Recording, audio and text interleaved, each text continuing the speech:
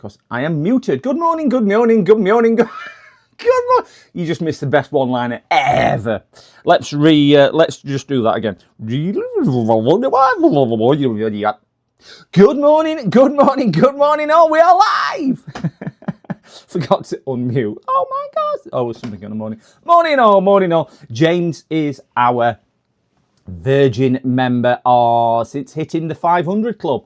Thank you so much, James. Thank you, thank you, thank you, thank you. Weren't expecting any membership, but there it is. Good morning. Thank you very much, James. Our first Virgin member. Thank you.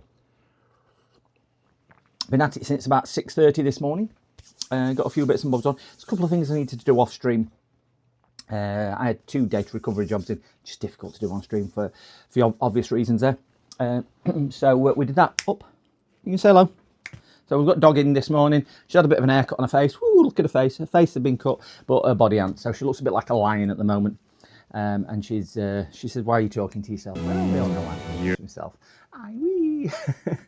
I've set a drink timer up to remind me to drink. So if you see "I wee" come up, it's exclamation "wee." It's only me to remind me to drink.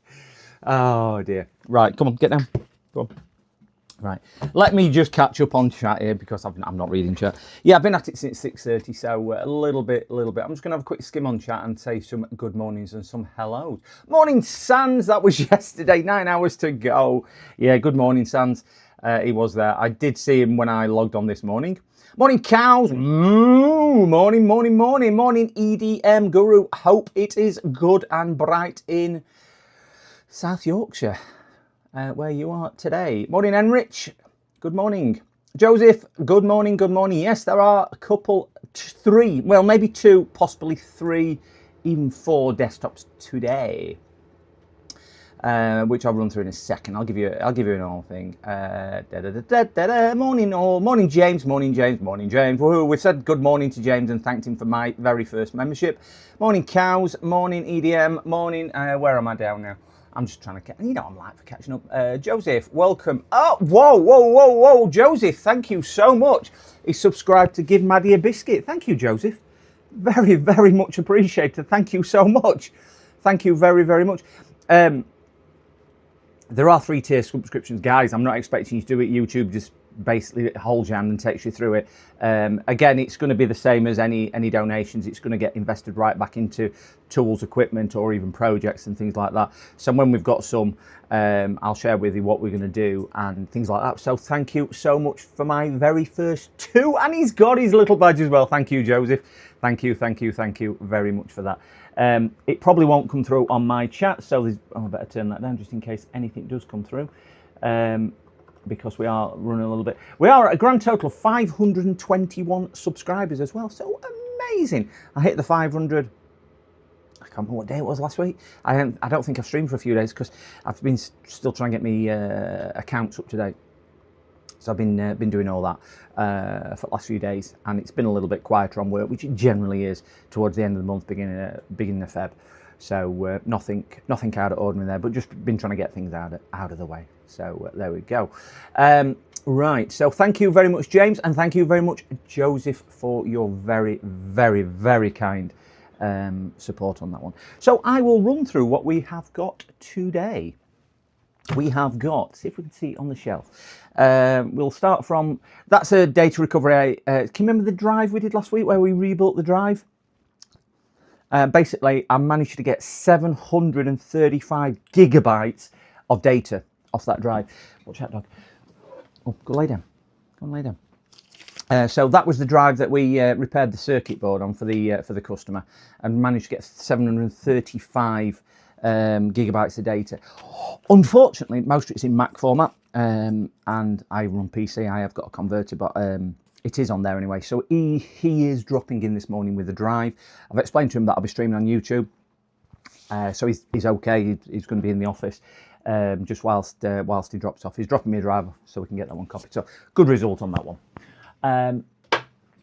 So start with that one there. That one is, not really looking forward to this one because I don't really like these.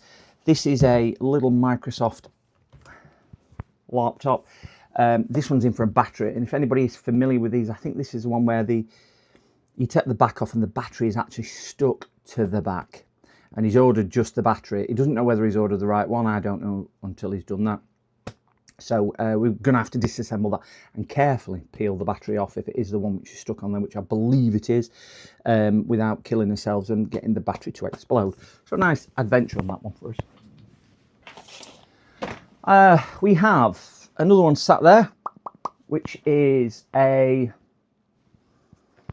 did this one last year. He had a new hard drive. It's now stopped working. It's for one of my neighbours, actually. Lives about 4 or 5 houses away. That one's just not powering and booting at all.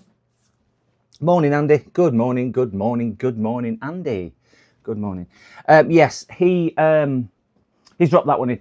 He thought it might have been his power supply. I quickly plugged a power supply tester in. Obviously, it doesn't really give load, but it was still coming to life, so I think it might be his board. So what I've said is, if we do believe it's his board, so we'll swap the power supply. If we do believe it is his board, we will spend a bit of time diagnosing and trying to repair the board.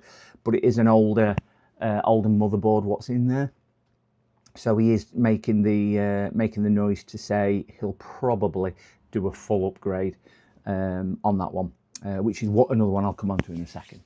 We have that one was the OLED screen from last week. Customers decided not to have that repaired. They've actually bought a new laptop, so they've gifted this one to me.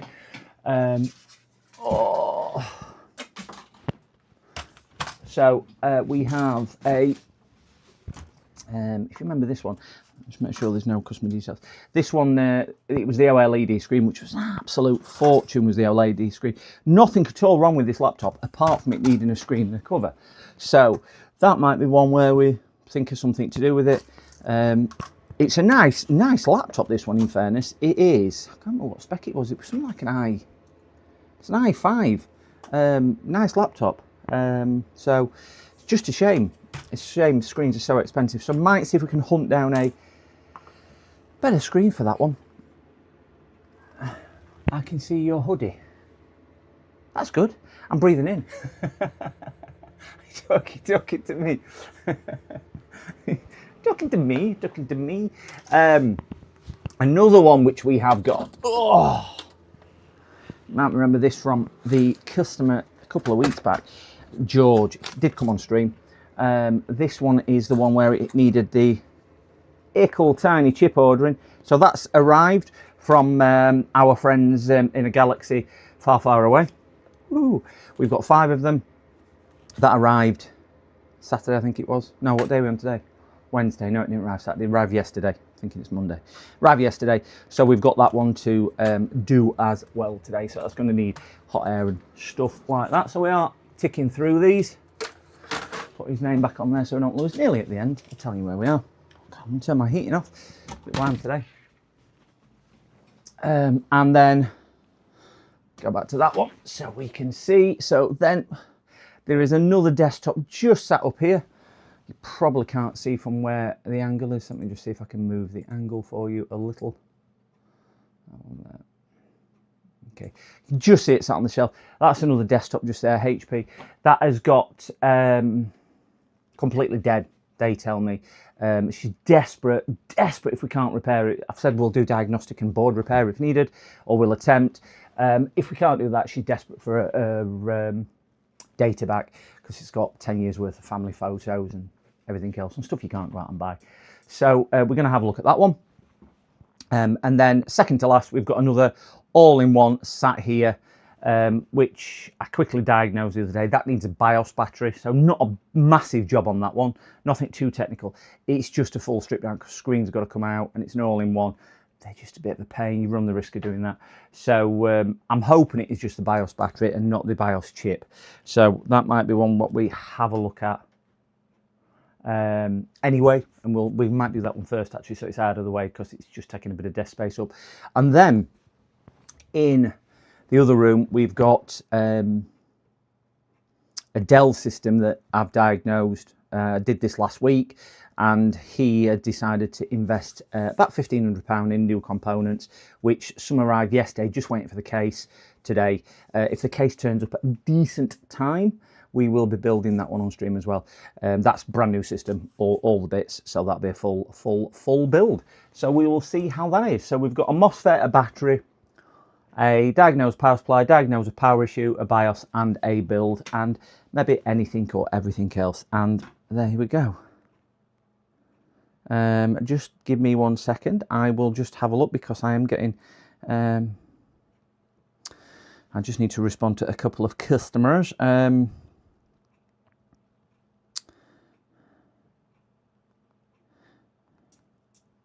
Right, so that's that one. He's just asking what size hard drive he needs, and then we have George asking about this, and then I will get back to that.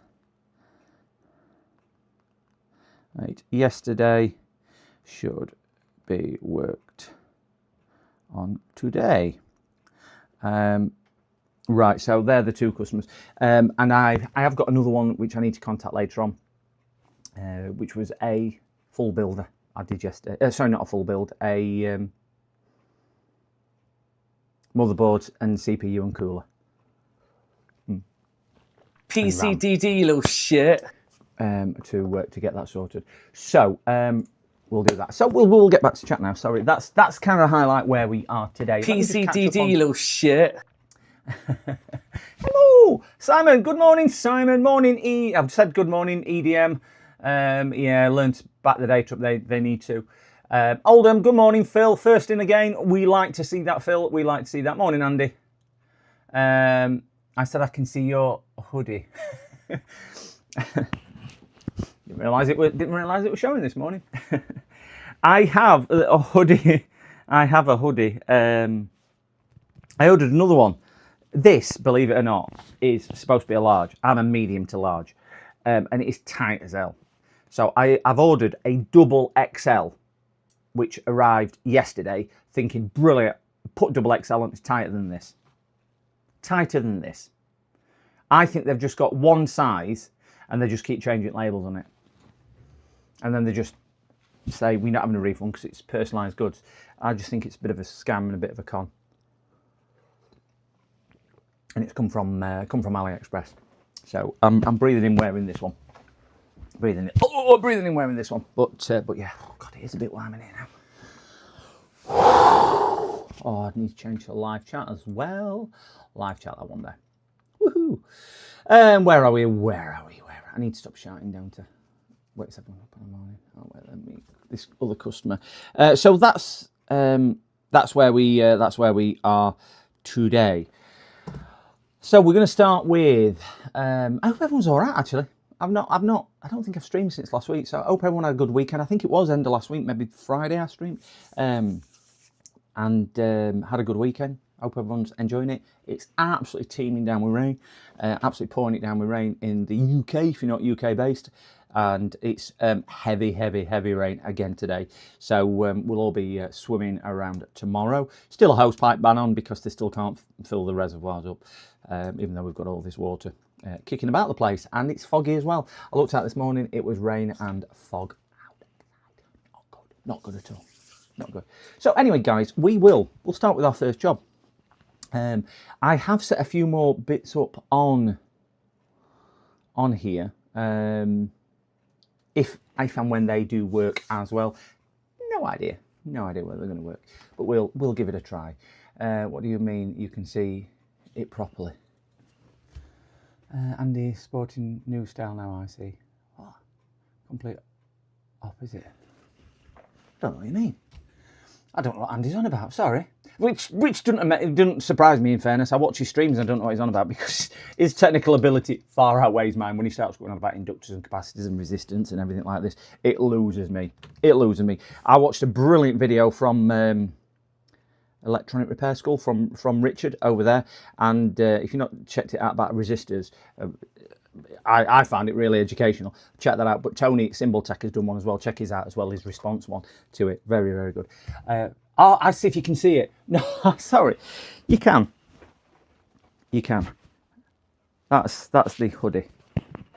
These are, I think, 11 quid, something like that, with any design you want printed on it.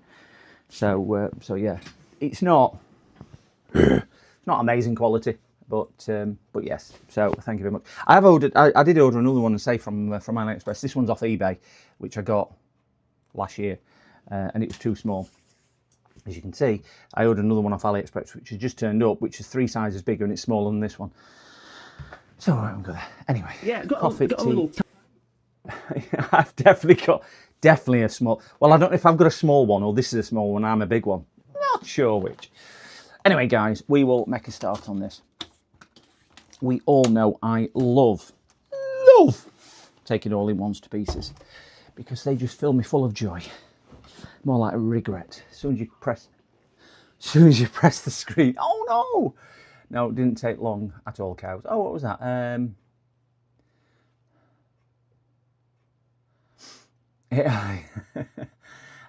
It only gets as far as TI when it.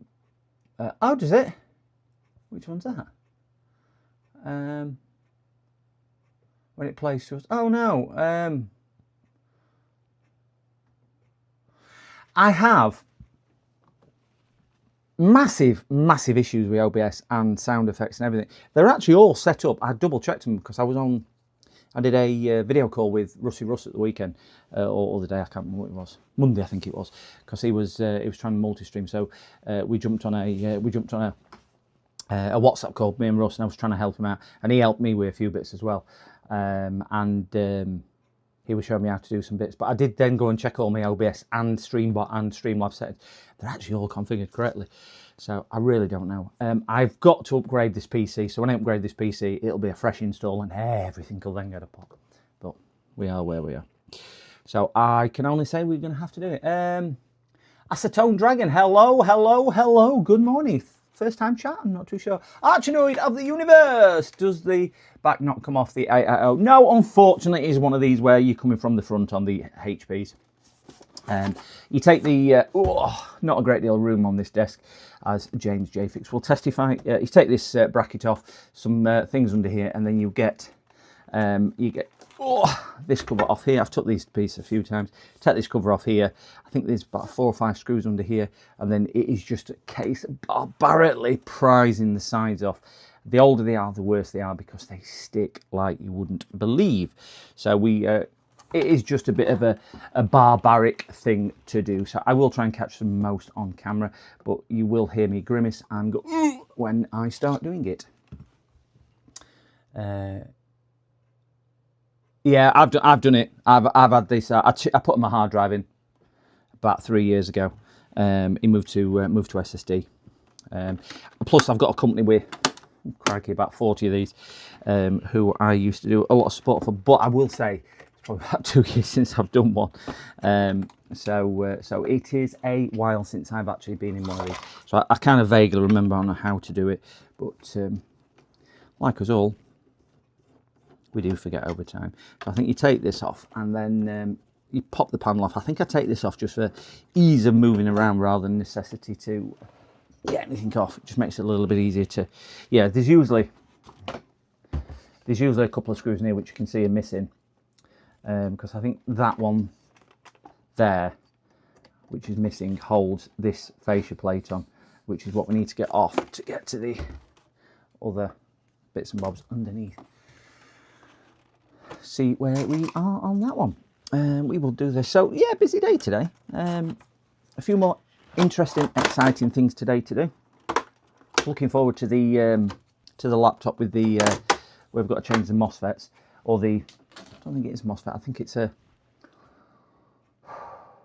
was it the LDO power supply on there or something? I can't quite remember, because it's a couple of weeks since we ordered the part, but the parts have arrived. Let's hope they are the right parts, and let's hope that fixes it, because the customer wasn't happy that he had to wait. Well, I couldn't do much about that, but I can appreciate that he didn't have another laptop to do.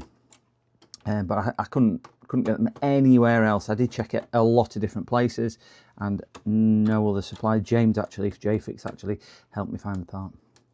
So that was a result for that. So all the screws are now out on here. There are several located at the bottom, as you can see. It is just now clipped down either side.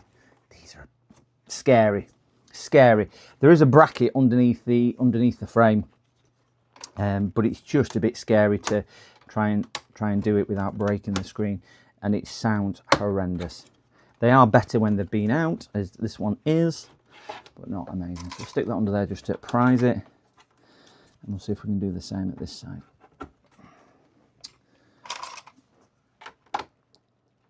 There we go. So just leave that under there for a little bit of tension, a bit like taking a bike tire off. You just put things under to kind of tension it up and release the clips down the sides. But yeah, pretty, that side's reasonably free. Oh, there we go. A lot better, as I say, when they've been off already. And it's all done. So easy enough one to get once it's been off once. We're going to just change this battery because I believe that's what it is. So we'll take that battery out, measure the battery, and see what is what.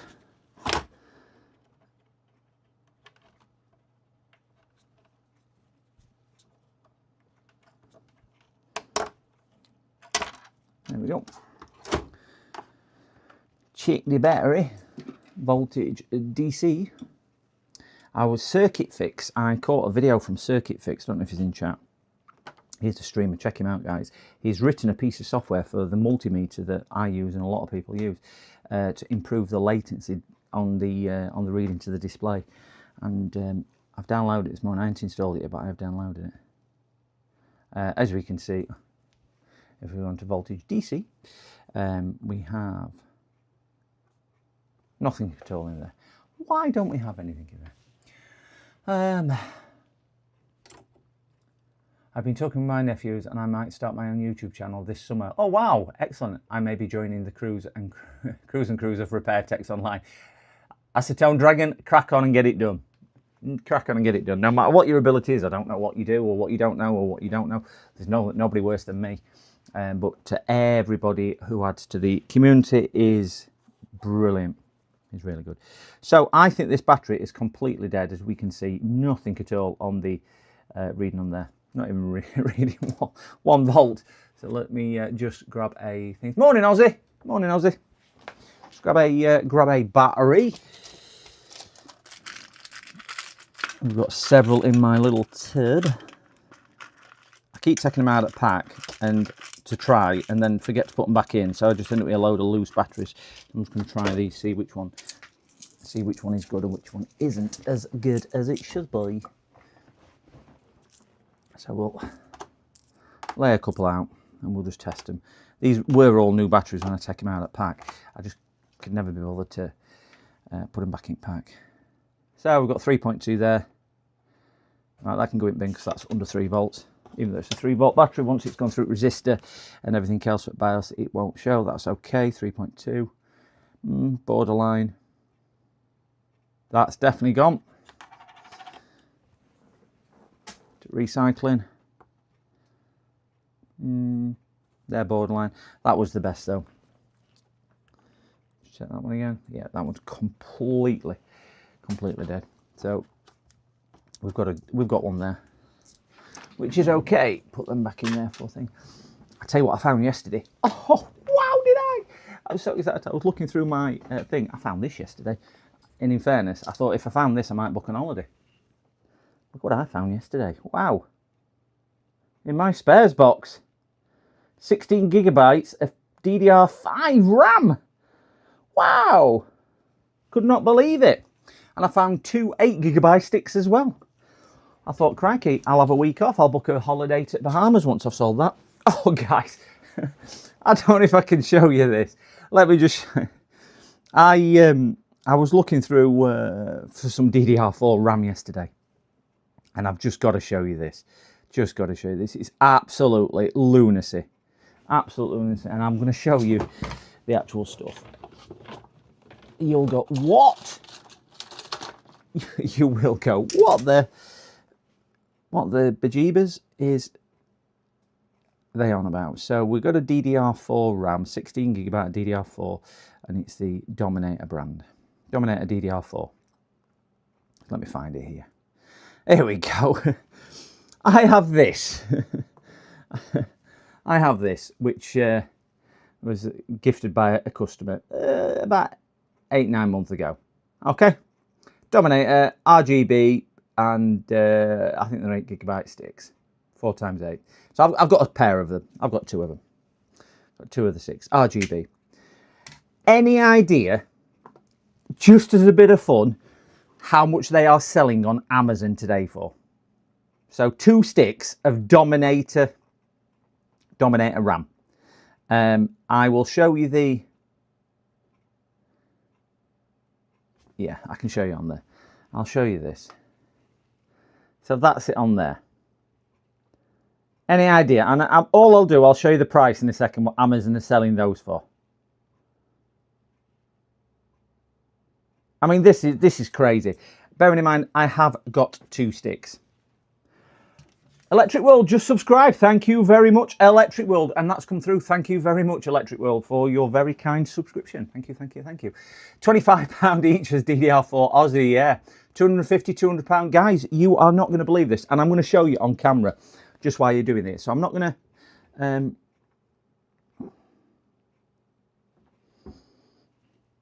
Can you see that, what they're asking for that? That is the same thing. £1,147. £1,150. How lunacy. Guys, it is not even the only silly one. It is not even the only silly one on here. I look for Dominator RAM. These are 2 sticks of Dominator RAM. Look at them. It's just absolutely stupid. Just absolutely stupid what people are asking for this RAM. Crazy. Absolutely crazy. Absolutely crazy. Why? Yeah. And I think they've put them as placeholders, but you can order it. I think you probably order it and then they'll buy some off Marketplace. I don't know. No idea at all. Yeah. It just absolutely going absolutely crazy. So anyway, cut a long story short, I've got a customer who wants some DDR4 RAM, and I've got him. He only wanted 8 gigs, so I've got him a couple of 8 gig sticks, and I think they're. I've had to buy them used, and I think they've cost me £75 a stick, which is still lunacy, isn't it? Absolute lunacy. People are trying it on. Put me down for 4. Not a problem. It's a written contract since it's on chart. That's it, Phil. I'll send you them down. You're good for it. You can pay £1 down, £1 a week on your tab. Don't worry. Yeah, I thought £300 just went out the door. The unfortunate thing is, I ain't got much DDR4 desktop RAM. I've only got probably about 10, 12 sticks. I've got a lot of DDR3. If anybody wants any DDR3 RAM, let me know. And you're at UK, I'll send you some DDR3, as long as it's for personal use and you're not reselling it. But yeah, if anybody wants any DDR3, I've got plenty of that. And I've got loads of laptop RAM as well. Right, we'll stick that in there. I'm just going to test this battery in situ, just make sure there's nothing draining that out as well. But yeah, I couldn't believe it when I was looking for him. Could not believe it. So we'll stick that on there, and we'll just find a nice ground point, which will sit there. Yeah, it's still got 3.2 volts, and it's in minus because we've got them round, so there's nothing shorting that battery out, so that should be pretty good on there. But yeah, £1,000 for some old technology DDR4. 75 quid. Well, stupidly enough, I looked on Facebook Marketplace as well, which I ended up getting some from. There's varying price on Facebook Marketplace. There's the odd people thinking, well, I'll exploit the not known, people who doesn't know, and asking £1,000 for a stick of RAM.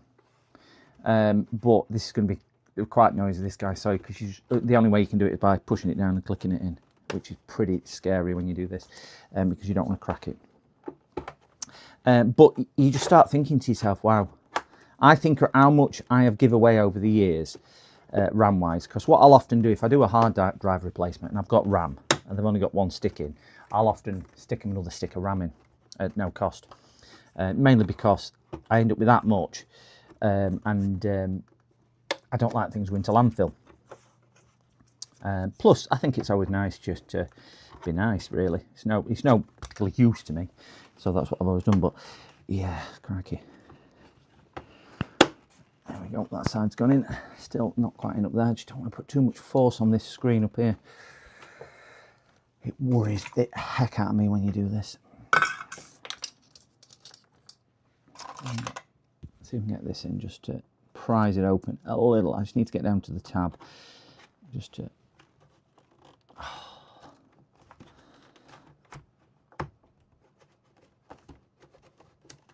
I'm not going to force that anymore. It is down. It's about 1 millimetre out. This side's a bit further, but it's just they're just so. If anybody's put one of these screws in, you'll sympathise with me. I'm not going to go any further with that. They're so easy to crack, these screens, and being 1 millimetre out, I'm not going to cry that much. It might even move into place. So yeah, so 232s are £210. Yeah, but yeah, again, I think that's an Amazon thing. I mean, who on earth would go? Do you know what?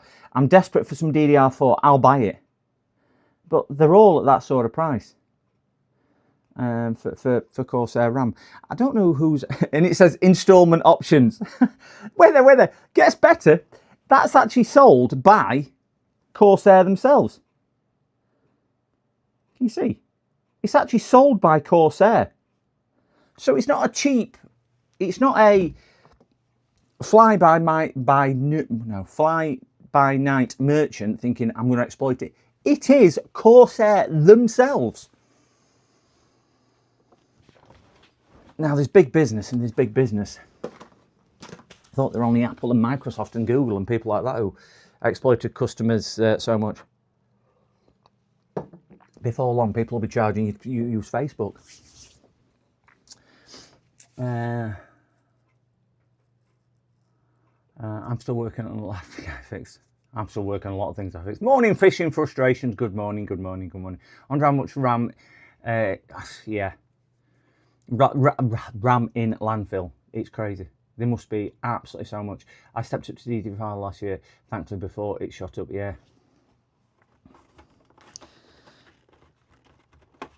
I've got a lot of laptop DDR4, just not a lot of desktop DDR4. Don't know why really. I think it's because laptop DDR4 tends to come in a lot more often than desktop stuff. Must be that. Or desktop, it's easier to maybe change a motherboard if motherboard's blown, so you kind of rebuild that and use your existing RAM. Where laptops, if they go, customers will go, yeah, I'll just buy a new laptop. Sort of scenario, and you just end up with the bits.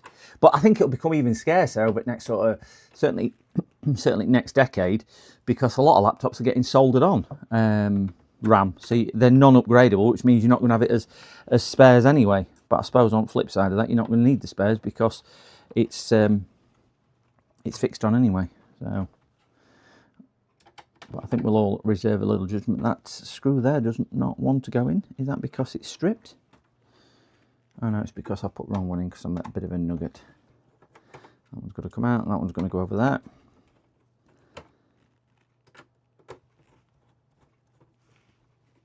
There we go.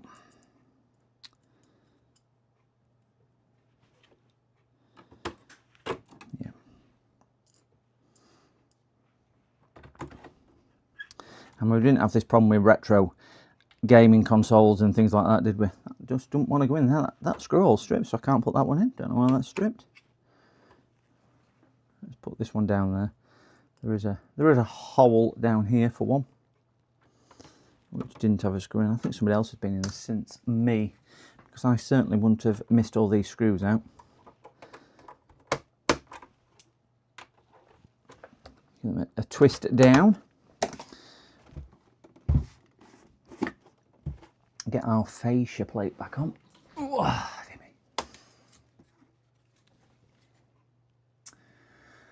Let's have a look. What percentage of your time do you fix laptops?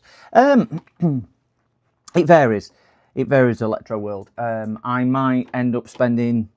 It all depends on what walks through the door. Some weeks all I get is laptops. I've had a bit of a run on desktops recently. Laptops certainly seem a more popular choice for the vast majority of people. Oh, certainly in my area it is. So I might spend 40 hours a week repairing laptops. I might only spend 5 hours a week. It really all does depend. But I would say out of the two, laptops are the more prevalent item that I repair. But yeah, that's what it is. I was asking because you have so many extra. I've been in business 30 years. And I've shown this on stream before, but that's my only RAM box I've got left now. I had several of these and I got rid of them all because you just end up storing stuff over years. So I got rid of so much RAM a couple of years ago now, but I had many of those. So I try and streamline what I've got because my office area isn't as big as it used to be. So yeah, I don't keep as much as that. But that's my retirement fund. 4 sets of 16GB DDR in the sleeves. Oh wow! I got into DDR4 about 1.5 years ago, so I think I made out banged. Yeah, I've got some DDR5.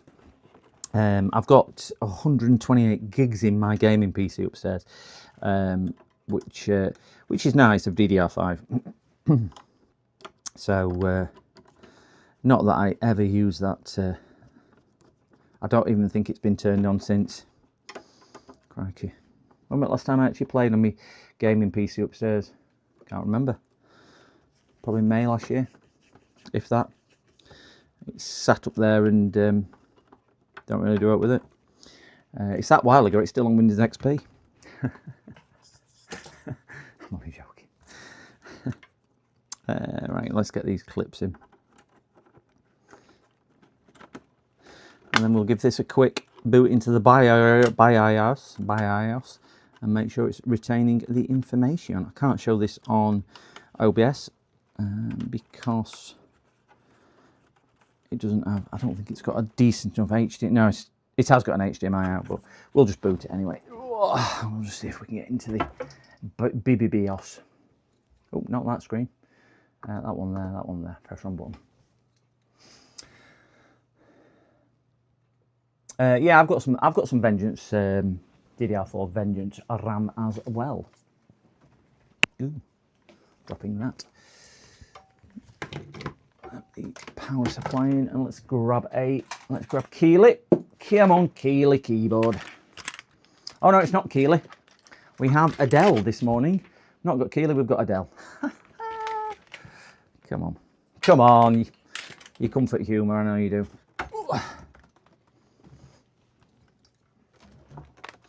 Stick that in there. Ooh, and stick that one in there. We will try and see if we can get a picture. We have a picture. Can't put that on there, so we'll move that down a little. We're only going to post this just to see if we can get into the BIOS. Smash the delete key.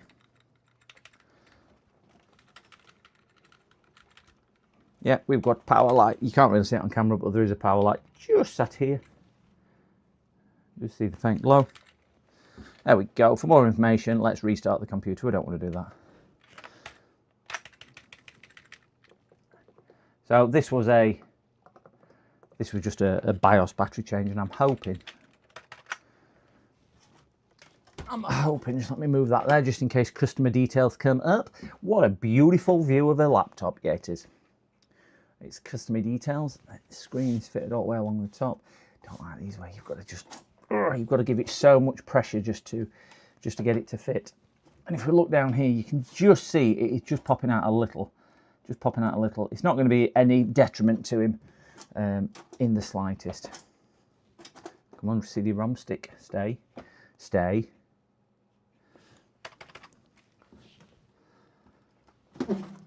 Let's put that back there. We'll just see if we can get into the BIOS.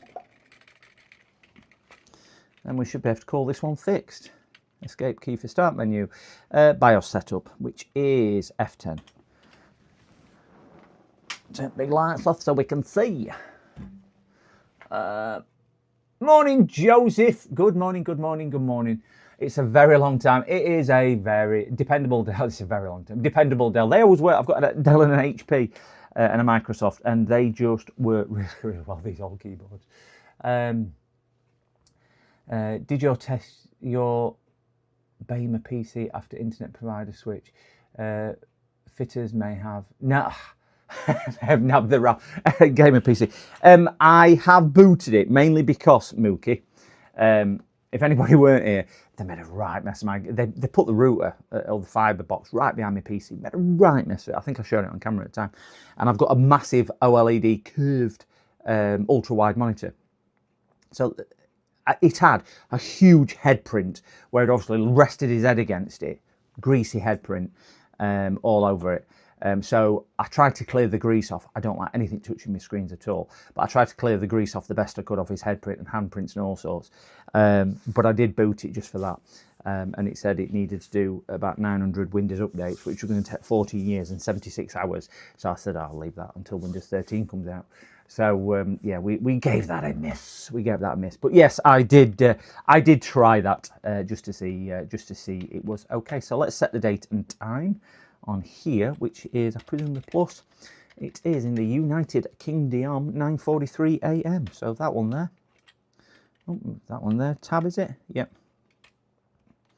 I'll just roughly get this set, and then we'll try a shutdown. And it is, what date is it today? Is that, I never know whether this is month. It is, so it's 2.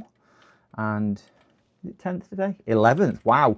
Valentine's Day coming up, guys. I hope we were all doing something for our significant others. F10 to do that. Save changes and exit. We'll see if we can get back into the BIOS. Yeah, they made a right mess of it. It was, I found it a bit, well, I found it really distressing at the time. Just with sheer lack of understanding. It will focus. I'm like a Jedi. Focus like a Jedi. So F10. System information. Yes, we have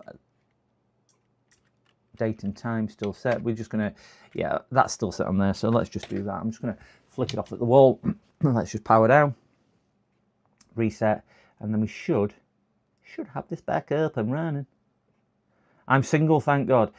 So my, well, I'm saying I'm single. Meet dog, daughter and girlfriend. There we go. It's as single as you get in life, isn't it? Yeah.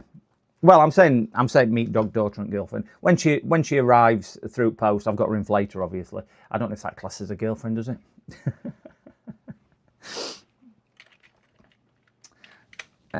Right, so we'll go back to F10 and we'll just see if we've got a date and time. Yeah, we've got a date and time. I think that is job done.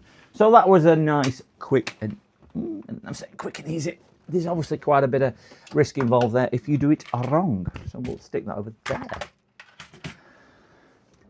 But that is how you change a BIOS battery on a HP AIO. Right, we'll stick this one out of the way. The next one we're going to do, we are going to do the circuit board repair. So we'll stick this one out of the way and we will... that is him here. I'll put this through to the other room where we've got room, and we will be back in at 2 tickles with the next one.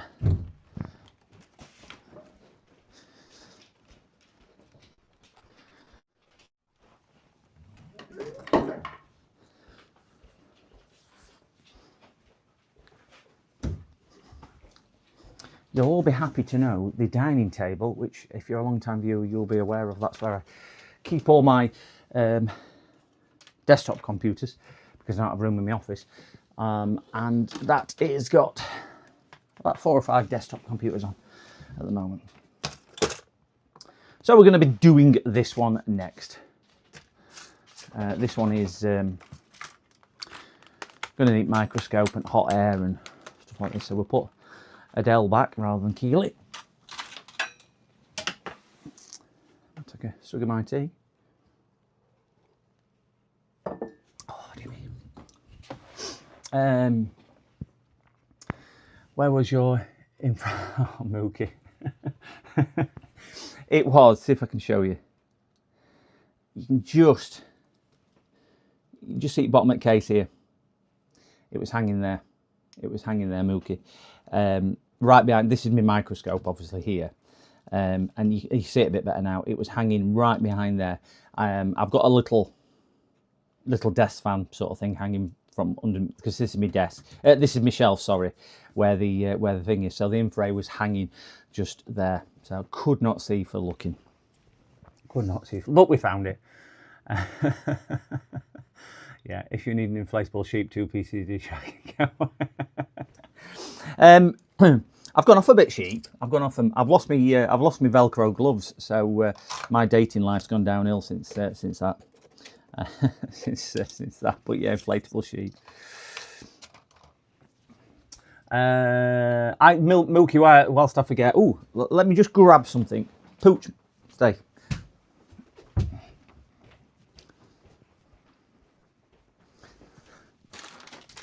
Oh, dear me.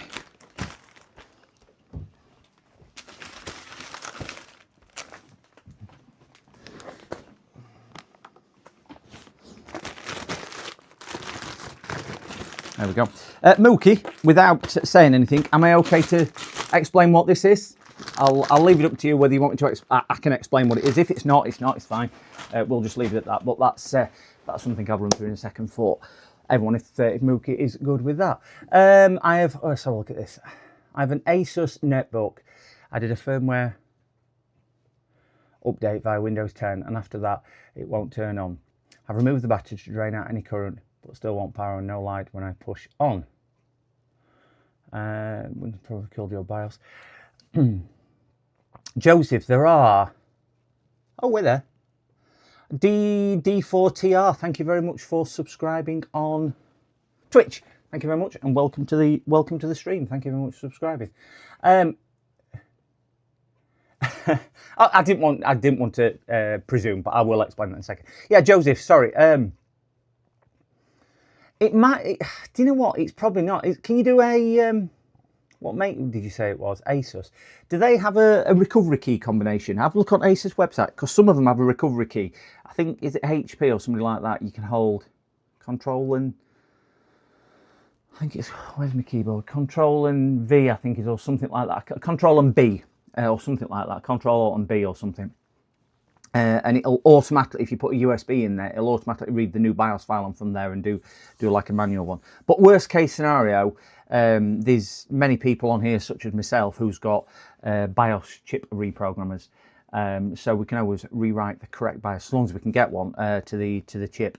So if it's something you can't do yourself, by all means reach out to one of the community. And depending where you are in the country, or if you want to post, I'm sure one of us will be more than happy to help out with that. If it won't turn on at all and it's completely dead, there's a chance that it could just be something else. Again, I don't want to start giving you ideas because you're. Oh, thank you very much, DTR. I'm just reading Twitch as well, guys. Sorry, I'm reading Twitch. Thank you. Of course, great content to learn. No problem at all. Thank you very much. If you've got any suggestions on Twitch, by the way, DTR, I know we tend to talk to YouTube chat. I have got it on joint screen so I can see, even though you can't see joint chat. If you've got any suggestions, please let me know. Or if you do want to jump over to YouTube, it's much appreciated on there. Yeah, Joseph, there are several things. I won't bother powering it too much. I mean, I would try disconnecting your battery and your power and just leaving it for a few minutes just so it drains it all, and just try doing a hard reset. But if it's absolutely zero power, it could just be a coincidence that it's stopped working at the same time as you've updated the BIOS. So it could be if you just 1 second, guys. I've got somebody calling me. 1 second. PC repairs.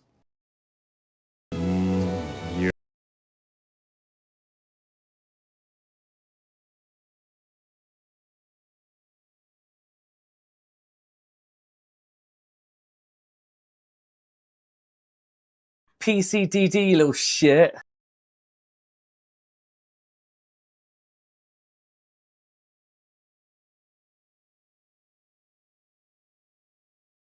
PCDD, you little shit.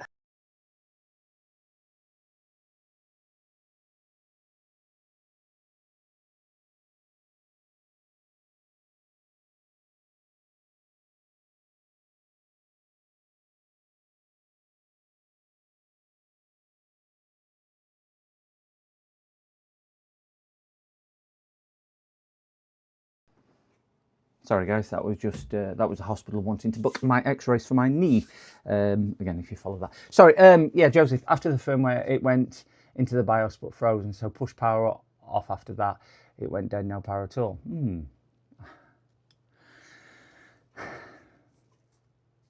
Even if it's a dead BIOS, you generally get some power, e.g. a power light coming on, or maybe flash code. But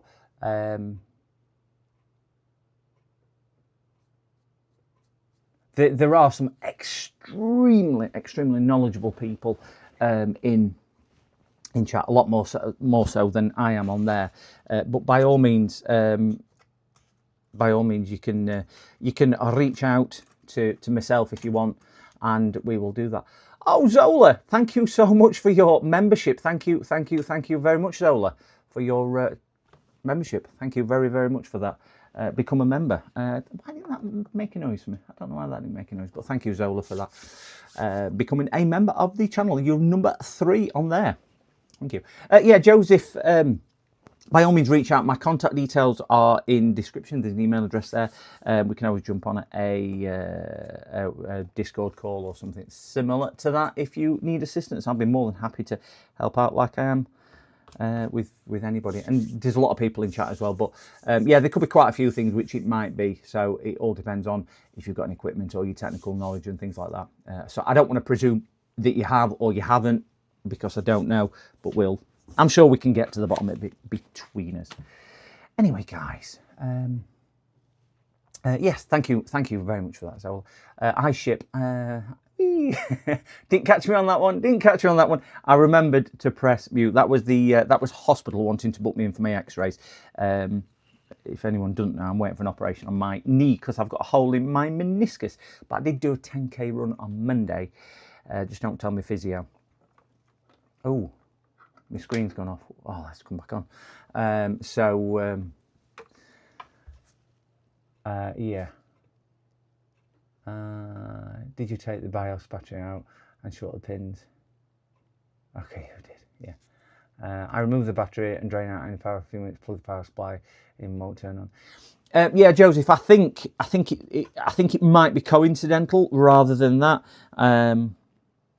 because my experience, even if it is a BIOS corruption, it'll still give you some type of maybe a charging light or something like that, or maybe even a flash code on the keyboard or a beep code depending on the specific model. I mean, I could be wrong, but as I say, worst case, generally we can manually flash the BIOS. I've done it a few times on channel, and there's a lot of people who've done it on stream as well. I've done it a couple of times on stream. So yeah, normally if it has corrupted the BIOS, they can just be manually reflashed. Sometimes that can be in situ with a special clamp, if you're not aware of that, where you can just place it down. You use, let's grab it, my programming gear, because I've got a new one with the very kind donations where people have donated to the, crikey, why does my screen keep going off? Where people have kindly donated. So we did get a new updated one, but these are basically BIOS programmers and BIOS flashers here. But that's our brand new updated one. So not used it yet, and it's still in there because I need to make a video about it, because that was bought with the some donations and whatnot to the channel from several of the people watching. So thank you very much for that. But yeah, that's the type of thing. So it is possible. It can be done. And whatnot. So yeah, Mookie, going back to this. This is really nicely wrapped like Christmas. Inside of here is a digital microscope with screen and stand and lights and everything else. I packed it as well as I possibly can, and it's going to wing its way up to Mookie, one of our members and things like that. And I've gifted him this, so hopefully when Mookie receives this, he'll be able to set it up and get back on track, maybe repairing and things like that. It's a digital microscope. It's actually my old microscope, what I used to use before I upgraded to this one. So I'd used this for a number of years, and he was saying in chat that he didn't have one. So yeah, that's winging its way up to Mookie. I just need to get keys get dropped off.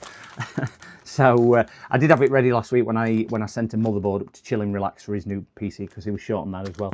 So we gifted a motherboard, a Pentium, not a Pentium, an Intel, I think it was an i5 processor, motherboard and cooler and everything up to chill and relax, because his system had gone. So I sent him a new motherboard up, and I did have it ready last week, but I just hadn't had time to take Mookie's up. So that will be winging its way up there for Mookie. He got sent that, so we will have that sent, should I say. So anyway, oh dear me.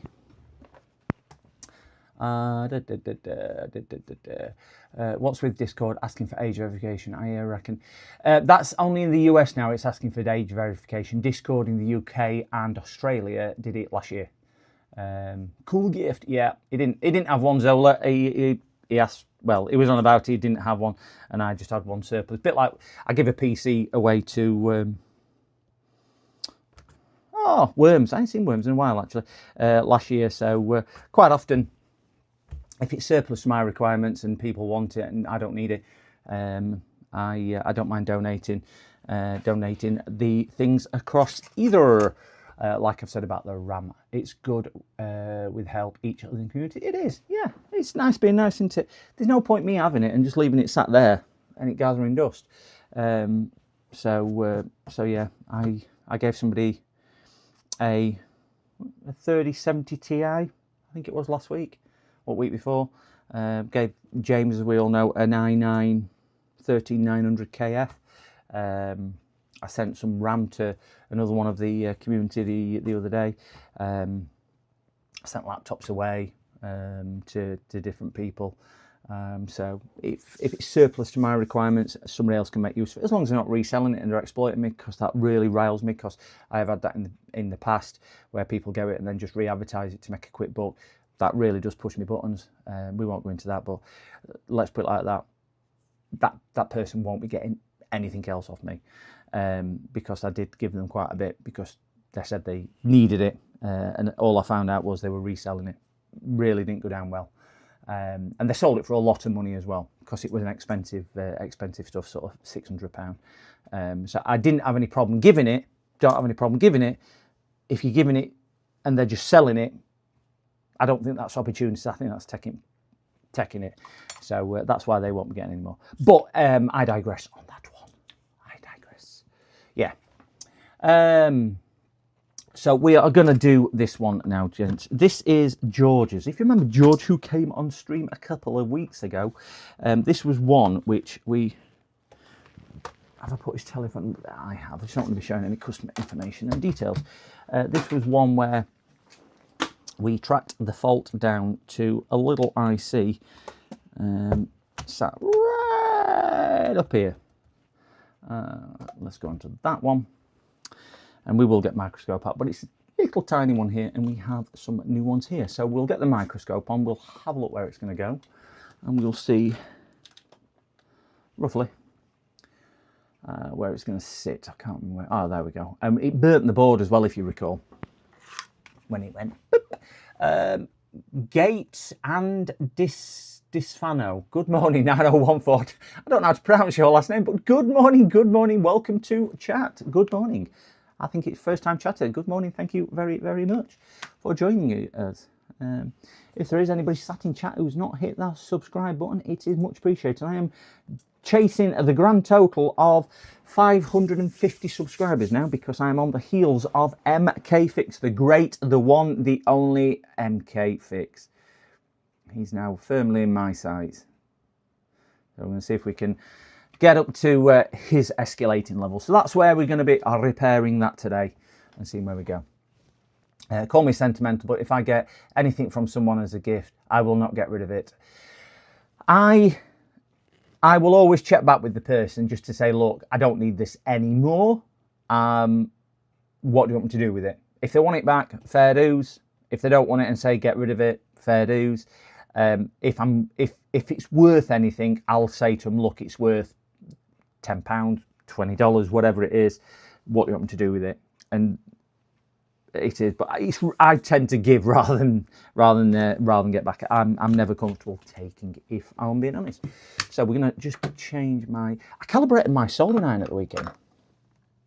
because somebody in chat had said, have you ever calibrated your soldering? And I went, I don't even know how to. So I've got the Finalizing camera. Finalizing soldering iron, that one there. So I calibrated that at the weekend. And it was surprisingly accurate on the 150, because it's 150, 250 and 350 where you calibrate it. It was surprisingly accurate. I think I'm about 3 degrees out. But on the others, it was quite a bit out. I think I was about 20 degrees out on the 350 scale. 20 degrees low, which probably explains why it was struggling sometimes to do what it was. It is a nice soldering iron, I will say, but I was surprised how far it was out, considering it had come from factory. You would expect them to have been doing that. You'd be called a hoard. I am called a hoard. IT testing, no, I'll start that one again. IT testing, good morning, one of our newer subscribers there. I noticed on my list, good morning. Where's Andy? How you calibrate a Quico?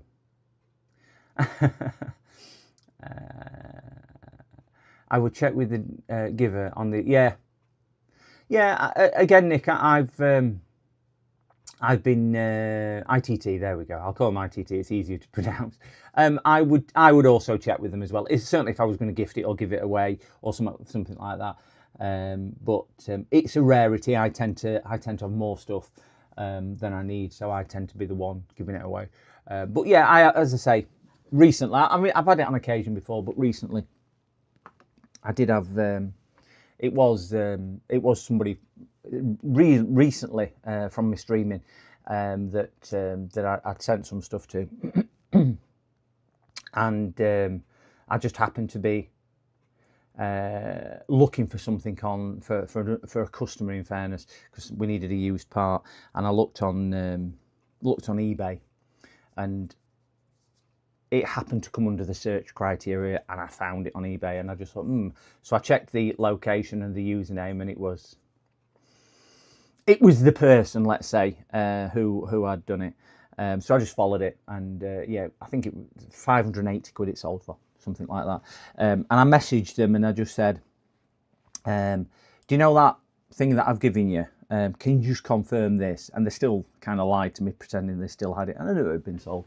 So if they'd have come clean and said, look, I've sold it, blah, blah, blah, different story. But yeah, and they've actually reached out to me since a couple of times now to see if I can help them out with other stuff. And unfortunately now it's a no-go, which is a shame, really, which is a shame. But if they were genuine, I don't have a problem helping anybody. We all love Andy. Mookie, I never calibrated mine. I did not. I did the Aton though. Can you calibrate the Aton as well, the air system? I've never even thought of calibrating mine. Oh dear.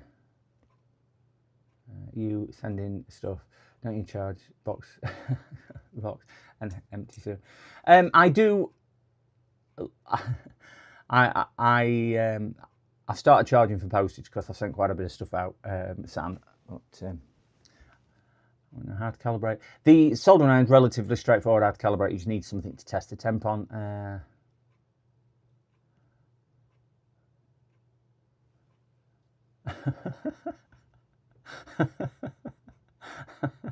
ITT, I'm looking. Okay, ITT. Should have told me factory recall for safety concerns. I don't know what that is. Anyway, we're gonna get on with this. I think I put low melt solder on it last time. I'm just gonna put a little bit of flux on there because I just want to dust it with a bit of leaded solder. But I think I put leaded. Oh, tell you what, I did buy. I have bought several more solders, and I'm going to experiment with. I bought some low melt solder, and I've never ever used it before. Never used low melt solder before. And we're going to give that a shot as well. I'm planning on doing a VOD on it because I've never done it before. I'm going to see if I can tin these pads with will-be soldering iron. Look at this. There was a bit of damage to some of them pads there, so I just want to see if I can get a bit of solder on them. because two of them are joined, one of them isn't. So I need to just clean that up.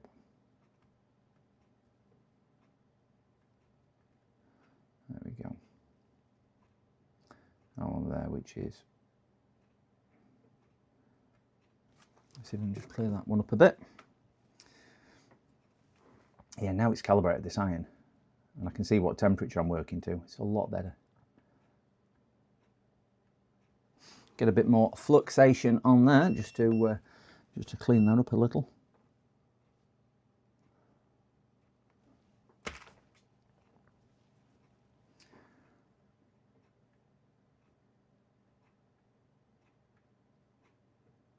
That bit there just doesn't want to come off. This is Kester solder that I'm using, what Andy kindly sent me, and I must say I do like the Kester.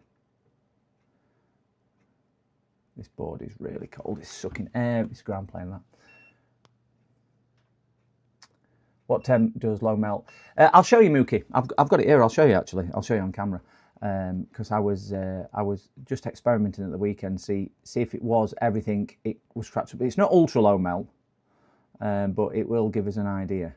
That must be a ground plane there, because it's just so, that's 450 degrees on this temp.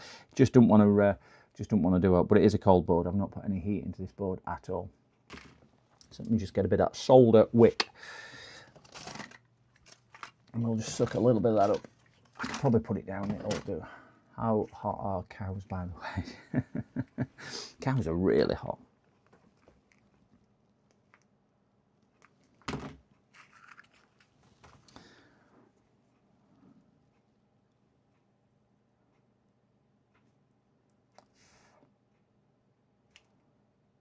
Just that one, that bridge there, I just want to get rid of. There you go, it's gone.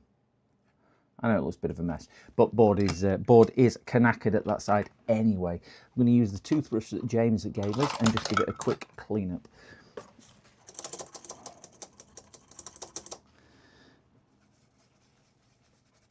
And that will squeeze out when I do the hot air on there. I know it looks a mess, but it's gonna tidy up when I start doing it.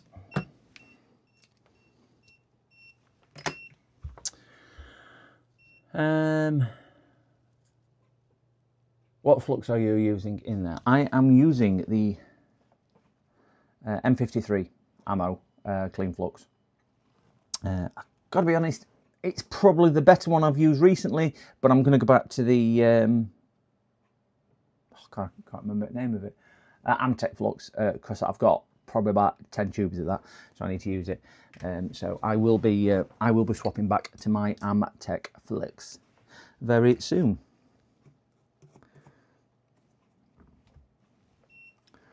See if I can just tidy that up a bit. It's just that one blob there, I just don't know why it didn't want to come off. I know I've got my arm in front of the camera, sorry guys.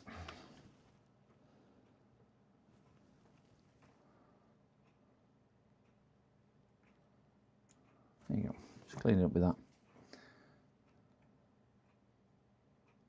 Just that, them pads there, because they're damaged, I don't want to give them too much heat anyway. I'm just going to do that and just clean them up a little, because if not, they will start to look a bit of a mess.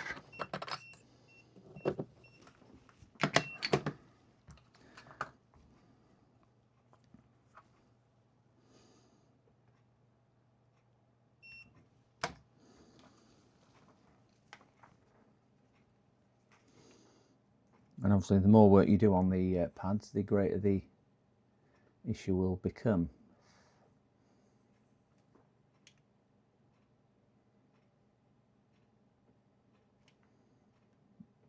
But they were badly damaged. If you remember from the first video, I did have to reconstruct these a little.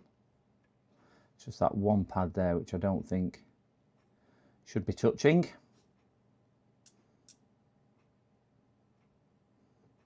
So no real pressure, just trying to get some heat onto it. But I think again it's the, I'm just going to check that, because I think that all of them might be together.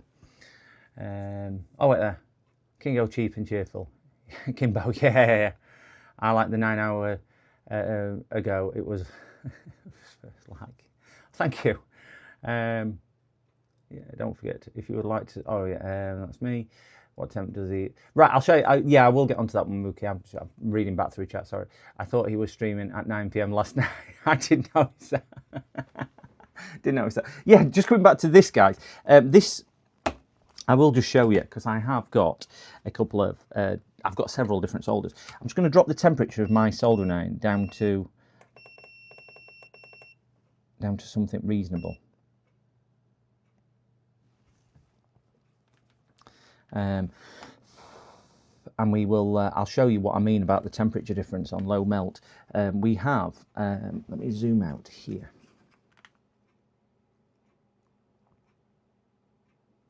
I'll bring them all in on that one and then that one. Stick that out of way a second.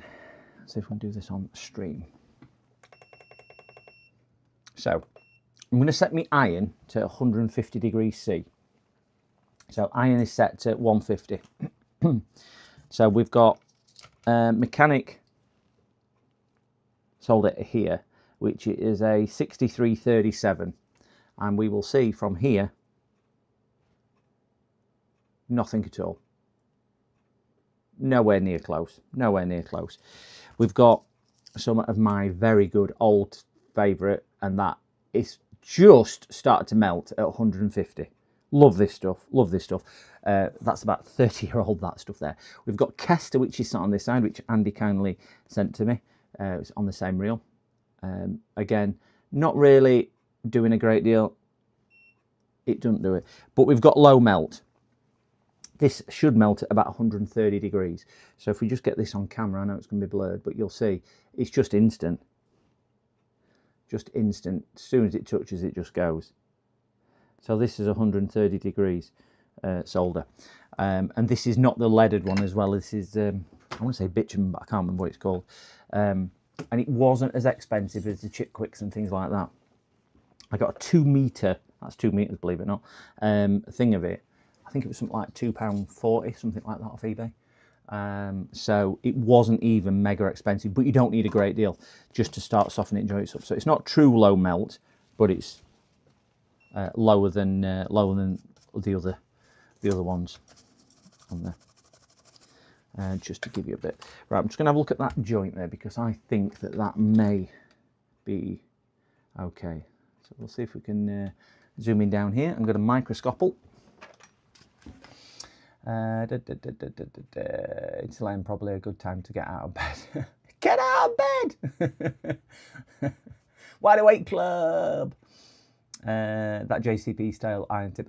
It's the ones which came with the soldering iron. It's I think Nano did a review on the JCB ones, and he said basically don't waste your money. So, which was good. So I didn't waste my money. And he uses the same iron. He's got exactly the same iron as me, or I've got the same iron as him, whichever way you want to look at it. So the important ones on here are that top one there isn't touching those. I think all those are common to each other. So we should. Just looks an absolute disgrace. Just looks a disgrace. The pads are so badly damaged on there. It's going to do me head in. I'm going to put a bit of heat into the board. Actually, before I do anything else, let me get my gun on my hot air station. Put a little bit of warmth into it, because I think that'll help it tremendously. 30% air. We'll just warm the board a little. Just get it under there and warm it a little bit. Yeah, Finursey one. PCDD, you little shit. Good morning, Psychic. Good morning, good morning, good morning.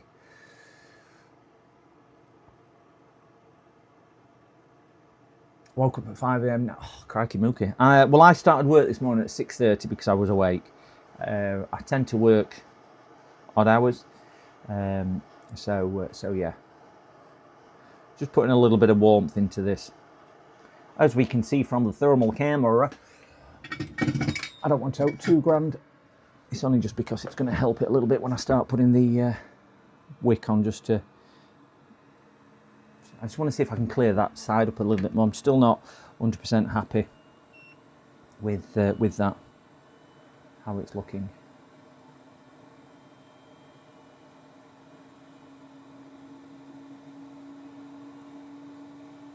Just looks an absolute disgrace, doesn't it? Just looks an absolute terrible thing. The pads were so torched and burnt. Well, that won't do anything, will it?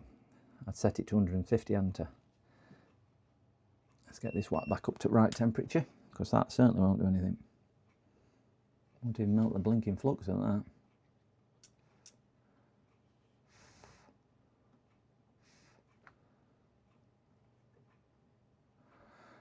Right, I think that's where we're going to have to leave that one. So we'll see if we can get the new chip on there. So open our new chips up, and we'll see if they are I've not even checked to see if they've sent me the right ones.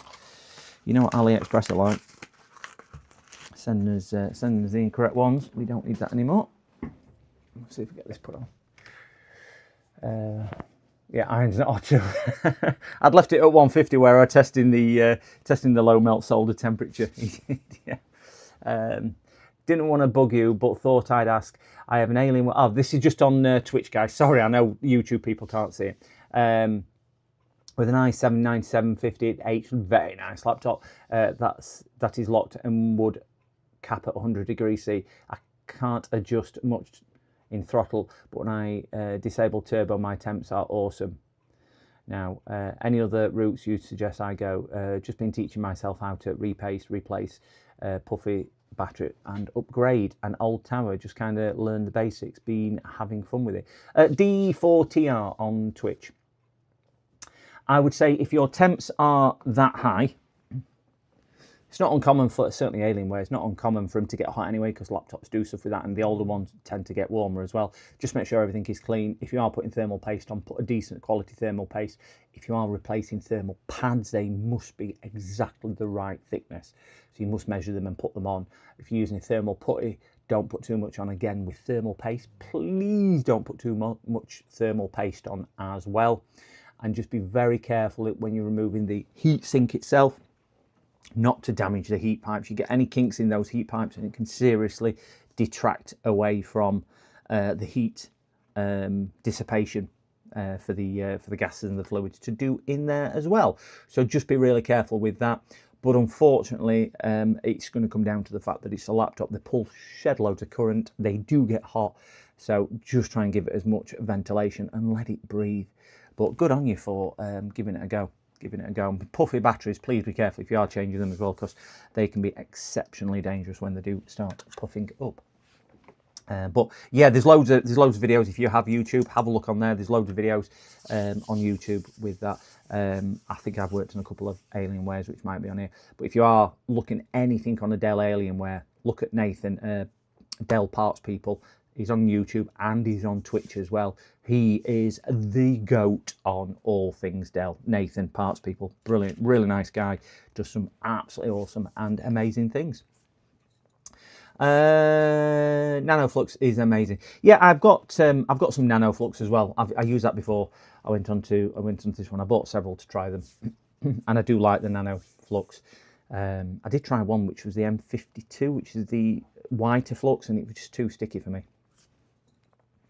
I recommend ordering the original JCB cartridge, more durable. Yeah, Nano did a test on that ITT, and he was saying that he didn't think it was worth the difference in money. He's using the Finalizing tips like I am, and he was on his review. I've not used a JCB, so I really can't say it. And yeah, it's for the amount of soldering I do. I don't solder 8 hours a day, 7 days a week. A lot of my work is not necessarily solder stuff. Some is, so that's why my solder skills and things like that aren't where they are for other people. But yeah, they're supposed to be good. I think James JFix has just ordered a couple as well, so he'll be doing a review on them as well, if and when he does the review on there as well, because James's opinion is always valuable to me. I do appreciate that, but like everybody's opinion on there as well.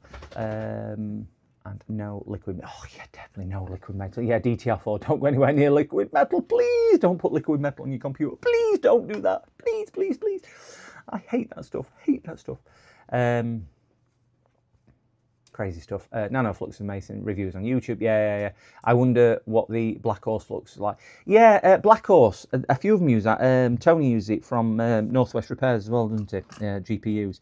And he really rates that. I think he's had quite a bit of input into different formulations with Black Horse himself from where I read between the lines. Big YouTube community over here, Twitch. Sounds good. Oh, I have got my... Oh, thank you so much, Nicholas. Thank you for your support and your subscription. I think I'm hoping Royal Mail has just pulled up outside and he will be dropping off some parcels for me. He is coming to the door. Just maybe 1 second, guys. I'm hoping this is the case. Good morning. How are you? Oh, good, yourself? Yeah, good, thank you. Wonderful. Have a good day. See you later, mate. Ta-ra. Oh, guys, this is the case for the build, so we can start building that hopefully later today. That was one of the bits I was waiting for. Whew, there we go. Oh, yes. Right. Oh, thank you, Nicholas, yes, for that. Thank you for your support. I was very much appreciated, every single subscriber on here. I am chasing MK Fix down for subscription, so if you are sat there and you want to subscribe, it is free to do so. Just hit that subscribe button and you'll get to see all my glorious content. Talking about thermal paste, etc., I had really good results with the Thermal Grizzly graphene pads. Never used a pad. I haven't used a pad recently, should I say.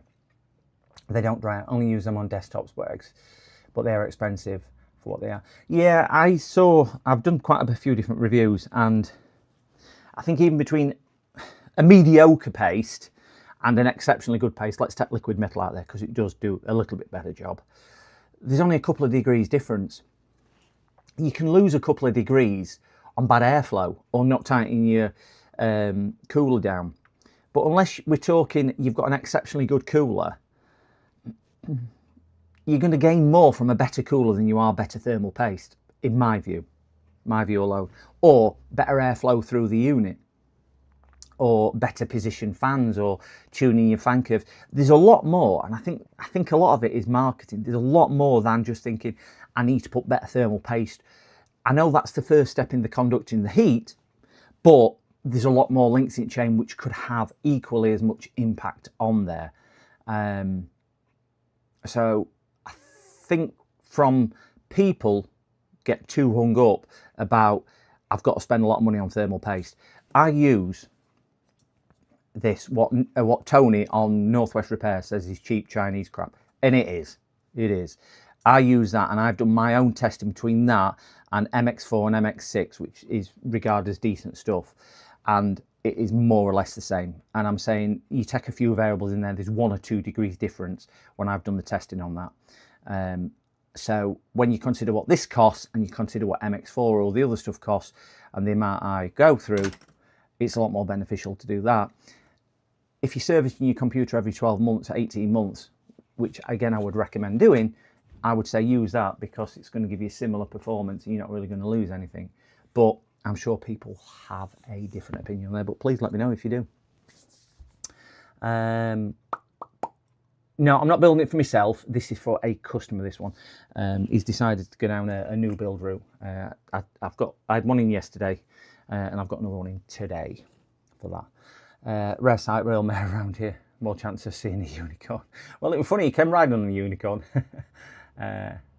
The dog is definitely here for for repairs. Oh, morning, Chilled. Morning, Mick. Sorry, I missed you when you did come in and say good morning. Now we're halfway through a thing on there. So good morning, Mick. Good morning. Anyway, guys, we are going to see if I have got the right chip come from AliExpress. So we'll get back onto the microscope. I'm not looking forward to putting this on because if you know what my skills are like, they are not brilliant. So we'll get, I'll tell you what I have had turn up. I've had a load of tweezers because my tweezers have seen better days, as we can see. So I have ordered a load of tweezers and they've all now arrived. I have had a massive massive delivery from, I'm saying massive, I've had about 30 things arrive from AliExpress, but they're all in their own little bags up there. I want to do a video or a stream just doing that. Let's see if we can get one of these out and open. I tried to keep off the caffeine this morning because we all know how caffeine affects me when I'm trying to solder. That's that one out.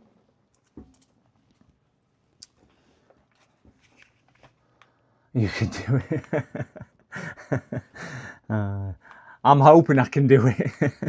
I'm glad somebody's got some faith in me. Put a bit of light on there. Chill, how's the computer going since you rebuilt it, by the way? How's your machine? I'm presuming pin 1 is that one up there. Yeah, pin 1's up there. Got any shoes for Zoe? I didn't like to ask, but I was wondering whether it was it was the runner. I didn't like to ask. It's Chinese holiday. I hope you're doing anything for 3 weeks. I hope you definitely not. Definitely not. Is it our Chinese New Year, isn't it? Yeah. It is Chinese New Year, thinking about it. Right, let's get this under here. Got a bit of clean flux on there. Pin 1 is denoted with the little blob up here. If we can see, the little thing up here. I'm going to clean a little bit of that fluxation off. Again, guys, please don't judge me on my soldering. I am not saying I am the best hot air or solderer out here. I'm not even saying I'm the best technician. But do you know what? I'm one which is on camera trying my best to do this. So that's what I maintain is what it is. It's not about doing, it's about trying sometimes. So we've got a little dot up there. Turn that light down because we've got so much reflection and we've got so much camera shake now. And I'll even pick the chip up because that even works wonderful if I'm picking the chip up to do that. So we've got the dot on the chip, so I'll spin this round.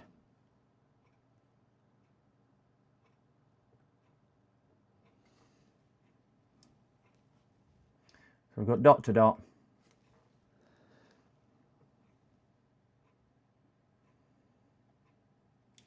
And it's going to go there or thereabouts. Ah, I'm showing my age. I'm showing my age as well. 1984, was it? Something like that in the Olympics? Los Angeles Olympics or something like that.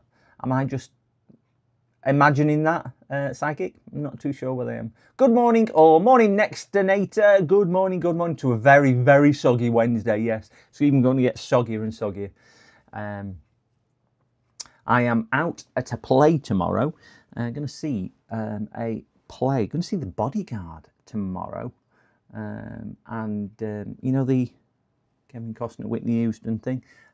Oops, drop that. Oh, it's better if I actually pick it up and hold it. We're going to go see that. I'll put it upside down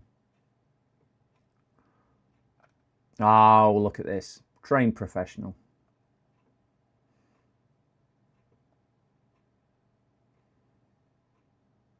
I'm holding my breath now. I'm sticking my tongue out, but you can't see that bit. I wonder why we do that. How do we stick his tongue out when we're concentrating? So it's going to go something there, and what I'll do, I'll tack it into place first, and then we'll reflow it in. Hopefully, that flux is a bit sticky. Hopefully it'll go down. Oh dear. Yes, it's Chinese New Year. What year is it then? Is it monkey, dog, rabbit, rats, Chinese New Year? It'll be one of those, won't it? I'm just going to see if we can grab this. I haven't got the best dexterity, gents, but I'm just going to put a bit of heat into it just to heat the board a little.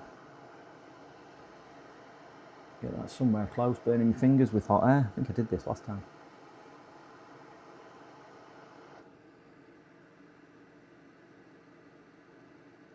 Right.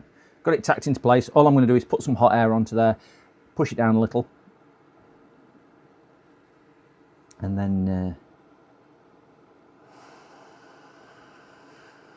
we'll apply a little bit more flux. Let's probably tacked it down a little bit more. Needs moving across, but some of that will flow when I do this next bit. 30% air, 460. I just want to get it hot and in straight away, because I don't want to, there's other bits around here, I just don't want to get too, can you see that? Oh, do you see it just move after I touched it? I just need to knock it over a bit. I've got a touch of an elephant. Get myself lined up. If you watch me put my, oh, touch of an elephant. Dumbo would be proud of this touch, I tell you. Ouch.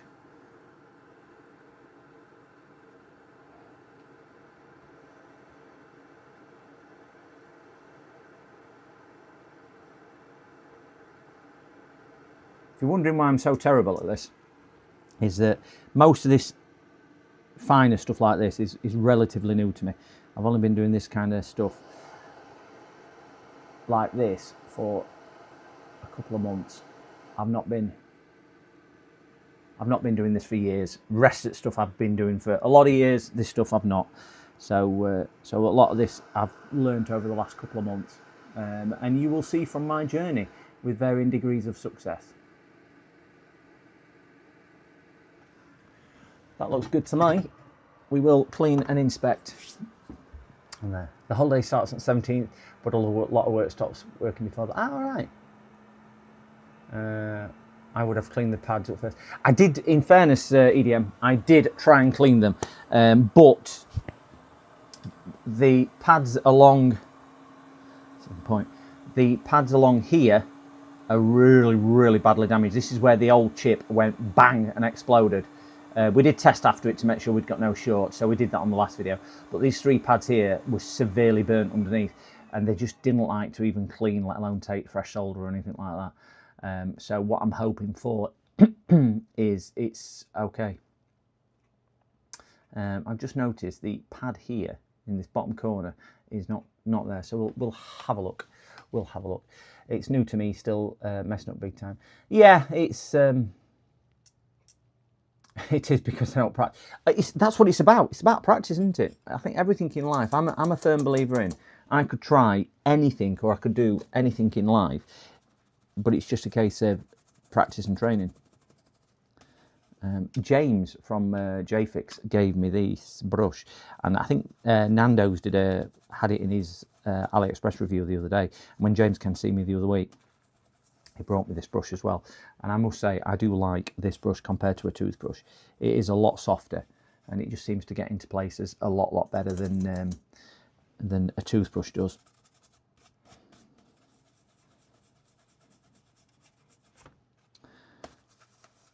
So we'll give this a clean, we'll give this an inspect, and we'll just see if everything is looking like it should underneath it.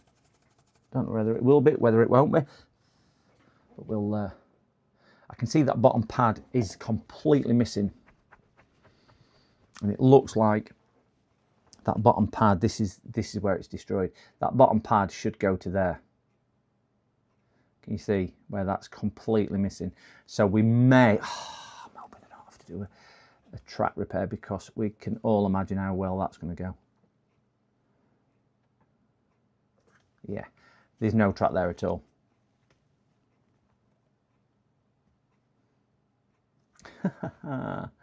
No track there at all.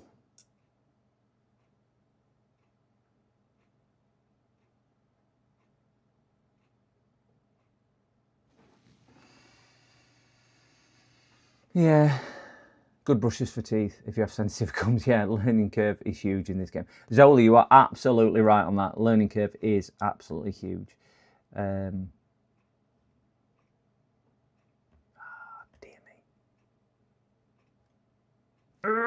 It's going to have to come off, and I'm going to have to see if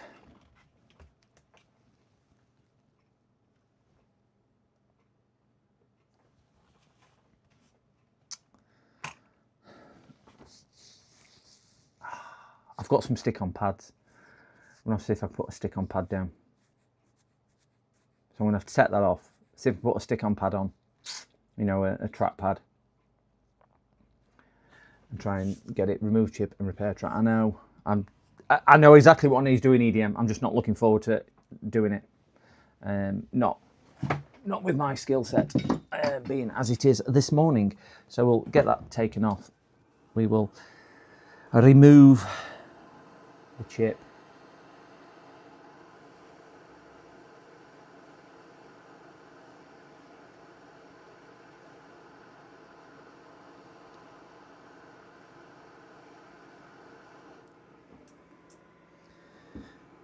Put that to one side.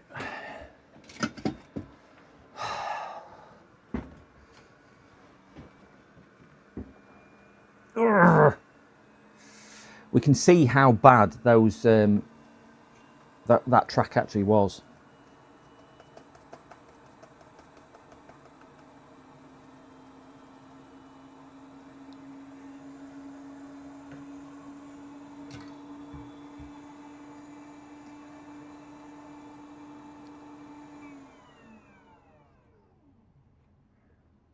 What I'm going to do, I'm going to remove that, because that pad and that pad are all one.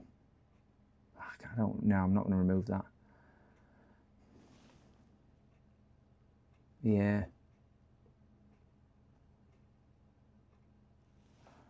I think I've got a customer here, guys, so I'll be breaking in a second just to deal with this customer. Yeah, I think what I'm going to have to do is get one of my little copper pads. And I'll tell you now, they are tiny.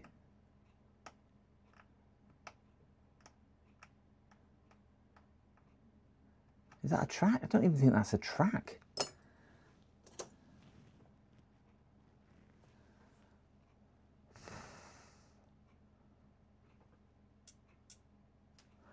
Might have a look at the chip diagram and just see where pin 1, 2, 3, 4, 5. Bear with me 1 second, guys. Just got a telephone call coming through. PC repairs.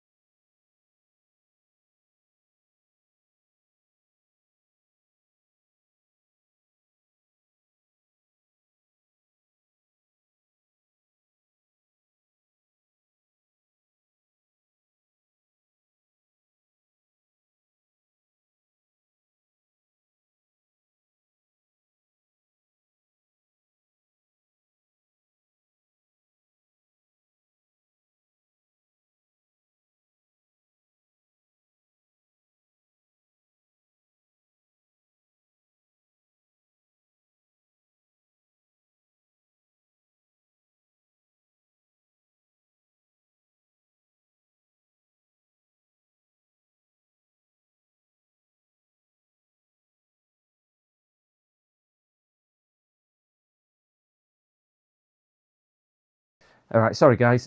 He had come to drop this is the data recovery one where we've got 700 gigabytes of data. 737 gigabytes of data. He locked the dog outside. I had to get the dog. And he's brought a portable hard drive. I plugged it in, run crystal disk info, like I normally do when people bring me portable hard drives, and it were in failure state. So he was just saying, well, what do I do? Well, you buy yourself another hard drive. So I was just explaining that he buys a M2 drive on that one. So that is what he's going to go and do. So let me have a drink. This is my thing is reminding me. I did get a phone call just as he was turning it up, which I just need to ring back as well. So just bear me 1 second. I'm just going to ring this guy back as well. So when he answers, I'll put you on mute. Hello. Sorry about that. I would.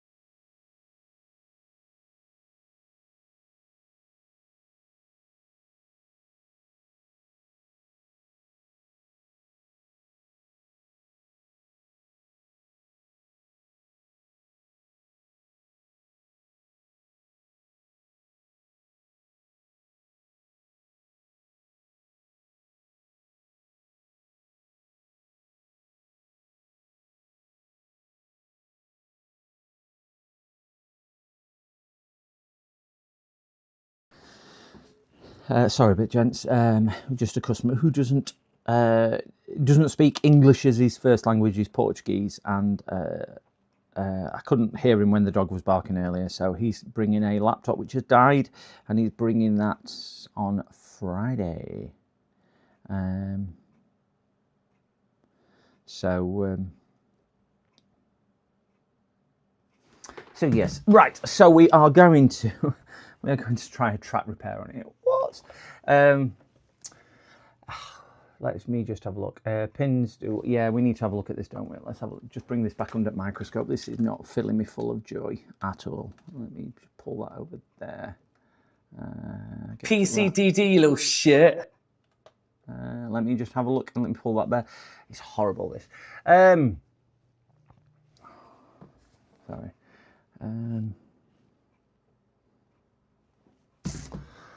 Do you have any data sheet on the chat? That's what I need to see. Pins do what? That's what I need to see. Thin wire would be better. I have got some thin wire, but I've not got anything that thin. It is so small, EDM. If we just compare this to a biro nib, that is a biro nib compared to the size of these. That's just a pen. If you look on the top camera, it's just a pen. So we can see size comparison. It is minuscule, minuscule. Or maybe PCD is small. This consuming huge man. he was a bit tall, in fairness. He was a bit. Hi, Mr. PCD in chat. Morning, Undergrowth. Good morning, good morning, good morning. Right, so I need to find my little stick-on whatchamacallits, don't I? Which are sat in my box up here. I'm not looking forward to this in the slightest. You're all going to see me suffer. I'll just shift that out of the way. I will try and find my...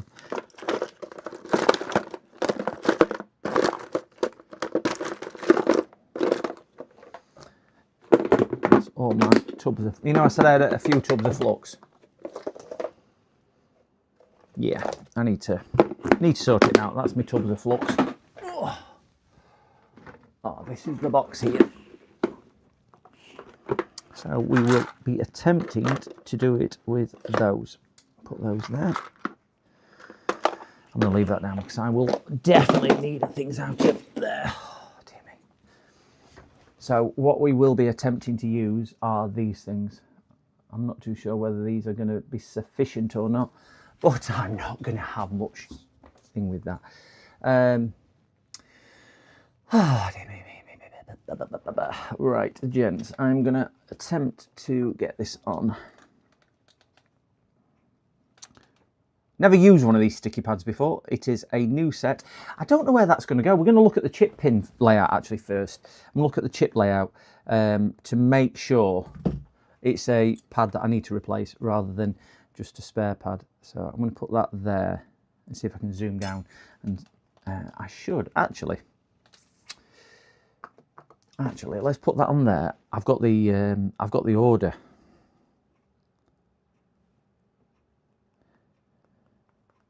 Oops.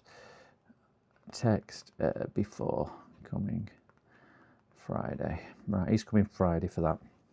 Right, I'm going to just bring my order up where I ordered these, and then I'll have the part number rather than me trying to look through there. Shipped, and I've got some other bits turning up today as well. Woohoo! From AliExpress, which is really good. So we want that copy and we want pin layout, and then we will show these on a camera. Pin layout of this one. Aren't phones, Brill? Come on, iPhone. They've killed it. They've killed it. Pin. Data sheet. Is that one? Okay. So our data sheet is saying that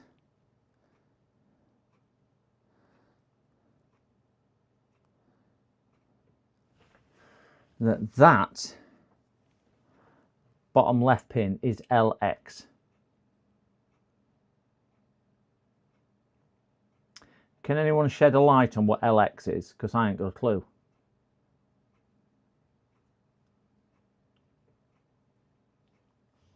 What's an LX? It will save you a lot of bother if they are all on the same trace or pin. Yeah, well, they're not going to be, because we've got, I don't know what LX means if I'm being perfectly honest, guys. We've got a ground pin, which would have been nice. Those are all on the input, so they're fine. You know, the ones which are bridging together. But we've got an LX, an LX, and an LX on those. So I'm not sure what an LX is, but they're obviously important with being on there. But I can't see on the actual on the board where that goes to. I mean, my microscope is playing up like you wouldn't believe at the moment. Me arm on it.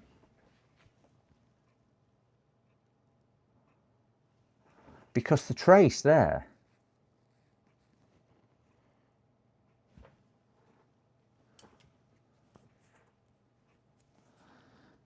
the trace what's disappeared, I can't see where. I mean, did it come straight down?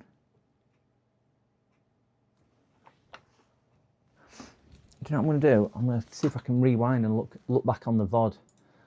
Just let me see if I can just rewind 10 minutes and see where it was on here. Now, it was missing before I even put the chip on.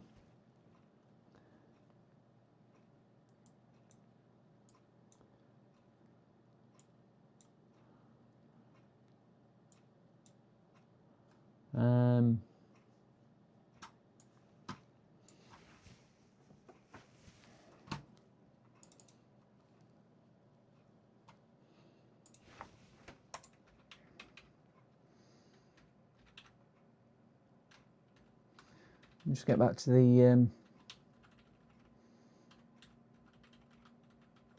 gosh, I do far too much talking. LX meaning all surface mount chips typically indicate as SM. Ah, right, okay. I will have a look. It was missing from when I did the from when I actually put it on the board anyway. So it must have been missing from before. So I'm wondering whether it was just an empty pad or empty pin anyway. So this is me getting the chip out. But we can see here it's missing. I know there's a bit of reflection, but it was never, I don't think it was ever on there by the looks of it. We can see it doesn't actually go anywhere. Unless that's the pad just there. And it just comes straight through.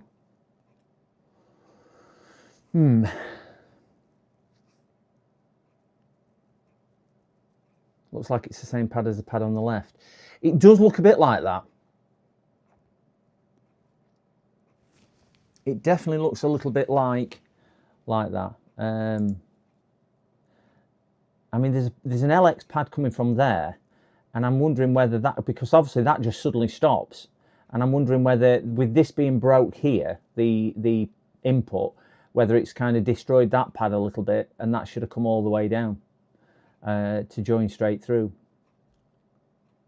because I cannot see where that would come through anyway.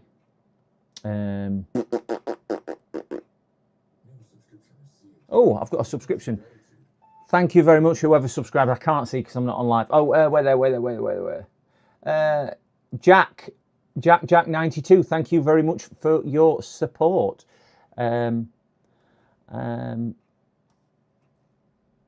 that's come through on there. Look up the solder blob. Yeah, I'll try and. This is just me showing you the previous VOD on there. So let's go back to the microscope. So I'm thinking that. Oh, crikey, let's see if we can get rid of that a bit of contrast. Yeah,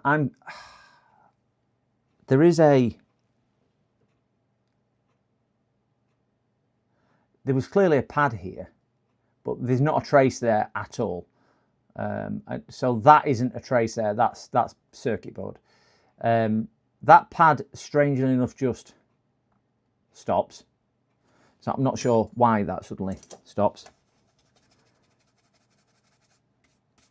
If we can see that suddenly just doesn't go anywhere. These are obviously out of alignment. They should be kicked over a bit. So we'll try and move them over a little bit.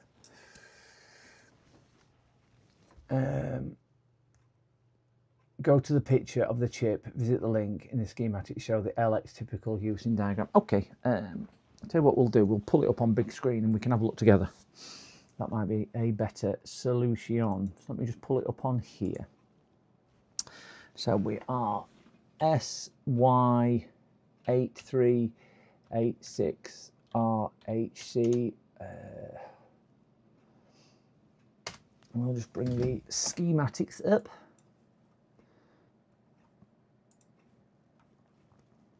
And we'll press that button there. And we'll drag that over. Yeah. Okay.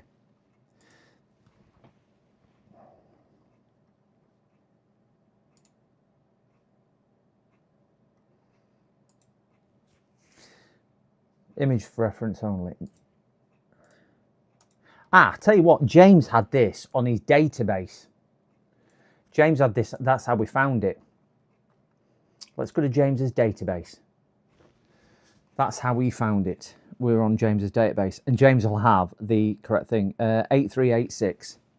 So we'll just search this, 8386, 8386. There we go.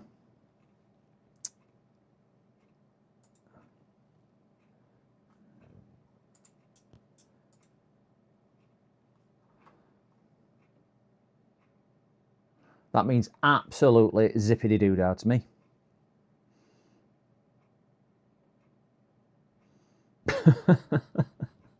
Absolutely zippity-doo-dah.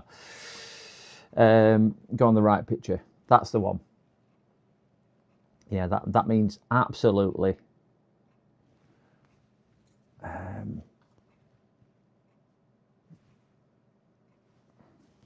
Shows inductance. I presume it's this line here, isn't it, with the L1, 1 microhenry, and that goes to a voltage out of 1.05. Yeah, thought it was, cows.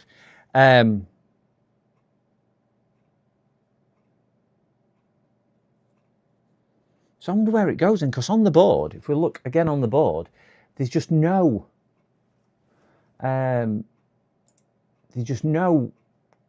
track on the board for it to go to for that pin.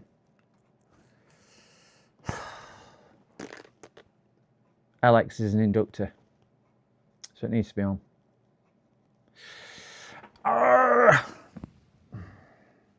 Right, guys, you're going to have to give me 2 minutes because I need to pop for a wee anyway, sorry. Just chew it over a second. So I just pop.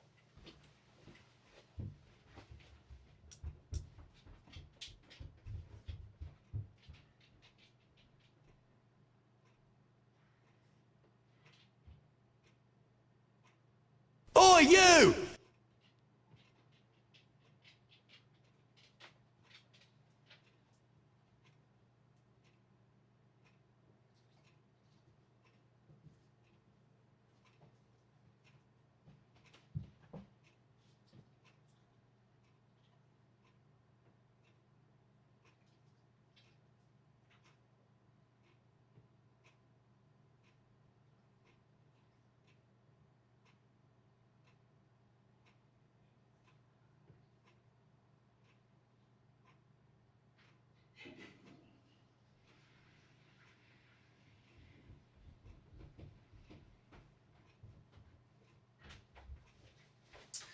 Right, I'm back. Oh, my freezing. Put it back on. Sorry, it's joining a small capacitor. Oh, yeah. One at the bottom as well. Oh, right, 3. Oh, cracky. Top LX has a trace going down. Yeah, it does. I agree. It's got a trace coming down, and that's why I was wondering whether the top trace and the bottom trace, which is both the LXs,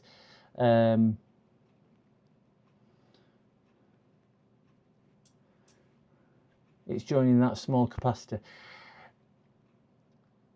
I can't see. Let me pull this up because I know we're at right camera. If we look here, there is no track at all, because that's obviously ground, this side here. This side's positive, so obviously that track there doesn't go to that cap.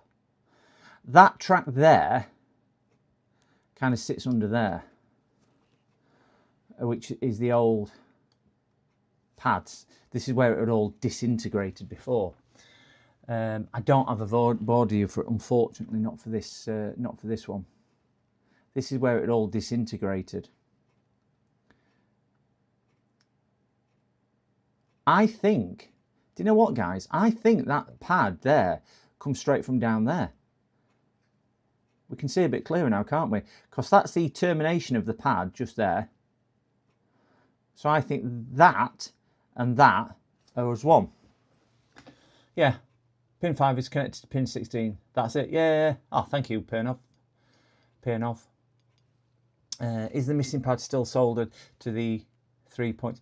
I think it might have been. I think that's why there was maybe a big blob on it as well, Vince. I think you might be right on that one. I concur. Zola's concurred, so we're absolutely spot on. Agreed. Nick said agreed. Yup. Cows. Yeah. Looks like the LX pads are all joined together. Wonderful. So we should. Yeah, because the other two LX pads up here from the little chip schematic, I think both those are LX pads as well. So all I should need to do is maybe extend that down a little bit with one of my little sticky pads and see if we can get a good thing down there. Put one of my, I've not used a sticky pad, so I'm going to use one of them sticky pads. I've never used one.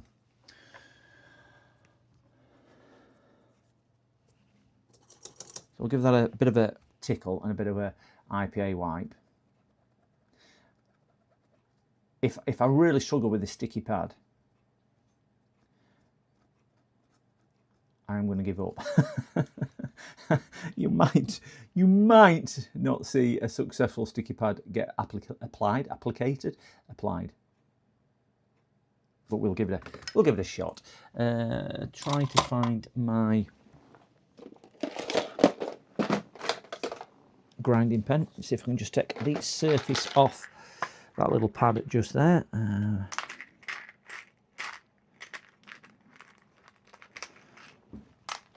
Get my little grinding tip out.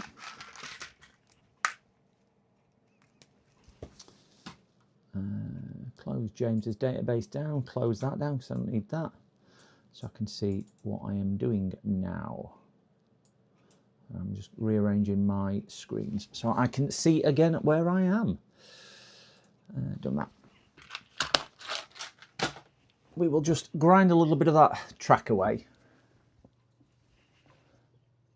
Yeah, I could send a wire around if I really struggle with it. I've got some insulated wire. I mean, because the trace looks like it's quite a big thing, right from this inductor right down to this pad anyway. So I could bring it down. So it's not all lost even if I do destroy this little bit here. But I'm just going to try and grind a little bit of that pad away with my...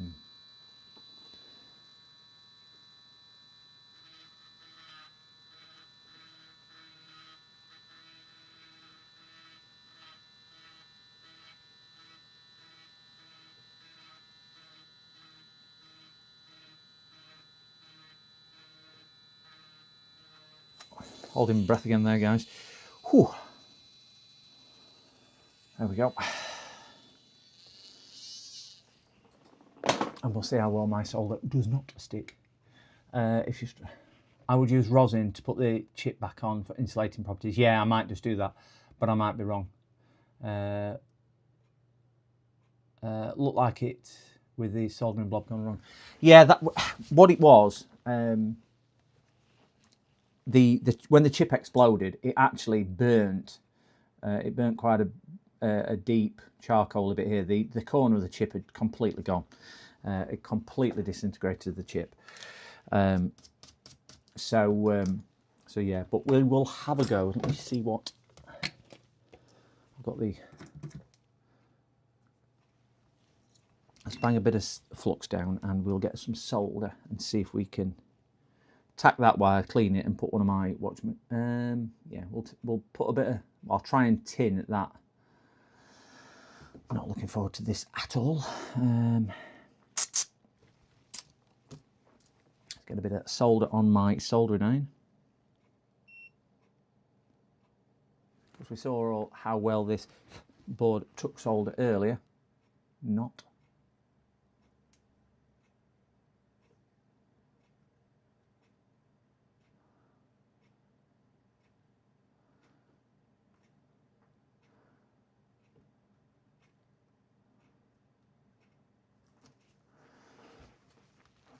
Dear me. Dear me.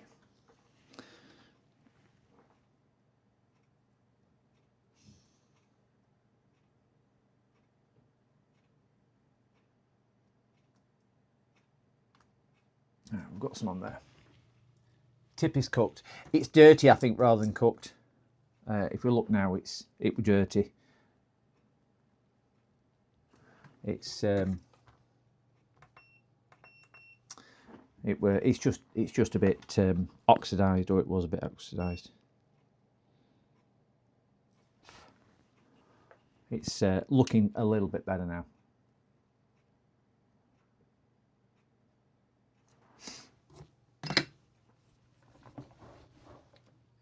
You reckon it is? I reckon it's had it.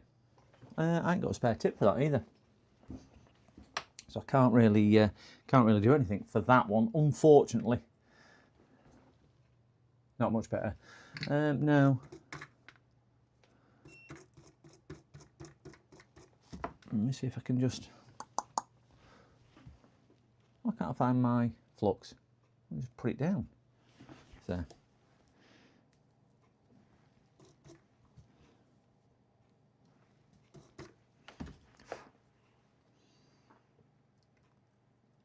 A little bit better, not amazing. It's only a standard one what you get with it anyway. I do need to buy some more tips. I've got other sizes, but I've just got none of the very fine ones unless I change to other soldering iron, which in fairness probably could would be a better shout. You know, is it 112, whatever it's called? I'm not sure.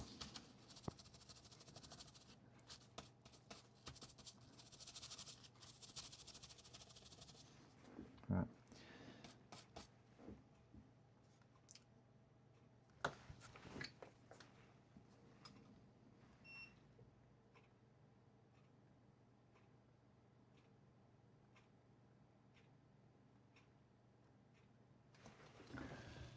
Good morning, morning Juice, morning, yes, morning Juice.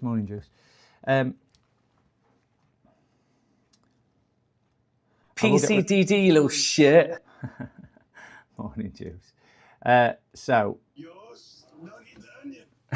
Juice.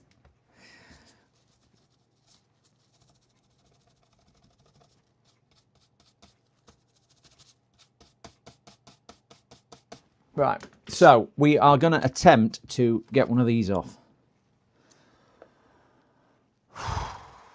And see if we can solder onto it. So I'm presuming it is...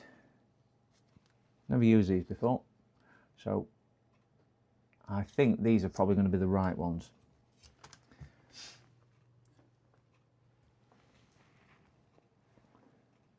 My gosh. This is going to be...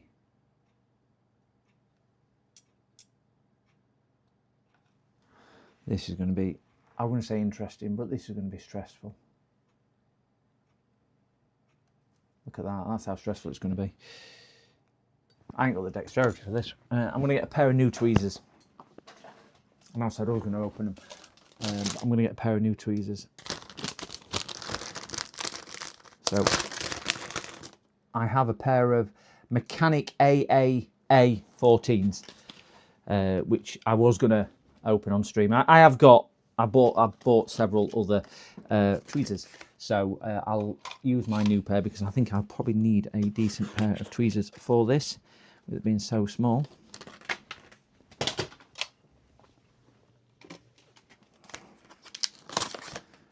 See where we go. Oh, they are very fine tweezers, very fine. These are very, very fine tweezers. So these are, they're my new ones. Oh dear me. See if I can get them under the microscope still, compared to my old ones. So they're aligned up rather than my old ones, which aren't. So we'll see if we can get up with that. You can do it, PCTD. Zola, I love your optimism. I love your optimism. We might destroy a few of these. I'm going to just get that out of the way. This is the learning process, isn't it?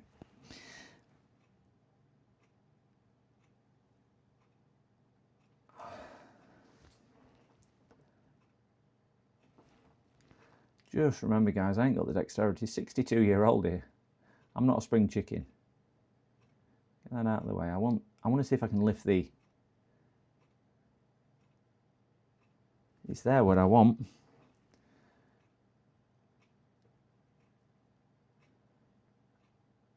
Even these tweezers aren't good enough.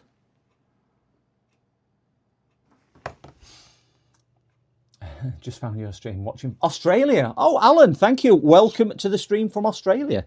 Welcome, welcome, welcome. Thank you very much, and thank you for hitting the subscribe button if you have done that. Thank you. I don't always see them come up on stream, so I do apologise. If you have hit the subscribe button, I don't know what time it is in Australia, but I know you're a distance away. I'm not a pro at this, Alan, as you will start to gather. I am after that tiny little thing there. It's like a sperm. It's that tiny. That's what it looks like. Right, we've got it off. Right, I've got that. I'm going to hold that tight, and I'm going to try and put this somewhere near. And I can't reach out whilst I'm doing this. You're going to have to wait.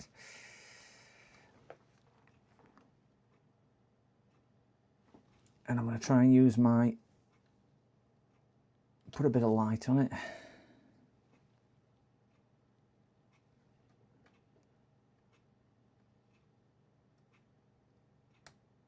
Oh my gosh. people find this fun.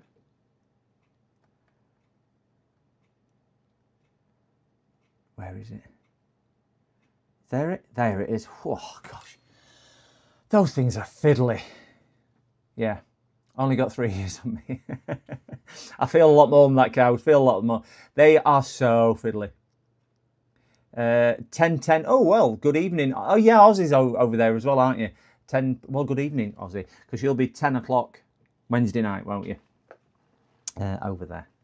I've got one of my running buddies. She moves out to Australia on end of month. Her and her husband are moving over there. She's becoming a nurse.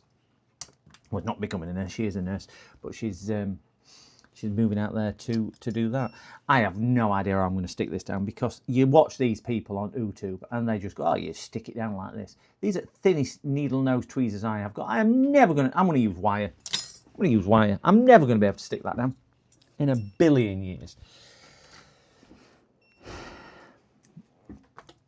So I'm not even going to attempt to do that. I've given that up as a bad job. What I'm going to do is open this and yeah, I'm gonna open that. Andy gave me that, Swindon Electronics, and he suggested using this stuff in the middle of here. He actually sent this with some Kester soldering. It's a broken relay. Oh, it's a relay which will be broken in a minute. But he says you can unwind the coil to get some fine, whatchamacallit off.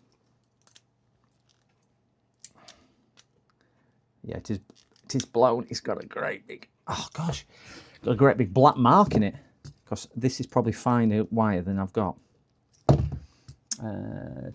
Screwdriver. There we go.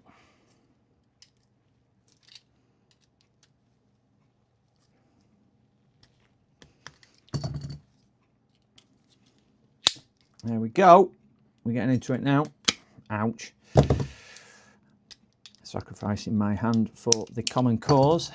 See if we can just cut a bit of this off.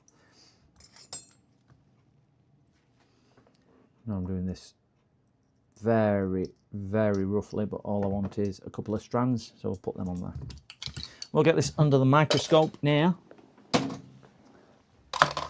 and see if we can tin those and make them good.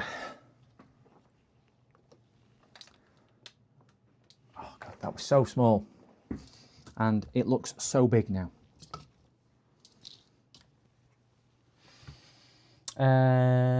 Still lurking. Andy's still lurking. I'm from Arkansas. Wow. I didn't realize. Do you know what? It always amazes me when you get people from all over the world. Welcome from Arkansas. Texas? Is that Arkansas? Texas? I'm thinking it's Texas, or is Arkansas County? I don't know. I'm not very good on things like that. All fans inside laptop wire. Inside them. Yeah, I could use that as well. Morning GT Auto. GT Auto, good morning, sir. Good morning, good morning, good morning. You're watching an attempt at a very fiddly track repair. I have a video on how not to track repair. That into pubic hair, by the way, guys. That is just hair from somewhere. I don't know where that's from. That's not a hair, I don't think. Even though it did look a little bit suspicious. Right, let's see if I can get my soldering iron out. I'm going to put a blob of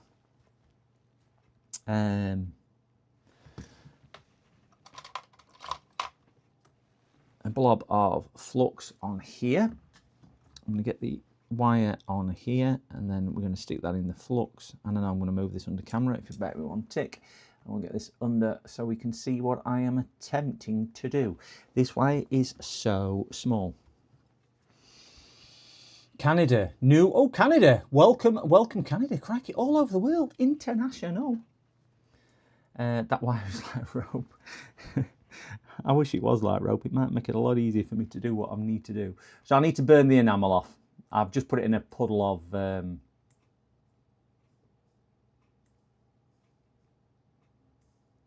So I'm going to get a bit of flux, a bit of solder on the iron. Clean my iron off.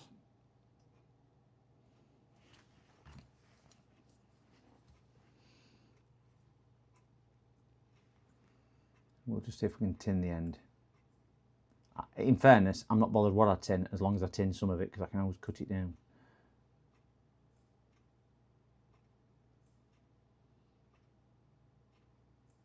There we go. See it burning off now.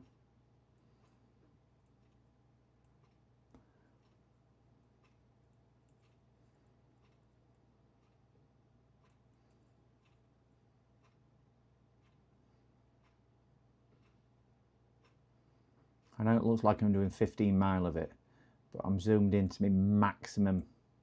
I think I've only got one stage more than this on my microscope, so I am zoomed in quite a long way here. This is easy bit. The hard bit is going to be attaching it to the actual board. That piece put to one side.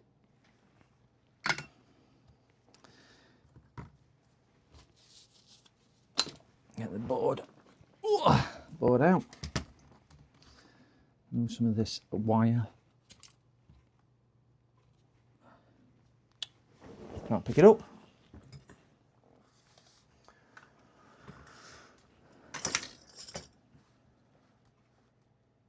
I'm going to try and readjust my microscope orientation so I can get this under at the right arm's length. So not there. Where am I going? I'm going right down here.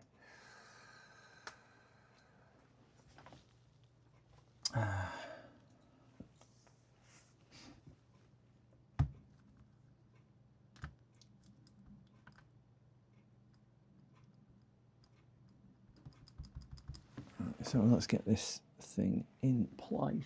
Now, which end did I use? That's the non-tinned end.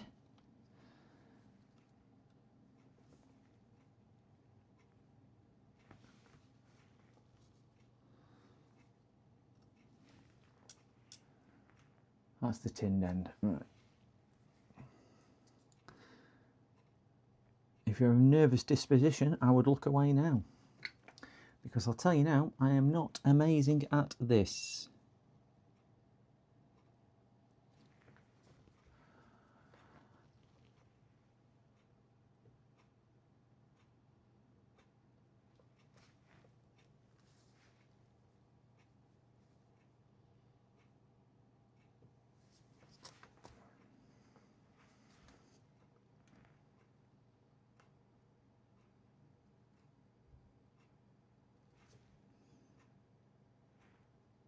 No, completely wrong bit.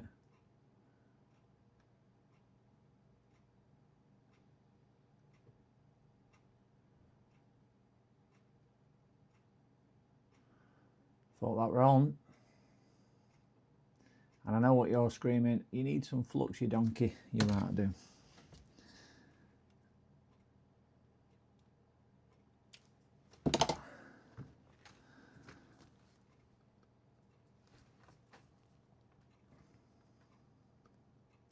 If nobody's ever tried this, please give it a go, because you will empathise with how hard this is.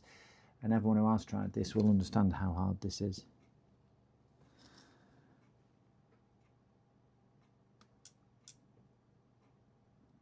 And if you watch the experts like Andy or Sorin or whoever do minuscule tiny things like this, they make it look so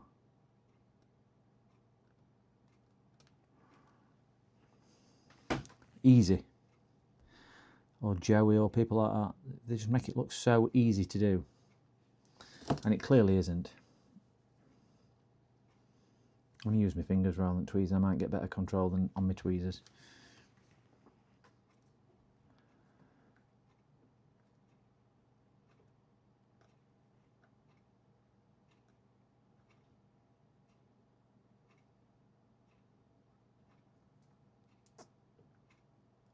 Tongues out and everything again.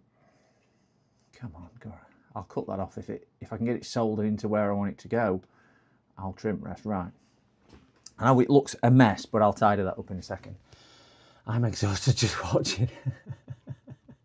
I always keep the windows locked. It's so, honestly, I can't express how hard it is. And guys on YouTube make it look so easy. It is, ouch, it is not easy in the slightest. And that's a ground pad, so it's just sucking the life out of my iron. Up to 400 degrees on my iron to see if I can just melt this ground pad a little. It doesn't happen. It's not even as good when you've not got the right dexterity either.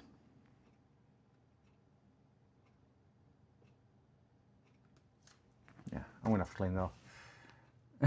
Make it look easy. Believe me, I've done everything other than make it look easy. But thank you for your support on that. I don't think I made it look easy at all. There'll be experienced solderers out there going, "Oh my God, what a disaster!"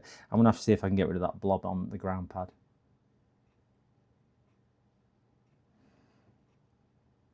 The board was it's just sucking so much heat out of the board as well.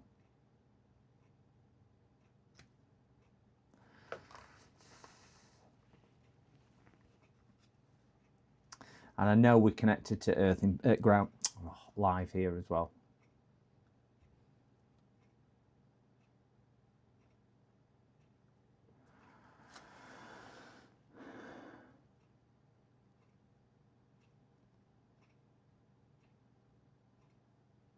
That's on. Wonderful. And I'll just snip that with the thing. Yeah, it's not that good. Do you know what? I've got my other soldering iron somewhere, the smaller version. And I may need to just use that until I order some more. Let me new tweezers, dirty already, until I order some more. So there is a, let me just clean that and see where we're going with it. I might order. I don't think I'm doing myself any favours with a dirty iron tip. When I was getting used to this, I think I probably had the heat on far too high.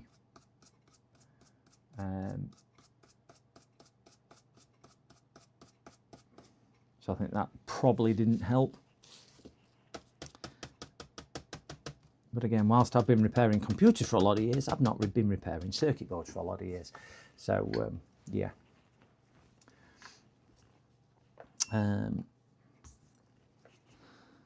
See if we can just get that moved across off those pads there.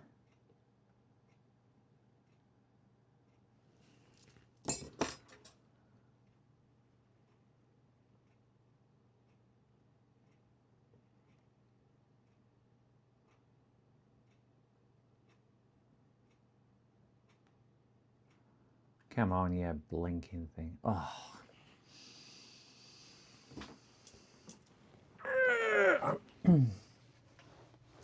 Yeah, change the tip. Do you know what I'm going to do? I'm going to swap to my other iron, which is a brand new iron. Because I think that's going to prove more beneficial and probably a darn sight easier. It's the same Finalizing thing. It's just the smaller iron. So it's just a case of unplugging it and plugging a new one in.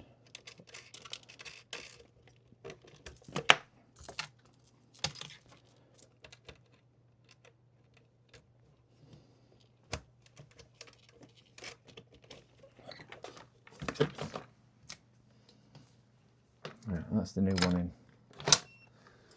Hopefully this will do me a little bit better. Hang that on my hot air station to cool off.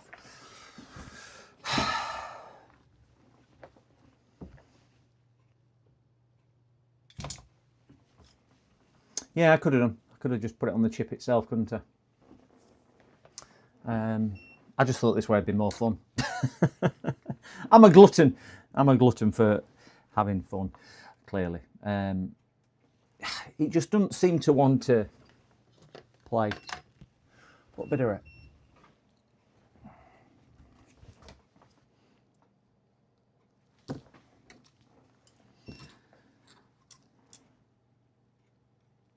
This is my new iron. Me other one.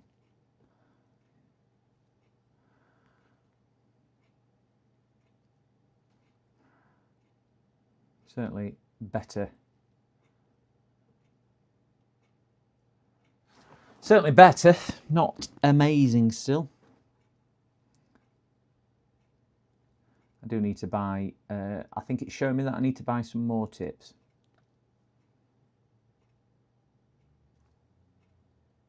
Yeah, there you go. Right, we'll have one more go at getting that down.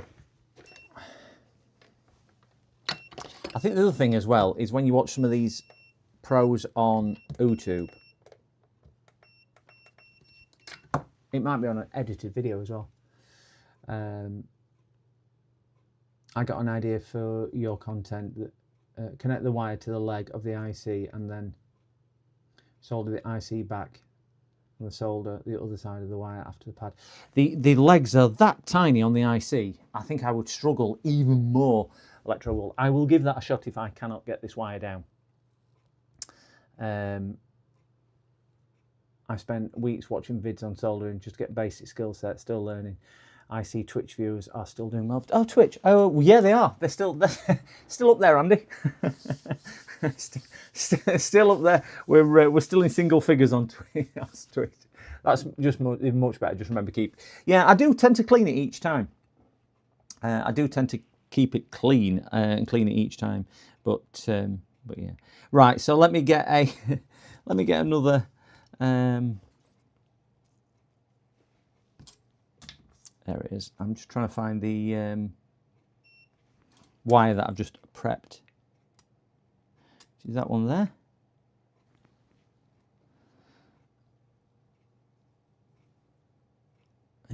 Is that the right wire? I don't know.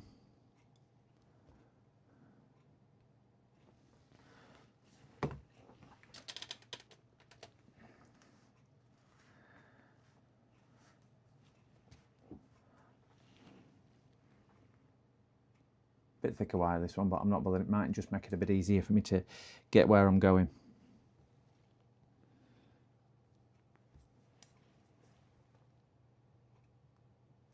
I'm just going to clean this wire off on a little bit of flux on here.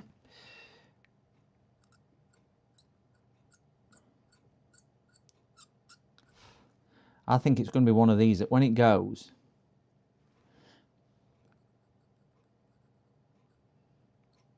it'll just go on perfect.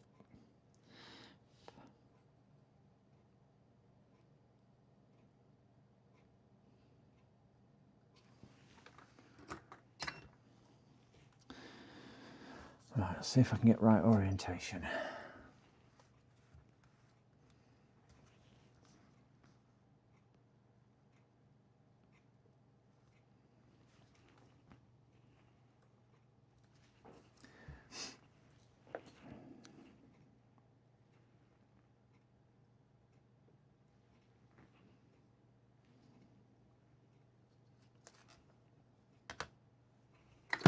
I'm going to cheat and use my finger. I have got a bit of solder on my iron tip.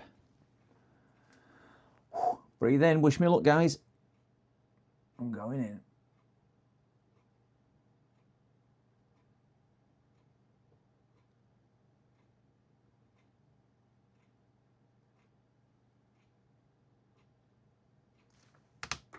I'm still holding my breath. I'm still not breathing. Still not breathing. Hurry up and help.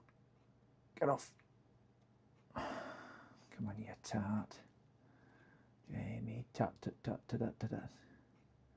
That ground plane, which is scuppering me each time. That's on. So I'm cleaning that ground plane up a little.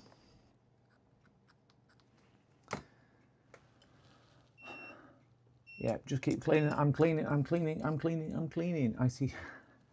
It's better. It's better. It's better. Let me clean. Let me see if we can just get a bit of that ground plane sucked up.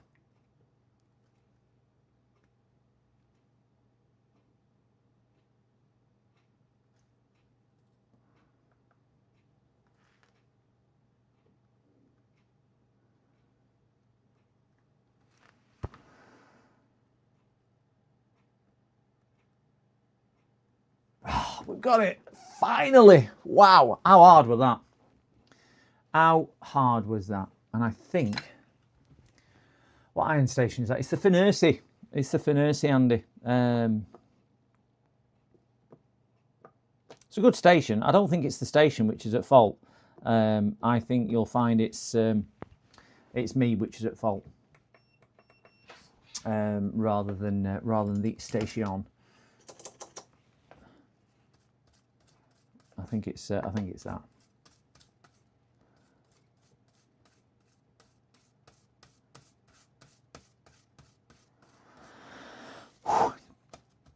At least I can breathe.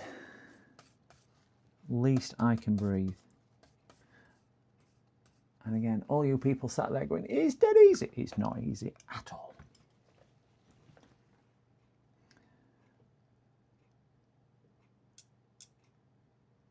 Yeah, that's not. No, that's not joint. Wonderful. I'm just give that a quick touch. Afternoon, all from overcast Penzance. Oh, overcast. Well, I think it's like the rest of the country today. We're all in it. We're all in the UK today. Aussie will be telling us it's 900 degrees in Australia. I'm not sure whether I'm going to be able to solder the. I don't think that's going to be okay, because obviously I don't think I'll get my chip, because that's a huge amount of solder on there. You see, I need to clear that off. Now those two are bridged and joined together, so it's not a problem. I just need to see if I can clear that off a little bit.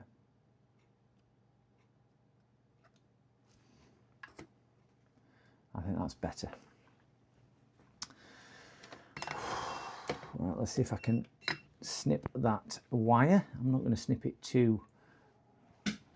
Oh, we have somebody at the door, guys. Just bear with me 1 second. I've got somebody at the door. Maybe I've got nobody at the door. Thought I had another delivery there.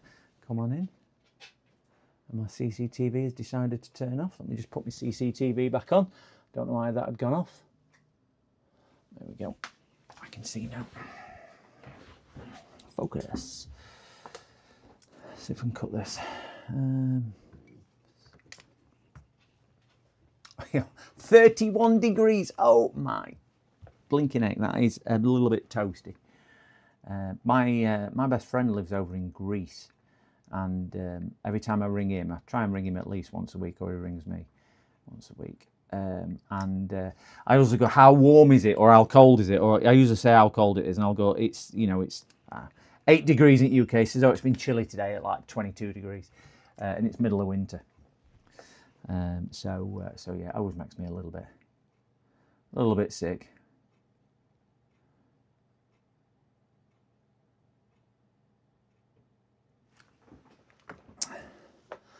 Right, gents, we will attempt at.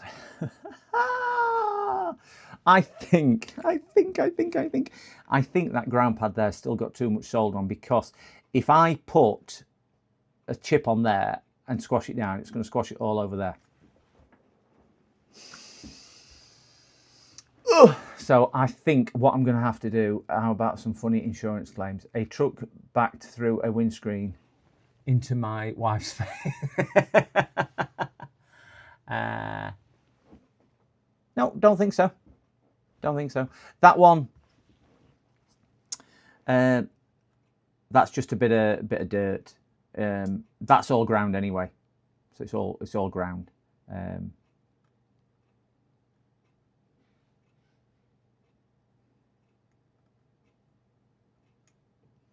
All ground, so we're good on there, because you can see it ground coming through pad.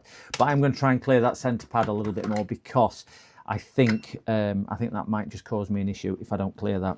So I'm going to cut a piece of braid off, give it a good soak in flux, and attempt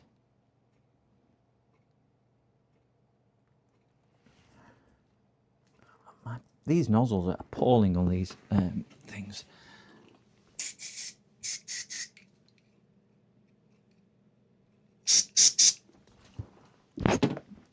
On my flux, and I'm going to attempt to just clear a bit. That's better. Attempt to clear a little bit of this this out of equation. There you go. I mean, that's a tiny piece I've cut, and it's still huge. I just want some off that ground pad.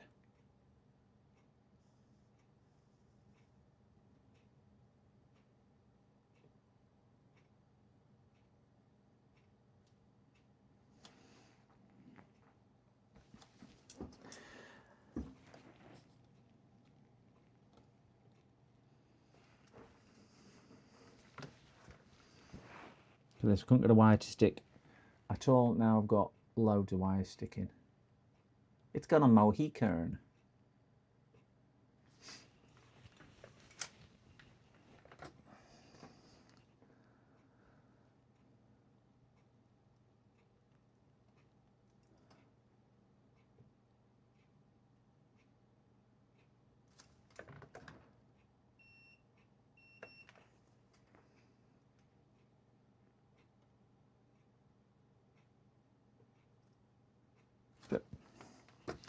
Clean in that. There is quite a few reflections on here, so don't worry about it too much if they look like they're joining up. It's just the reflection of the light. I ain't got one of them anti-glare lights. Oh, dear me. Hope to become a member soon. Oh, thank you so much. Thank you. It's not a prerequisite. It's all very much appreciated. Have you cut the next? No, I've not done that. Fair enough. Yeah, it does look like it, but no. I saw a slow-moving, sad-faced old gentleman as he bounced off my roof of my car.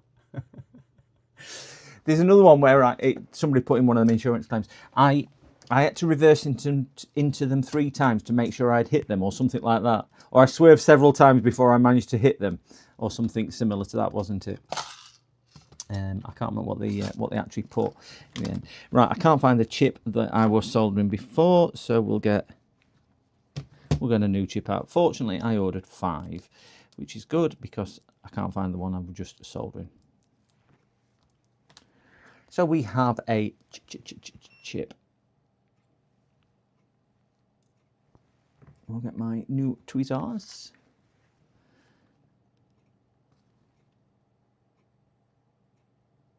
Put that somewhere near, and then we'll move the microscope to the correct place.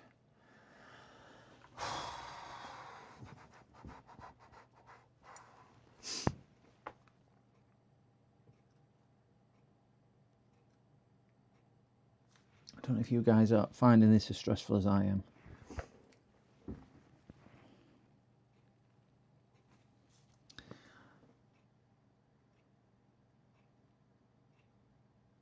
That's where it's going to sit. Come on, off there. Just clean my tweezers.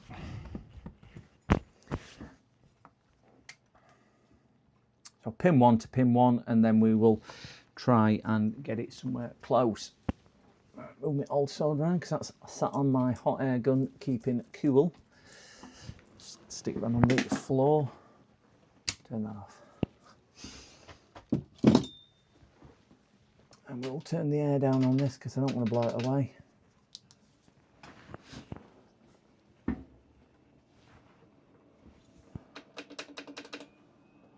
I'll do 20% air. Yeah, they're just so... I like the challenge, I will say. I like the challenge, but I just don't like doing it, if that makes a bit of sense, because I find it frustrating. Now, a lot of these pads are joined together, so we should be okay in a lot of them.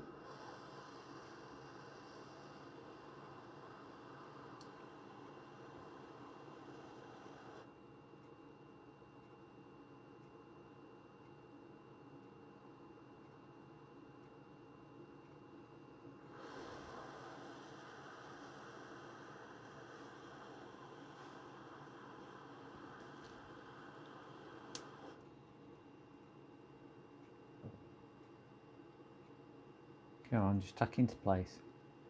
There we go. Right, we're tacked into place. Bit of downward pressure. I don't want to put a lot of downward pressure on it because I know that wire is not going to sit them, and I might need to go around and touch it with solder iron.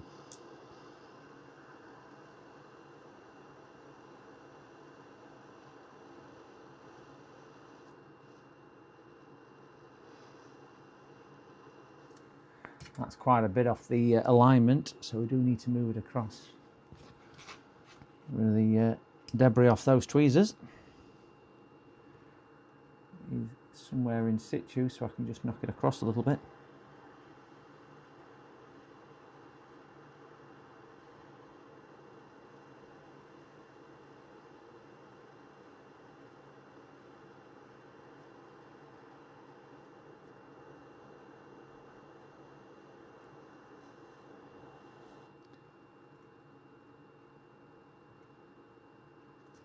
That's about right.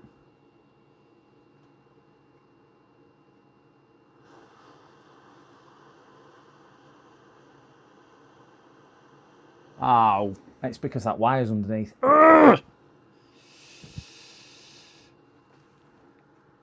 I'm going to have to take that off and re-put it back on.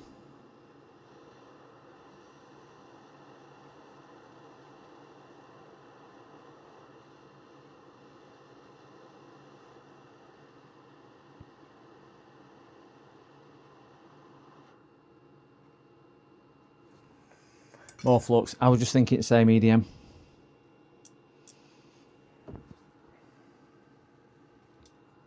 Give it a drink of flux.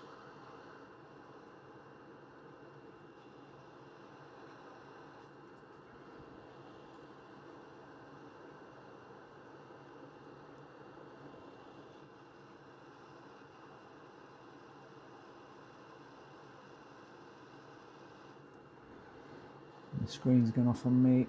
Microscope one.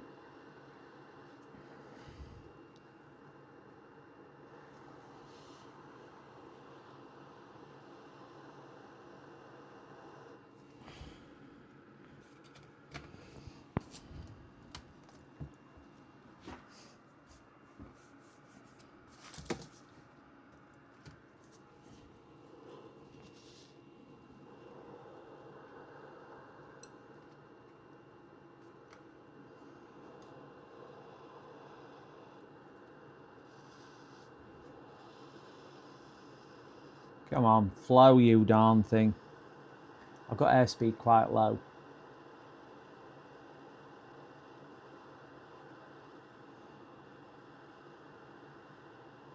There you go.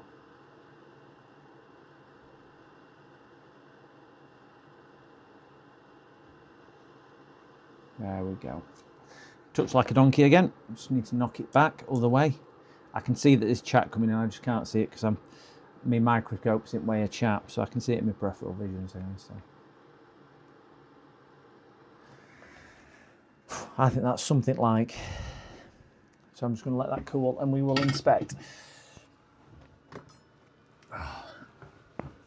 No, I'm not going to try and ground that wire. Don't forget to look for the shorts after this solder the IC back on. Yeah, hope the wire underneath isn't tucked into the left-hand pins. Yeah, I'm hoping, because straight down here, if you recall, it was right next to the ground pad was here, and that's obviously coming down.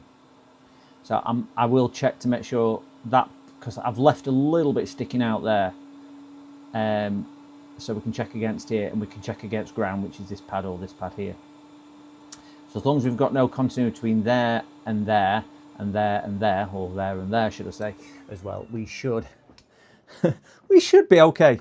So I will check continuity first before we go any further, because there's no point me cleaning or anything else if I've just got to take it back off. So we'll put meter in beep mode. Just check it against ground first. We should have ground on that pin there, which we have. Which is not good. We've got ground. Yeah, so it's moved across, and I would imagine we may. No, so it's moved across to ground pin, which is what I thought it was going to do. Damn. Bear with 1 second, guys. Got a phone call coming through. If I can remember where I put my phone. Over here. PC repaired.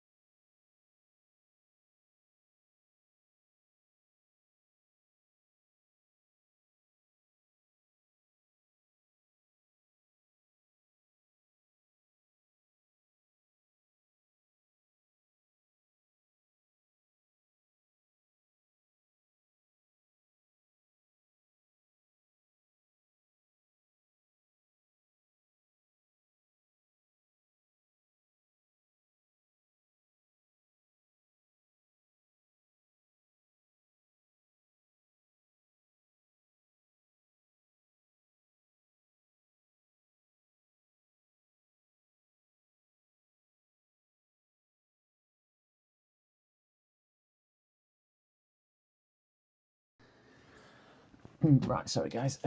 This is just somebody who's wanting to come and collect. I just need to write her number down, ending in that. Because I need to ring her in a bit. Right, so I need to set that back off. Light factory already. Oh no, oh no, oh no. Yeah, stop. Stop. Collaborate and listen. I sit back on brand new invention, something. So that's got to come back off. Got to come back off. Do we think that that has to come back off because it is shorting? Because them inductors shouldn't go to ground. So yeah, I've got to take that back off. That wire is obviously shorting to ground as we thought it might.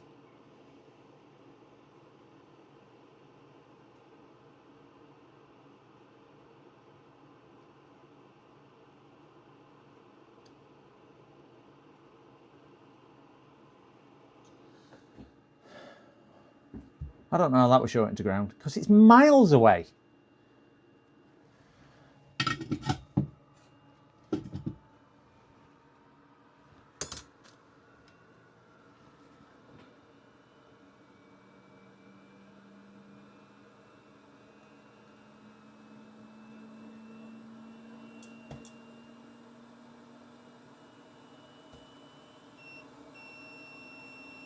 Ah.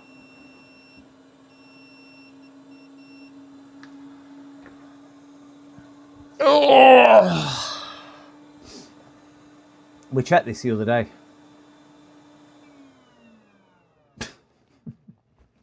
We checked this before we ordered a component that it didn't have any more shorts to ground. It's now got a short to ground, which it didn't have before.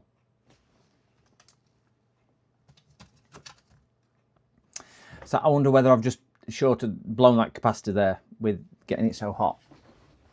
Because now I've got a short to ground. I don't think it's if we check on the inductor. Oh, Brad Pitt. We'll just go to, I'm on chassis motherboard of the case. So we've got a short there, not got a short there, but we've got no short to ground there.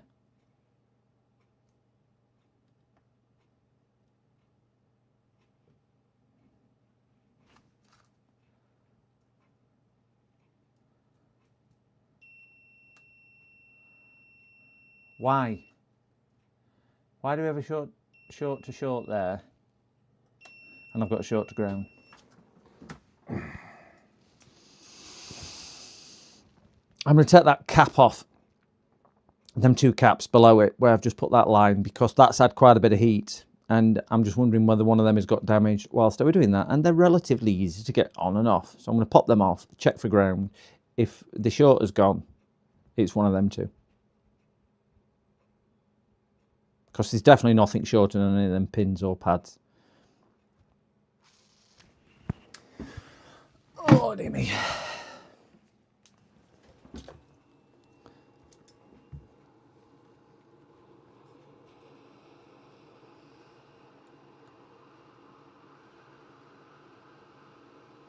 No, they're not shorted. Before I go any further, they're not shorted, mainly because I don't think I've got a short to ground. That's my positive rail. And I don't think I've got a short there. What am I doing? Yeah, there's no point taking them off. They're open, so it's just to that inductor there. But that inductor is there. Oh, I've got nothing on those.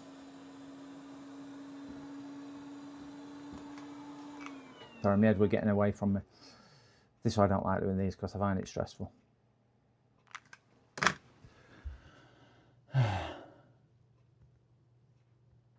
No, mainly because from the inductor to ground, I've got a short. But my positive rail, which is here, I haven't. So that's after there. And I haven't got a short to ground on there either, as you can see. So I've got a short to ground somewhere up here. So there's another short on board, which wasn't showing up. I am 99.99999% sure that it wasn't doing that the other day. So what we do need to do is cool the board and have a look where we've got a short.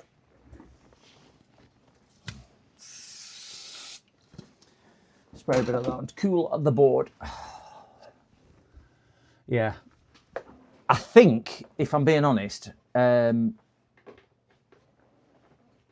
I'll lift the coil. If I lift it at, well, either side won't make any difference, will it? I might lift it at that side because there's less components on there.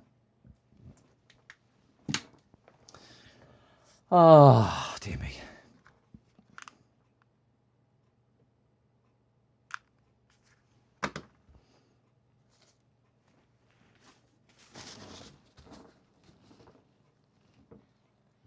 But we checked those.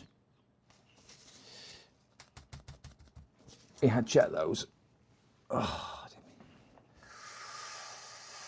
dear me. Right, let's get this lifted. Get some solder on here.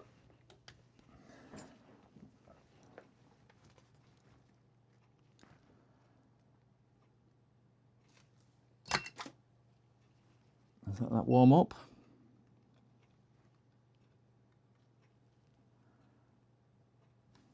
A bit of fluxation on here. Let's help this get off there.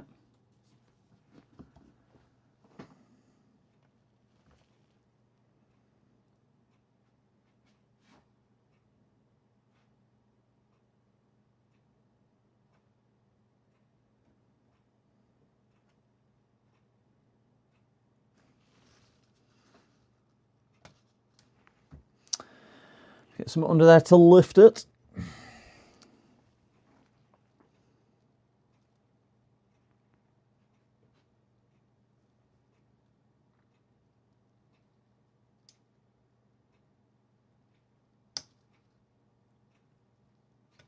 There we go.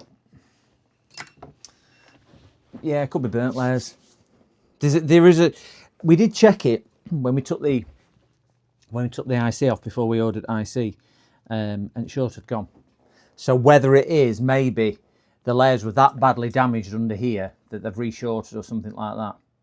So yeah. Just annoying. All right, let's check for a short anyway. So we're on ground. Let me just clear some of this crap off.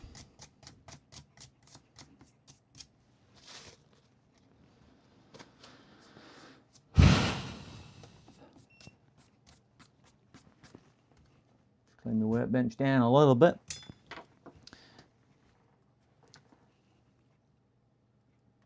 Right, so we've got ground there, which is what we should have. Right, no continuity there. So we know. Soldering, stop it. Soldering beeping, I'm thinking the continuity meter. So we've got no short on that side, so we know it's on to the other side. Ouch.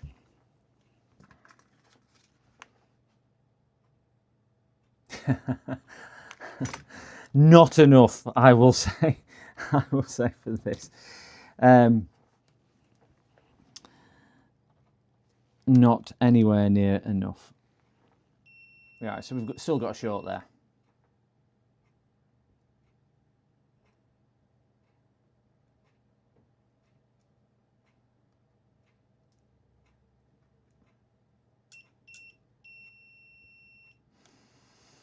Let's inject 1 volt. Put a bit of cooling spray on it, and let's see if anything just glows up in the vicinity. I need my injection probes. Just grab them off my shelf. We don't want 19 volts. Definitely don't want to put 19 volts into it. That wouldn't be a good idea at all. Where's the mouse? Bring me power supply up. And let's get this down to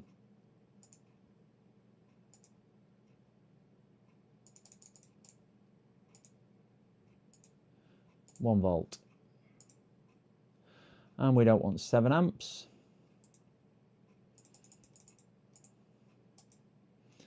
Let's put this at 500 milliamps, 500 milliamps should be okay. And let's turn her on. So we've got 1 volt at that. Inject 1 watt. Yeah, 1 volt, that's what's going in. And we'll see if anything gets warm. Plug this into my power supply.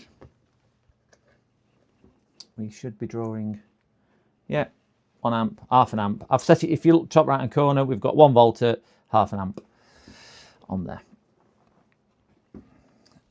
If we keep an eye out on the thermal camera, which is about here, that's big finger, that's just the microscope one. If we need anything more, we will we'll connect.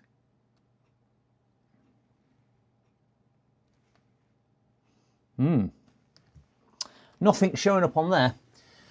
Right, I am gonna just put them down, and we'll get the new thermal camera, which was kindly donated by JFix.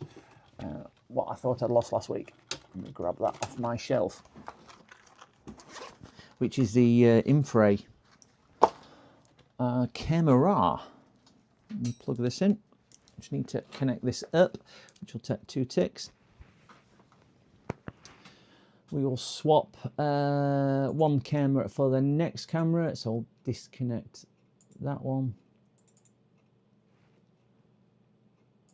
Disconnect. Come on, connect. Connect. Neil Walker, thank you very, very, very much for your very kind subscription. Thank you so, so much. If anybody else is sat in chat, please consider hitting that subscribe button.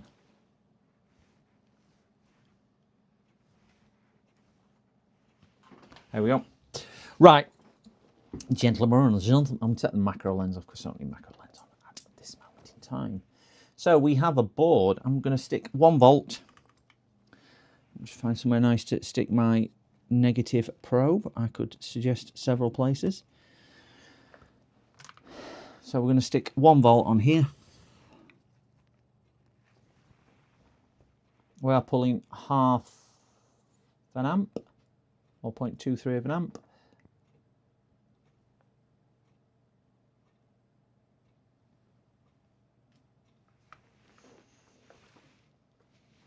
Nothing really showing up on that.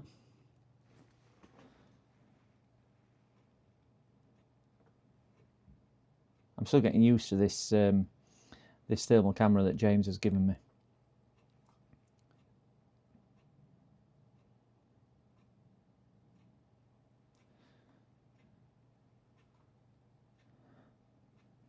Can't really see anything glowing at that. Nothing lighting up, is there? And it's pulling an amp. Yeah, it's pulling pulling an amp. Up the current. Yeah, I'm going to have to, let me just tweak the current up a little bit. I can only do this on my meter on screen. So, right, let's just put that up a tad as well. Let's go back to injecting current.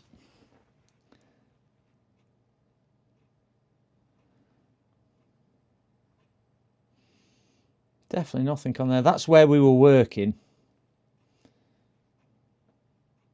Whatever it is, he's pulling the full 2 amps. I don't think it's anything on this side at board.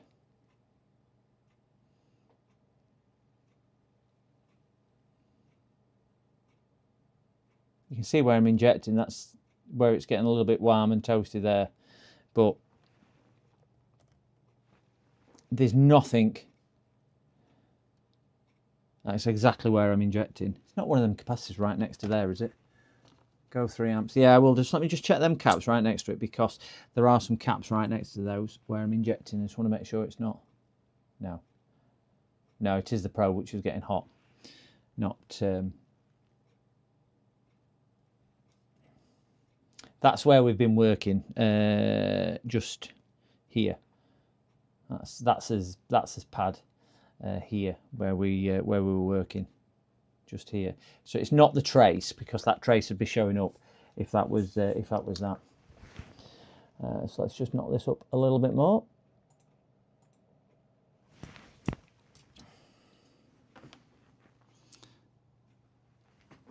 So it's having a gulp of electricity there.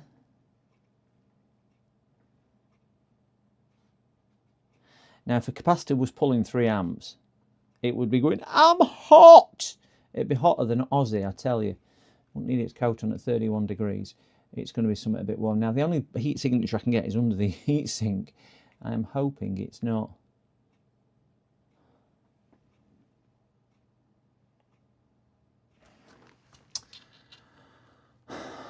Yeah, I need to take the board out and put my cover on my camera. Go back to that one. Let's take the board out. Let's take the board out and see where we go. Just turn the power supply off. So I don't want them too shorting out. Take the board out, see where we are. Easy pizza, this one. Not beating baked beans. No pizza tonight.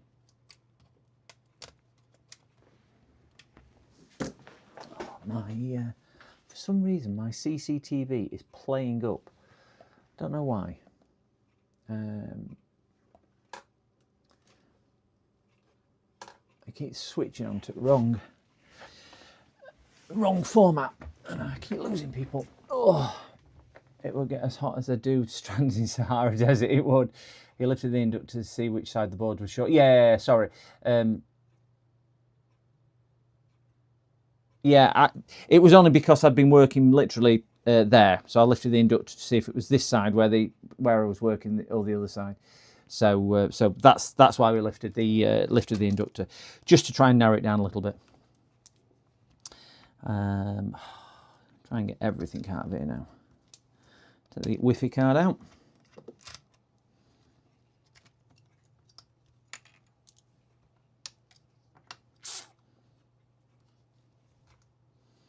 Don't need them out. That's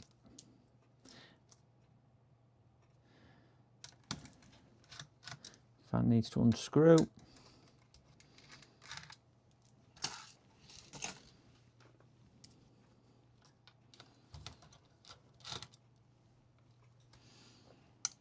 Speakers need to be disconnected.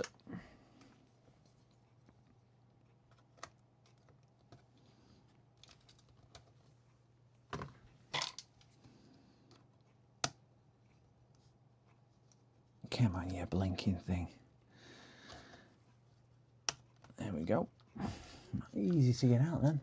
TechnoFlip, thank you so much for the very, very kind subscription and membership. Thank you so much, TechnoFlip. TechnoFlipper, the TechnoFlipper, I'll get that right, sorry. Thank you very much for joining and being a subscriber. Thank you, thank you, thank you, thank you. I've only started those today. And I think we've had 4 or 5 already, so thank you very, very much. And if I have missed anybody else, I do apologise. It should come up and it should go and give me some type of sound effect, but unfortunately my OBS does it sometimes and not others, so can't say why it's not doing it. But thank you very, very much for everybody who likes, subscribes or supports the channel in other ways. Thank you, thank you, thank you. One more there.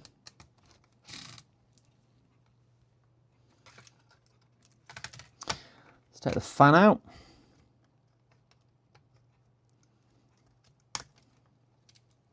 We are working today until we are finished, and this is only the 2nd job today.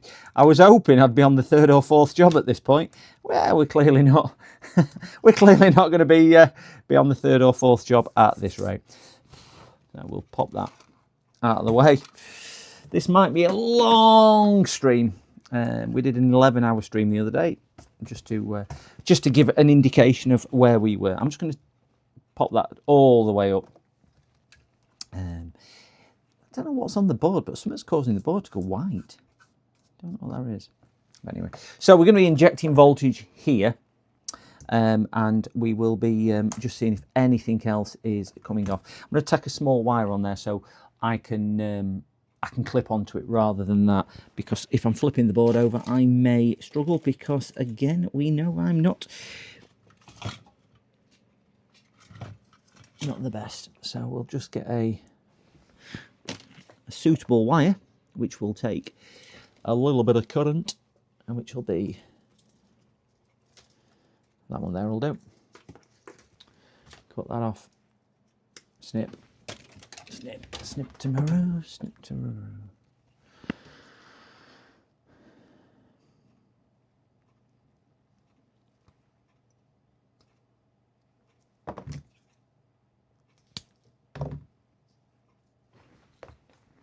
Get this tinned up.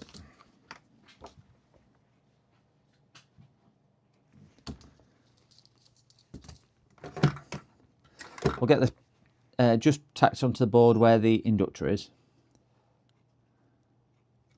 and then we can just forget about this side. We can just find a ground, and we can alternate the ground on and off, rather than having to alternate the injection point. So it'd be easier to find a ground up backup board than it will be to find this positive. So got that there. Again, flip this over and trim away.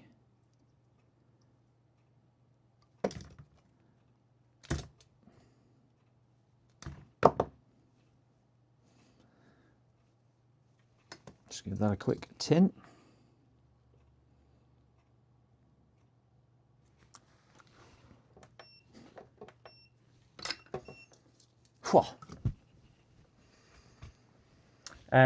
Morning, Michael. Morning, Michael. No problems here all day. Thank you, Zola. Good job on the long stream, PCD repairs and good soldering. Yes, it will be. I think we've only been going I've been going 3 hours already. 3 hours already. I need to have a drink. Keep forgetting to drink. Sorry, friends. I'll have to love you and leave you at 8 o'clock this evening, as I'm a mod on Paranormal. Yeah, I do remember you saying you were on Paranormal Channel. Have a good stream with them anyway. Have a good stream. Go for 3 amps. I am going to knock the ampage up a little bit and see where we go. So all we've done here, we've tacked a wire onto the input of the inductor, which I've just got bent over, obviously, because we're showing a short on there. We can't see any heat spots on here, but I will give that another quick look before we go any further, and we'll see where we go. So we'll get our power supply switched back on. Where's my clip? Oh, I've got a clipped. It's there.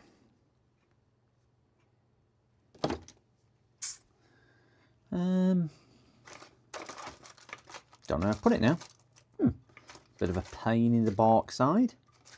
I had a little clip that I could just clip over. Oh, there it is. And swap my end over.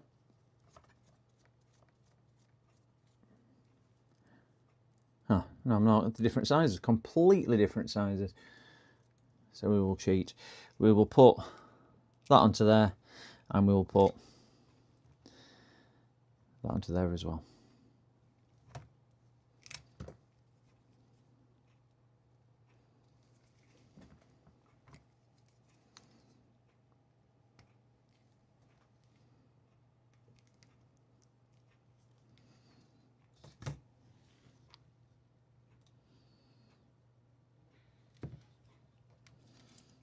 Making this look hard, aren't I, guys?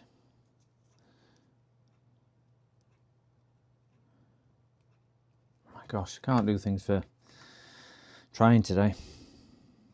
There you go.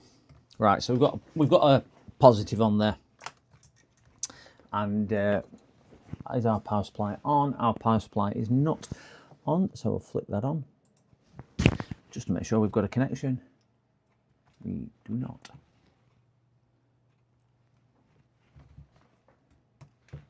We do. Right, so we've got a positive coming on here, and then I'm just going to alternate the on and off with the negative or the zero on there. Fancy working there. Show off.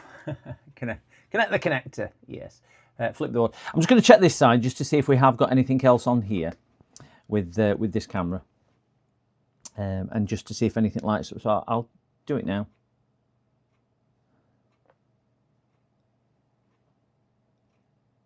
Oh, something down here getting warm. Yeah, other side of the board. That can you see heat glow here? So let's flip the board. I'm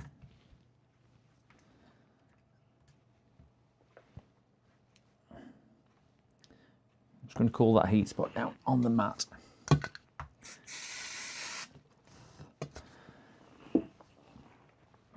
Okay, so if we just watch now, just going to be negative. We're pulling 3 amps. That's my knee. Huh. Must have been a heat spot from when I was soldering. Because there's nothing there getting warm. And we're pulling 3 amps.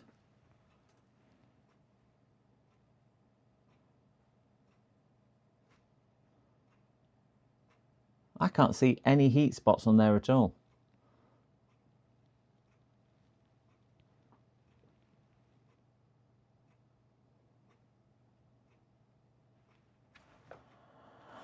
Morning, lead farmer. Oh, lead farmer, sorry. Lead farmer. Good morning, good morning, good morning.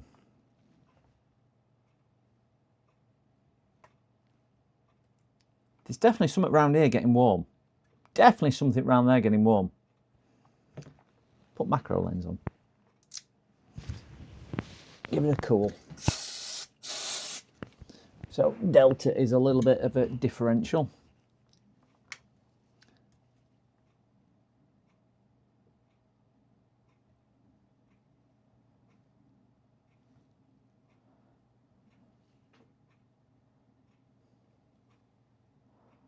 Now, and whatever it is, it's drinking 1 volt at 3 amps. I know it's only 3 watts, but you'd expect something at that. That's my cable. Ignore my cable. I know we're losing a bit in cable.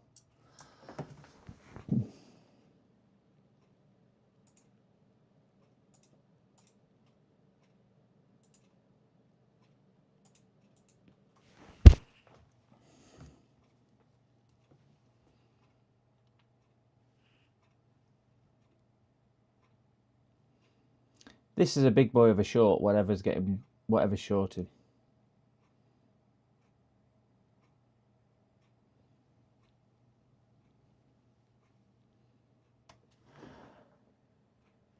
Michael, thank you very much for your very, very, very kind donation. Thank you. Oh, gift of membership. Thank you. Oh, 5. 5. Thank you so much, Michael. Very, very, very much. Thank you, guy. I would imagine people in chat may well thank you for that. Thank you very much for the 5 gifted subscriptions. Really do appreciate that. Thank you so, so much. Thank you so much, Michael. If anybody doesn't know who Michael is, it's Reflex. He's got his own channel. Rusty Russ has become Rusty Russ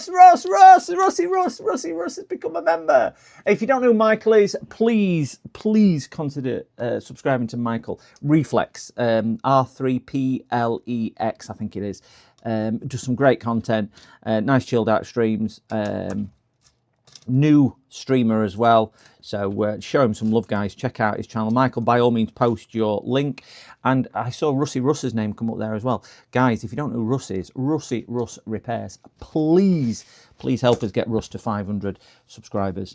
He was on 483. Another amazing creator, like so many of them are who sat in chat, and there is so many, but yeah, show the guys some love. Drop over to the channels again. Russ, if you're in there, you're in stream, Russ, it should actually put up when Russ come. Rusty Russ Repairs. It should come up with Russ's link. But by all means, Russ, post your link to your channel, same as Michael. Please post me near, and then guys can just follow and hit you with a like and subscribe as well. Both from excellent creators, guys. Excellent creators. PCDD, you little shit. But yeah, thank you so much for that, Michael. And you, by all means, again, post your. By all means, post. Russ is the best. Here we go. Simply the best. There we go. it should have actually give Russ a shout out. I saw that, Andy. Yeah, by all means, you guys, please post your links across. And please give them a shout out. Show them some love. They are amazing creators, both of them. Russ is chasing down the 500. Love to get Russ to 500. And Michael's chasing his down as well. Both of them do amazing, amazing content. Right, so we will try. A lot better than I am as well. I will stress that, guys. Their skill level is a hell of a lot better than my skill level. They do different things to me, but their skill level on what they do is far superior to mine. So please show them some appreciation. So we will go back to the thermal camera. We are still pulling a lot of ampage. Oh no.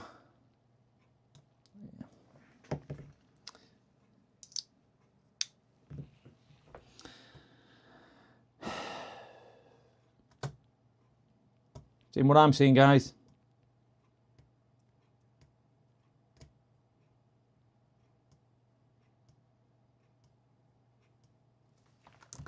Oh dear, yeah. Ugh. Ugh. That's annoying. That's the if anybody isn't aware, that's the chipset which is sitting there. And obviously the chipset is the thing on the motherboard which controls all the it works a bit like an orchestrator, conductor. Sorry, it kind of tells things what to go. You can just see it's getting, when I'm putting voltage, it's getting warm in one corner. Just as I'm tapping current on. Oh dear me. That's disappointing. Look from the other side.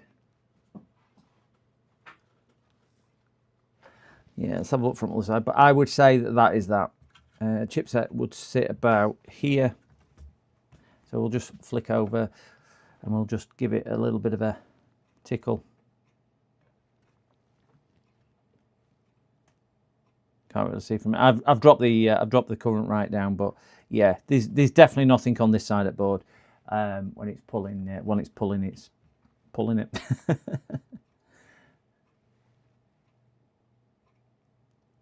Definitely nothing on that side of the board getting warm. So it is undoubtedly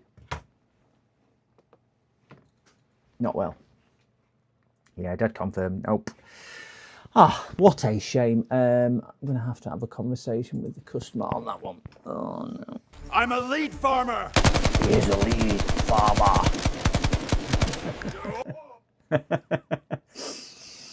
The awesomeness that is lead farmer.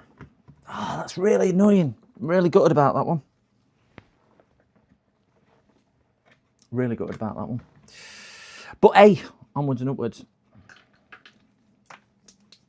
Let's just get this one packed. Really disappointed with that. Really, really disappointed with that. Get this wire took off, and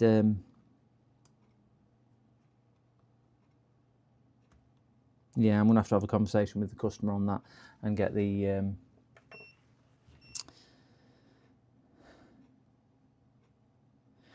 which.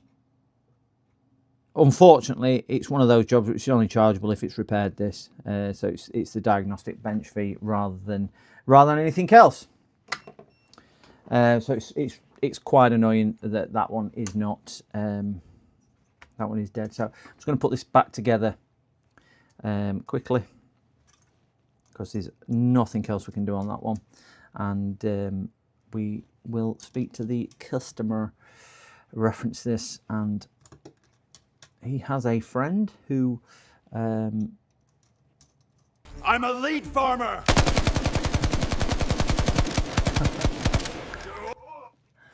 I'll speak to the customer first. He has a friend in Romania, because he's Romanian, who can repair.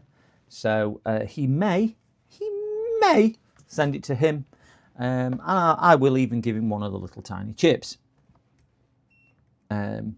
If he wants one, I'm not going to hold on to the chips for any other reason because I don't need to. So I got 5, so I can even give him a little tiny chip and say, that's your chip. Please send it to your friend and see what he can do. So that might be where that one ends up, in Romania, to see if they can do it. I don't know if he knows Uncle Sorin. Might be Uncle Sorin. But yeah, so I'm not going to build it too much because there's no point, because the motherboard, in my view, is not very well. So we'll put a few screws in to hold the necessary bits down to stop it all falling to pieces.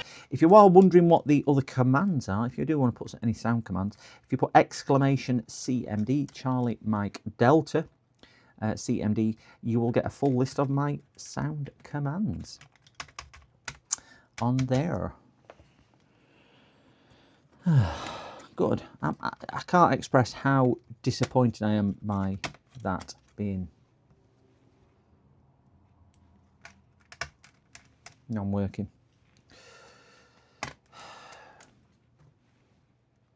Didn't even get to try the chip, because obviously the short was showing up even before we tried the chip. After we tried the whatchamacallit, track the short down.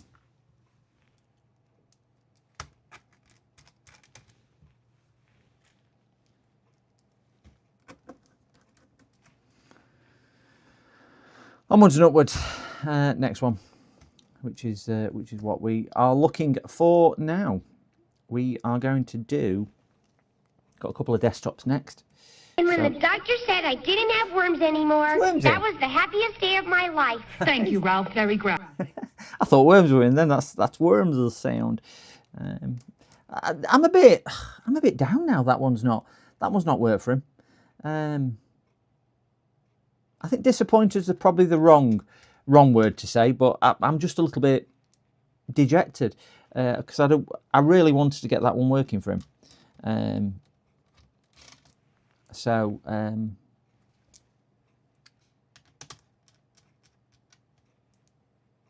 But hey, we can only do what we can do, can't we?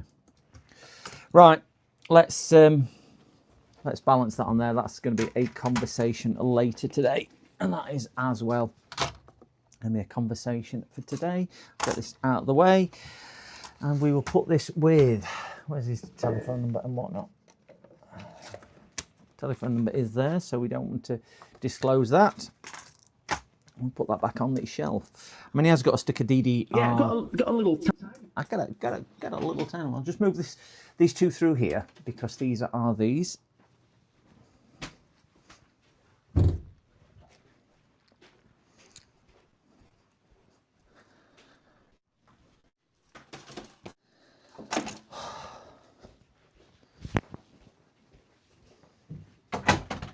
Right, let's see what's next. We'll get the soldering stuff put away because we don't need that out at the moment.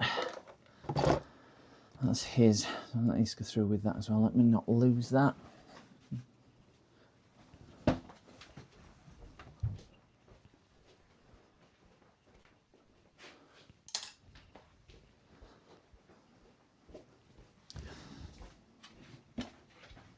And I'll give him a new chip as well, just in case he wants one.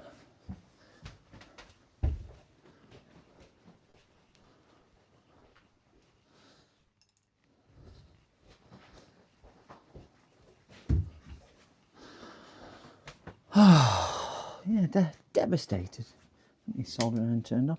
Right, let's get me desk tied in, then we can move on to the next job. We're going to be doing a desktop on next. 2 desktops in, 3 desktops in, 4 desktops in, 3 or 4 desktops in. Can't remember now. So we'll do a desktop next. Get that one unplugged. So move that back in. That's thermal camera, and we'll make sure we put that on the shelf so I don't forget where I've put it. We don't want to losing that again, do we?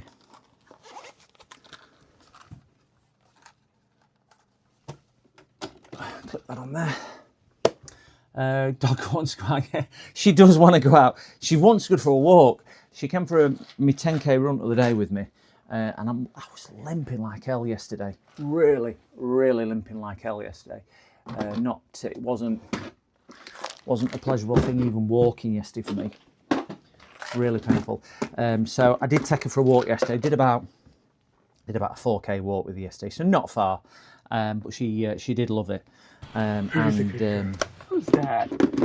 I told her today, because she's had a couple of, probably done about 20k this week with her, because she's had a couple of long ones, she'll be going out this evening when I finish, but she used to on a Wednesday, because I usually do that. Great. Yeah, it was a painful one. It was Monday actually, Michael, when I did the run, and I did one last week, because I'm still waiting for the operation on the knee. So I'm not supposed to be doing a great deal, but yeah, it was a decent run, and considering that's furthest I've run in a long time, I thought my cardio would be suffering significantly, because I'm not a spring chicken. I'm not particularly lightweight either. 90 odd kilos, so I'm not really built for long distance running. I'm not built for anything really, built for comfort rather than speed, and whatnot. But yeah, it was good. I enjoy running. I'm not good at it at all. I took a passion to it back in November. I never run before in my life. Did 5k on my first run out, in fairness, and then kind of went from there. And then in the February after the November, I tore my centre hamstring in my right leg, and I am right-footed. And then it kind of all went down from there. Then put a hole in my meniscus. So didn't run after May last year, and then I've just started running again. So yeah. So to third run out this year, 10k, weren't too bad. 1 hour and 12 minutes, which I know is not quick, but when you get into your 60s and you're carrying a little bit more winter weight and everything else, it's not too bad at all. Right. Great job on your run yesterday. You might lose. Now I'm scared show. Yeah. I'm a lead farmer. Just listen to your body. You need to challenge your heart rate. I know. I was running in zone 4 as well, not zone 3. So I do need to drop it a bit. My heart rate was a little bit high. I have a resting heart rate of, generally, when I run, I have a resting heart rate about 52 to 55. So it's quite low. And it's currently about 65-ish, something like that. It's hard lifted because I haven't run for so long. So yeah. You sound like Dave Goggins. Hate running, makes himself run every morning. I don't run that often. I'm running a couple of times a week now, a couple of 3 times a week, if that. But I take dog out, and I cycle as well, or I'm going to get back into cycling as well now. I'm on the road to recovery. Right, gents, let me just catch up with you. Is James in? Hey, James. James, can you remember the one which we diagnosed with the blown 5-volt DC to DC converter? We've just fitted that to realise it's the chipset what's actually gone in there as well. So it looks like the chip has taken the chipset out. So it's not good news. If you rewind about 20 minutes on stream, you will see the chipset glowing up like Blackpool lights. So yeah, only run from the cops or towards food. I know that feeling too well. Has anyone seen the YouTube video of the soldier who OD'd on meth? No, soldier who OD'd on... No, not seen that. I run from ice. JFix is in the house. JFix is in the house. Yeah. Cheers for that. All the help on the Lenovo. I believe they were... All right, there you go. Right, guys, we are going to do a... this one is for my neighbour. Oh, just let me get this sat down here.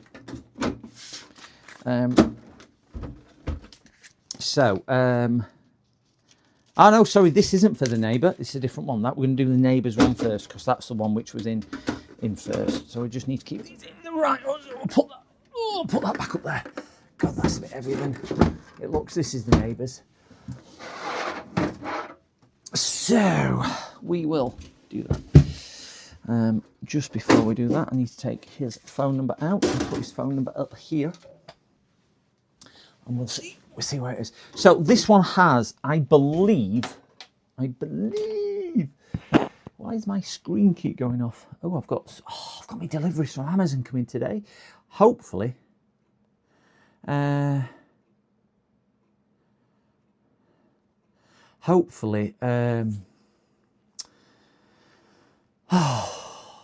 should have a GPU and a CPU and some other bits and bobs arriving today.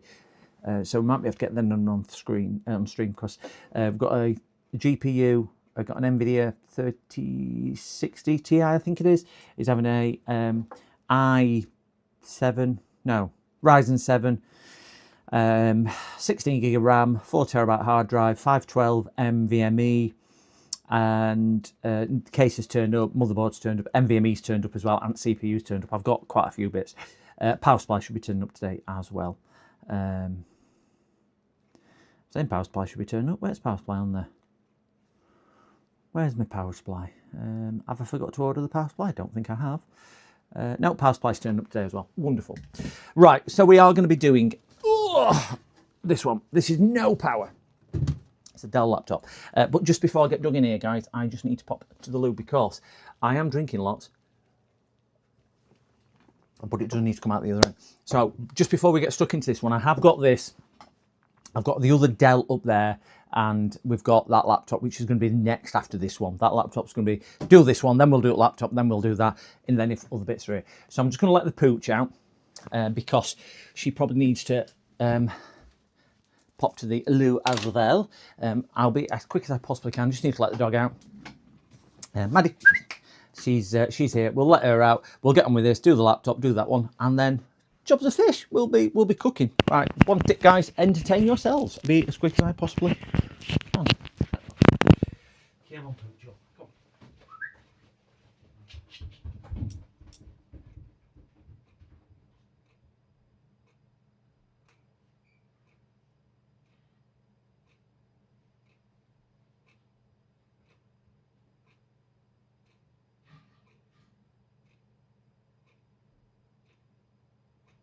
PCDD, you little shit.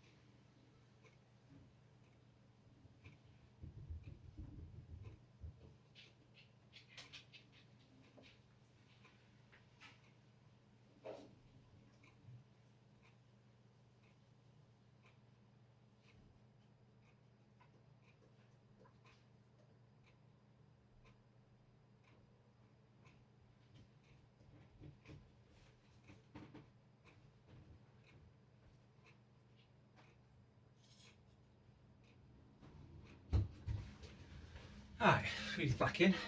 Look at this, I've still got 46 people watching. I'm just going to refill my cup, a gentleman. Turn my heat off, and this is a quick one, as quick as I can.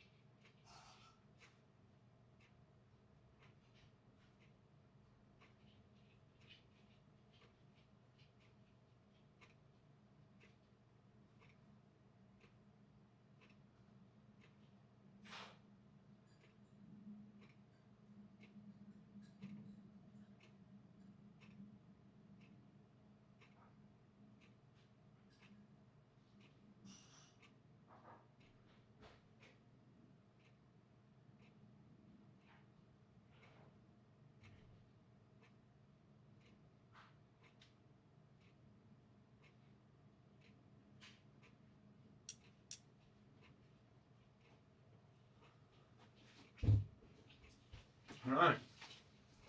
We are cooking. Well, not cooking, but we are back. We are back. We are back. We are back. Clip that back on. Oh, dog's been out. I have got a drink, so I keep reminding myself to drink, and I even pinched a little bit of, did myself some toast quickly. Really anemic toast. I prefer my toast dark brown and burnt, but I didn't have time to do that. So thank you very much for everybody for waiting. And we have somebody else in Twitch. Thank you, whoever that is in Twitch. Welcome, welcome, welcome. Did I get... We've got a lot of chat going on. Thank you very much for chatting. I'm trying to eat more protein. I know somebody just put something about protein up there. I'm trying to eat more protein. she's definitely wanting a little bit. She'll be here. Come here. Oh. She'll be like, can I have a bit? I'll go, yeah. She knows she's not allowed any, you see. But we'll give her some. Up, stand up. Right, hold it. Hold it. Hold it.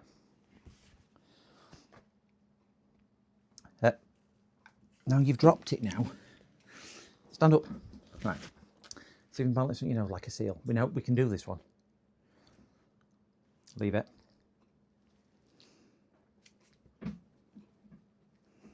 Speak. Speak. Take you to your bed. Come on. Bed. Take you to your bed. Come on. Right. That's hers done for the day. That's a little bit.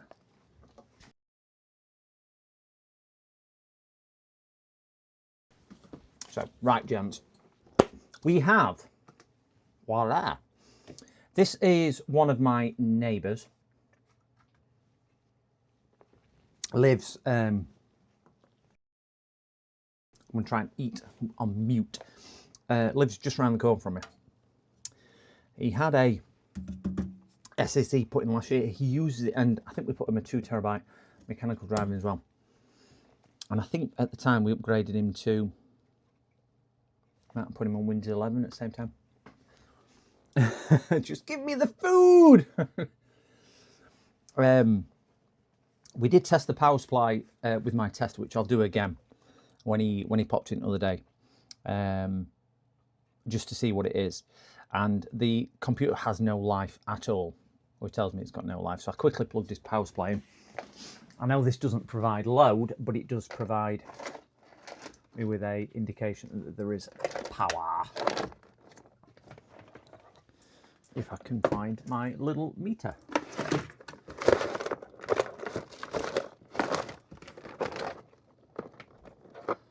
How can I use it and then forget where I've put it? Oh my gosh, I'd forget my head if it weren't screwed on. I'd have nowhere to put my hat. I won't mind, I've got 3 of them, and I bet I can't find one of them. Because what I normally do is, I can't find it, so I buy another. Oh, there it is. No, that's my spare. So I buy another, and then I find the first one, which I couldn't find. Not that one. Let's get a lead out. Farmer. Lush. Right, let's get this plugged in. So, no power, not working, blah, blah, blah, blah, blah, blah, blah, blah, blah, blah, blah. Let's get that picture back on, start playing. There we go. Silly without it.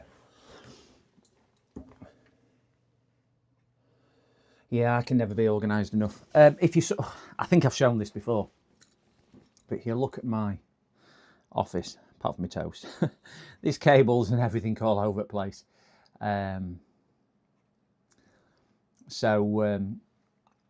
It's not so much keeping organised, it's just trying to keep everything in its place. I've got shelves up here with stuff on. It's my working area, obviously. That's my hot air station. So just try and, certainly when you are streaming, just try and keep everything to hand. It's sometimes a little bit different because you only work from a small area, you know, 2 foot square, metre square, whatever you want to call it. So trying to keep everything handy so you can reach it is sometimes a little bit nightmare. And no matter how much space you've got, you've never got enough space. Never got enough snaps. But anyway, what this is, gents, is coming with no power. Customer said it had got no power. I plugged the tester in just to see if it had no power, and lo and behold, it had no power. So we are just sort of giving it a go just to see if it's the power supply or the board. I suspect it's the board, and I'll show you why. Because if we plug our, I know this doesn't give load, it'll just give appearance. This plug is so tight. I struggled to get it out when I put it in the other day. Oh, so tight in there. If I plug that in and then the power supply, flick the power on at the mains, we are getting as 12 volt on here, 12.2 volts. I know it's difficult to see on your camera, but it is coming up as 12.25. 3 is actually there as well. Forget that one because I ain't got me CPU, but they're all on the same rail. Everything is there. So this is that. And what you probably can't see is that the GPU fan is spinning in here because the GPU is still connected. So it has got a little bit of load, just not a great deal of load on there. That'll go and fade out. So I'm thinking it's a, I'm thinking it's a motherboard issue. God, that is so tight. But we'll put that to one side and we'll try a test power supply. So we'll get my gold power supply, my good old faithful gold power supply. We'll see if the board posts with this. If it does, brilliant. We know it's the power supply, but I'm edging toward it being, like Lead Farmer's saying, the motherboard. I did say to him, we think it's the motherboard. And he was like, oh, if that's the case, I might just do a full upgrade. I'm not going to take that off any further. Don't think that'll come off anyway. The power connector for the motherboard is right down here. I'm just going to strip quite a lot of these things out. Just give us a fighting chance to get to where we are going.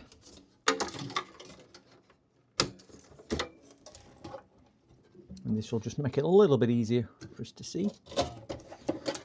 So, power connector sits on these right under here, so you can see it just there, and then the 12 volt board connector sits just there for the CPU.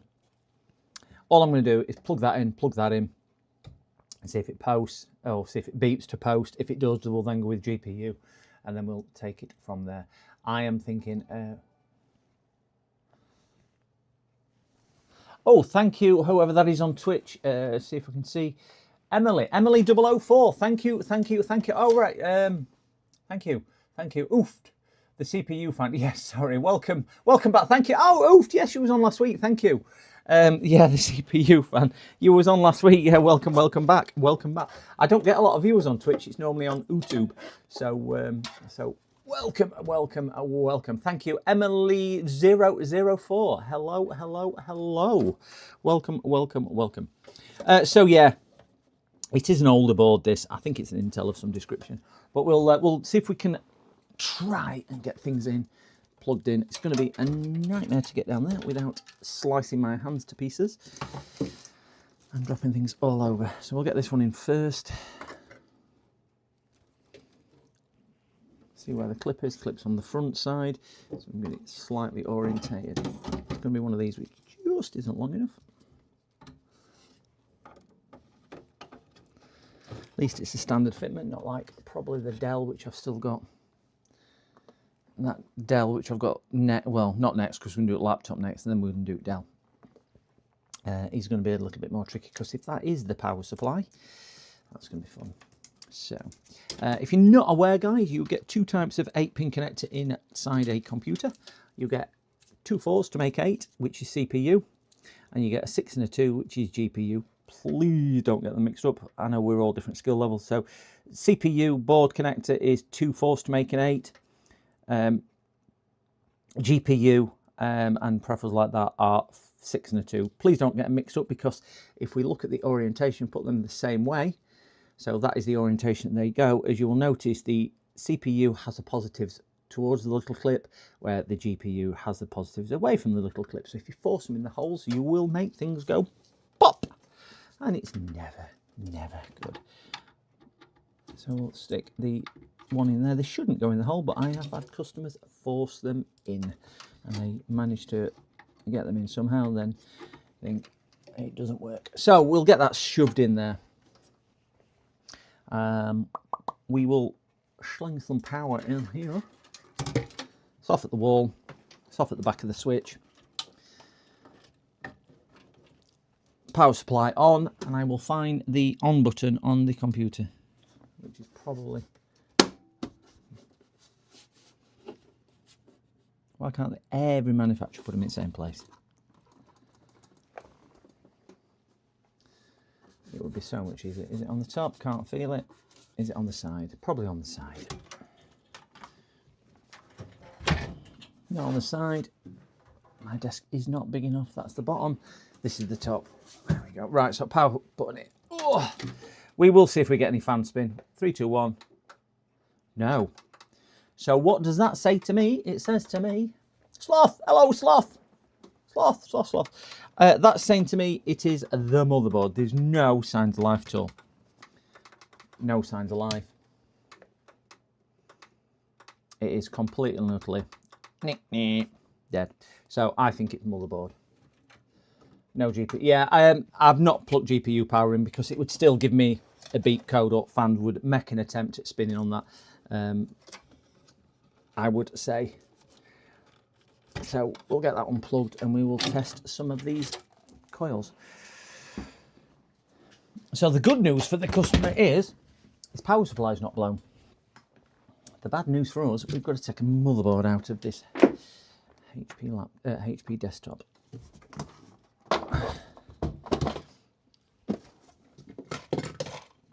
See if we can see. Ouch, can't see other side of the computer out.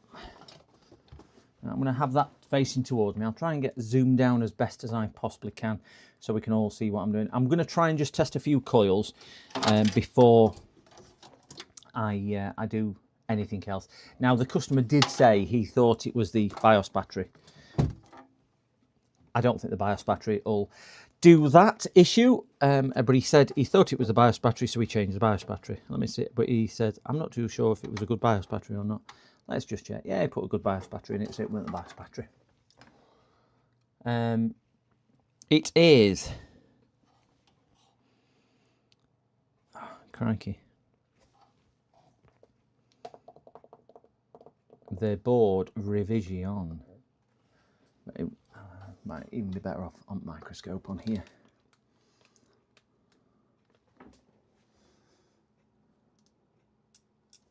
There we go.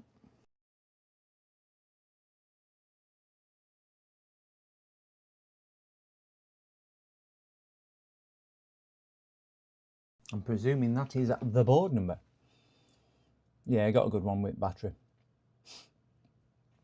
Remove the accessories. Yeah, I'm gonna take stuff out now. I don't think it's the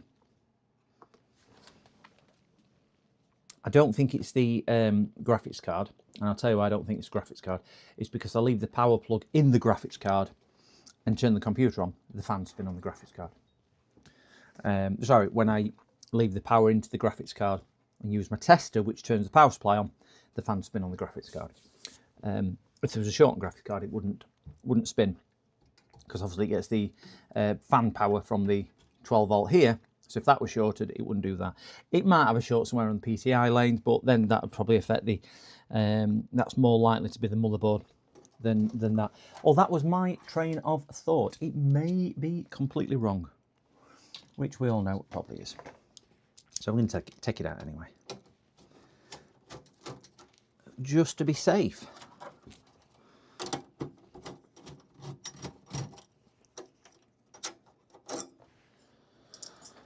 Come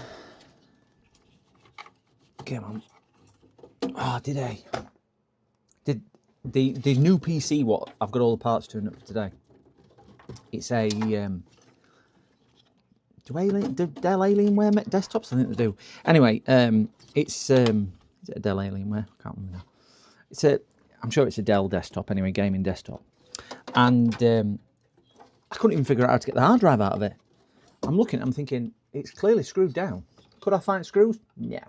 I looked for a good 10-15 minutes. I could not find at all where the screws were in the desktop. No idea at all. So I kind of had to, I had to work around it, and I took the NVMe out of it because his NVMe had gone, which was the boot issue. Unfortunately, NVMe was under the graphics card, but I couldn't get the graphics card out either because I couldn't see where that was screwed in. Obviously, I've never known a computer like it, so I'm just having to lift it and move it slightly. Fortunately, I could get to the NVMe slot then to release it, but yeah, pain in the bark aside. So we've got the GPU and we have the Wi-Fi card out as well. So again, let's see if we can get this aligned so we can all see what I am doing.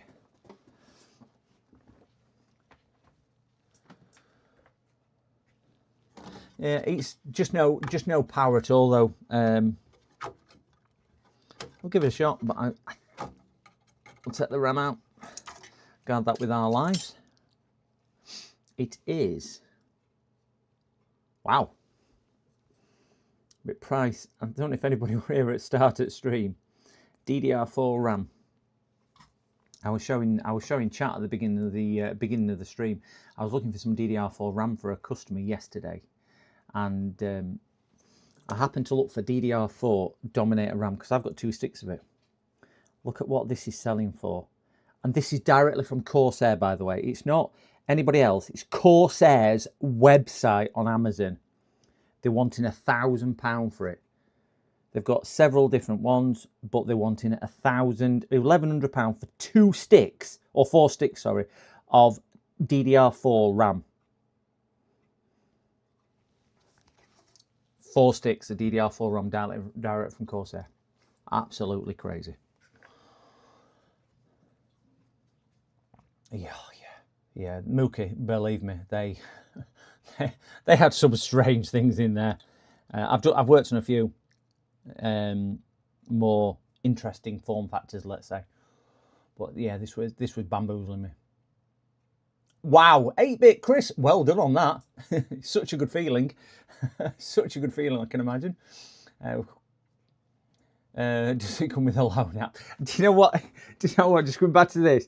Do you know what I did realise it says? So it says installment options available.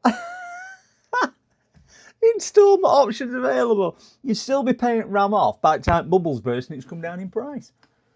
It's just unbelievable. End of the home computer era. Yeah, I think it is. Wanting and getting is 2 different things. Yeah, something's worth what somebody's willing to pay. I have this co-signature. You are right. You're right. You'd have to put your. I got what 8-bit was saying now about paying his mortgage off. Yeah, I'm a bit slow on that one. I get what he was meaning. Or he could have been paying his mortgage off. Oh dear. Yeah, it's crazy, isn't it? Absolutely crazy. Absolutely crazy. But anyway, right, guys.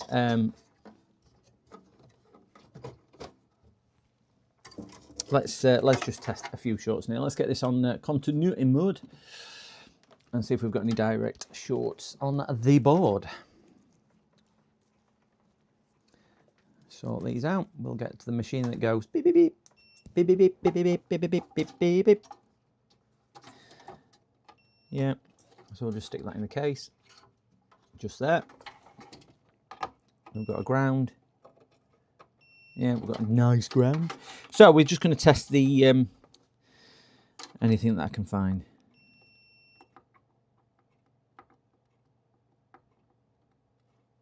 No, that's fine.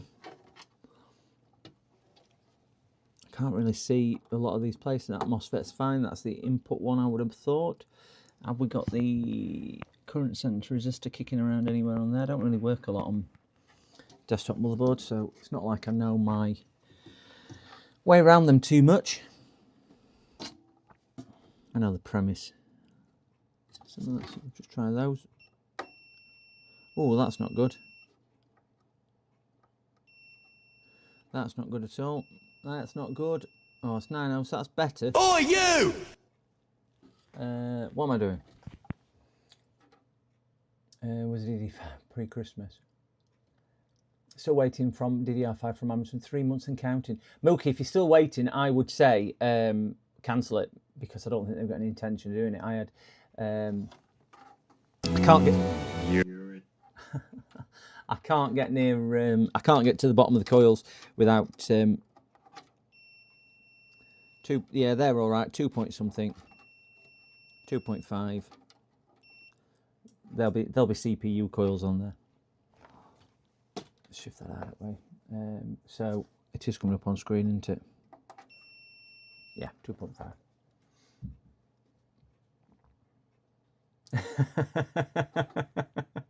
Looks short on the power rail input. Yeah, that's why I was looking down here. I have got a MOSFET down there and it's fine.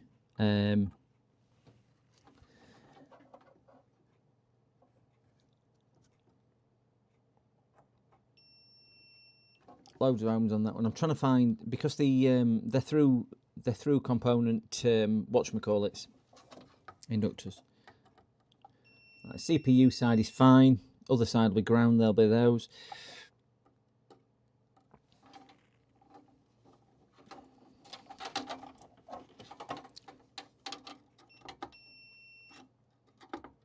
All right, we've got no short on the main power rail. So 12 volt side there is fine. So we've got nothing on there. We've got nothing on those either. So that's okay. Our ATX 3, 5 and 12 are fine as well. I'm just probing those. That inductor there has got tons of inductance, capacitance, resistance even.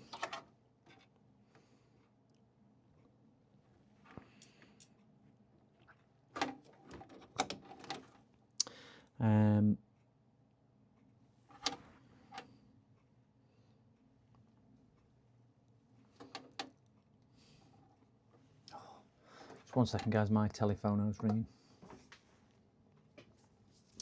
PC repairs.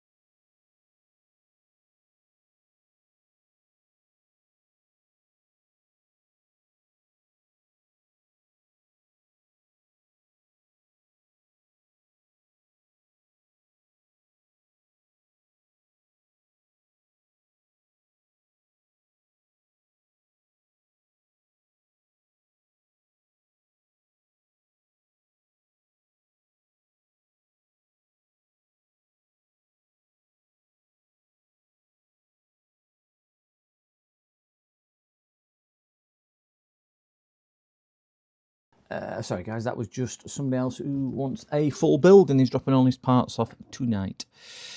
But about 5:30, I might even still be streaming at 5:30. I might even do that one on stream when we get the parts. Right guys, I have got no, I know it's difficult to see on these because of where it is.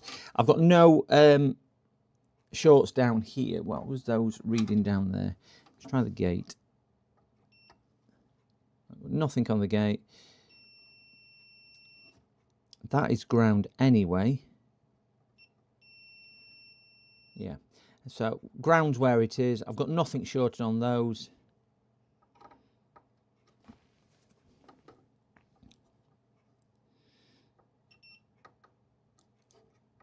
We've got low resistance, but that's CPU resistance. So that's, to me, that's fine.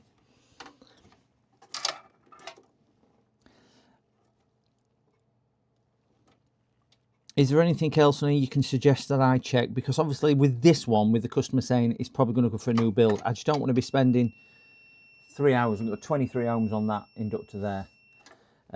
LAN chip not shorted. I have actually, Joe, funnily enough, Lead Farmer, I have had a couple of land chips on these go short. I've removed a couple. I'm sure it was that one before, which were down there.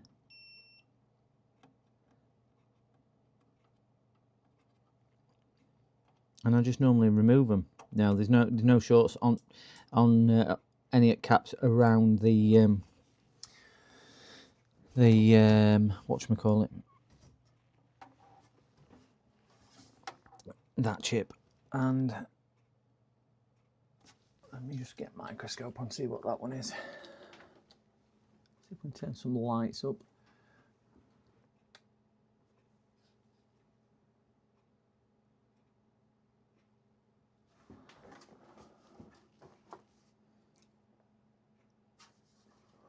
There's nothing on board which is showing physical signs of got a big hole in it. Yeah, the IT chip, which is right up to the side.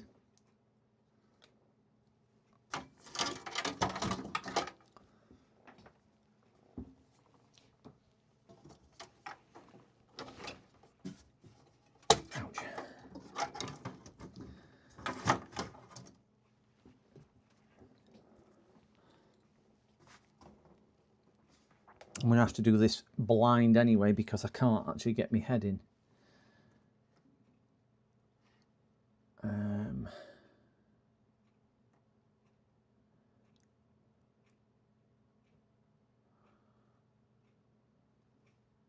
Can't say any big. Check all the electric capacitors, then all the inductors. Yeah, I can only see maybe 3, 4 accessible caps because they're all through mounts and you can't get to them. So I've just checked on the other tracks around it and they are all, none of them are direct shorting.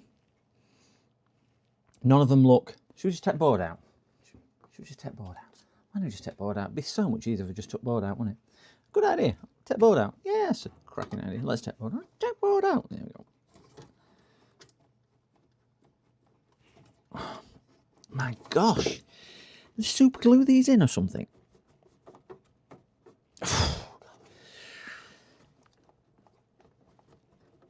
Oh, God. I cannot get that. I cannot get that out at all. And I've had my Weetabix this morning.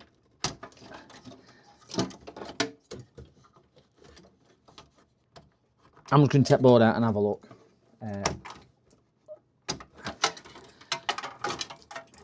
Because I'm working with such a difficult space as well. Let's get this, let's just get it stripped down. We'll get the board out. And we'll see what may be the issue. If there's anybody sat in chat who's not hit that like or subscribe button, please consider hitting the subscribe. I am chasing MK Fix down, and all subscriptions are very, very much appreciated. Doesn't cost a penny to hit the like, doesn't cost a penny to hit subscribe. But please consider doing it. It means so much to small streamers such as myself. And we do have the Big 5-0, or we did have the Big 5-0 sat in chat.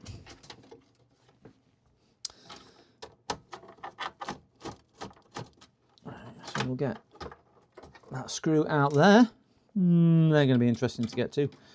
Not going to have to get to them, am I? And they're riveted in.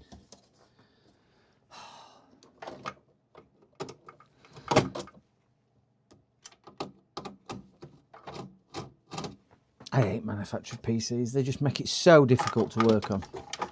They do it on purpose.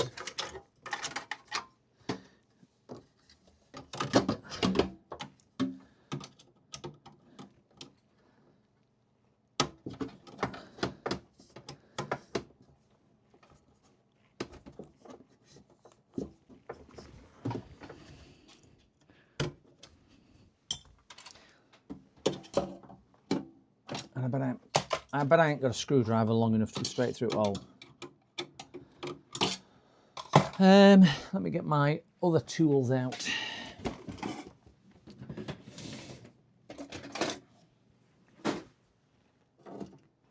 Still not long enough, bloody hell. Oh, brilliant. This one just got enough turning circle to get it out.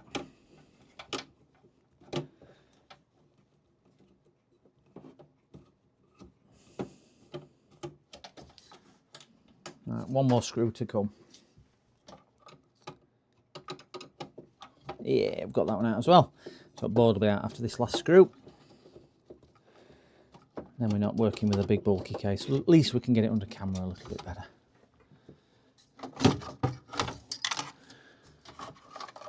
Still need to figure out how to get that out because that is so tight, it's not. That's going to pull the caddy off as well. Least of my worries, if we can get board working, at least we can get that back on. Let's hope that's not as tight as that one. Oh, no, it's not. Wow. Well, they certainly know how to put a case together. Badly. We have a motherboard. One. Sorry guys, I went to wrong button.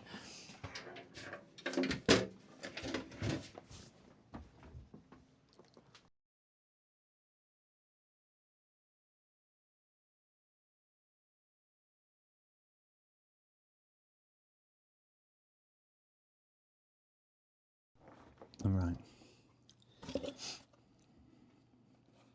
I'll have a little CPU it is.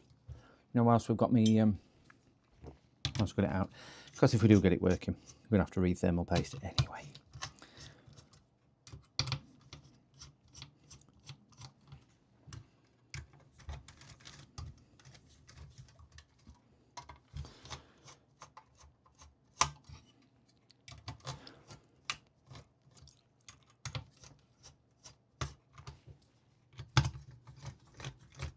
That fan mount is wild. It is hoofed. It is. Well, sorry, that's Twitch chat. That. Well, that is. That's dry. That is dry. We are looking. Ooh. Get a cloth and wipe my finger. Why did I wipe it with that and not the cloth? I do not know.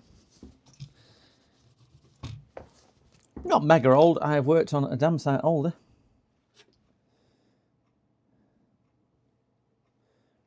i7 7700. Good chip in its day, that. Very good chip. Dog's come back in to help me out. Let's get this under the microscope and just see if there's anything which is standing out and saying I've exploded and please be careful with me. I don't think there probably is. I think it's probably more to the point of it's just met its day, come to end of its lifespan. Powering the IT is different to the 3.3 power button. Can someone please inform me where I can get a front filter grill for a Corsair graphite? Crikey, I wouldn't have a clue. Is it just the grill itself? Because you can buy the grill matting. I bought some grill matting for mine. I bought some magnetic tape and just made a grill piece with a magnetic piece. Wait till Joey comes in chat again.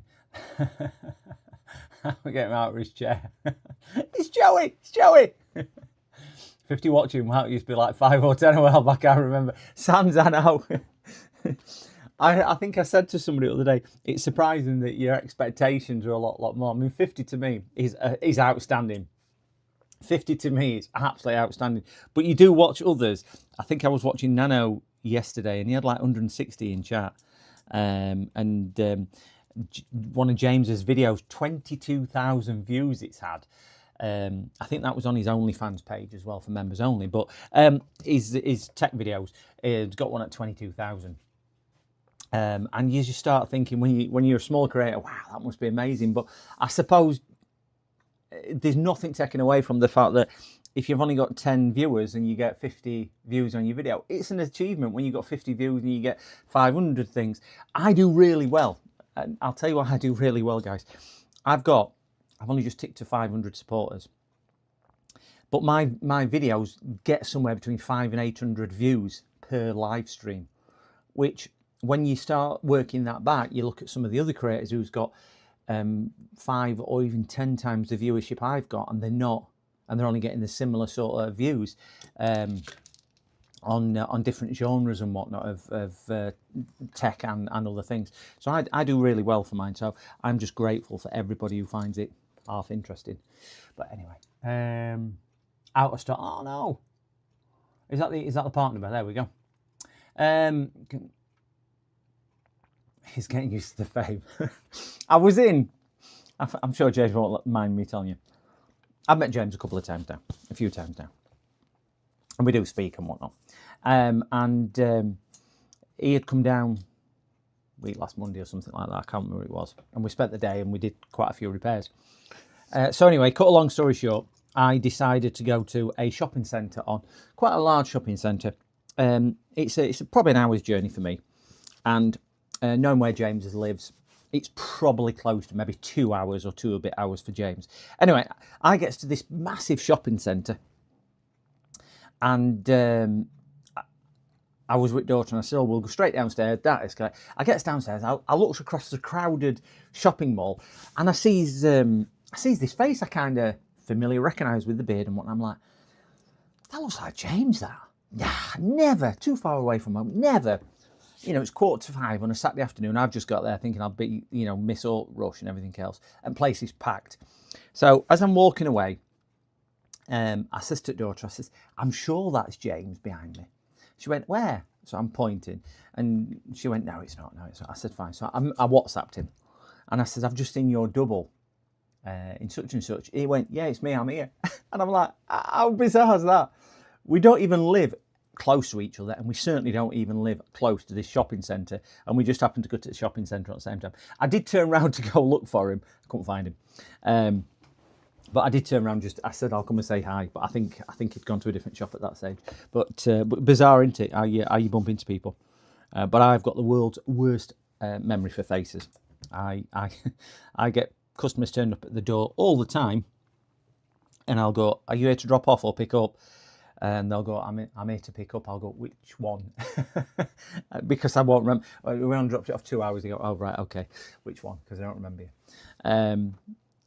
So yeah, world worth. It was a funny coincidence that, James. One was a funny coincidence. I got dragged around for a couple of hours as well. I got dragged around every single makeup shop you could possibly imagine that day, and because my daughter wanted some makeup, so I got dragged around so many makeup shops. Unbelievable. She's 12. I don't know how much makeup a 12-year-old can ever want.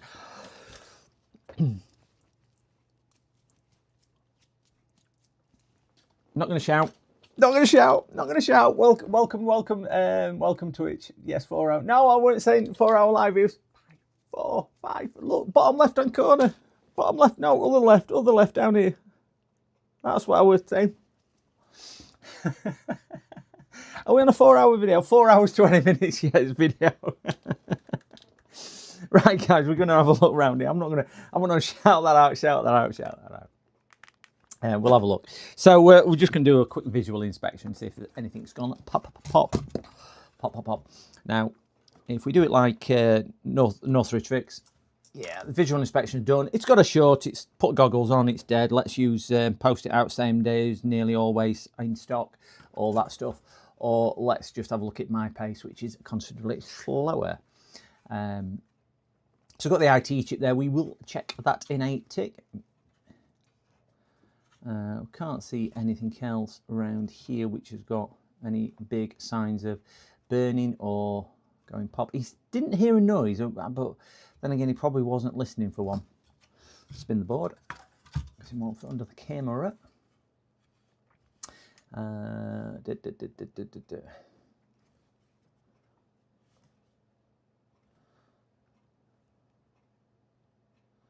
Nothing on there with a no damage on those.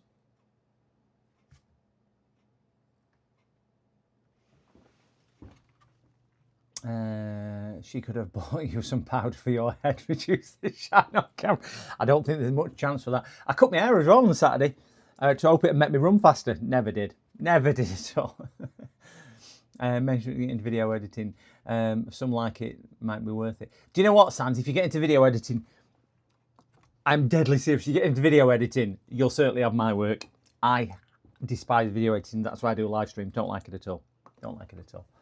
I'm paused on Joey's laptop because some friends have both broken their laptops, so I promised I will fix them and make a video. Oh no! Be like me, James, just don't have any friends, you don't have to fix anything. TV don't like bald guys on TV for shy. I know. I mean, it's a while since I've done any acting and been on TV. Well, I mean, you call it acting, but appearing on Crime Watch really ain't acting, is it? But it's a while since I've been in anything. Yeah, they were fun days. They were the fun days. I think X Factor was the last one I were on when I got through to boot camp. So that's going back a few years, isn't it now? Is that about? Oh crikey, 19 years ago, something like that. Not X Factor, Pop Stars, sorry. That's how bad my memory is.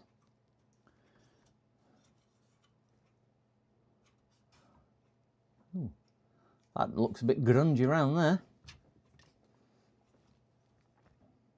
My dog has sat with her head on my knee saying, "Dad, will you please?"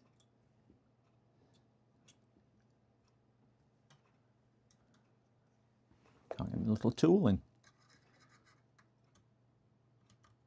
That looks corroded down there. Greg Williams. Let's get you. Get a bit of light down there. I know. Yeah, I think that's all right.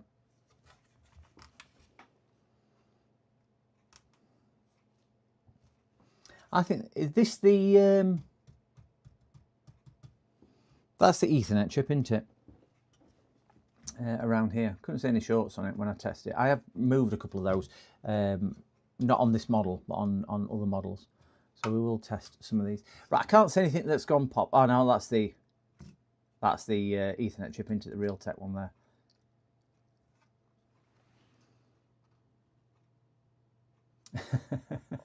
Could wear reverse cap save powder, yeah. Yeah, audio. I think audio is down. I think that's the Audio Tech audio chip is down this side. So I just point to, I think that's the audio one down this side. I think that one is. I think that one. It could be HDMI retimer. Do we think, or do we think that's the HDMI? I don't know. But either way, because they've got twin HDMI outputs on it. I would imagine these are HDMI chips actually, because there's a pair of them. So I would imagine that is Ethernet and whatnot. I just don't know what that one will be.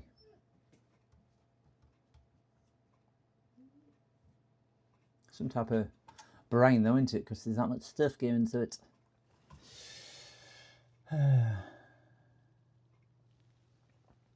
RT36XXs, yeah.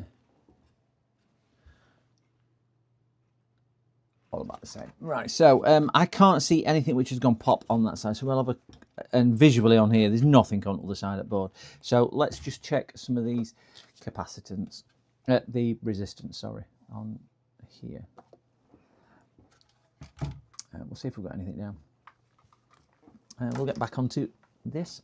I'm just going to take a bite of my toast, gents. 1 second.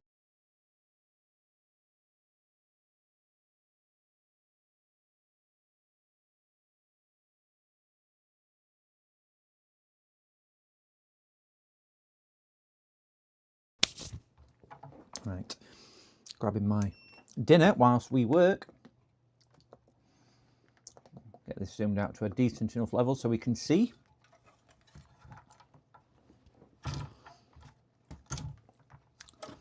So we'll test some of these caps just to see if we've got any issues on them. So find a decent ground. which is that one there. That one's fine. Yeah, that's fine. These caps are here.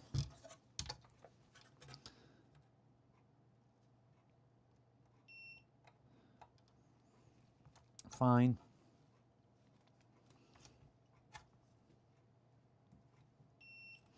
Fine.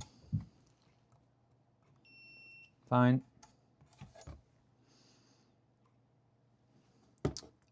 We've got some big caps around the CPU which sit around here.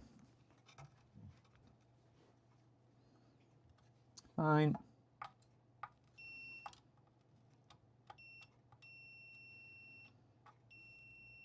Ooh. That's power connector.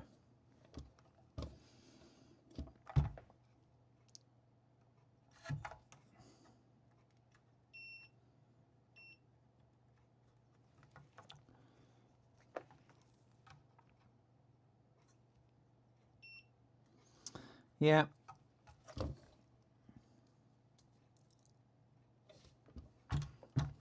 Check them inductors while we're here.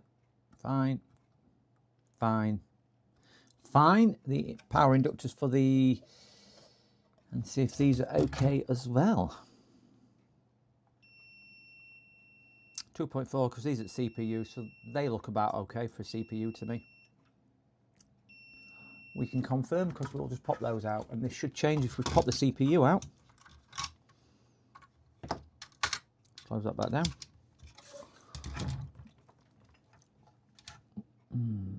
Do that, it should change. There you go. So there's no short on those. Pop CPU in to protect the pins.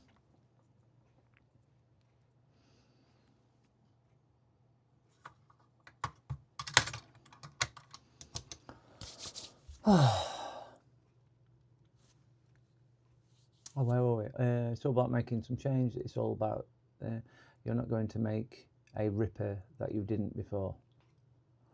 Oh, it's HP board. Yeah, thought it was a retail custom board. Nah, it's HP board. He's a good sort, that lead. He is. He's amazing. It's amazing. So let's see if we've got any.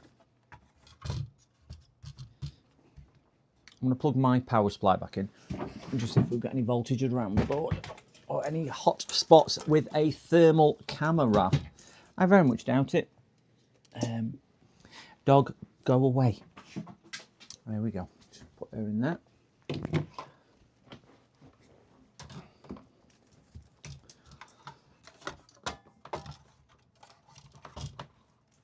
We'll get this plugged in. And there. And we will see where we go.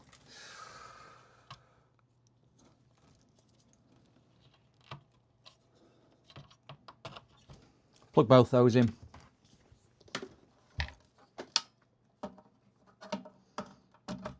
Okay, we're on. Not expecting it to liven up. Let me just see if I can figure out where the power switch would go. Front panel.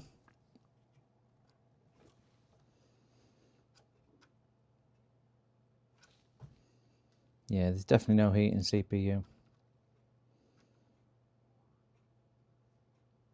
Just have a quick skim over with my thermal camera, see if there's any hot spots. Ooh, what's that?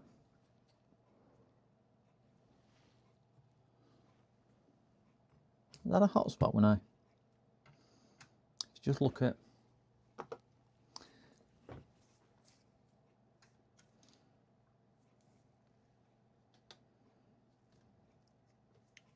don't know if that's a reflection or something. Yeah, it must be a reflection.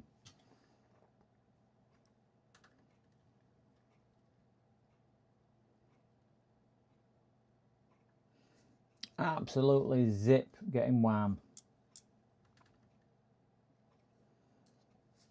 Those are just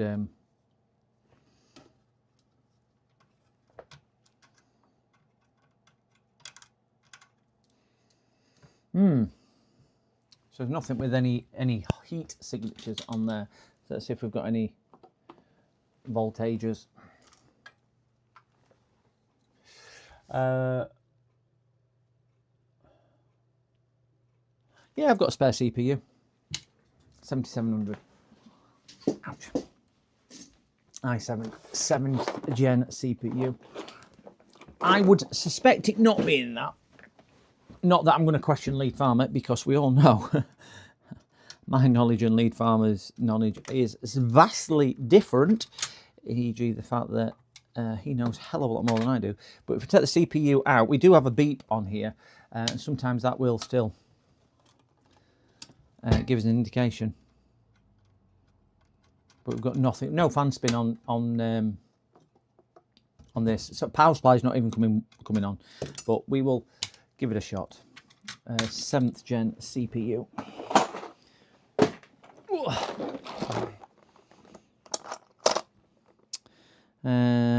Oops, not that one. Let me find a CPU which will do it.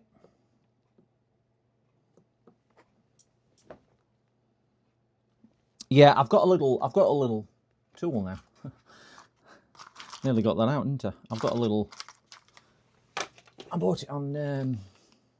Not that I can figure out where I put it. I thought I'll keep that handy because it's a really good little tool. Urinal fresh. I thought I'll leave that out somewhere useful because it will come in really, really useful every time I need it. And we've got more M2 drives than Corsair. I bet you any money I cannot find my little tool I bought off AliExpress especially for this scenario.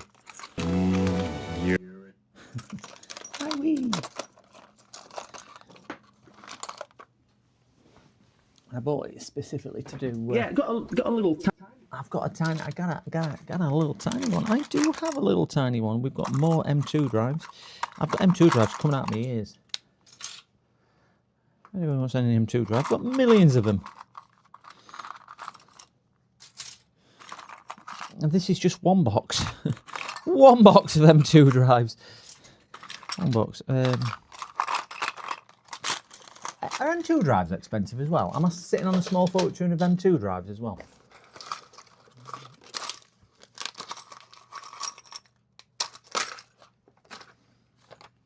I don't know where that thing is. I bought it and I thought I'll keep that to one side because it's really, really useful. It basically is just a board starter, but it's a little circuit board with lights on, and it's just a... I'm a lead farmer! One of those.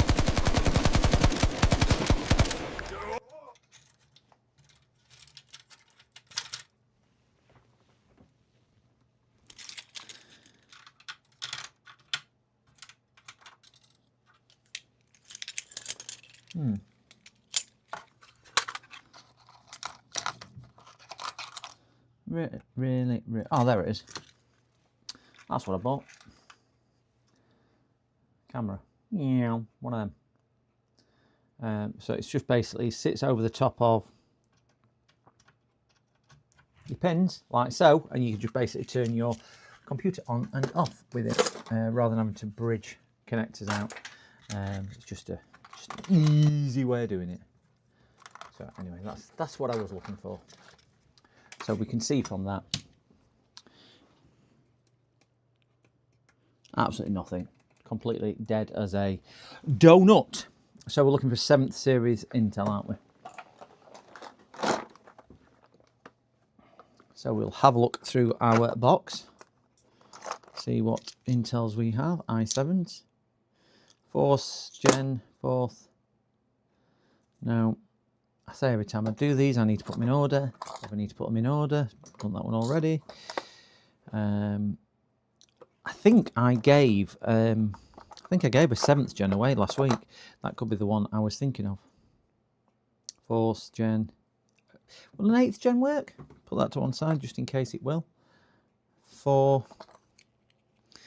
Ryzen and AMD. No. Plenty of 4th gen. Anybody who need a 4th gen Intel CPU? I think I've got Intel's entire stock. 6th gen.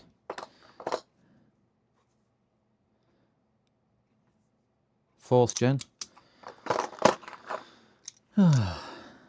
8th gen.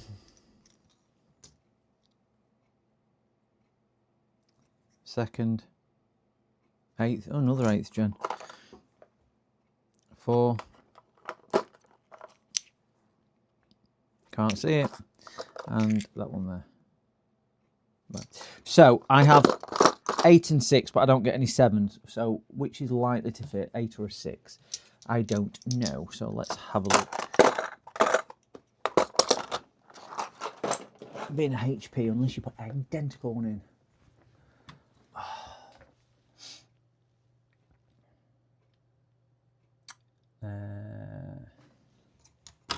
Dope. I would say out of the two, the 8th gen is looking more promising than the 6th gen, because I've got a funny feeling that the 6th gen is a different socket, but I've got several. I don't know. Let's give it a shot. Try 6th gen first. Just realised you're looking at my crotch. That's never a good thing to look at. If we get any response here, and I don't think we will, so I don't think it's a dead CPU. I think this will just go nothing anyway. We'll turn that off, turn that on. We are back on. We're on at the wall, and it's the top one for the power.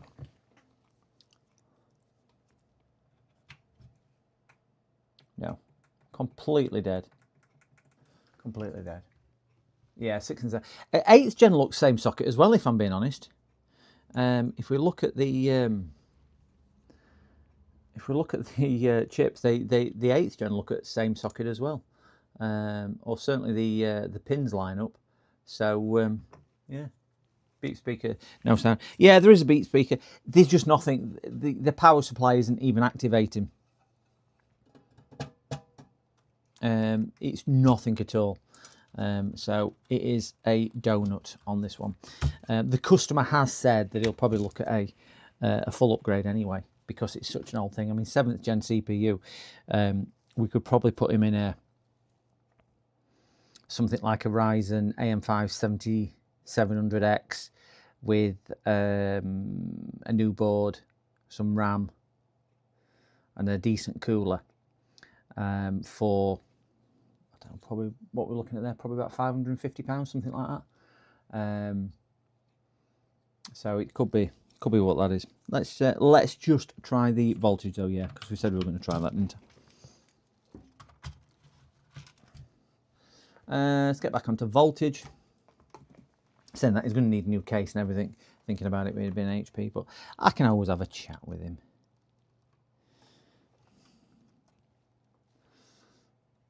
Make sure I'm on. We are connected. Find that. We have got 3.2 on the battery. Yeah, nothing at all on power switch.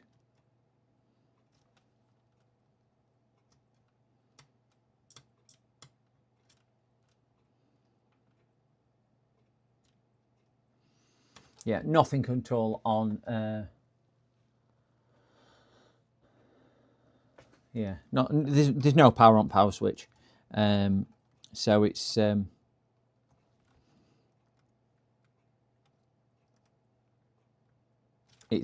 even pushing voltage through to there. So I would say on this one, with the age of it, I'll have a chat with him and see what he wants to do. But I think, because he plays flight sim, and he has been saying it's been struggling like hell, which it would do on a 7th gen. He's a flight simulator guy. I would say he's probably gonna like an upgrade more than anything else. Certainly for flight sim scenarios.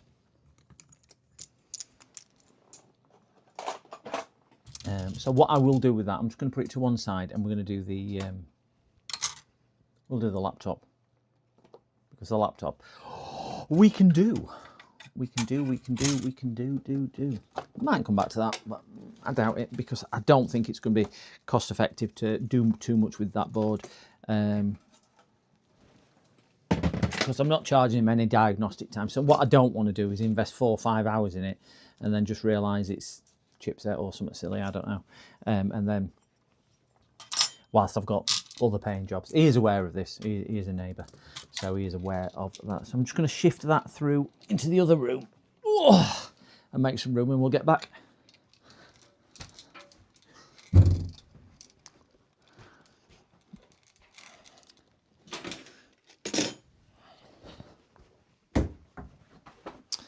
And then we can get on with the laptop. His graphics card is, I mean, this is probably what's going to do all the heavy lifting. His graphics card is a, crikey, I don't even know what his graphics, it's an HP generic one. No idea, there's no other markings on it apart from an HP part number. But it, I mean, it doesn't look like a cooler's a single fan cooler. So his graphics card's not going to be cutting the mustard either. It's probably something like a 980 or something like that, isn't it, on this age, I would have thought.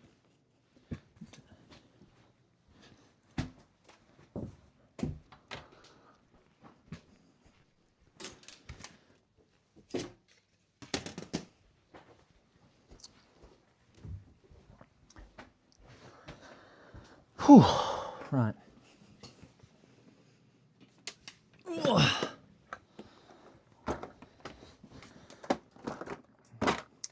Right, I need to keep that to one side because I don't want to lose that.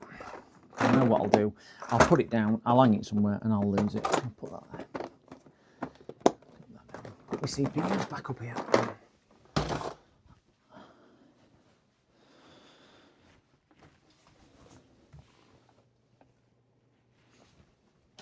This one's going to be a fun one I'm going to do next. Because if it's the model I'm thinking of, it's only a battery replacement, but if it's the model I'm thinking of, they're just not nice to do because the batteries are glued onto the entire back, and it's a full-size back cover / battery, and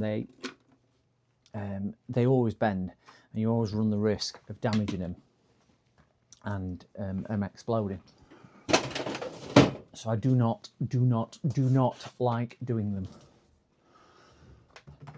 them, just for the safety aspect. Of that.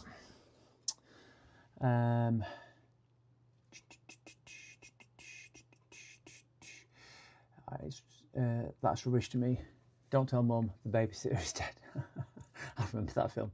I used to sell mine off. Got a HP small form factor 7 Gen to list myself.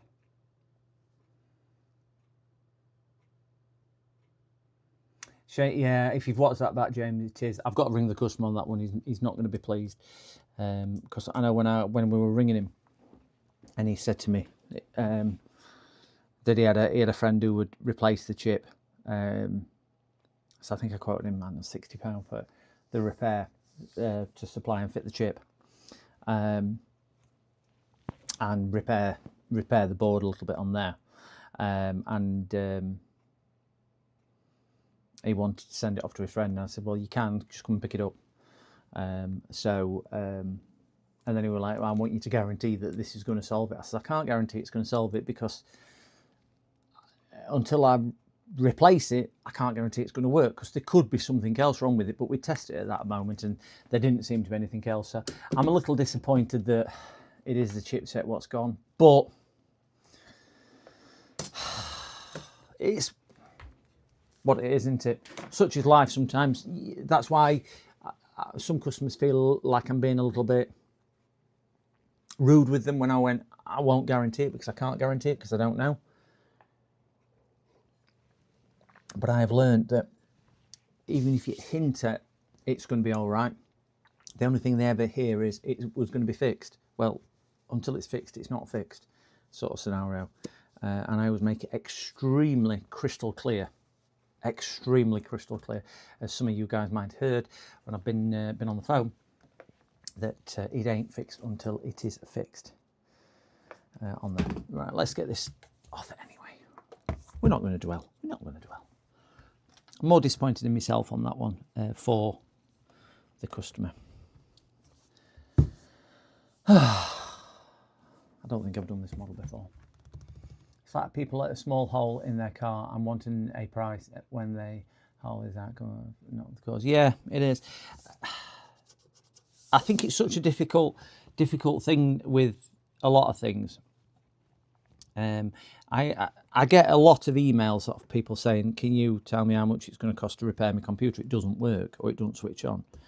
No, I can't, because I don't know what's up with it. And then you'll, well, can you have a look at it? Can you have a quick look? Well, oh, crikey. Heat to remove LCD. I'm not opening LCD. I'm thinking batteries in this side. I'm opening batteries in this side. I've told them that I won't replace the battery if it's screen side. And I think that's just a screen. I think the battery is in the bottom because it's not a detachable one. It's not the detachable one with this. It is a proper laptop. It is. I'll show you under the microscope because I can't read it.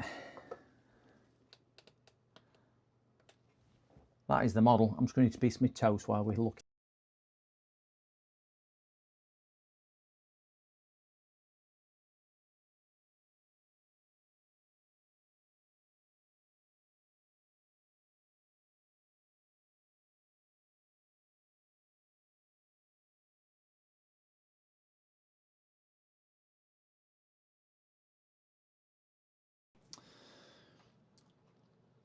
Wow, 536 subscribers. Thank you, whoever those guys was. Not all of them come through, so I do apologise if I have missed you. Yeah, it's 1769.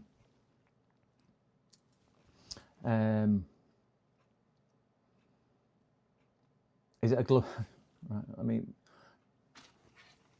I'm not on. I don't have my own Discord, Sans. I'm on Andy's Swindon Electronic Repairs as a member. I'm on JFixers as a member, and I'm on a few others as members, but I don't really use Discord a lot. But excuse me, by all means, drop me a message on one of them Discords, or I think the email address is in the description of my channel. You can always email me direct if I can help in any way.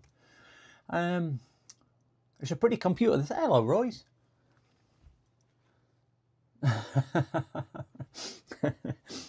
Swindon Electronic Repairs. It's the best repairer in Wales. That's all I will say about Andy. Heat glue edge. Sorry, how do we do this? Sorry, lead farmer, if you're looking at instructions, I do apologise. I've got a heat round here, you reckon? Razor time. Oh no. I have several things. Metal spludger. We'll get the tools out. We'll get the tools out.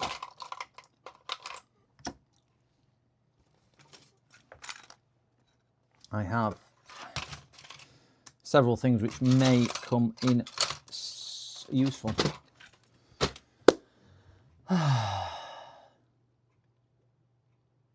Edge of hole laptop. And is the best repairer service within a given kilometre range of spiffy point, depending on your given location. Sledgehammer.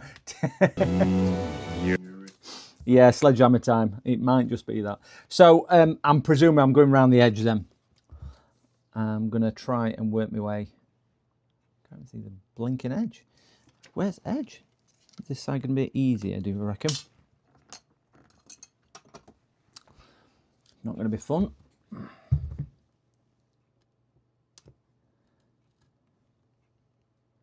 Oh, it's one of them, is it? I've just seen how it is.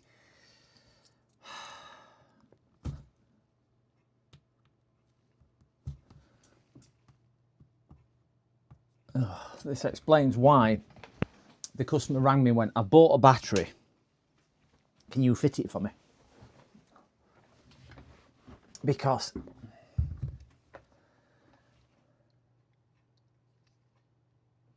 no. I think he's probably gone, I'll buy a battery because I can buy a battery for 20 quid and then expect somebody to fit it for a tenner. Well, I've not quoted him because I says it all depends on how long it takes. Do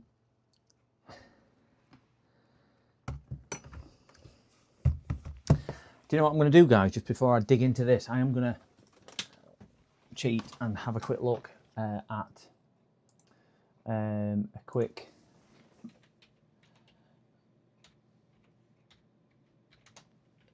1769. Video. Oh my gosh. Oh my gosh. Oh my gosh. Let me pull this over to here.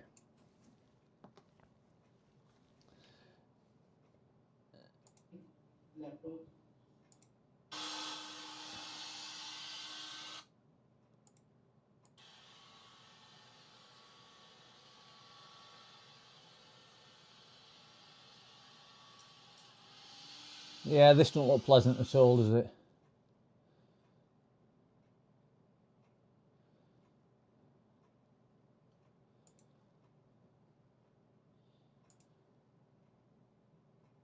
It's like a felt covering on it, is it? Oh my God, he's done them before and he's still been at it 10 minutes. And this is probably an edited video.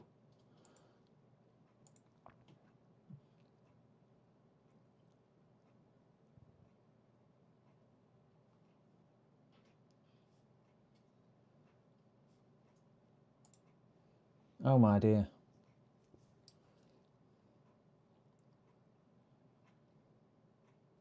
Right, so it's just stuck on with a bead of tape round there.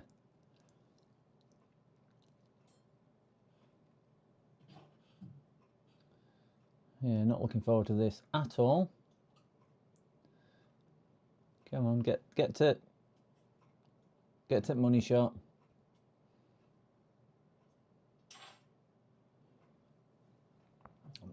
Why did Microsoft make it so hard to do? Right, so we know how to do it. Looks dead easy. Looks dead easy. Looks dead easy. Oh my dear me. Looks dead easy. Yeah. Yeah, low case is wild, yeah. Hello, Carthor. Not a repair friendly. No, the surface is very hard to repair. When he messaged me yesterday, what day before, I said I don't really work on them. Certainly if it's the tablet version. He says it's a Gen 1. I went, if it's a tablet version, I don't work on them because I know screens are battery. Well, they have two batteries, a lot of them. They have a battery in here and a battery under there. I have replaced them before, but I won't work on the ones with batteries in screens. But that looks.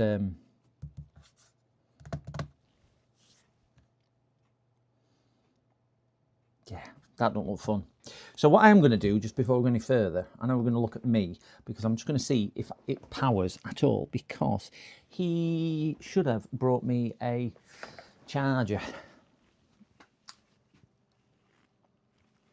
Did he bring me a charger? He brought me a charger. And I just want to make sure the laptop actually works before we kind of jump in and start doing other bits. And it's a non-proprietary, it's a non-genuine, non-whatchamacallit charger, standard charger, as we all know Microsoft Surfaces are. So we have a white light at least, so it seems to be doing something. Let's just see what happens when I press the power button.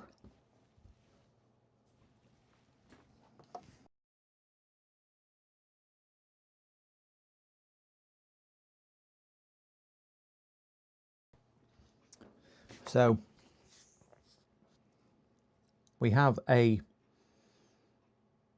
picture. I fixed about 4 Surface Pros, 9 S's, 1 i7 and i5. Not easy, yeah. Oh, it's got having a massive Windows update as well. I was gunning it. Just want to see if it'll go to thingy Bob screen.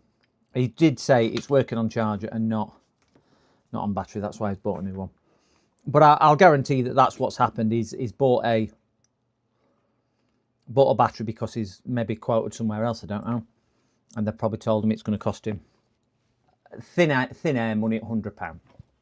I don't know, and he's seen a battery on eBay for 20 quid and thought, well, I'll just do it myself.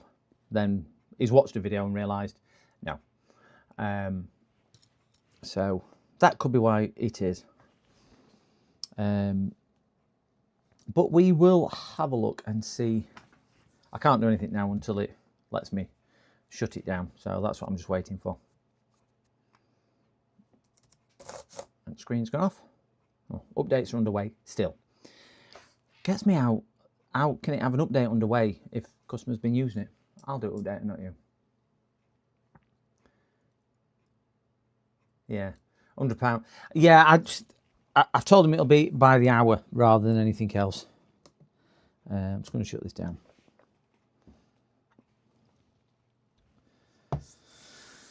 Right, we'll just give that a couple of minutes to turn off and shut down.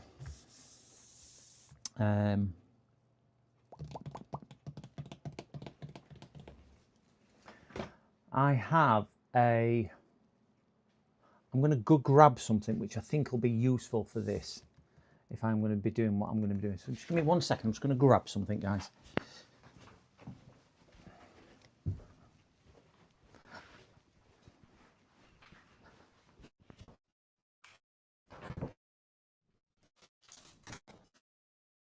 Nope, can't grab it. I've already thrown it away. Damn. Damn. Let me get these out instead. A good substitute. I just want something I can put between the keyboard and the screen, because obviously if I'm heating, I don't want a lot of heat to move. This is just going to be time consuming. Oh, first time chatter. Oh no, it's another stream bot in Twitch. On the Surface Pro 9, you have to take out the SSD before you open it. It's on the back. Also, when you open it, it will not work without SSD plugged in. Did you get a hammer? I didn't get a hammer. Didn't get one. Do you know what I'm more worried about? Is the aesthetics. Once I've opened it,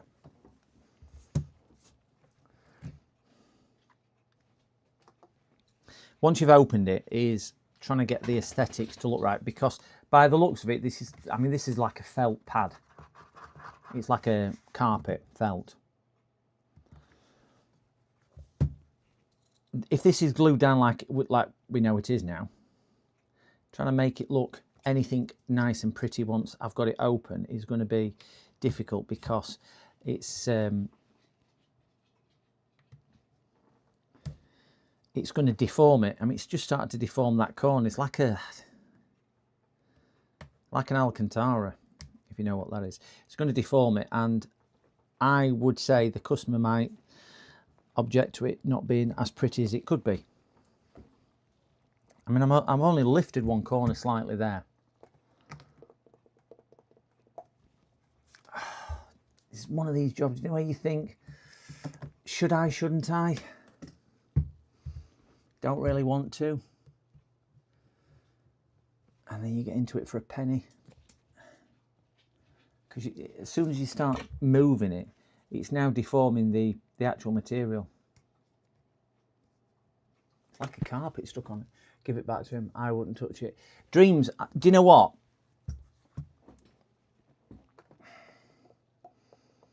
I'm thinking exactly the same.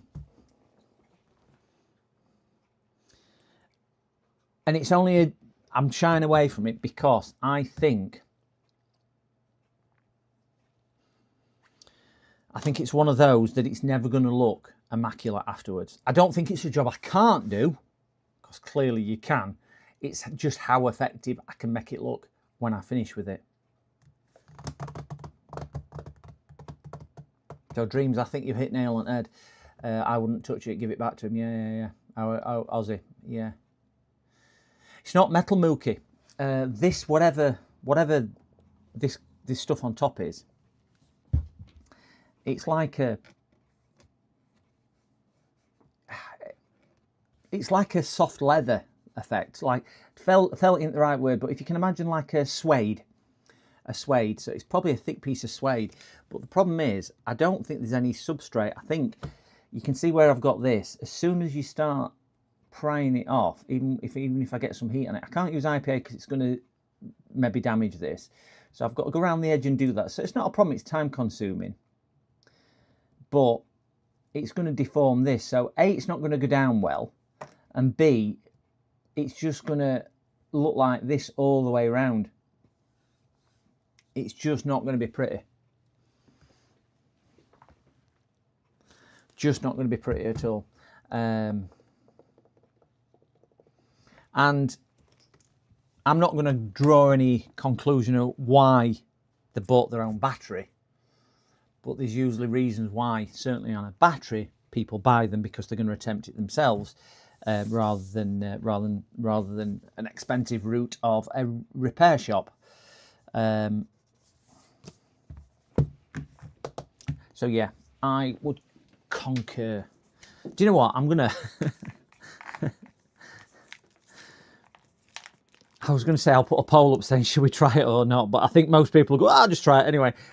I'm gonna side with Dreams and people like that and Aussie and whatnot. I'm gonna pass on this one, but I will have a conversation with him if he's willing to accept that it's going to look substandard. We might then revisit this one. We might revisit this. Oh, thank you very much for your subscription. Rack Attack 6 is now following on Twitch. Thank you very, very much. 2 people on Twitch following. Thank you. Well, more than 2 people following, but 2 people who don't really get a lot. I've only just started multi-streaming. It's usually on there. Yeah, why couldn't it have one? Just got into repairs. Super stoked to find this channel. Oh, you're more than welcome. I'm on YouTube as well, same handle on YouTube. We've got an amazing community on YouTube as well. If you are just on Twitch, Racket Attack, check out Russ Repairs. He's on Twitch as well. Check out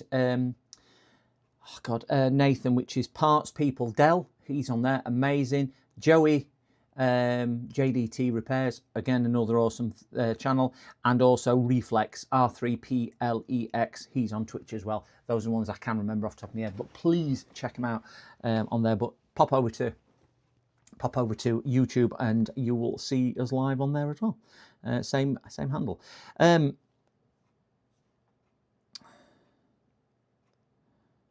Right. Oh, to repair, crikey. The oldest one I've ever repaired, well, in recent times, because obviously it's I've been doing it that long, but in recent times, a year before last, I got a 386 in to repair. He wanted to use it as a gaming thing. It still had a serial mouse and whatnot. That's probably the oldest one I've had to repair in recent times. Was a 386, and it needed recapping. Because a couple of caps had just kind of gone all together. Other than that, I still get the odd XP machine in.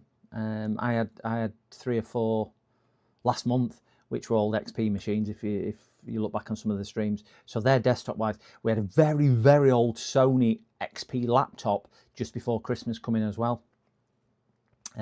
It's rare that you see anything older than XP nowadays.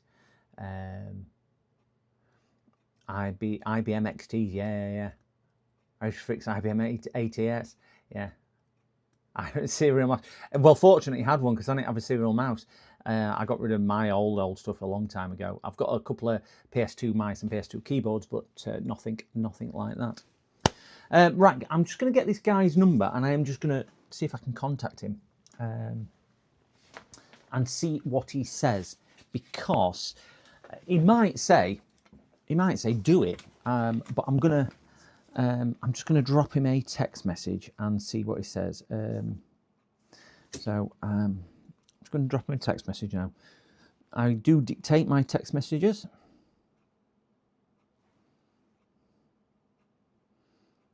He rang me on WhatsApp, so we'll WhatsApp him back. There we go.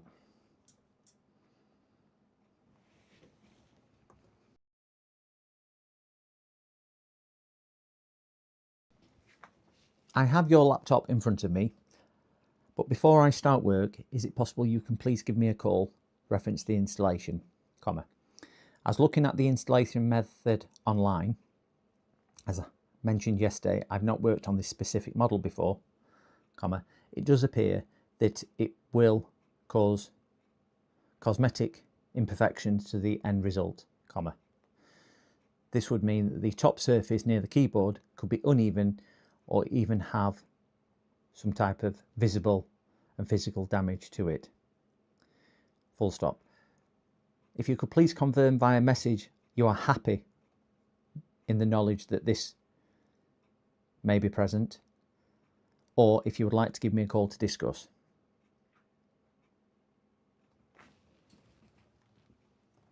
Right, so I've sent him a message, guys. I do dictate everything, as you hear, but I've sent him a message, and I think I've tried to make it as clear as I could that it could have uneven or physical damage to the surrounding area, and I think we'll just part this one to one side. Yeah, the edges are glued. Just with the way it's constructed, I'm going to shy away from it until I've had a conversation with the customer. I suspect that he probably knows this, and that's why he's bringing it somewhere else, because he was going to probably do it himself if he thought it was screws. So we'll park that one up there out of the way, and I'm just going to eat my toast and we'll move on to the desktop.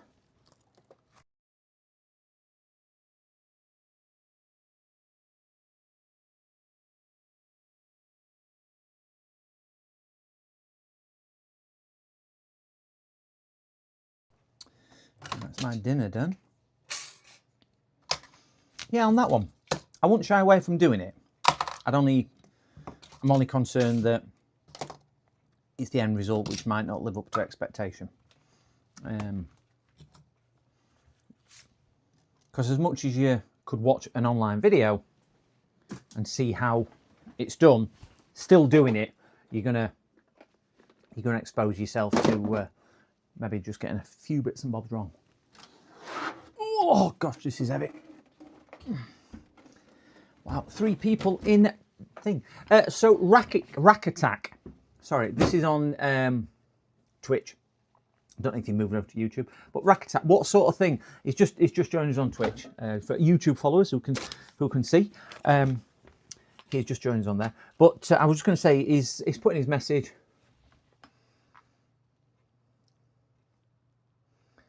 You've got an old IBM 8 XT in your storeroom. Wow. Oh God, this is a bit.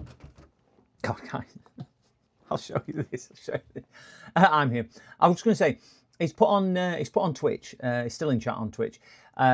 Just got into repairs. Super stoked to find this channel. What sort of repairs that you're doing? Oh, Rack Attack. I will try and liaise with both chats, just so we can see. So we can see a fluffy monster in here. Probably needs a bit of a clean. Need to look on the weekend. Ooh, geez. Take the thing outside. It probably needs to go for a walk, let alone go outside. Probably needs feeding. It's got a tribble. And if you can remember what a tribble is, you've probably my age group as well. Yeah. Oh, we found the other partner in crime just there. This has got more insulation than my loft. Look at this cavity wall. Look at that. Wow.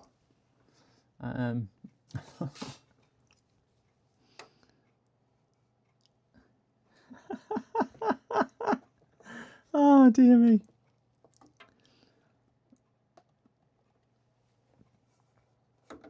I'm trying to hold my breath.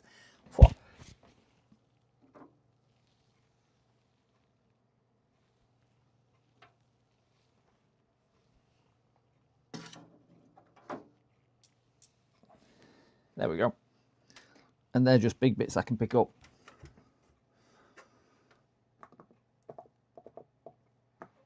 Repair computers, I said. Bit fun, they said. Yeah. Dust carpet. Lovely. Oh, dear me. I'm choking with that. You got any... I can't remember, quadro tricycle around. I don't know what they are. A turbo. I do remember one with turbo function that slowed it down. I was on about that a few chats ago. I used to press the turbo to slow it down. You used to have a little key lock on it, which all that did was turn your keyboard off. Just a simple switch. Yeah, the CPU, in fairness, is quite bunged up as well. Anyway, Rack Attack has just replied on Twitch. I just finished repairing a Nintendo DS Lite. Oh, cool. Not too much work, but it does bring me joy as a side op it. Hey, do what you like and like what you do, and you'll never go far wrong in life. That's my mentality. I love what I do. I do what I like, and I like what I do, and I really enjoy what I do. Apart from unsticking Surface Pro first gens. I could dress up as Santa with this. I could. What did you do to the? What was the issue with the DS Lite? Sorry, this is again. I'm trying to do both chats here, guys. What was the issue with the DS Lite? Rack Attack's just finished his first finished repairing a DS Lite. He just got into repairing. I'm going to move that and place that in the bin. And just whilst we are talking, I'll get my air blower out. I will be doing this outside, gentlemen. Now, they tell me on here this will stop working. Now, what the hell is that there? That's never... This has got an NVMe in it. I thought this were older. All right, guys, I'm going to show you what I've just seen down here under this ball of fluff. Right under the massive ball of fluff, can you see what I can see? It's got an NVMe in it. But it's got the NVMe on some type of extra board. Can you see there's another board under a board? You've got NVMe here on a board which is plugged into, that's plugged into the board which is then plugged into NVMe slot.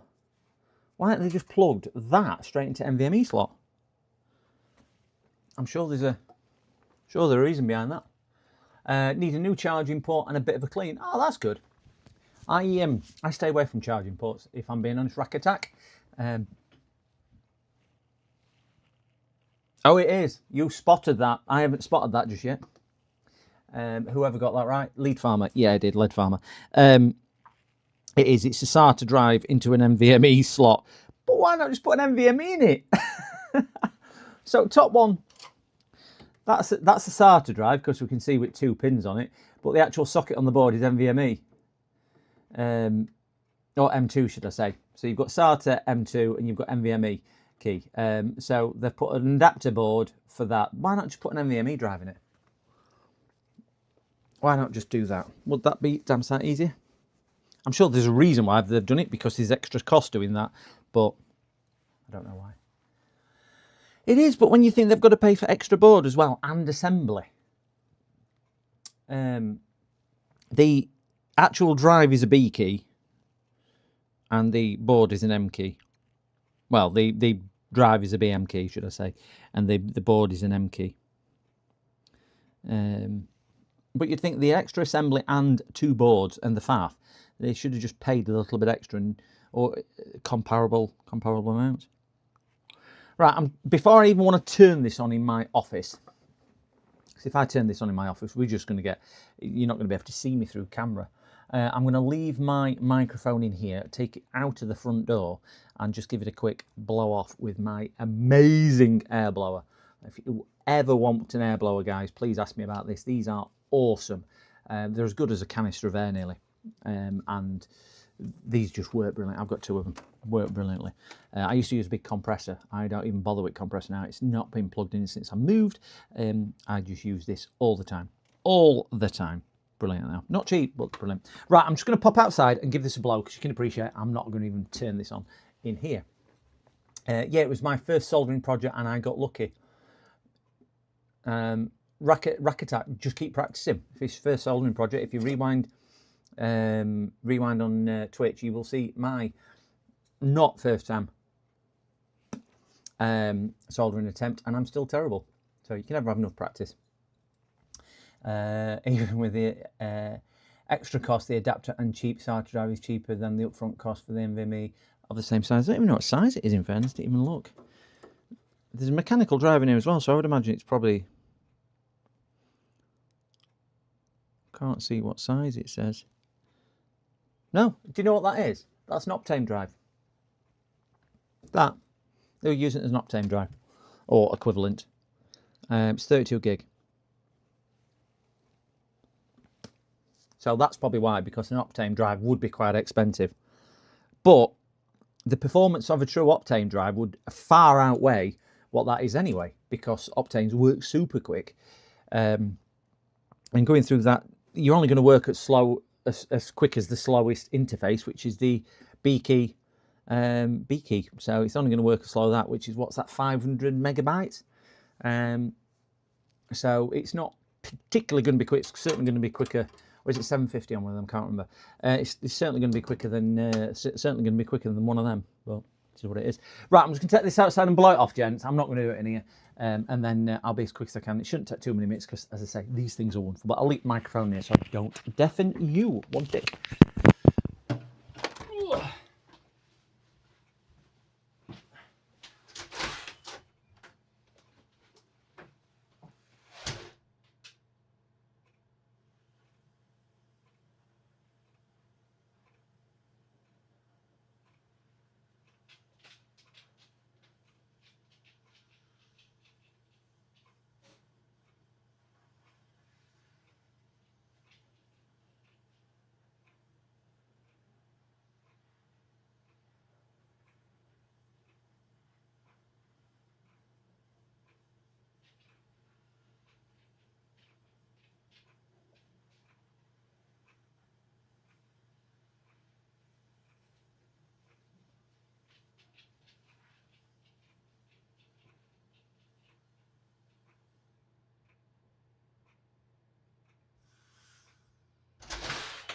Oh, me. Right. We're back. Oh, gosh, that's heavy. Looking a lot better than it did look. Yeah, those air blowers. If you're interested in one, guys, let me know because they are phenomenal. I can't speak highly enough of them. I've got two. I've got the old model and I've got the new model. I rarely use the new model. This is a Wolf box. I think this is a clone of a Wolf box as the older model because there are slight differences, even though I bought it as a Wolf box. They're about 70 or 80 pounds, but they are brilliant. They're probably one of the best ones on the market to buy. Really, really are good. Rechargeable, USB-C recharging, and I mean they give off so much air, Really are good. Really are good. Can't speak highly enough of them. I'm still breathing that dust in. Looking a lot cleaner than it did. And then we'll see if we can get it turned on. I've got dust all over my glasses now. They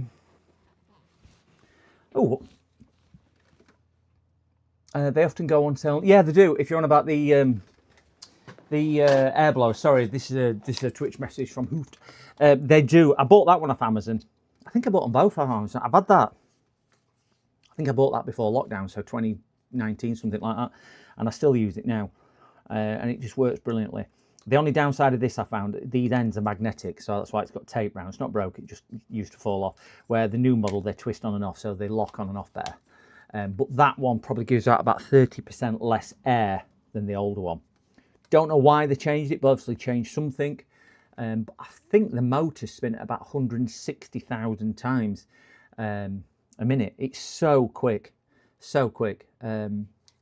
But I look at the Torque Test website, which is a brilliant website, and they test all sorts. And they did some reviews, and that one actually came out top for performance, everything, air movement, air pressure, the lot came out top. This one's even better, which is the older model. So if that one's come out top, that's even got to be even better. But yeah, they're not cheap, but certainly if you're using compressed air to clean anything out, whether it's consoles or them, you saw how long I were outside. And I had to walk there and hold it to clean everything out, and it does make a significant. I mean, just look how it's only had a quick blow. I would do it substantially better, but it just gets rid of everything. Works very, very well, very well. And if you can buy one cheap, yeah, it's a 38 quid on Amazon, Mookie. That is a steal. An absolute steal. There are some copies on Amazon though. There are a few different models of that Wolf box out there, but that is exceptionally cheap. Exceptionally cheap. They normally somewhere between 80 and 100 pounds when I've always looked at them. 10 years old. What was Lamper saying? I bought a LED tree to practice my soldering on. Creators made it look so easy. I don't think we made it look so easy. I've still got mine in a box up there because if you remember when we did the challenge, we all bought one because originally I was supposed to be doing the challenge, and then I hosted it obviously, so I never did the challenge. So mine is still sat up there to do that. That's the charity stream we did before Christmas on that one. We've got a beautiful email from Rockin' Robin as well. Thanked us for the contributions of everybody for donating on that. James. Honestly, I think I've shown James when he was here last, or one of the times. So much more economical than compressed air, yeah, you just recharge it basically. So a lot better. Yeah, I'm after one lighter than the compressor, waiting for a credit card to restart on 15th. Like it, but a fake one. Yeah, there are plenty of fake ones out there. Plenty of fake ones out there, Mookie. Can barely see them. I'm sure when you get your package, which is still set over here, Mookie, still set over here, you'll be able to see once I get the digital microscope sent out to Mookie. One of our subscribers is having my old microscope. I gifted him the microscope. Anyway, guys, we will crack on with having a plug in with this. Power. Somebody put exclamation car Thor in chat. Come on, somebody's got to do it. Exclamation car Thor, K-A-R-T-H-O-R. So we get power, because we love power. Power! Power! We love power! We love that. I don't know if people on Twitch can hear that. I don't know if they still work on Twitch. If you're having Twitch, if you put exclamation, I'm choking off the. So what's that? Mouthful of dust from outside still. If you put exclamation CMD in chat, even on Twitch, it should show you it all. Oh, there we go. I'm a lead farmer. Lead farmer. When CPU is dead, yes. Right, let's plug this in. We've got. Gosh. It's really got to me throat, that dust. It was dusty. All right, I'm just going to turn my power supply off. Just realise it's still on. Yeah, it's off now. Oh dear. Oh, I'm still choking. Oh dear me. That's really got to my throat. That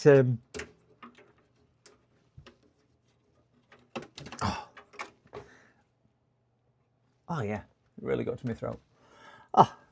LF is LF1 is off the all right. AI need it sounds right. Right, so I could, if anybody is in chat who can offer me any advice. I've got a nasty rash. If you can't help on that, I need some advice. I do not use AI at all. And I know some amazing people. Carthor, exclamation power! Exclamation power! Hey, make sure you're all on live, guys, as well, because for whatever reason, YouTube's been delaying people up to 3 or 4 minutes.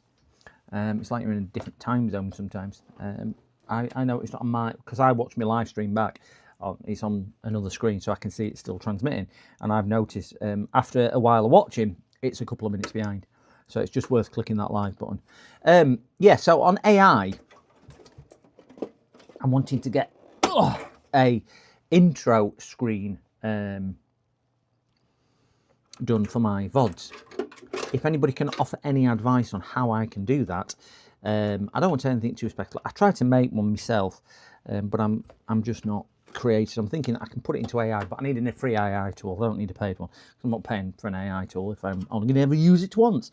I have got Canva, and I tried to do it on Canva, and I did it, but I could just do with something a little bit more creative than what I have got. Very good at it. Right, I'm just going to power this on. We have fan spin.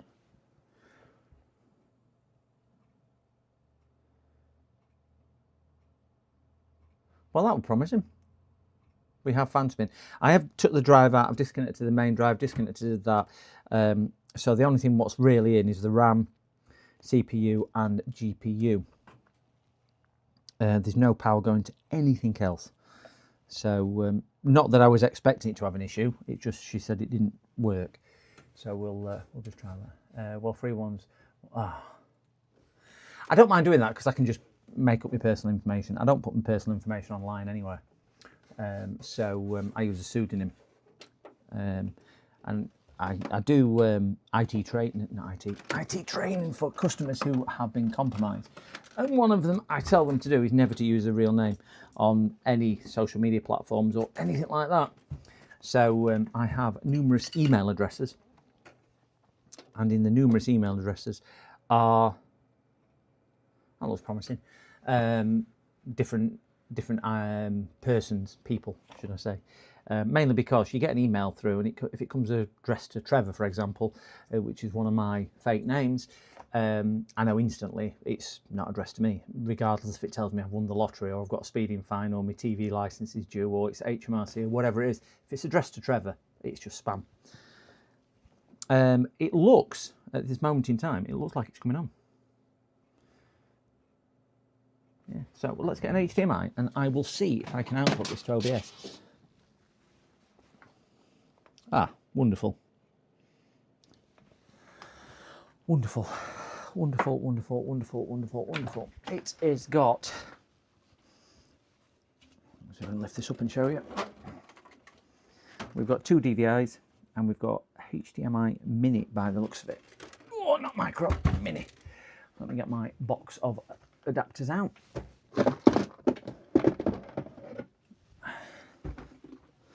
So we have, see if we've got an adapter to fit what we need. Nope, that's the wrong HDMI.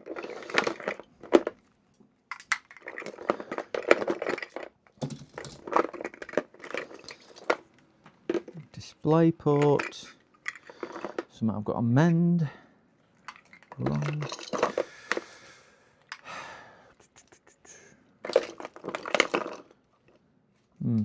No. I've got a load of Thunderbolt to HDMI. Ahaha, we have one there. Wonderful. Oh, flick that off. Stick that in the hole. Stick this in here. So if this comes up, it should come up in bottom right hand corner of the screen, like it would always do.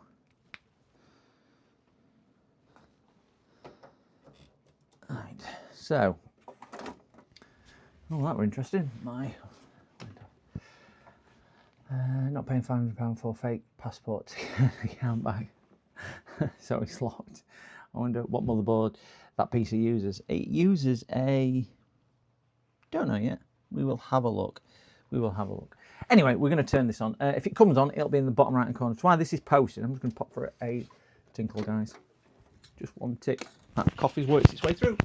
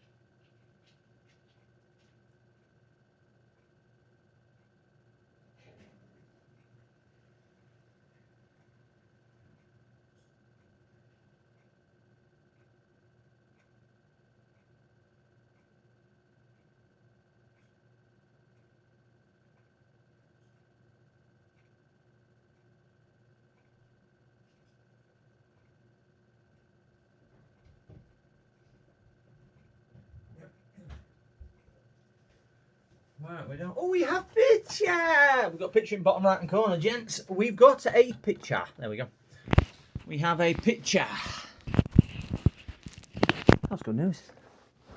Can't see out because I ain't got my glasses on, but we have a picture. Make sure you're on live chat. It booted, so like the HD stuck up. Too much power and PSU shuts off. Yeah, it could be that. Lost Facebook account for fake details. Did you? I do have a Facebook account. I don't really use it. I've got a business account for them. What my business is on. And yeah, I mean, all details on my business account, right? I've got about 500 or so 5-star ratings on there, so I definitely don't want to lose those.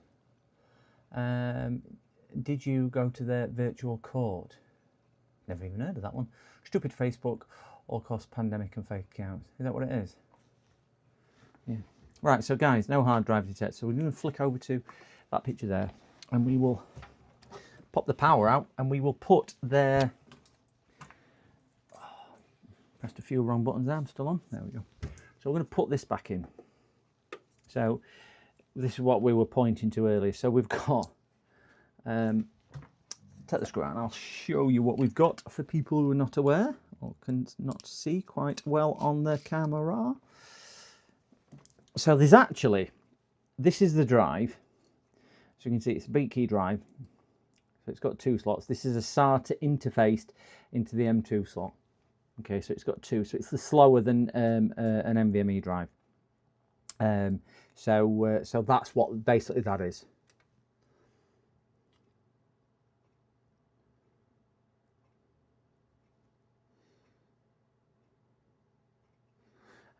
So yeah, that's basically what that is. That's the old interface. So you can put this. This is why I can't get my around it, because you can put this into a NVMe slot, but you can't put an NVMe into one of these slots because it just will not work. So that should actually just go into the board, or is it the other way around? I can never remember. Yeah, no, that'll go in there. I'll tell you why. Because they ain't got an hole. They ain't got an hole in board. So they've designed it wrong. So that's what it is. So this drive only comes up to about here, where hole is all the way up here. So the traditional M2s would, you know, the 2280s, whatever they are, come up to there. And this is a shorter one, so it only comes to there. So that's why they've done that, plus to convert it. So they've basically put it into A, a longer board, as we can see, and B, to convert it's that. But it's actually an M2, an NVMe to NVMe adapter. Yeah, it's just an adapter for a shorter thing. So the good news is, if that has gone and she wants it repairing, it might just be this thing anyway. So we will just put that back together the right way, because it won't go in the wrong way, and we'll screw that back down, and we'll see if this works.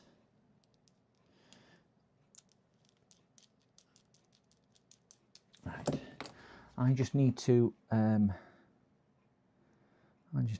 speak with a customer. Just bear with me 1 second, because I'll just put you on pause.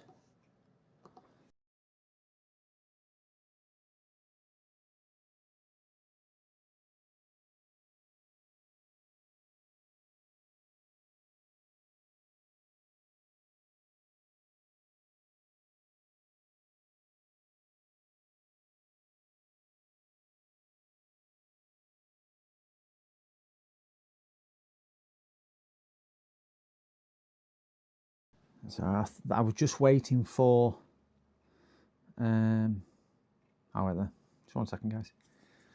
PC repairs.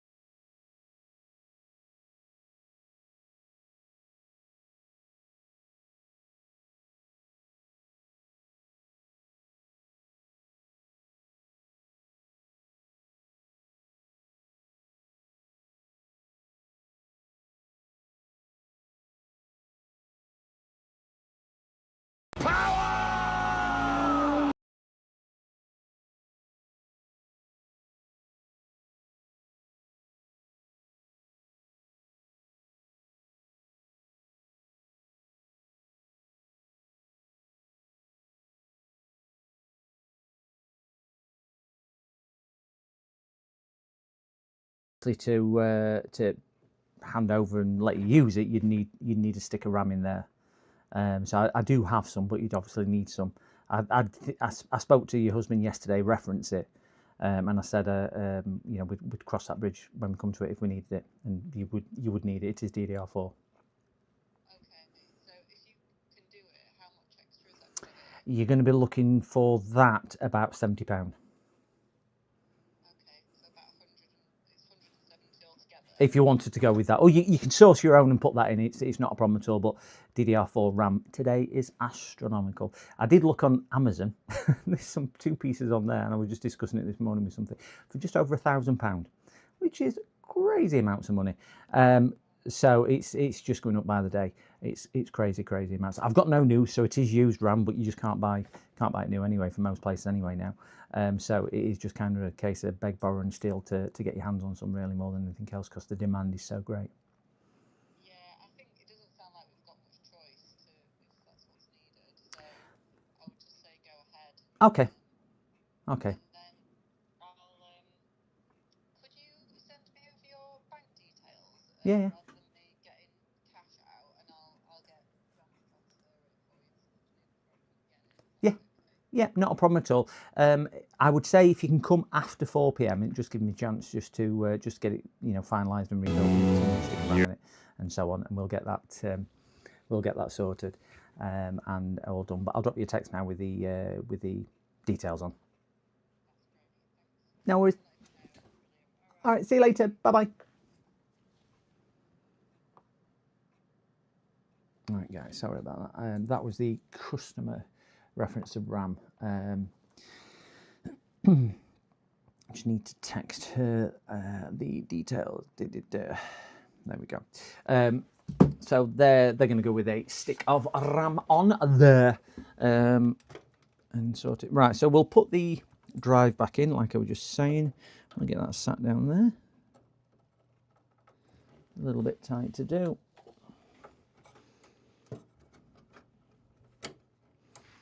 Got to screw in the hole.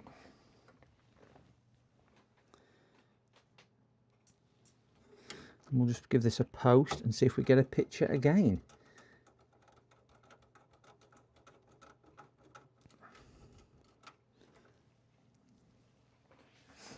Right, so we will power. So bottom right hand corner again, gentlemen. You should get a picture if it comes up.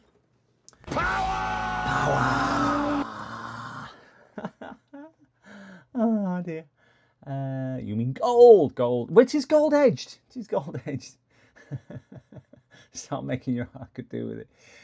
Come to think of it, didn't Samsung or SK Hynix announce last week that the prices will rise in more? Well, SK and Hynix are pulling out of consumer market. They're only providing it to, keep an eye on bottom right hand corner, guys. That's where pictures can come if we get a picture. Yeah, SK Hynix pulling out consumer, and they're only going to provide it for basically AI farms. We'll just get Keeley. Nope, we're back onto Adele, not Keeley. We'll get Keeley keyboard plugged in, and we should. That's promising. Alert, keyboard not found. Press any key to continue. If you can't find a keyboard, how can I press any key? Where's the any key?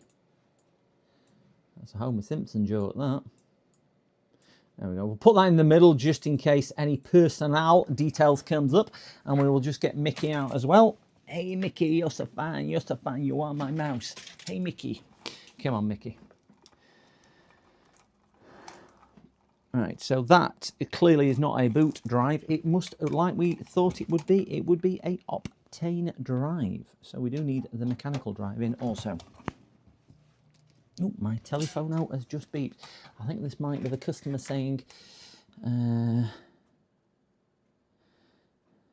please send over full name and address, and I'll get sorted. There you go. Just wanted an invoice. So we will power down. We will plug the mechanical drive back in, and we will see if we can get a boot into the Windows operating system. It's booting into the Windows. Get that back on there. Let's press power. Power. Alright, so we should plugged it. Oh man, it don't come on unless I plug it into the wall. Voila. Keep an eye out for fan spin in the middle. Fan spin is working. Oh, is that Micron who said they were pulling out of that? I might be getting it confused because there's three of them: Samsung, SK Hynix, and Micron. I thought it was SK Hynix pulling out, but it could have been Micron. I know one of them was pulling out. I just couldn't remember which one it was. Yeah, so that'll be why then. That'll be why. Well, Nvidia said they're not releasing any more graphics cards until 2028, is it? Because they cannot get the RAM for the cards. So what they're actually doing, it's booting into the Windows. What they're actually doing is only releasing the lower end cards with less RAM on, and they're not bringing the 60 series cards out because they can't get the RAM. So that looks like it's what it is. Yeah, power supply is working and it's booting into the Windows. I would think this may. Let's see if we can make that a bit smart. I'm only putting this in the middle of the screen, guys, just in case it comes up with the user ID with the customer's name or personal details on, as you can appreciate. Yeah, it could be a bad one. That looks like Windows 8 green to me. I know, it might be Windows 10. Right. There is a password, which I think is that. I'm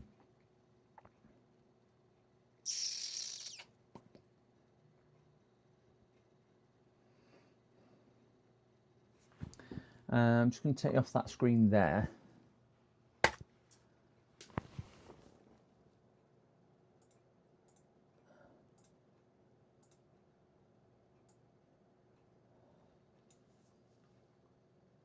It is posting. I just want to see a Windows screen come up. And if Windows screen comes up, I will have a look and see if we've got any pictures on here. But that's looking promising to me.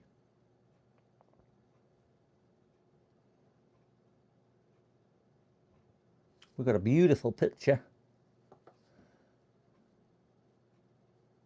Yeah. Go back to microscope. Stick that there. No other details on that. I know it's really cluttered, that screen, gents, but I just wanted to see that it was posting to Windows. Obviously, I'm just doing it to. Why ain't the mouse working? What buttons are working on mice? Why ain't the mouse working? Let's try a different USB socket. No, that mouse doesn't work. I'll try a different mouse. It does work, but it just doesn't work on that computer. Let's try Mickey's brother, Minnie. Or Mickey's girlfriend, Minnie, should I say.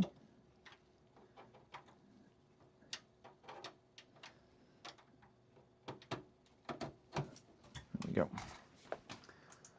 There we go. Close that. So let's have a look what this computer actually is. Task Manager.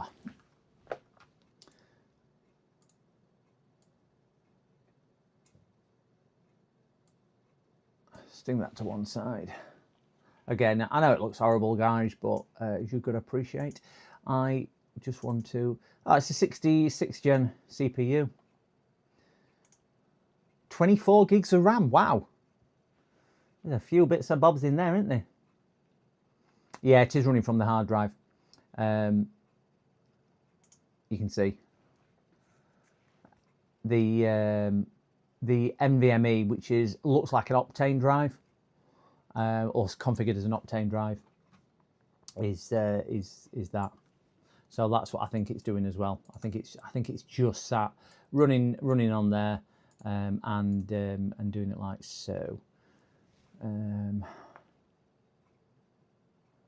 Yeah, there was a Flash Player update screen.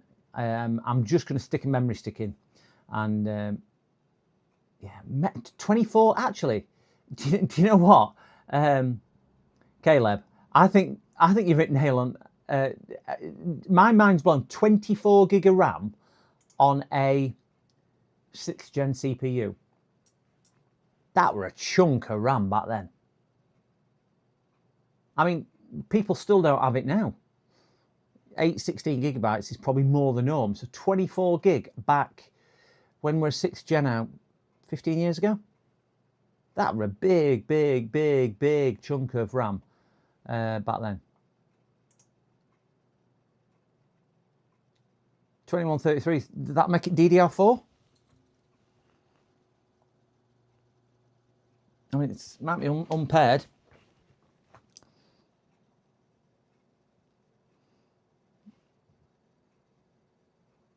You had 64 gig, wow. Wow. I wish mine could take more than 16 gigs. Is that what it's limited to, 16 gig, wow. Yeah, I'm going to crystal disk the drive. Yes, DDR4. 2014, all right, so 12, 13 years, yeah, 12 years ago or so. Yeah, so a little bit younger than I was thinking. Yeah, certainly lucky with all that. I don't know whether it'd make it really work much quicker. I mean, our drive has started to, now it's finished its updates, started to be a bit kinder. Let me stick a USB memory stick in.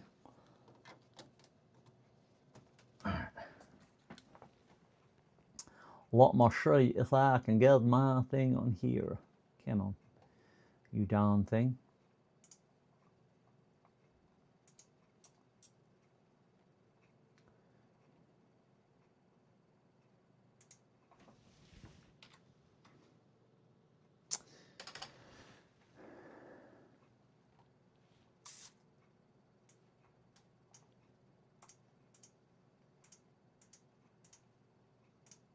Oh dear. Open this 62,000 times.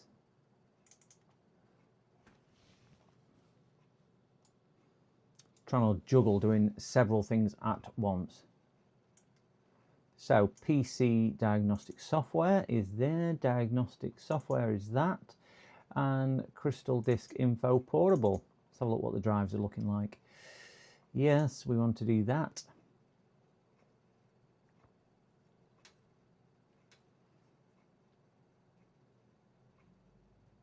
Three times 8, yeah.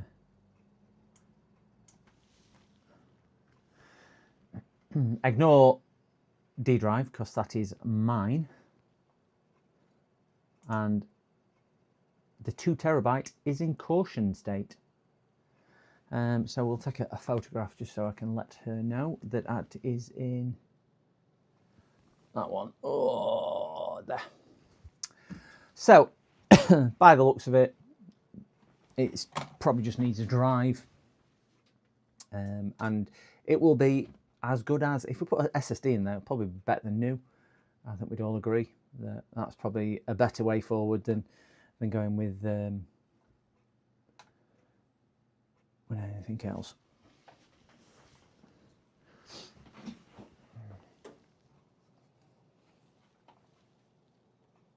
Yeah, I'm thinking there's 4 slots in it. I think Llama 2 PO is probably right. 2 8s and 2 4s, something like that. Because I can certainly see a 4 gigabytes piece. I can't see stickers on rest, but I can see a 4 gig. So it must be 2 8s and 2 4s, which would equate to. But I think that is just a just one of them. So I will ring her and see what they say.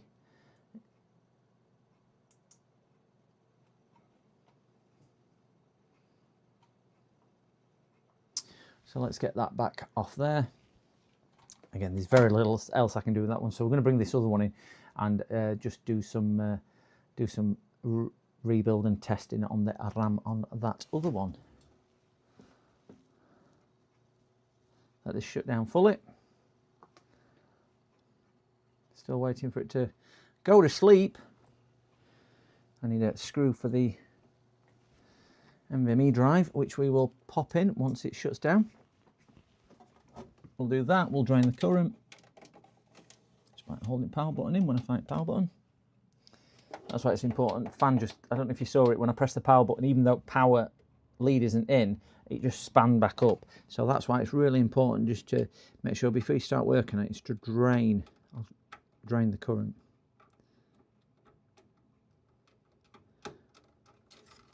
certainly if you're changing RAM or cards or things like that. But it's just good practice just to make sure. Just to make sure before we go in. So the only thing I will do is plug their DVD in and just see if it's not causing any other issues with that. Can't get it in.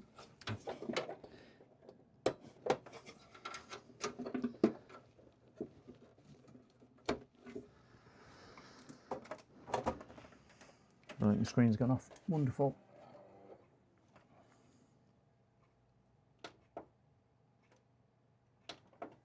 Just going to give it a post. Bottom right hand corner is where we're expecting it to come up. In here. If it comes up in there, we'll change over to the correct screen.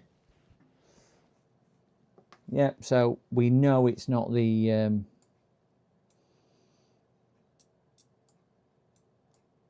we know it's not the DVD. So I think it might have just been maybe a heat issue or an update or just something it didn't quite like. We'll test that just while it's posting. We will test the DC that's probably not good either. I'll swap the BIOS battery out because we can see 2.8. By the time it's gone through, it probably down to about 2.6.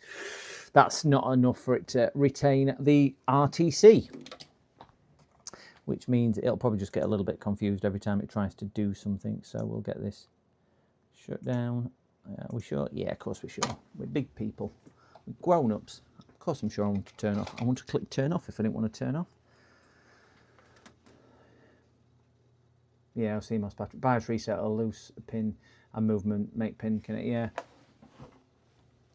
I'm just happy it's working, but I do think probably the drive has got something to do with it. So what I was saying, I'm going to show you why it's important to make sure we discharge the board before working on it. So we will let it shut down so we can see we'll see the fan spin or the fan stop in a second. Okay, so for all intents and purposes, the machine is off. Okay, so we'll pull the power cord. So we now no power cord in here, so the machine is off. We might think it's now safe to work on. It's not, it's holding power. So I'm just going to turn it on with the on and off button. Still power cord is not plugged in, but watch the fan. Didn't do it that time. Watch the fan. It's spinning. Look at that. It did it time before. It's always, just please discharge your board before you work on it. And don't listen to me because I ain't got a clue what I'm about. They say never work with animals, children and computers on live TV.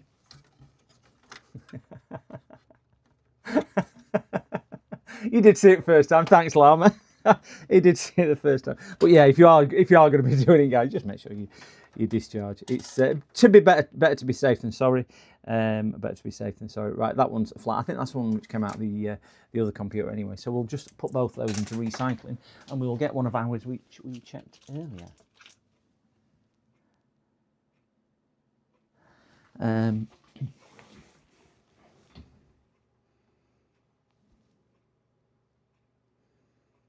I'll wait there. We have Symbol Tech has just messaged me. Don't know what he's saying, so we will just. 1 second, guys. My telephone always ringing. 1 second. I'll wait there. PC repairs. How can I help? I'm good, thank you. Yourself? Good.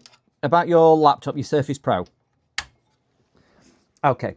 So just looking at this, I've not worked on this model before, like I was saying yesterday on chat, so on our call and on text.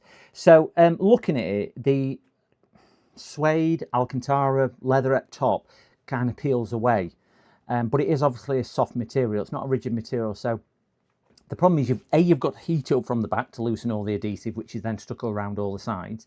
And what it might then do is deform the actual top surface and will show you signs of opening it. So it might be deformed. It might look certainly not as genuine as it does now. So I wanted to know whether you wanted me to continue or I'm happy leaving it and you can do whatever you wish. But it will show signs of maybe damage or cosmetic imperfections once I'm finished.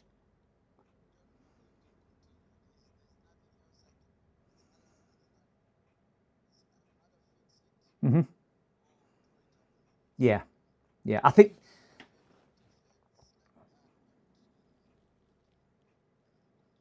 Yeah, I mean, PCDD, we'll never set a little stall out to shit. damage it on purpose, but obviously with the type of fixing it is, because it is glued, you've got to soften it and then move it away, so it will show signs of that. So if the viewpoint is, like you're saying, is, you know, either do or die sort of scenario, it's either going to be fixed or it's going to go in the bin because it's useless. I'm not going to get it to that stage, but it will, it will show signs of that. So yeah, not a problem then. I will get on with that, and I'll advise once we've got further news on it then. No worries. Take care. Bye bye. So guys, that was the customer with the Surface Pro, just giving us authority. As you might have heard, I've just said it's going to have imperfections, and he just said, end of the day, it's useless like it is. It's either got to be repaired or I can't use it, which I think is the right scenario. So hopefully we'll be able to repair that and get that back up and running for him. So we'll just give this another quick power, just to make sure we are where we are. Just while that's posting, bottom right hand corner, I'll just see what Tony Symboltech has to say.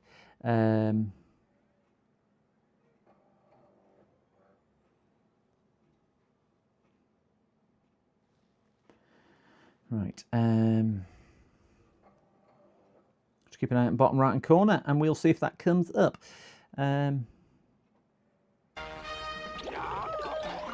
me at him! Let me at him! Let me at him! Let me! Not sure what Tony's asking me, but I've told him I'm live, so I might pop in chat. Right, so we have. Oh no. Oh no! Oh no! Oh no. Yeah, it's not looking good, is it? Pico! Hello, Pico. Joseph, good afternoon. It's not looking good. It's just recycling a post, but that could be because we've had PCDD, little shit. I am a little shit. So we've got the, as soon as we've got this one posted, which isn't coming up as yet, which is a little bit worrying. Come on, come on, come on.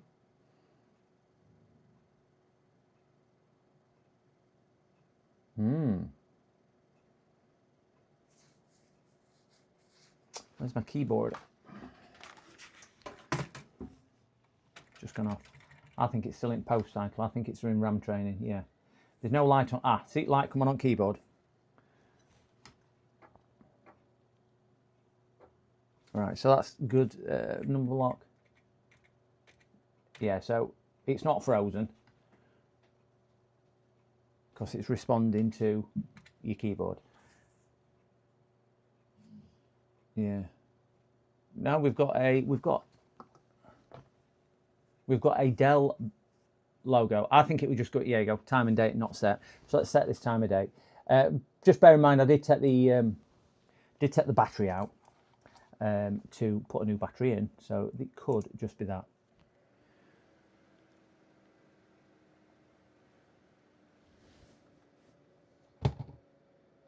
So just stick that down there.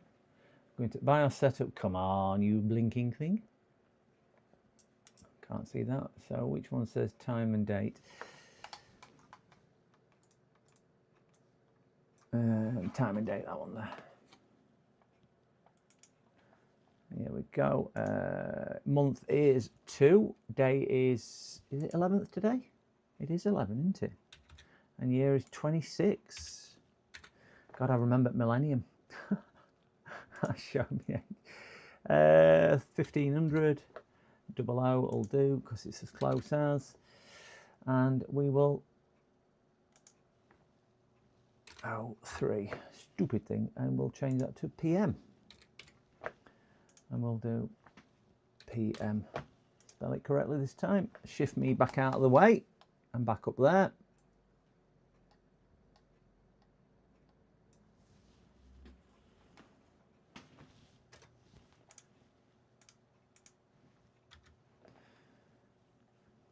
Exit. Done.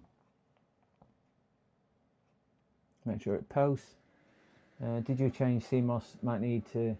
Yeah, by a set. Yeah, just doing that. We have picture. Let's see if we get picture again. I'm hoping that it just posts this time. If we do, we can have a chat with Ruggers, thank you so much for your very, very kind membership. Thank you so much, guys. Thank you very, very, very. I need to put a tone to that, don't I? I've not got a tone on that. I need to put a tone on that one. So thank you very much, Ruggers, for your very kind membership. Oh, that's this could just be the drive issue though. This could just be a drive issue because it has frozen. I'm not going to boot it again because I don't want to lose her. I don't want to lose her information if the drive is really ill. I know it was reporting as caution state. I don't want to lose the information on that one.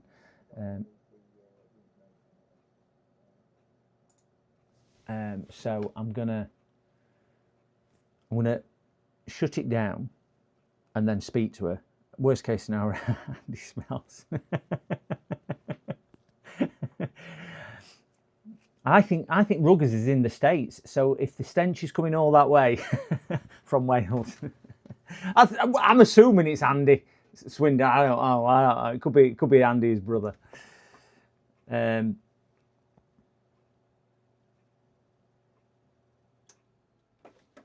I don't really want to put any more stress on the drive, e.g. even spinning it up until I've got the data about Lead Farmer. So rather be safe than sorry, because she was saying I've got a load of love arts coming through. Thank you, guys. She was saying that she really wanted her data because it's got all 10 years worth of family photos and everything on. So that's where she was a little bit more concerned. So probably what I'll do. So power supply out, turn the board on. Yeah, it's not doing it like it was doing before. No, why are they doing it? I'm not even going to spin the drive up until done that. Yeah, I can clone it. I think if she wanted it repaired, I'll just take the drives out. I'll put an SSD in, probably install Windows 11, and just copy her data folder across for her. And in fairness, with the amount of RAM and everything else in there, and an SSD, it's not going to be a bad machine for everyday tasks. It's never going to be a gaming machine because obviously graphics card's not there. But for everyday tasks, that's probably not going to be too far off the mark for her. So I'm going to put this to one side because again, that's a conversation with the customer, and we will grab the next one on our list. Oh, dear me! Stick that in there. I think the next one on our list may be nearly done, but it just needs a little bit of fine tuning. Oh, put that on the shelf. That's a conversation to have. Right, I'll just grab the next one out of the other room.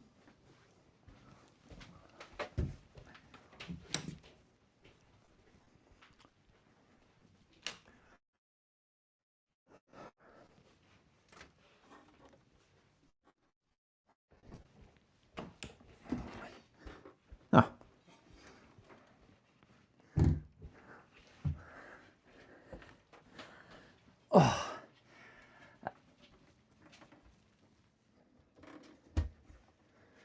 Right, this one is the one which has been built. Oh, did this one on a stream before Christmas, I think it was. And I think I posted some pictures of it the other day actually because I thought, do you know what, it looks really nice. So posted some more pics of it, and it does look really nice, and it's just had an upgrade with a new motherboard, new CPU, new cooler, and obviously some new DDR4 RAM.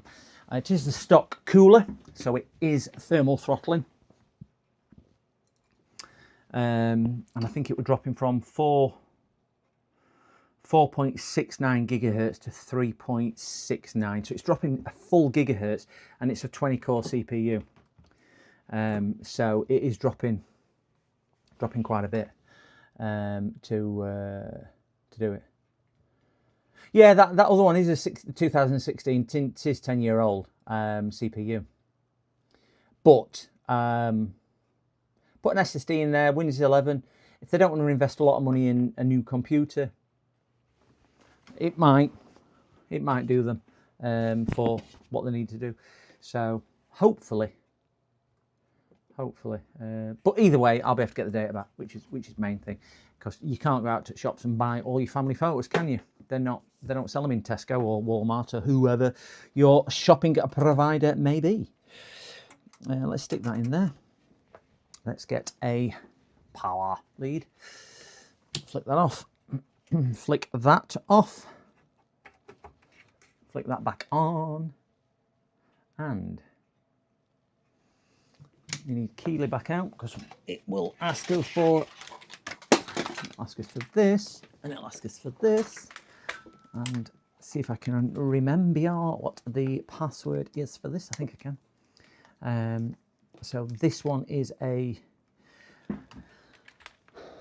one of 3 builds we've got in. I built this before Christmas for them, and say this is just in for an upgrade now. So they've decided to upgrade the CPU and whatnot. So we'll press that button there. We should see all the nice flashy lights come on, and they are not, which means the cable must have come off the RGB at the back. Wonderful. So we'll pop the back off. It was a bit of a precarious fitment at the back anyway.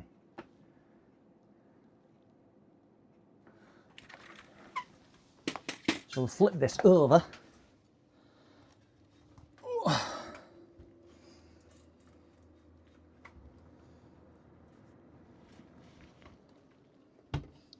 And like all of these gaming machines, they do tend to get a little bit tighter space at the back. They're nice cases, but they don't, well, they know the cabling got to go in there. They just don't leave any room. Why don't they just nick half a centimetre from the, or another centimetre from the other side, and just redesign the case a little bit. Just need to leave a bit more cabling room, don't they?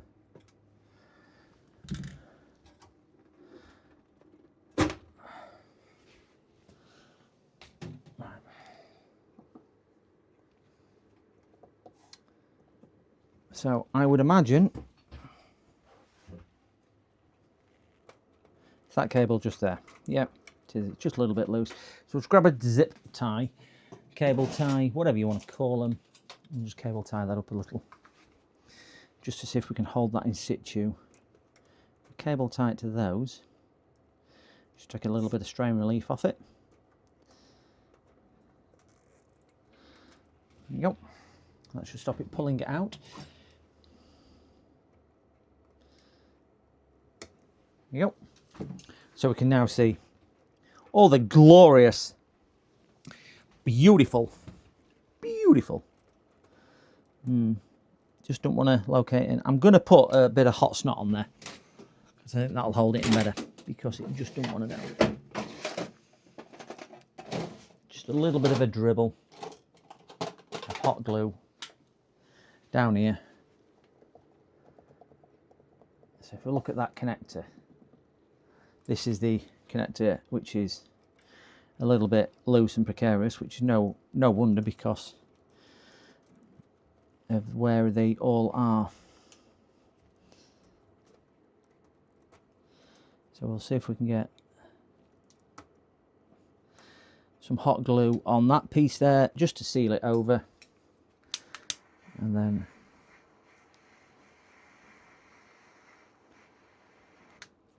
hopefully that'll just hold it in place.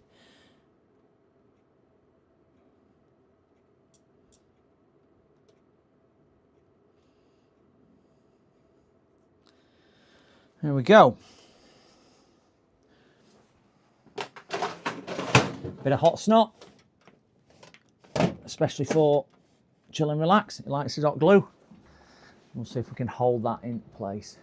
Just leave that a few seconds to dry. Oh, dear me. Dodgy repair. Yeah, Uncle Soren taught me that one. It's, I'll tell you what it is, with this being a push fit connector, I think just with the strain of everything coming down onto the board, it's It's just pulling it out at one side. It's not actually pulling it out off the solder joints. It's just pulling the plug out of the connector. So that's all what is happening with that. So we're just going to leave that to dry for a couple of ticks, and we will dry it with our air gun. Because there's another thing what these are useful for is drying hot glue. This will just blow enough cold air in it just to solidify that glue really quickly. Oh, we have 5 case fans but are using stock cooling. I know. Thank you, Captain, for your following on Twitch as well. Turn that off. Yeah, I did recommend that they change the cooler when they came the other day, but it is cooling. It is cooling, and the unfortunate thing is they are leaving a little bit of the performance on the table because of the cooler. But you've just got to. You can recommend sometimes, but is it performance you'll ever miss because you never had it? It's difficult because you could put them I recommend the Peerless Assassin coolers. I recommend to everybody. If you're after a cooler, please don't buy a water cooler. Buy an air cooler and buy a Peerless Assassin. It's a brilliant cooler. I fit lots of them. Never have any of them coming back, and they are just wonderful at cooling. Better than getting cases on. Something like that will hold. It holds my CPU at a nice chilled rate, let alone anything else. And mine's a 9850X3D. 72 degrees it holds mine at. So we can see it's got some nice case fans. If you're into that sort of thing. The LRGB ones really don't float my boat in my gaming system. I've got a 9850X3D, 128 gig of RAM and a 5090, and I don't have any RGB at all. I've turned it all off. I've got a dim glow from one RGB on my graphics card, and that's it. So that's what this one looks like. But yeah, stock cooler. I like that case. Yeah, it's a nice case in fairness. I don't think it's a particularly high-end one. And that's not taking anything away from the case, because it is a really nice case. I just think nowadays you can buy some really nice looking cases for not a great deal of money. And I think that's a good thing. And Archnoid hit the nail on the head. You can get 5% extra performance with a few flashing lights. So he's got a good, nice airflow in here, because he's got 3 coming in at the front, 1 angled down here to cool some of his power supply, which really isn't doing anything significant because of that.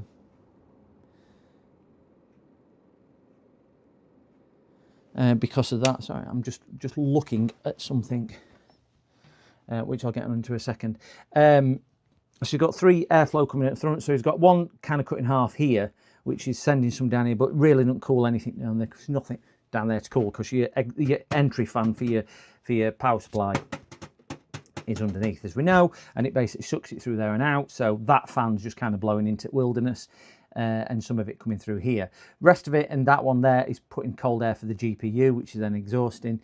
That one is going over a CPU, which is exhausting at the back. So it's all about airflow, not so much about that. What I do not like, and I don't like this, is it's got 2 fans up here.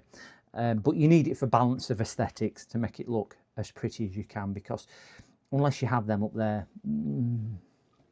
So I normally turn these down, because if not, you get kind of cross current like that, rather than straight airflow, which is better for cooling things like CPU.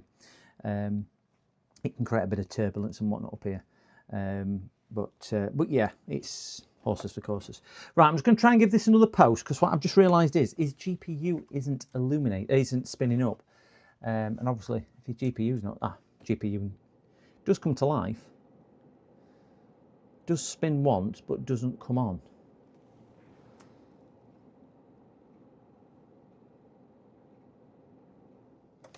And take his cover off. Have a look why that isn't happening. F-line might improve by removing 2 extraction fans at the top. Yeah, I would say. Oh, thank you, Captain. It's Llama on YouTube. Thank you very much for coming over onto Twitch as well. Thank you. Knock tool are great, and acquired taste with, yeah, the colours. You can get black knock tool ones now, can't you? And I think they do grey also, I can't remember. But I do like the knock tool fans. Difference in performance.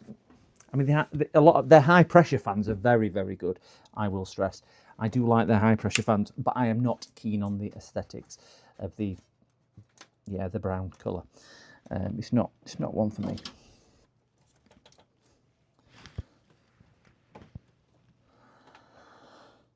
So I checked on the motherboard manual, and it's that slot there, not that slot there for RAM, if you're wondering with that. I did look on the internet and look at the manual, if you're wondering why that is in there and not in there. But strangely enough, I do not know why it's not posting. It could be posting, it could just not be displaying to... let me just put this on a different screen. Can't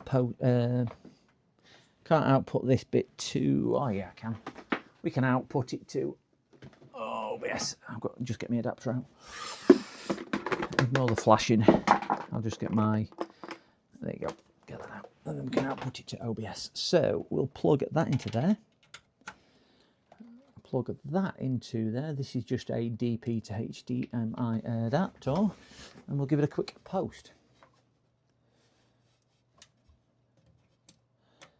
Yeah, it's I did just double check it with the Tinterweb just to make sure, but it said the one basically the closest one to the CPU, so that's where I put it for a single slot of RAM.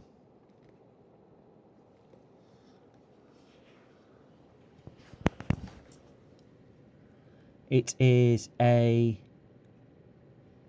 8GB piece, this one, I think it is. Tell you in a minute if we can get it to post. At the moment, it is not posting. The GPU is not spinning up. It spins up for a fraction of a second and then cuts off.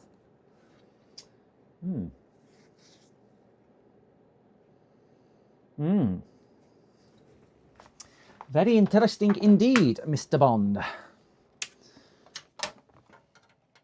Try this on a dedicated monitor rather than through OBS.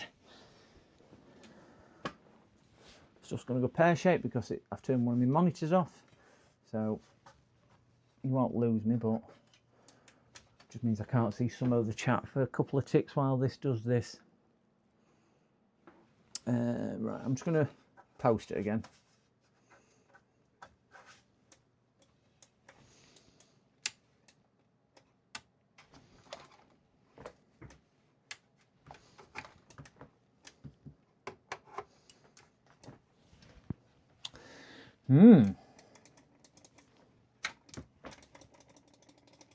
Nothing now.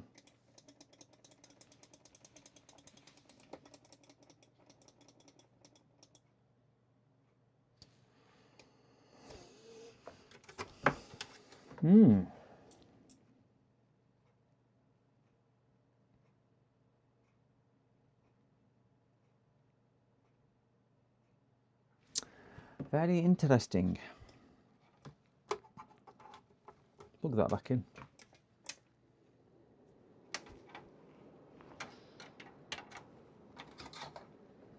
Right.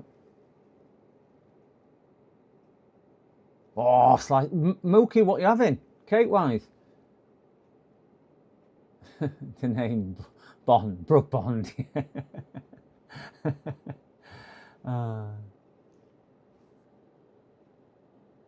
Yeah, this isn't outputting. This is not outputting.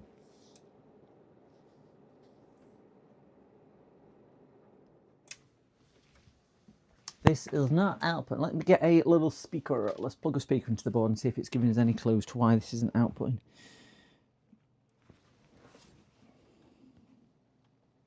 See if we've got any beep codes coming up. I've got this plugged straight into a 2K compatible monitor, so it's more than capable of outputting onto there.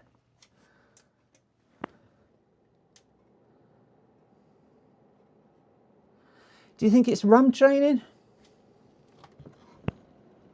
Yeah, I mean there's no lights on it, so I can't see. But it shouldn't be RAM training because it could be. I mean DDR4 generally doesn't take that long. More concern is when I start the computer, the fans spin on the GPU and then stop.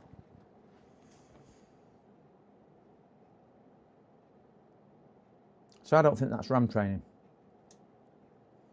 But the good news is it's responsive to... It is responsive to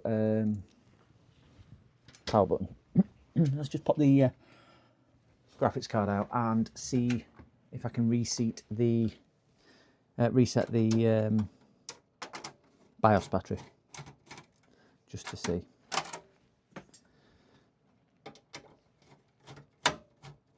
Right, so power is off and I've discharged it, and I've left it plugged in but disconnected, just so we've got a nice earth on the chassis.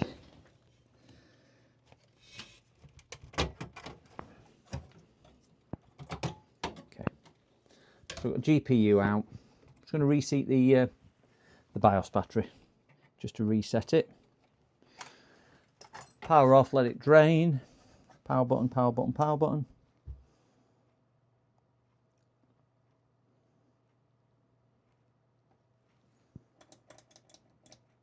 Right, power button's done. Put the GPU back in.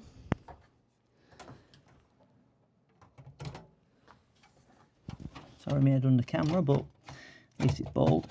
There we go. Stick that just in there for 2 tickles, and we'll plug a DP port back into the card. We won't bother screwing it in. Of course, it's not going anywhere. And we will plug power back in. So we will post again. So it should have reset the BIOS now. So it will go into RAM training mode. That graphics card is still not spinning up.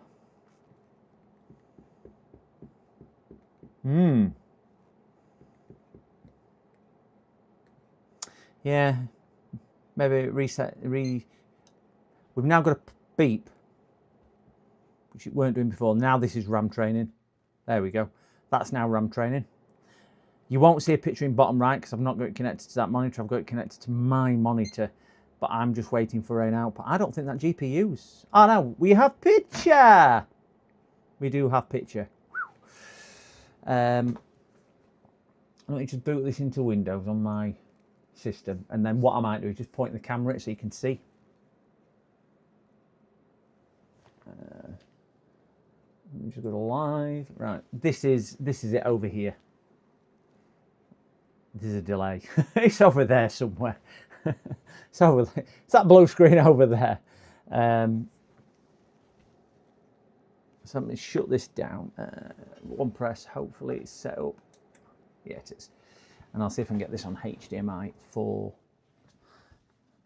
Let's just pull that out. Let's plug that in. See if we can get it on OBS.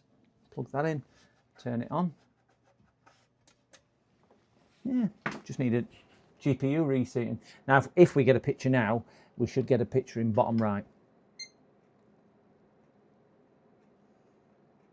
There we go. We've got a picture. Oh, flip that back over. We have picture. Put that back over to that screen over there so I can see what I'm doing. And yeah, I think that's about right. So you can see now we have a picture. Well, let's get rid of that in the center of the screen. That's just there for customer privacy, but I don't think there's much on here, so there's not much privacy to actually go about. Okay, let's see what he's got showing.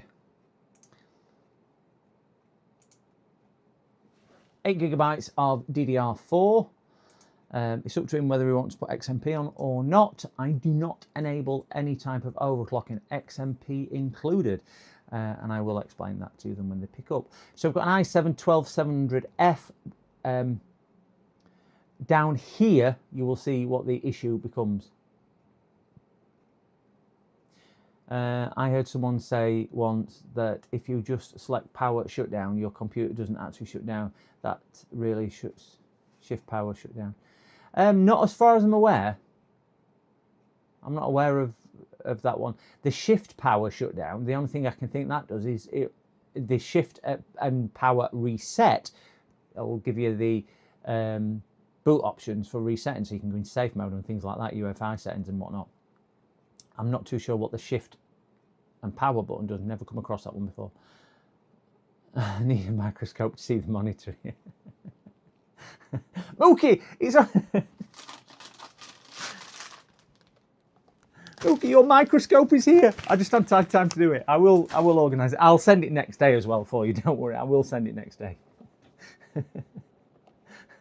I will send it next day. His graphics card is a 5060 card, what he's got in this one. So I think all in all his fans are working. It's looking like a nice PC for him. So we will give this a quick shutdown. I will just then rebuild it and do this. But yeah, his performance down here when we run heavy load, if we just put this on yesterday, if we take it off RAM, put it on CPU, if we just run CPU, it jumps up to 4.3, I think it does, and then you can just see it throttling down as seconds go on. At CPU is obviously cooking, and the heatsink, poor little heatsink, is just getting hot and hot and hot, and it just can't handle it, and it goes down to about 3.69 after about 3 or 4 minutes. So it does need a better cooler, just to enable it. Psychedelic fans, they are a little bit. If you look at bottom corner, they are really psychedelic. I have wired it so customer can whatchamacallit, can change the colour of the fans. So it looks nice from front as well, because you get a good perspective from the front as well. But if you look on his whatchamacallit now, I mean, we're already down to 3.7, and test's only been running a couple of minutes. This is going to be losing so much power, so much performance, so much power. Shrooms. Power! Yeah, it would drop in yesterday at 3.69. Then I got bored with tests. I just thought it clearly can't handle it. So 3.69, you just saw it kick down to that. So it does need a better cooling system. But the good thing is that is something which can be added at a later stage on that. So we'll screw that together. We will shut that down, and we will get the screws in here and get his graphics card screwed together.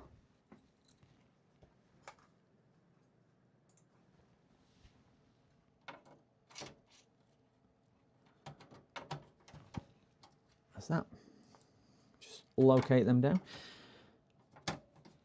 I know there was some controversy the other week when I said how I put graphics cards in, but I always put a little bit of pressure pushing the graphics card towards the bottom of the case, because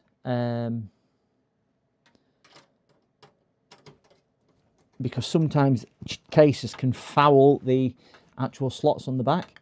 Not a lot of pressure. I mean, I'm not saying push it down, but just make sure when you locate the screws, they are slightly to that side. Again, this is just me from experience, personal preference, whatever you want to call it. But what I found it does do, it stops the case fouling the ports on the back, which I have had people do. I've had people saying, I've got no output. I literally undo the graphics card screw, slide it down 1 millimetre, 0.5 millimetre, not a great deal, and it frees it all up.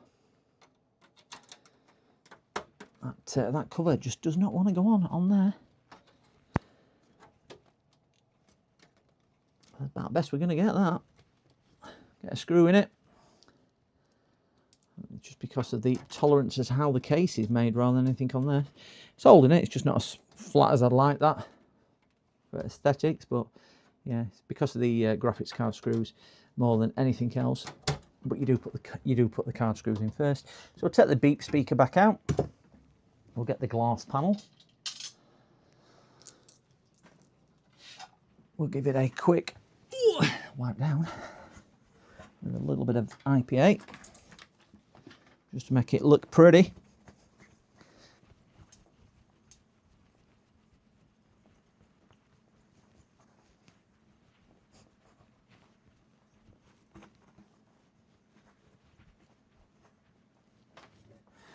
Sling that on top. And it's his birthday tomorrow.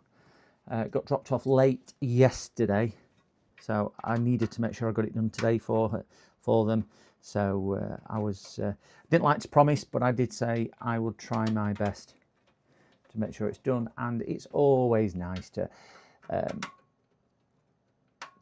deliver a nice surprise rather than letting a customer down. I always think I'd rather ring them and say, brilliant news, it's ready, rather than ringing them and saying I managed to do it. So I never give them any guarantees or promises it's going to be ready.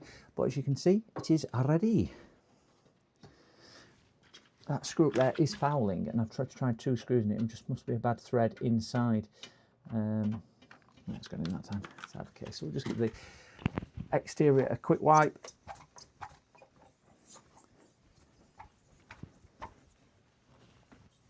With it being glass, we don't want any greasy fingerprints on there. Give it one last post. Well, all fans are working. We will just keep an eye on the bottom right hand corner, see if we get a picture. Cross our fingers to see if we do. Yep, we have picture. So we'll let it post, shut it down, text them and say, computer is all done. That's one white unit. Yes, it is.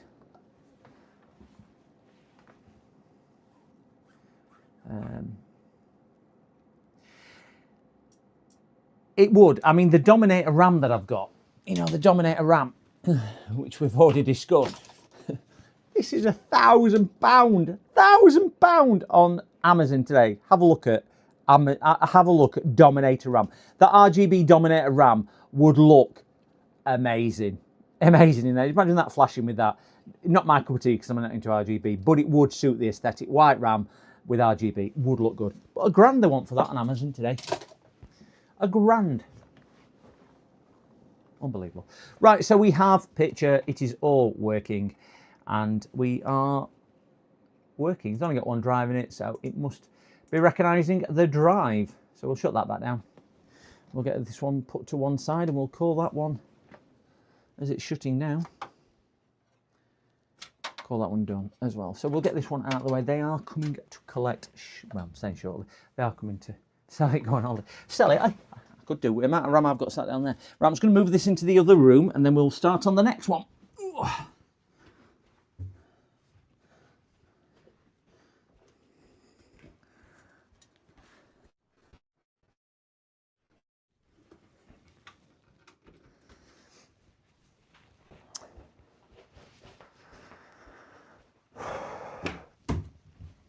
Let's start on this laptop, which we're not looking forward to.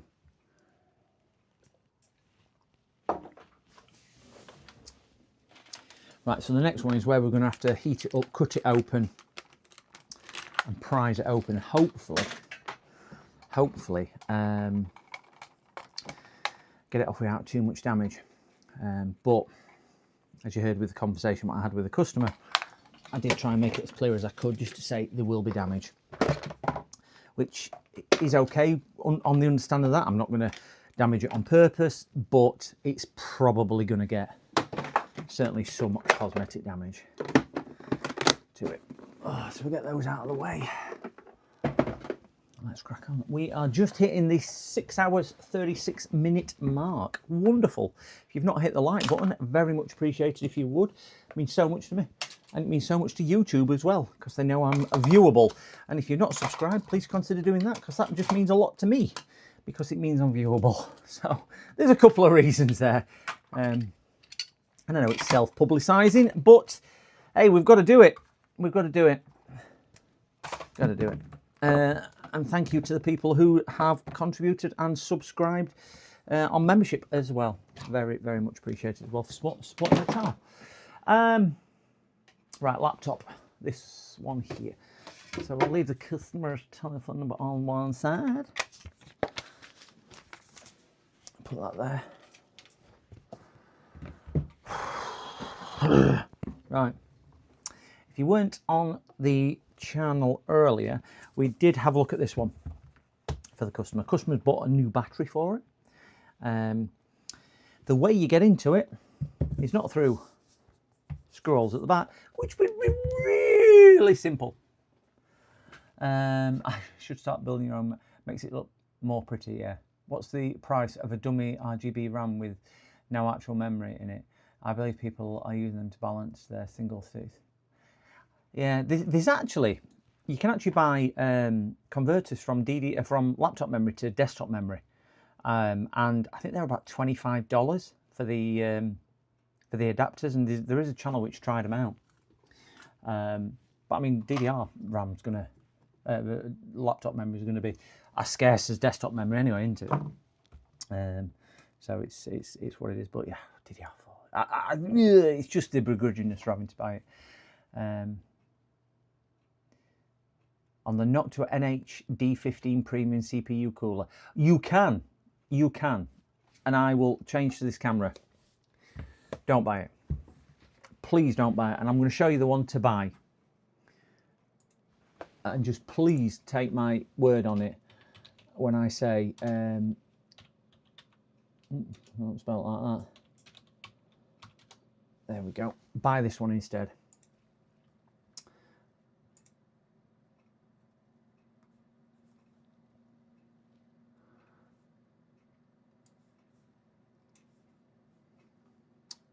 Not that one.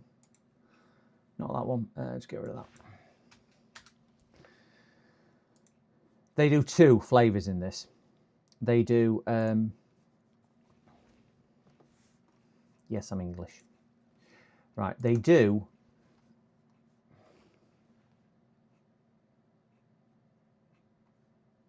English. Why have you just decided to come off that? I don't want any of them.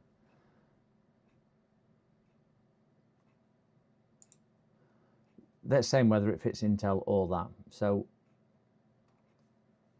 thermal products, these are them.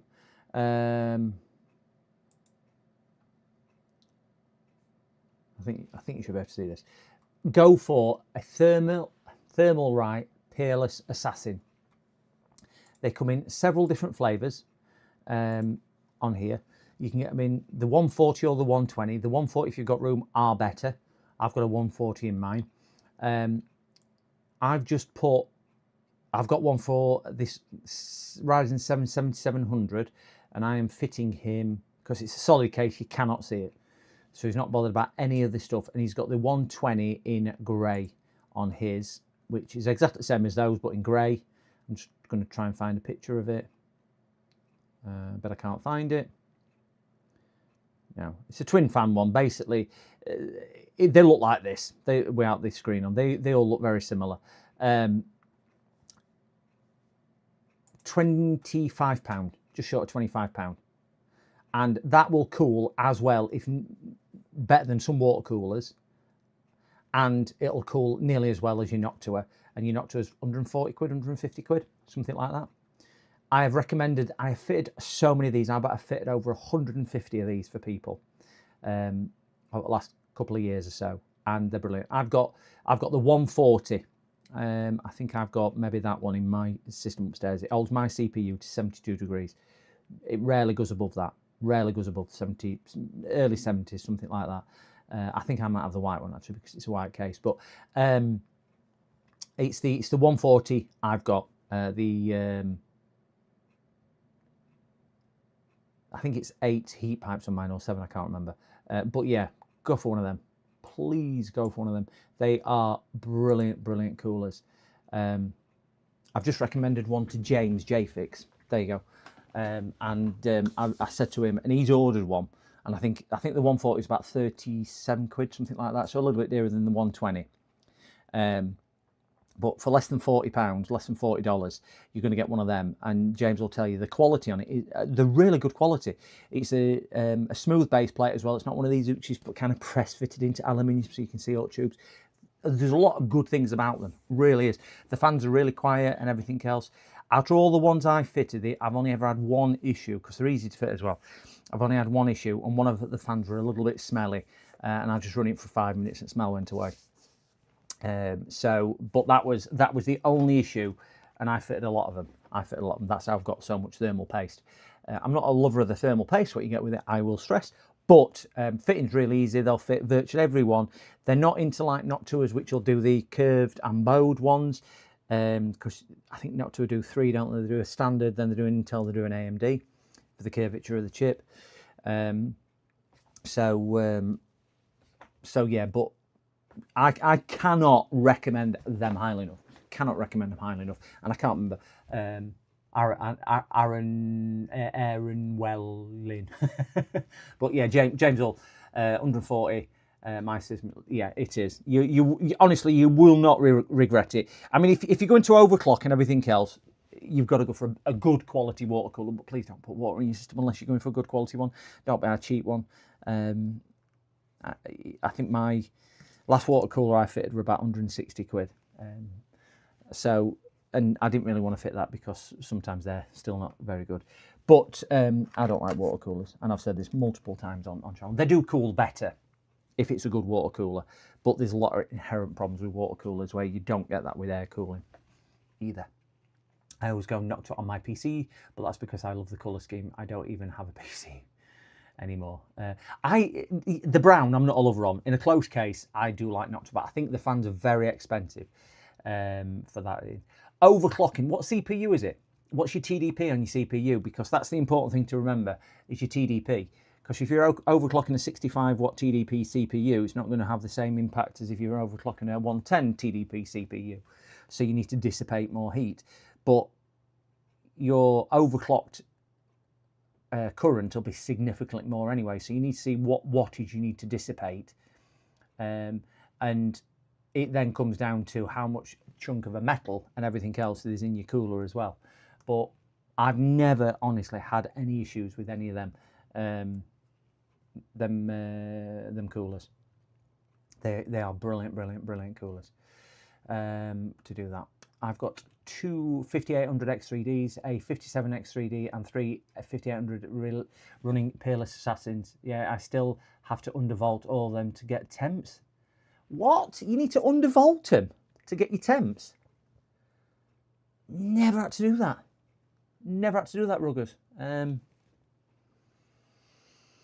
I suppose it depends what temps you want. I'm happy with a CPU running kind of into 30s, into 70s under load. Depending on CPU. But I would, as I say, my 9850X3D, low 70s. Low 70s. Yeah, the 5800XT does run hot. It does really run hot. It is a chunky. It's a thirsty beast, that one. It does. It does run a bit hot.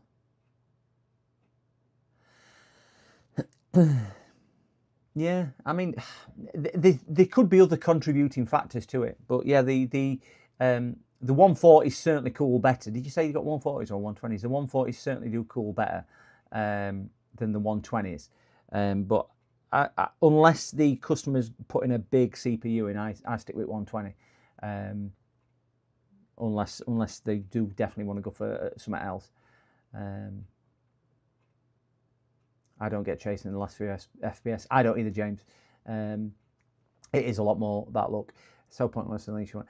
Yeah, if you're overclocking, yeah, but if you're going to seriously overclock, you need to go for water cooling anyway, because that is a more stable, reliable method. But you've got to spend quite a lot of money on it. But I would then say you need to look at your airflow of your case, which is more important than your actual cooler to some degree. Because unless you're getting fresh air in, it's not going to dissipate the heat. Even a water cooler, because you've got a load of hot air in there and it's not getting rid of it, and you're not getting fresh air in, it's not doing it.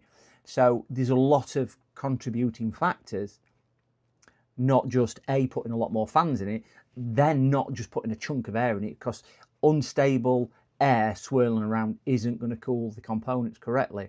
You need proper airflow. You need it smooth in a direction that it's coming in, it's picking the hot air up and it's moving it out, whether that's through a water cooler, so you've got a nice transition with your cool air coming through, or you've got an air cooler with fresh air coming through. If you can make the path of least resistance for the air to come in, go through and remove the heat, the better it is. And with a good air cooler, you're going to be able to achieve that. With a good water cooler, you're going to be able to achieve that as well. I just don't like putting water in your system because they do suffer. They will bung up, they will block up, they will leak, they'll stop working. One of the above, all of the above. And it's a lot more expensive to replace leaky water in a system when it's dripped down on your expensive GPU than it is just to go, oh God, my air cooler needs a clean and fan stopped working. Yeah. I have conversation a lot with people. I want more fans in my computer. Don't cool your computer down anymore. People generally don't believe me, but I've shown it before. I think I've got a video on it as well. Better airflow rather than lots of air. It isn't lots of air, it's airflow. But anyway, my mate used to work in rival PC shops. They had a customer into overclocking, always blowing up his CPUs. Yeah. Nick Flame. Oh, Nick. I've not seen you in a while, Nick. How are you? How are you? I undervolt GPU and curve optimized CPU. I never touch any of mine. Never touch them at all. Mainly because I have a view on this as well. I don't know, you can. But I always think about it like cars. If you buy a BMW have spent thousands of pounds, millions of pounds researching and tuning that car, like AMD, like Intel do.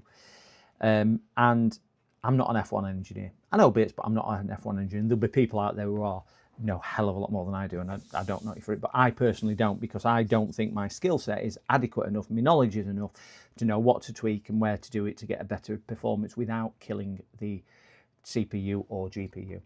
So to get another 5 or 10 FPS, if I'm already sat at 200 FPS, really doesn't make any difference to me. I actually limit my FPS on my system. I play F1. James Simmerig and a few other people have, because I post a picture. I limit my FPS to 75 FPS. I cap it. Global cap, 75 FPS for a couple of reasons, but it just don't push my system. When I do unclock it, I can get on full, I can get about 160, 170, 168, I think it is, FPS with ray tracing and everything on in F1 25, because that's the only game I play. So it's a more than adequate system, and that's in 4K, ultra wide, everything cranked up. But you'd expect it with a 5090 and my RAM and my 9850X 3D. So it can do it, but I leave it at 75. And at that, by the way, that is where it's hitting 72-ish, somewhere around there, on my CPU. But my GPU is taking hammer on that, I suppose. I've got, I think, 2 case fans coming in at the front and 1 exhaust in at the back, and then I've got my 140 Peerless Assassin cooler. I've got one of my fans, because I haven't got them. If you've got your case like that, I haven't got both fans at the front together. I've got them separated like that. So this one kind of blows some cool air for my GPU. This one blows some cool air for my CPU. So they've got their own little track of cool air coming into them. And I find it exhausts really, really well. And I don't have an issue at all. But it's you know what it is. Anyway, where are we? i5 11600 does me fine. Never have I ramped it up here. Well, to be fair, if your ambients are normal and not extreme, then running those chips at stock voltages is fine. Yeah, I mean, that's the other thing. I don't have any heating in my... I don't put any heating on. I've got the radiator turned off in my thingy bob. Dragster engines have to be rebuilt after every race, I believe, as they run on nitromethane. They do. We have Angry Yank is a bit of a racer as well. A bit of a race on there as well. Open loop is the way to go with water cooling, but if you're doing that, you should know what you're doing. I agree, Hoofed, on Twitch. Open loop is probably a better way, but again, it all comes down to quality of components. All comes down to quality of components. If you're on a budget, but even if you're not on a budget, you can still get some really poor components. And I know you can watch people like Linus or Gamers Nexus or Jay's 2 Cents and people like that who build these water-cooled systems. But how long are they actually using them? Are they using them on a daily driver, gaming, 40, 60 hours a week? Maybe they are, but they might be changing the computer every 12 to 18 months or doing things to it. If you're putting one of those in your system and it's a little Johnny in his bedroom and he's a 13-year-old lad and he's going to be using it for 50, 60 hours a week, is that system going to get touched in the next 3 to 5 years? Probably not. The first time it'll ever come to somebody like me is when it stops working. Well, when it stops working, it's generally then too late because something's happened. Either it's leaked, it's blocked, or impeller's stopped. At that point, your damage is done. So it's probably all right for a lot of us who have sat in chat because we can maintain it and things like that. But for the average person who just wants something to put in, leave and forget, I think an air cooler's a heck of a lot better solution for them. Because if your fan stops, it tells you your fan's stopping. It doesn't always tell you your impeller's stopped in your head if it's still trying to spin round, or it doesn't tell you if it's blocked too much and things. You'd only know that with your performance and your temps and things like that. But you know, little Johnny might not pay any attention to that because he's too busy trying to kill somebody on Roblox or whatever games they play. I don't know. Don't know that. Anyway, I'm digressing. I'm going on one, aren't I? Let me get some hot air on here. I talk crap, so don't listen to me, guys. I don't know what I'm on about. I have an opinion. But yeah, I would say I would always recommend that. But ultimately, choice is yours. There are a lot of good reviews on it, and they did. I think it was Gamers Nexus which actually pitched the D15 against the thermal, because I was going to put one in my system when I built it a long time ago, and they pitched it against the thermal peerless assassin. I think there was about 1 or 2 degrees difference, if that. So I got the case they recommended, which was the Yin Yang case or whatever it was, and did that. So yeah. Anyway, do you have a heat mat? Are you talking to me?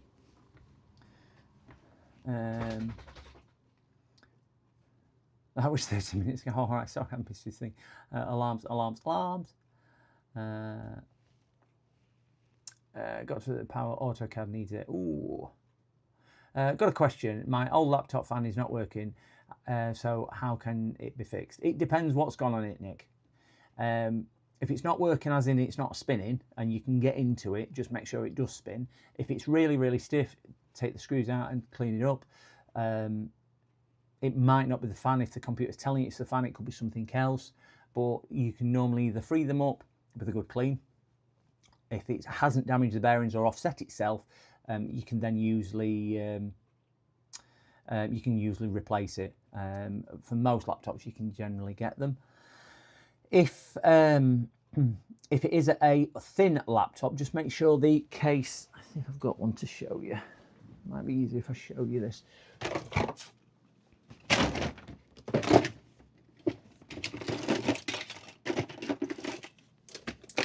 I know this is a big example, but this is a laptop fan. But some laptop fans are really thin. So if you, depending what type it's got, if you can imagine that sat in the computer in the top case or the bottom case, so it would be sitting this way. So the bottom case goes on there. Every time you put this on your knee or put it on something, it pushes the case and it starts bending this on thinner streamlined fans.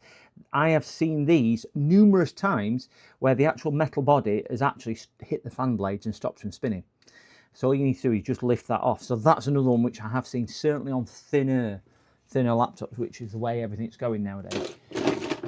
But just going back to this, you can normally, I mean, this is a bad example because it's not got any, but they'll either have little plastic pegs on like this, so you can actually cut those off and clean all the insides really well, or you can just usually clean them with a good brush and some IPA or contact spray, both ways, and just make sure it's nice and clean. Just make sure your fan's spinning freely as well, and things like that. If it is spinning really well and it's not actually spinning up when you turn your computer on, chances are something's gone on the fan. I would normally just order a new fan and replace the fan. Get the part number off the back and order. Just make sure you're ordering the right one, because you will sometimes find that a screw hole orientation is different. Might have 2 fans in. Make sure you order the left or the right, or the GPU or the CPU. Just make sure you're going. Don't just rely on, I've got a Dell XPS 190, because it might have different fans. Always just try and double check. Some fans have an integrated cooler, which comes straight from the CPU. So you might need to change that. You might just get it and it might fix onto there. So there's a lot of different things. But if you need any help, Nick, just let us know. I'm more than happy to assist. And I'm sure a lot of people are in chat as well. Anyway, where are we? Do you have a heat mat? I've got a heat mat, James. I tell you what I did like. Do you know that and what you've got, what Nano's now bought? I was thinking of getting one of them heat, if that's what you're on about, one of those. But I don't have a heat mat for softening solder up.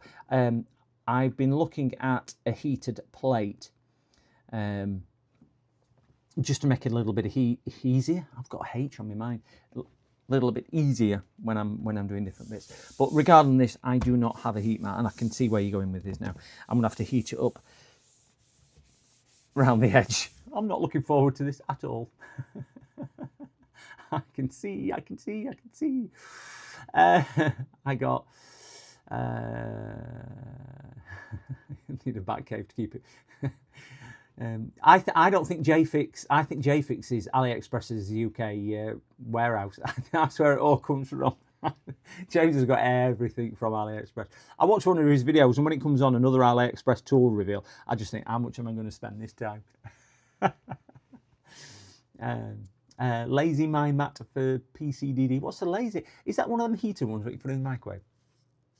Yeah, I used to use an hot water bottle to soften things up. But no, I ain't got one of those.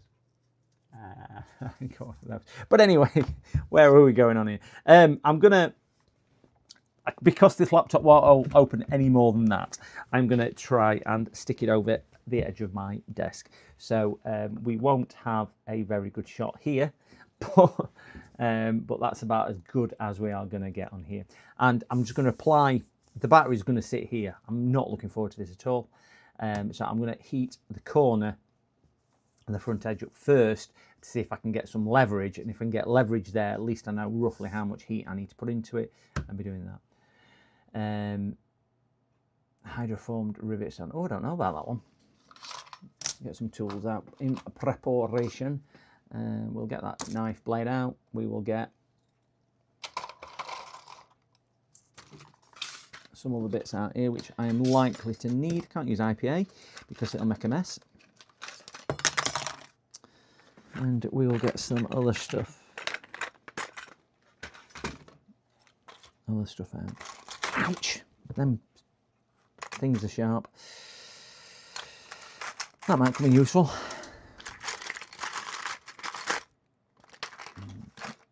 Oh, that's what I'm looking for. Another one of them. I've tried about 10 of them. Oh, I've got one of them. That will definitely come in useful. And we've got some other bits in here. Right, just before I get on with this, guys, I think it's called for here. Damp cloth with blades. I came back at the right time. Can I watch the fan? No. You can, as long as it's deionized water and it's got no impurities at all, because it's only impurities which damage things. But I wouldn't recommend it. Right, I'm going to pop for another pee, guy, because I'm drinking loads and I've got a bladder of a 2-year-old, so I'll be one tick.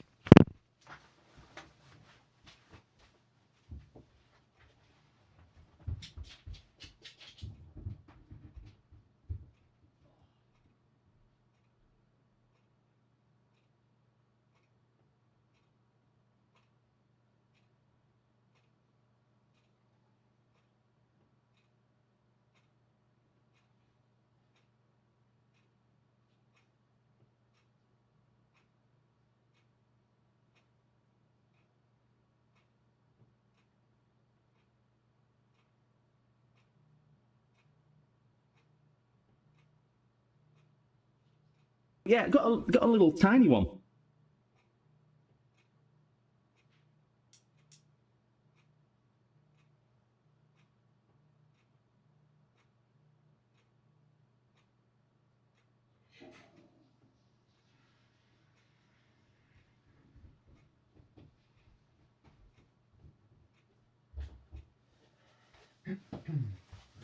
I should have another one to build, as long as my bits turn up between around 3 o'clock, 3 till 5. So they're due any moment. I've got we've got 2 more deliveries coming, and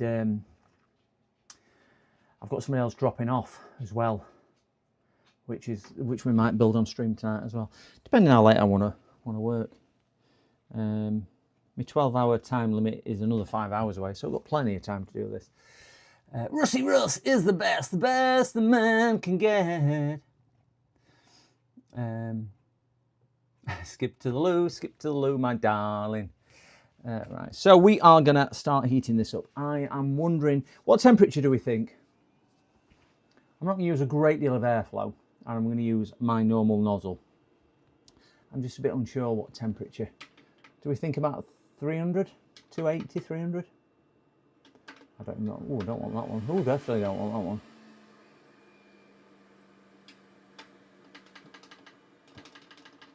Put it on 25% air. 480, 100% airflow. Right, done. Car thought done. Need to make a shirt, PDD, little ship, little boat. I think that's my trademark sound, isn't it, of young Andy doing that, of my little ship. Yeah, I do like that.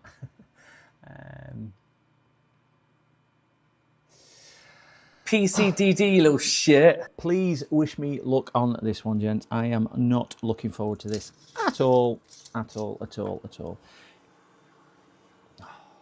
1 second, gents. My telephone is saving me. 1 second, just let me grab my phone. PC repairs.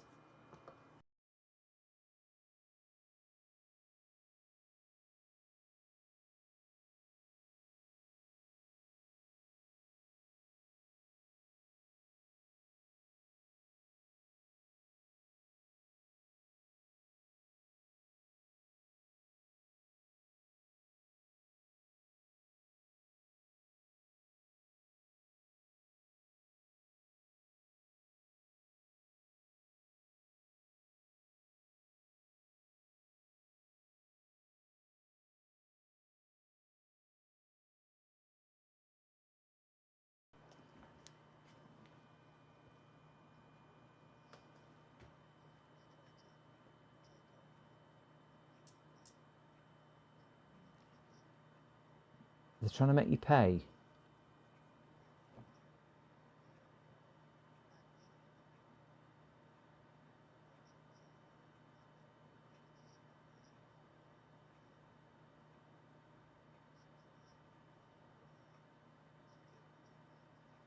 Okay. Is it Norton or McAfee what they're trying to do?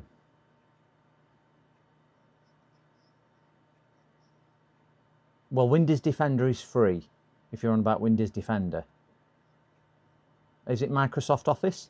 Microsoft 365? Right, so that's only if you want to type documents and so on.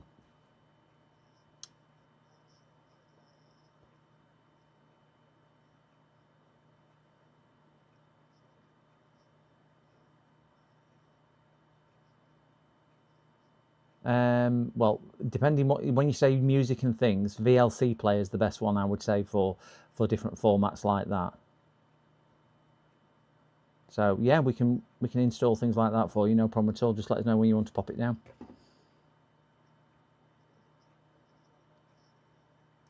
Just the box. Just need to bring the box.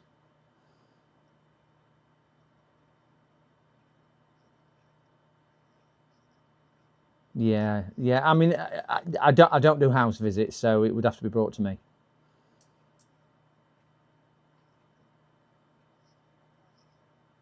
It depends how long it takes and what you need doing. So it's difficult for me to say. You want to book that in, dear?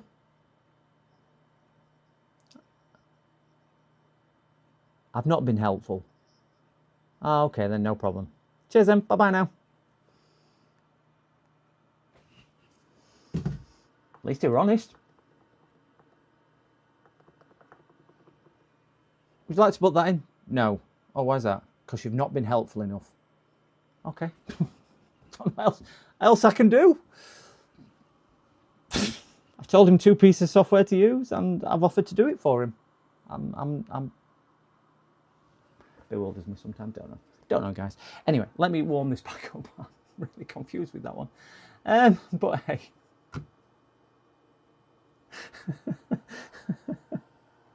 Oh dear. Okay. Never mind. We will warm this back up. I know, I've changed it, Carfor. I've changed it, Carfor. Oh dear. Right. So we're just going to put some heat in here. Are you trying to get answers so they can judge it?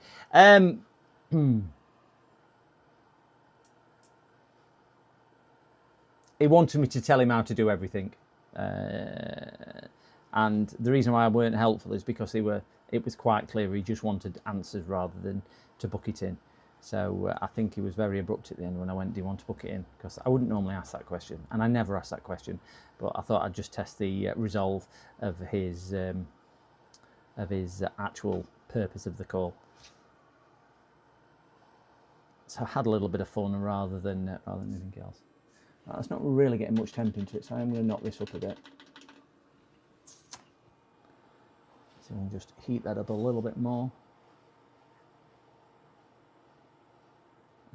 That's what AI... You're right, that's what AI is for, yeah. But some people would rather ring somebody and get the answers than trust what they read online and then don't believe the person that they ring. I get quite a few phone calls. If people ring me up and go, I need some advice, or can you just help with some advice because I'm stuck, I'll help them. If they ring up and pretend they want to book a repair in and it's quite clear that they don't, they just want to pick my brains, I'll tell them to book it in. Because that's basically what they're ringing up and telling me they want to do. If they're telling me they just want advice, I'll spend 20, 30 minutes. I've logged in with AnyDesk or TeamViewer and we've subscribed to that and help people for nothing. Don't charge them. I've helped people out like that before. But if they ring up and just try and pull the wool over my eyes, I just find it a bit insulting to me intelligence.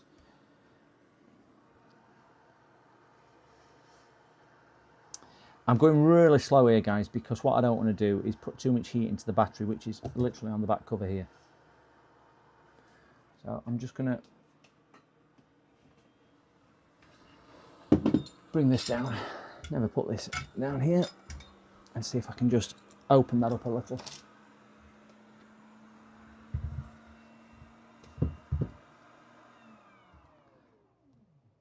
It certainly has softened it up. Whether it's softened it up enough.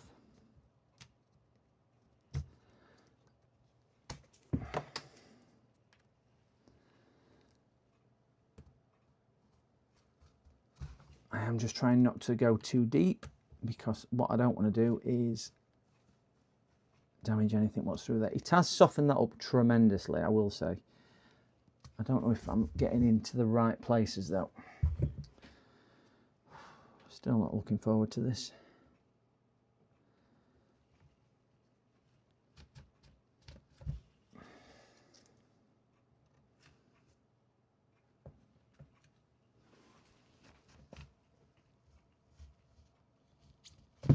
Right, that seems, it's about 5 mil, I would say, that I need to go under.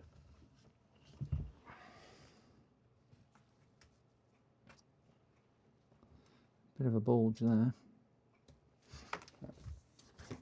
Yeah, it's a laptop. Sorry, Tom. Just doing a, this is a Surface Pro 1st Gen, and it's glued together. The actual battery is under here, but it's like a suede. It's like a suede material. So you've got to basically unglue everything around the sides to get to it. So yeah, it's a little bit more awkward than you would think to do. Pop that under there. Just give me a bit of an air gap to the mat. So it's just a case. I've had a quick look on the internet because I've not took one of these to pieces before, so I'm not going to guess. I would rather use somebody else's knowledge because it's always better knowing how to do it. I could have rung somebody up and asked them all the questions, said, can I book this in for a repair, and got all the information off them, and then just gone, no, I don't want to book it in because they've not been helpful. Could have said that, couldn't I? But no, I went out and I looked myself and found the information out to do it. But it's certainly proven a little bit. Oh, I've got my Amazon delivery. Oh, guys, I need my one-time password off Amazon to get this. So let me get my one-time password on orders.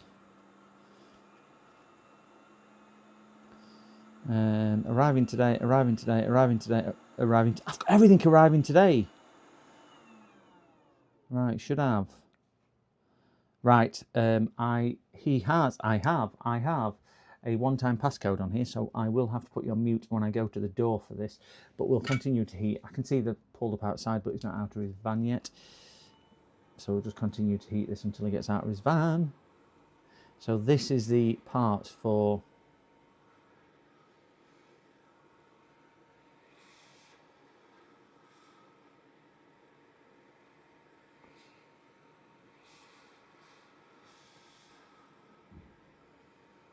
Oh, he's getting out of his van.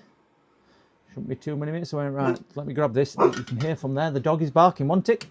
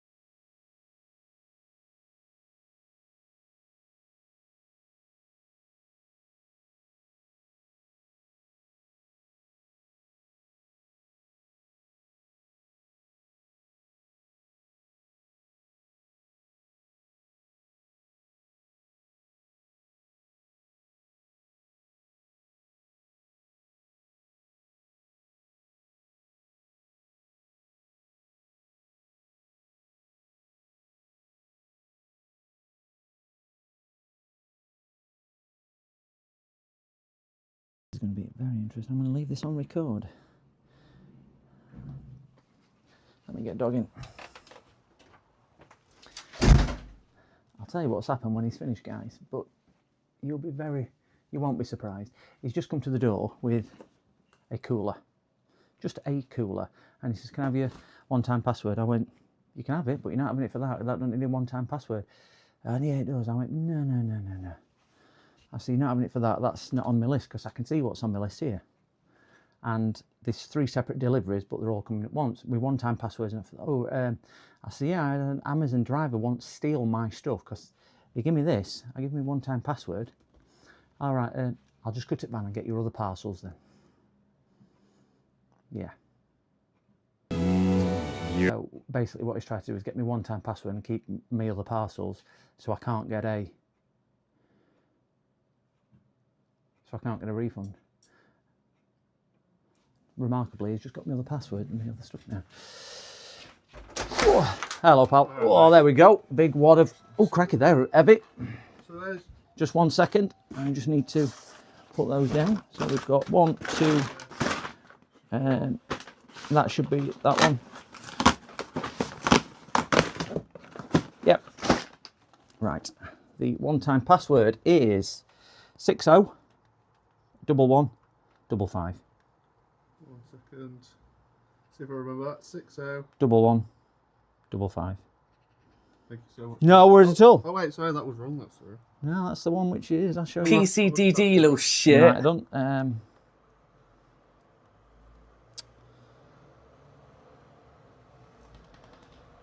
you go. Oh, 601155. Yeah. Thank you, mate. No worries at all. See you later, mate. Have a good one. Come on in, dog.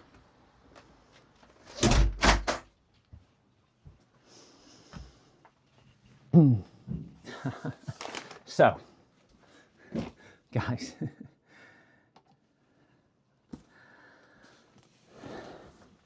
so they're all coming to the same house, addressed to my business, which is a computer business. Okay?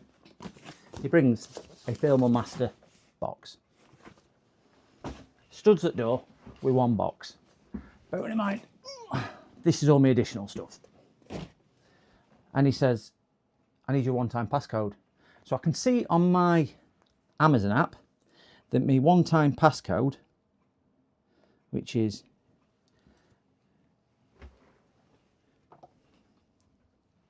here, is actually for, it's gone off now because he's delivered it, is actually for 2 items. Neither of those items, it's for a GPU and a power supply, neither of them items are that cooler. Would I trust him? No, I wouldn't. He looked too scally. So I said, "You're not having it for that?"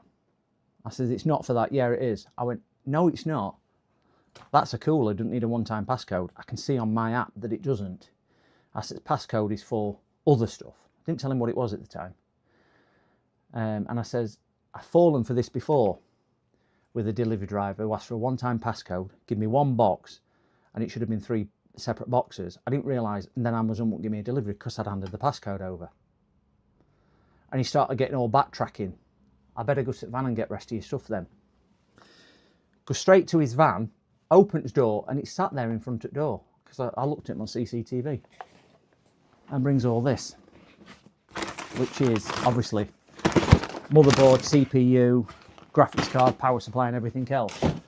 This is, "I'll need your one-time passcode," which is then what I gave him. He was trying to steal stuff off me. Absolutely disgusting. Absolutely disgusting. He hasn't made a mistake. And I know I shouldn't prejudge. He's a thief. That's all he is. I've never seen that drive before. I get multiple deliveries per day. Not always off Amazon. Off all different places. I've never seen him before. I get Amazon several times a week.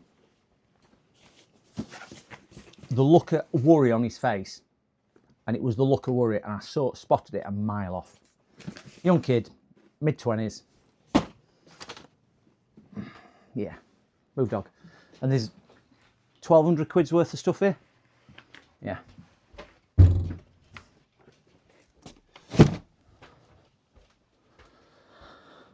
But problem is, you ring Amazon up and tell them, because I've had it before, and Amazon just aren't interested. I had one driver who took my name and address off the parcel and stuck it on a smaller parcel, and the smaller parcel ended up being a pair of 5 quid kids sunglasses. They obviously didn't know what were in it. They could just tell because that. And obviously kept my parcel and then didn't deliver wherever the sunglasses were supposed to go into and said they were them. And I rang Amazon and went, "They've just stole them off me." And I know they hadn't, because that needed a one-time password. And I actually said to him at the time, "Do you need me one-time password?" No.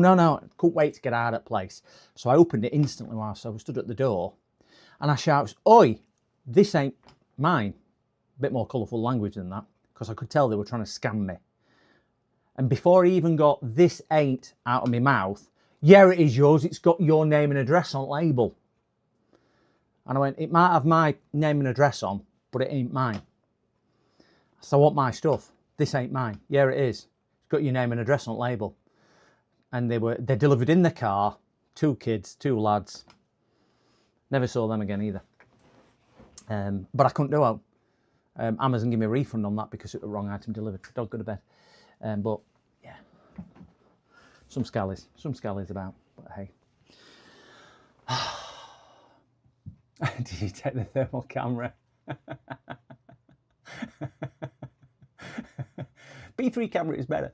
I am saving up my my pennies to get maybe get a thermal camera or something like that, or a different one. I want an upgraded one for my microscope on there.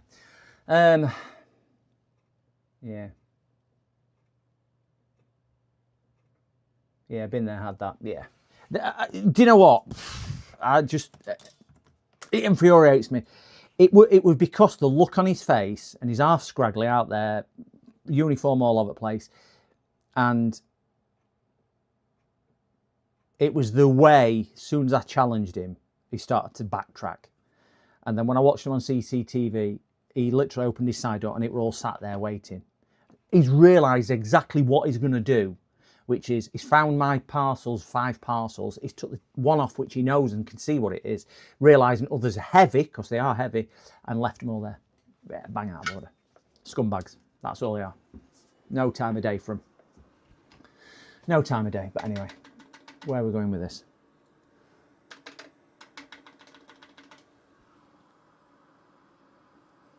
Been there, had that. Anyway, we will get on with this. Fortunately, I spotted it, but there'll be other people who do not. I will put a call into Amazon and just explain that the delivery driver seemed to be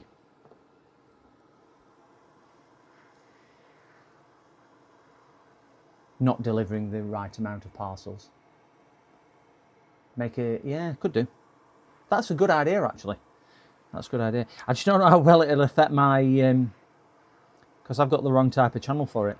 I've got the wrong type of channel for it to go on, because obviously if you put a, this is where YouTube really is crazy. If you put a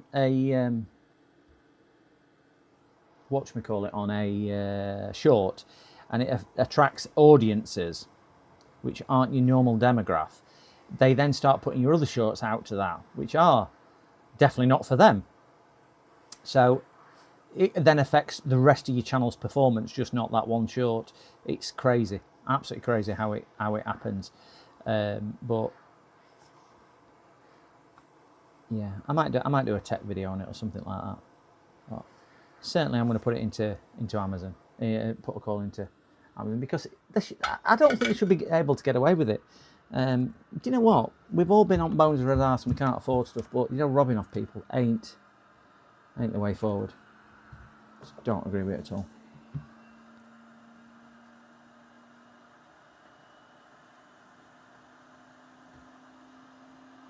And you might say it were a genuine mistake, but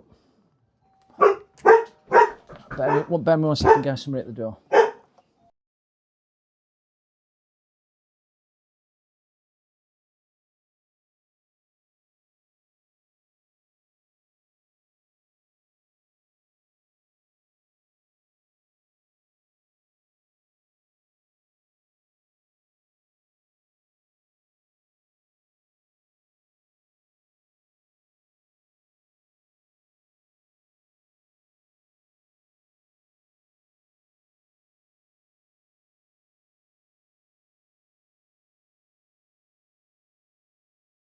We've got. I know what this is. Sorry, that was a different delivery driver, because my regular delivery driver is on. Guys, I have just had me. I'm gonna open this on stream, because I ordered these and they've only delivered half of it. I've ordered a load of reballing stencils. 138 of them in total. Not that I've got any paste, because they then refunded me for the paste, because the paste was on back. They made a mistake and couldn't send me paste. So I've got 138 reballing stencils to try some reballing on and repasting on, and I am hoping this is what I think it is. Ah, it is. Yes, I'm not going to open that. That's something else. So yes. Ah, dear me. Right, so we get back to matters at hand. I will get this off in a little while. All the heat import lost again. I know. As a former QA inspector, don't be surprised if you buy a brand new appliances and it doesn't work, because QA inspectors only sample test. I know. I've seen that before. Jesus, you're doing reballing too. Be catching up with that. I'm not doing reballing as such. I'm doing repasting, whatever you want to call it. So I'm going to attempt to do a little bit of. I've never done it before, but we will attempt to do this, reballing, repasting, whatever. I've got to be honest. I've never come across an instance where I've needed to do it. Sorry, I've never come across an instance where I thought I needed to do it. That's probably more apt. I might have come across instances where I've needed to do it and not been able to do it, and not even realised it with that. But as my skill on diagnostics getting better, which I know is hard to believe, it's becoming more something that I could may need. And I just thought, do you know what? If you never try, there's no point. But what I do need, and I didn't realise I needed, is and I might pick brains of the community here, is I need a thing to hold the things with. I've got a couple of chip holders up there, what James has kindly gifted me to try. So I thought, if I get the reballing stencil, I can hold the chip in there and stick the reballing stencil on the top. whilst the paste is in there and I can warm it up. So that was my thought process, but if that's not feasible, I might need to come up with a different plan of attack.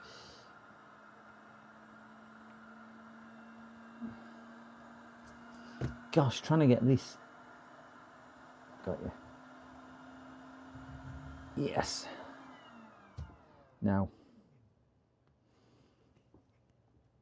No. Bloody hell. Damaged his suede.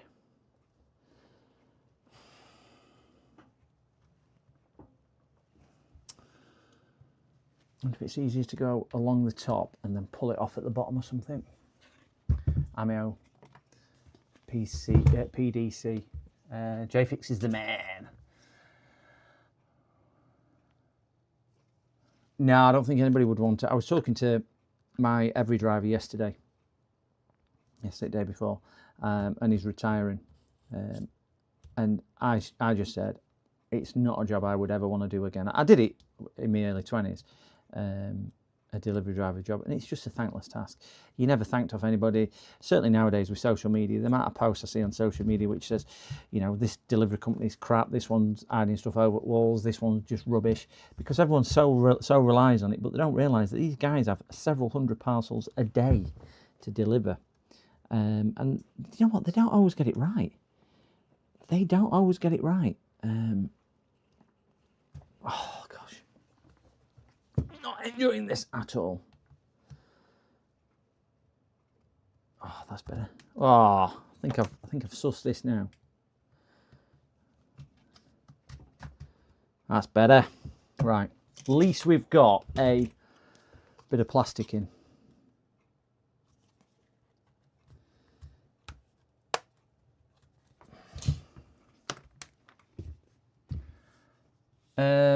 I am deforming the palm rest, yes.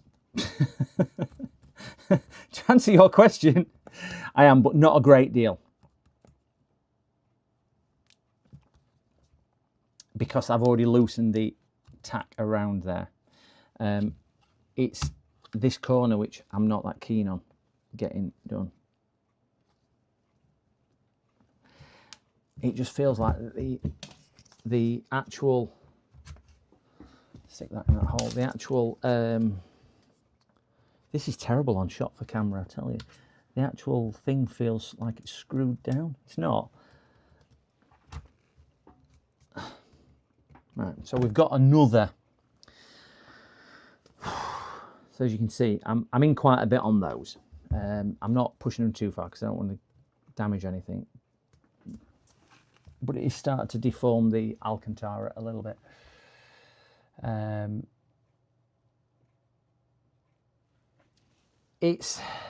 I think it's a piece of metal covered in that, and I think that's what it is. So what I'm hoping is, if I can now heat, I might be able to. Now I've got something in which will let me prise.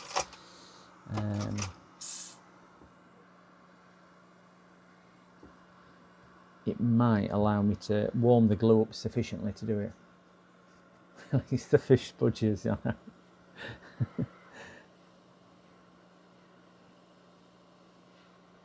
This just ain't a pleasurable job because you just know one slip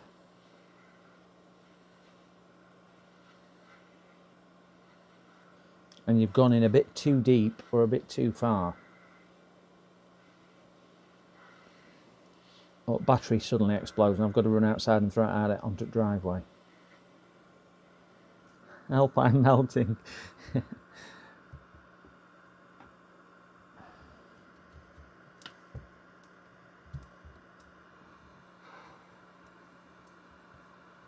think I've got a bit of a technique to it now. Just to walk it down sideways a little bit.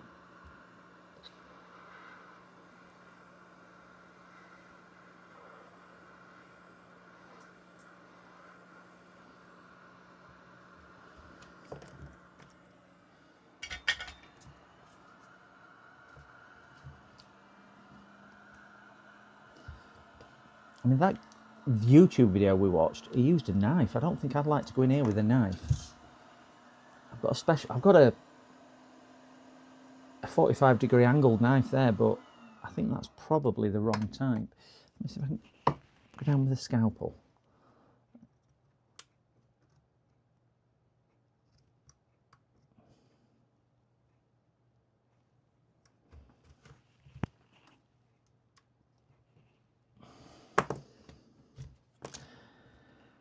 Do you know what I'm going to do? I'm going to drip a bit of IPA just down into the groove. I know you can't really see with this, gents, but I'm hoping that a bit of IPA might just soften the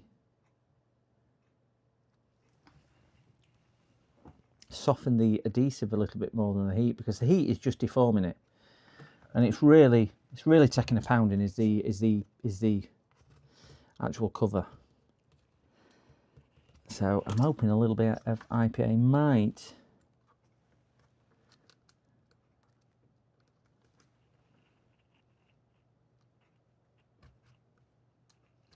just help it come off. Yeah, I'll isopropyl alcohol, 99% pure. Soldered RAM storage could be back on the cards due to RAM gate. Yeah, it would definitely, without a shadow of doubt. I think iFixit, I think it's like you put microwave, be good for that. Yeah, it would be. I just don't know if it'll get up to the right temperature. I mean, I've got my temp, I've upped the temp up to 280 and 40% airflow, and it's just not, because you've got the glue kind of all the way down up to about here on the edge. It's starting to deform because the outer edge here hasn't got, it's just like a piece of thick cardboard, even though it's suede. So the metal frame don't really start from here. So the problem is, even if I'm going in like that, it's not really giving me enough. It's not really giving me enough. That's why I'm hoping IPA might just help to soften it up. I need a little bit more. A little bit more. Ooh, just a little bit. Yeah, IPA is not working. So, oh, dear me. Ugh. Not enjoying this at all. Right, let's try the idea what they said on the Tinterweb, which was cutting around with a sharp razor blade.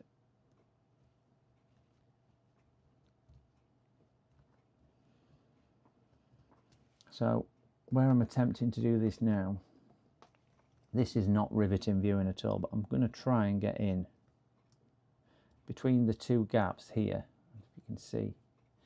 I mean, the contrast ain't good anyway, and just basically cut through the adhesive slowly. But I don't think I'm going through the adhesive, that's the problem.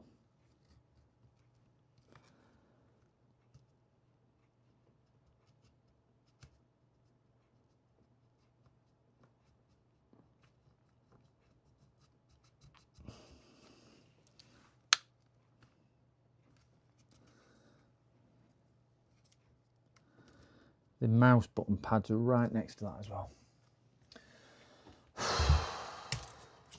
Stupid Microsoft, indeed.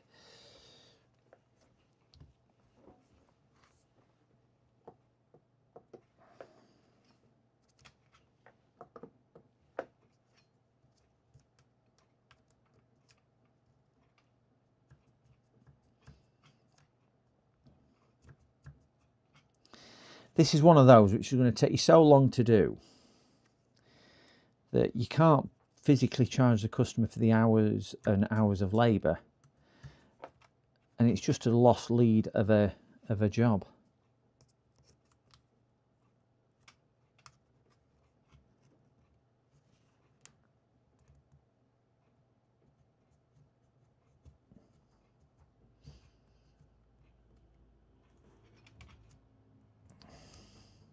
And then the tape, which I was going to stick it down with, which is my tape what I use on Mac screens and whatnot. I'm not sure which will be strong enough for doing this.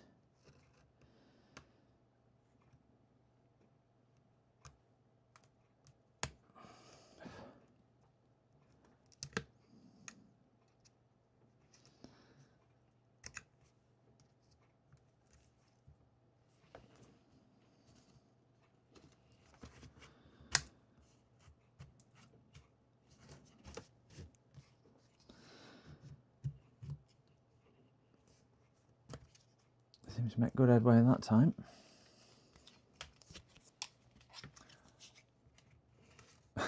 You can't. Electro World, that's a bit harsh. It's a nightmare, cows, and I've got to go all the way around the edge. And it's one of those, you just can't go too deep.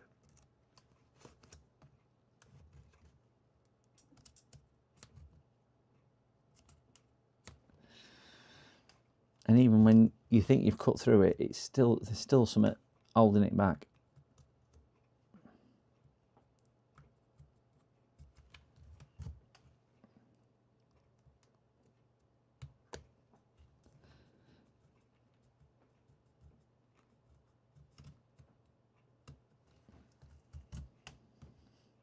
I think this is probably the, I'm only going in probably about 5 or 6 mil with the blade. But I still don't know whether I'm catching the innards or the thing, because Microsoft in their infinite wisdom, can you see down here, I'll see if I can show you, they've put these bumps all the way along. You just see here. So when you're going in with blade, you're actually hitting them bumps anyway. So it's not like you can even have a smooth transition across. You're hitting bumps every 2 seconds.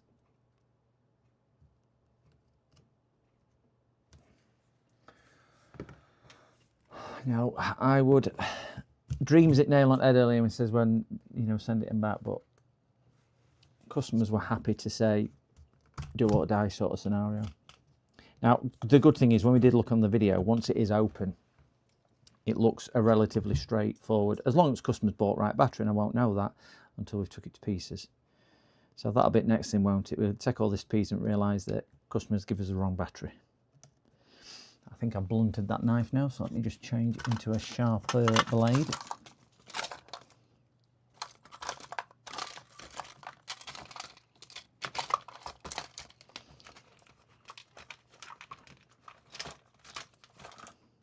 Ah, wonderful. Got no blades left.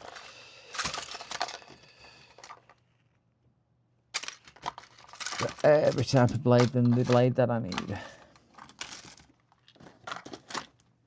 I ordered 300 scalpel blades. There we go. Can I find them? Can I? Blinking heck. But I've got a funny feeling I will be going through a fair few with this.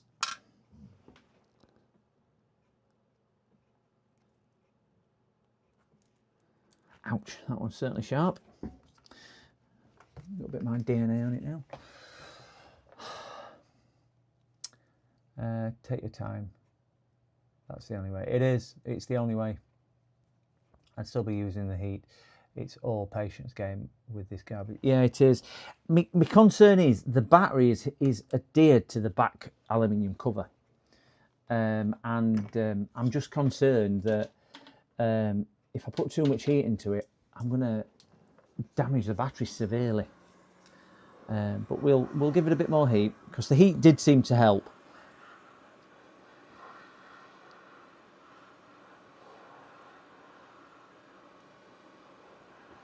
Plus, with it being an aluminium back cover, it's just dissipating so much of the heat.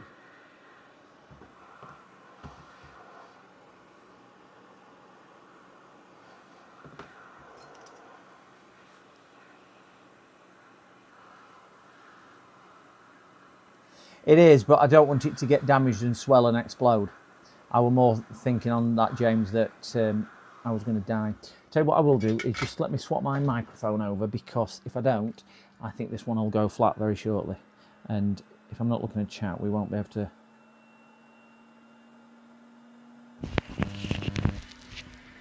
Watch that little microphone. I have to put this one on charge, which is good because red light's on.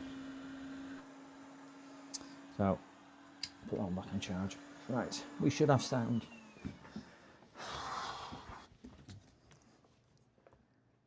It's got a bit of heat into it.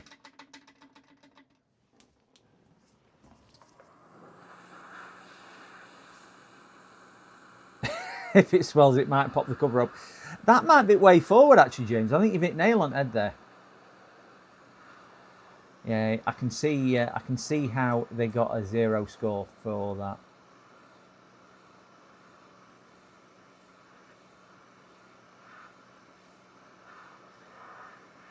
I think the IPA will just instantly evaporate with the heat I've got into the aluminium case. So I don't think IPA on a warm case, ouch, that is certainly warm, is going to do much good.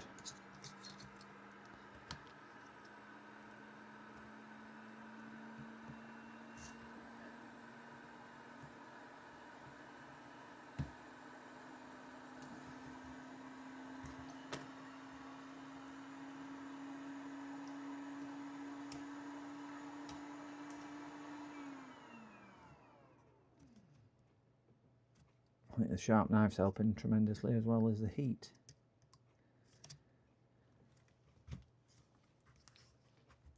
Well, the lesson will be learnt from this: never repair one of these ever again.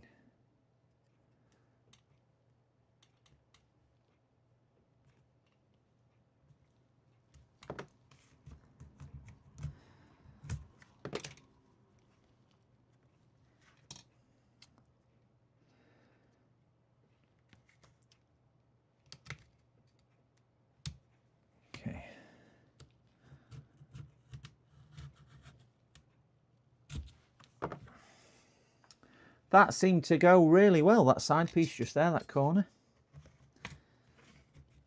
That went really well. I'll stand up and do this.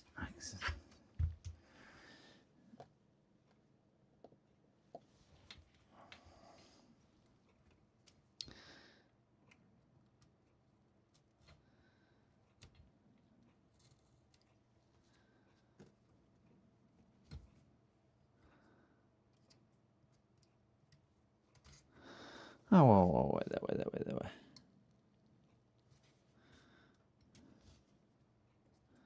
There's two.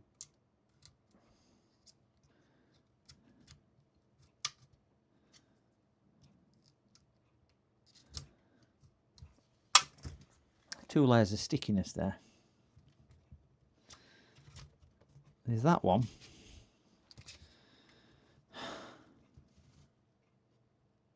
No, that's right. So it needs to be a top one. So let's get a bit more heat on it. There's a bit of plastic here, so I'm trying to avoid gonna put too much heat there. I can't see chat whilst I'm up here.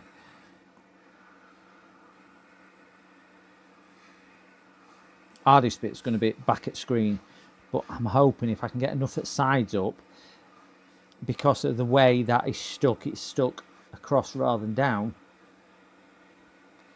it might lift up and off, and I might not need to untack it all together.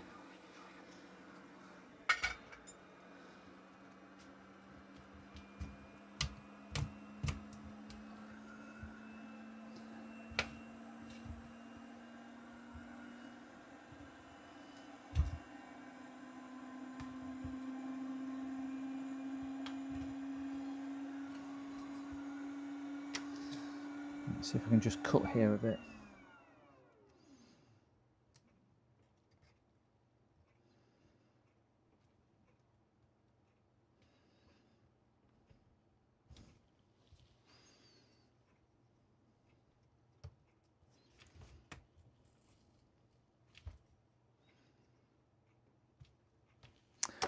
Right, so we can get that warmed up a bit more there. There's a card reader or something in here, so I can't go too hot.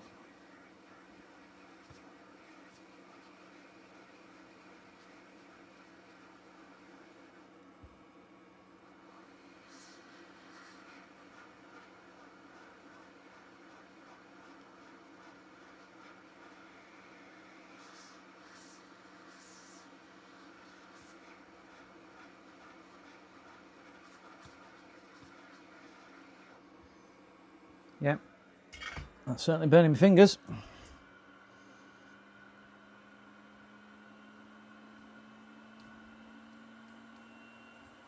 I can't see chat whilst I'm stood up either, because my screen is under my shelf and my head is above my shelf.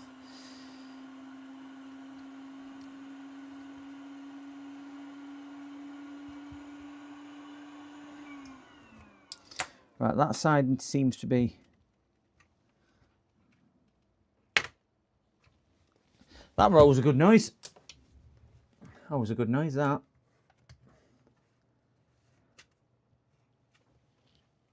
Right. So back to here, which we thought we'd got off. Stick that in there. Come on, fish. Come on, fish. We've got faith in you. I'm not touching one of these. Never touch one of these. Waste of time. The lot put up is nothing special anyway. I would not waste my money. Now,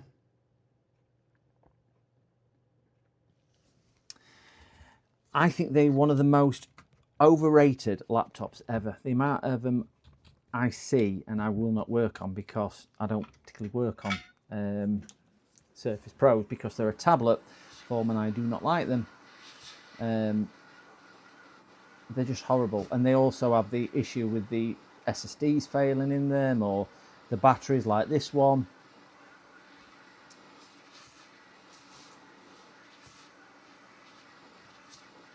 They're just badly designed and done.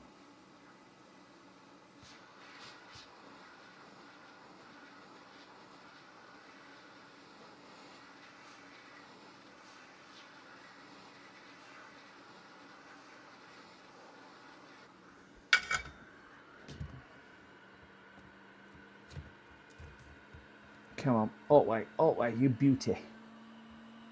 Come on, we've got faith.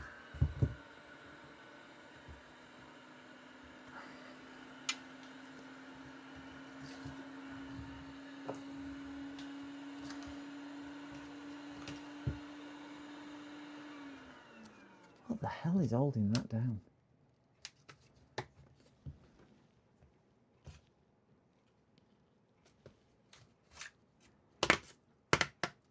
There's other sticky pads inside. He never said, oh my gosh, there is. Ah, wait there.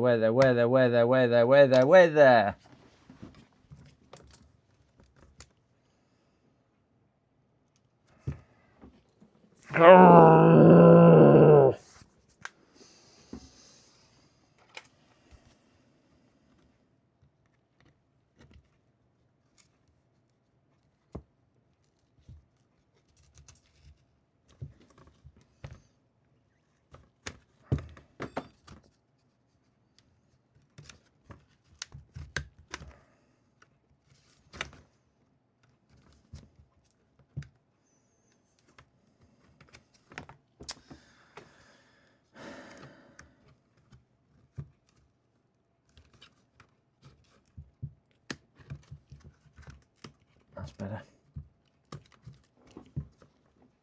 There's 2 layers into it. Yep, you got it, Llama. Spreading the keyboard. There's 2 layers. There's a keyboard layer and a... But the good thing is, I've only done it on that section there. So we might be able to salvage it, but I don't know. That's better. They actually recessed the keyboard in the actual frame. So, yeah.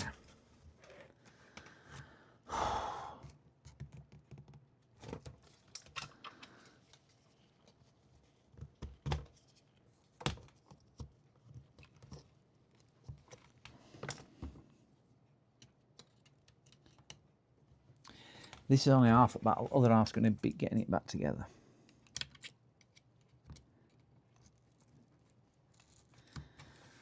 Right, that's done that hinge.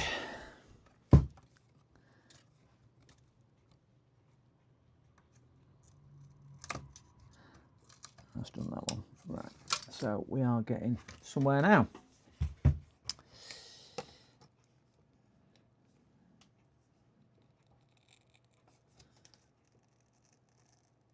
I'm just gently trying to ease it up and not bend it too much. Because A, we've got a ribbon cable. And B, I don't want to damage any. Oh, it's got everything coming through to the screen. I can't see. I'm trying to look for the battery connector. It's reasonably flat in here. It's just naughty how they've recessed that. You can see down here, we've got a got a ribbon cable here. It disappears under the keyboard, but this one does go on to somewhere, but I cannot see how it connects. I think it's a pop-off connector.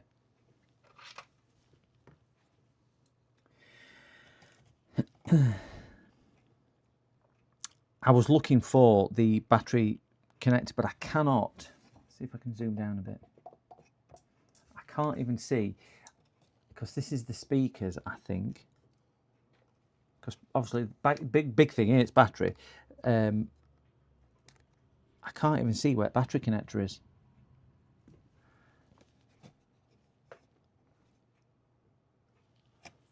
Watch video again. Yeah, I might need to. So let me pull this other creators. I don't honestly know. I'm just going to have a quick look at that other creator's video, because he managed to do it reasonably in 12 minutes. 12 minutes he did it. How to open a Microsoft Surface Pro. I'll just get rid of my advert and then I'll put it on screen. Skip. So this is the guy who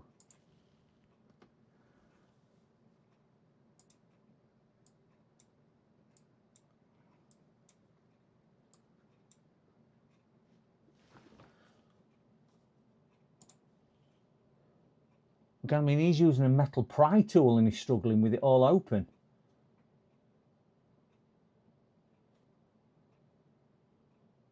Oh, come on, Microsoft, they've glued that down as well. Are you trying to tell me they've even glued that keyboard thing down?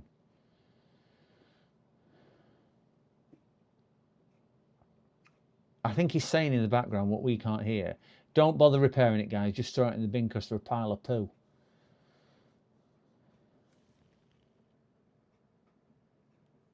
Mine is much nicer. No problem at all, lead farmer, lead farmer. I just want to see how he disconnects the battery itself, because I can't even see the battery connector on there.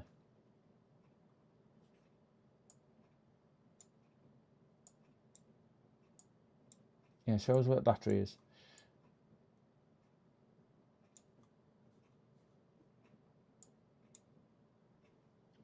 Yeah, we know that. So where's battery? We've done all that. He's not showed us how to get into the battery. Wonderful.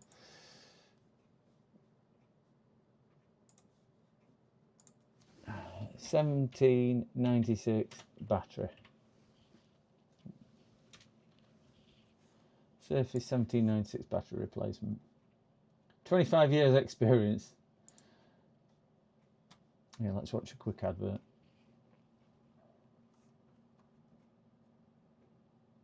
Yeah, it was certainly something in there.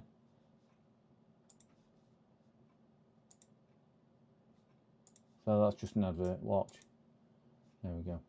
So it shows how to get into. Why? It's an advert. Surface Pro battery in 5 minutes. All right, show off. No, that's the wrong type. 1796.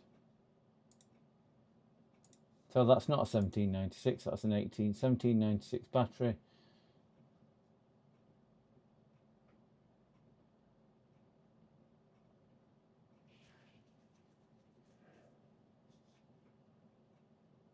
Battery done right, clearly. 1 hour 36 this guy's took.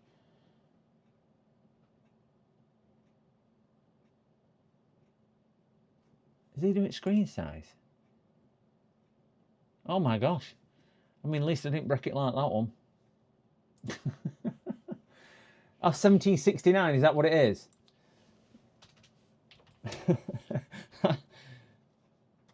$17.69. Oh, so that centre cover has to come off.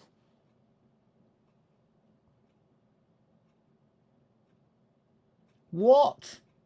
You're not telling me you've got to take everything off, are you?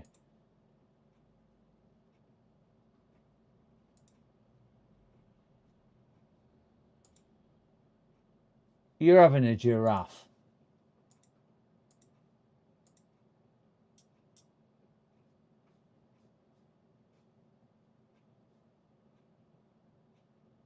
You are joking.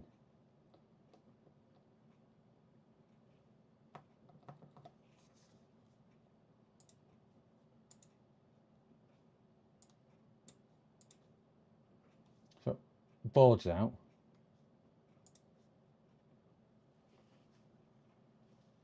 It is.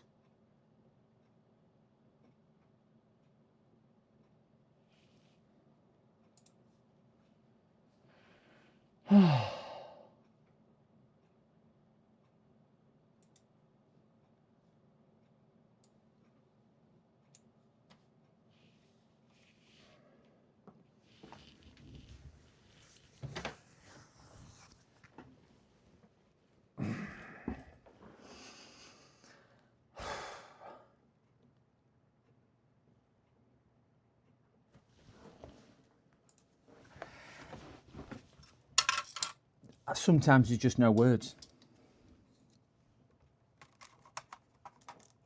It's delaminated keyboard as well. I'll tell you that now. Because they don't make it clear which layer you're going in. Fortunately, I'm hoping that we can maybe salvage that. I might be able to get that stuck back down. I don't know.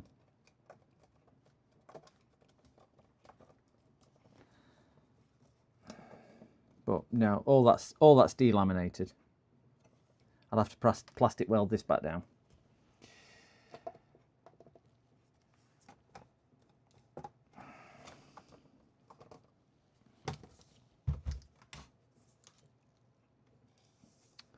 But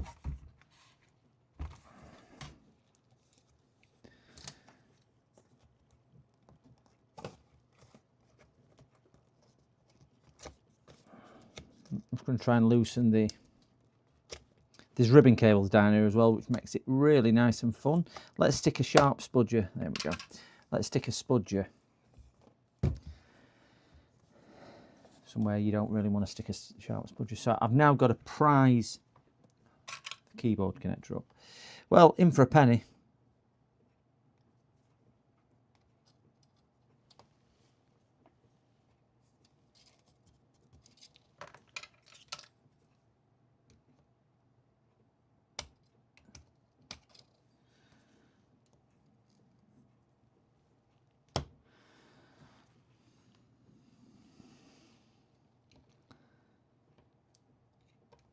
Oh, it's not. I'm going to show you what this is if me's microscope came on. Let me get my microscope on, and you will see the infernal frustration of this computer. Now we won't, because OBS has done its normal shitty thing, which is I'm not going to work. Sorry guys for swearing. Frustration is kicking in well and truly with this. So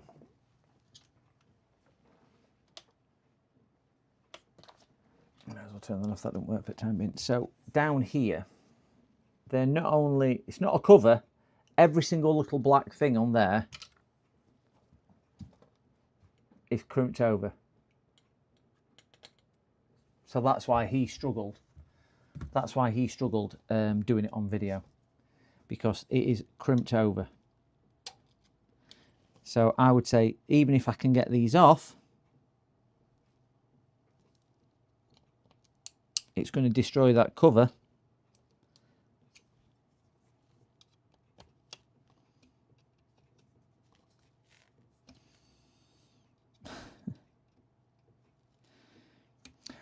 What I am going to do, I'm going to check the battery the customer's bought.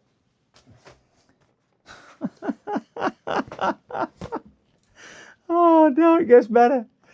Gets better. Gets better, gets better, gets better.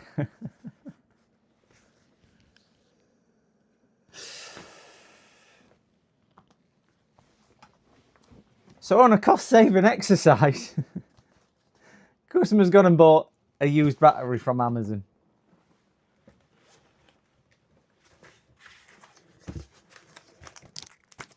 I think it is the right one, but I'll guarantee somebody's bought this and gone, I'm not fitting that, I'm sending it back to Amazon. Oh my gosh.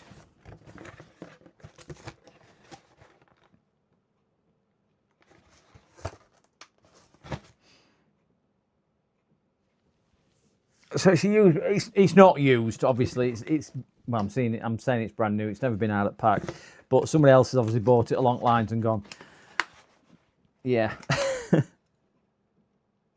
Lolo Joy Limited. That's open box, yeah. That's who it is. LOLO Joy Limited. Warning: this is not a toy. Keep away from babies and children. Yeah, last time I buy my 2-year-old a laptop battery for their birthday. Just don't deserve it. It's not a toy. Not having it.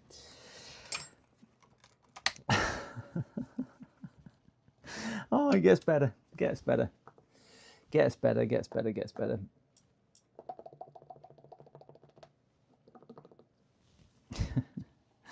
Am I enjoying this? No. Would I do this again? Never in a billion years. Should I have said no? Should have listened to dreams. Should listen to dreams.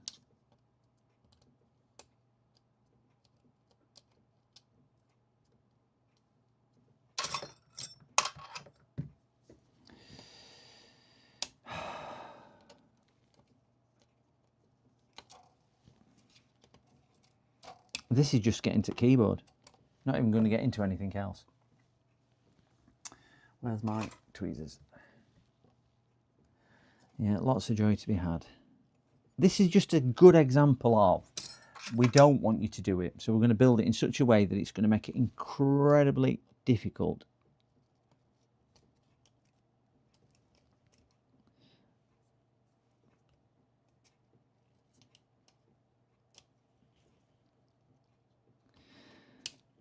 I mean, one good thing, doing it on camera, the customer can see what I've suffered.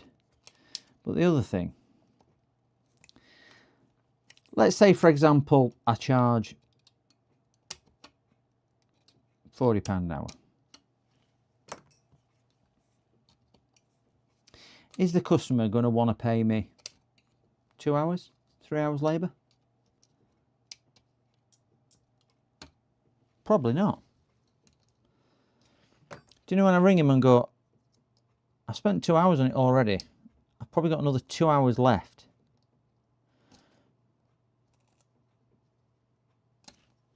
And it's 80 quid so far. Do you want to continue? What do you think customer's going to say? Laptop's only worth 70 quid. Why would I spend all of that? Precisely.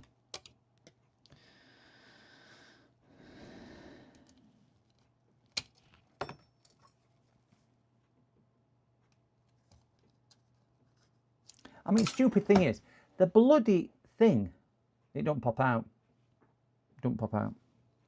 The stupid thing is, it's finally off. I can take that off now. Well, I can't yet until I release the rest of the glue. The stupid thing is, it works on DC charger.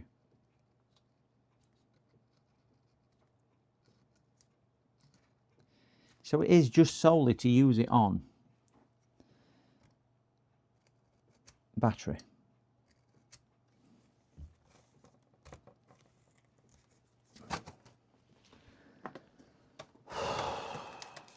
Right, we're going to have to plastic weld them back down, which isn't a problem. It's like a normal keyboard that way, you plastic weld them down. I don't think it's damaged the membrane, so we should be okay with that.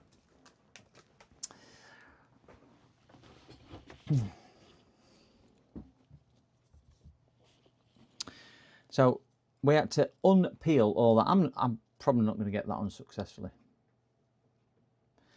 I think the only thing I can get between the gaps is a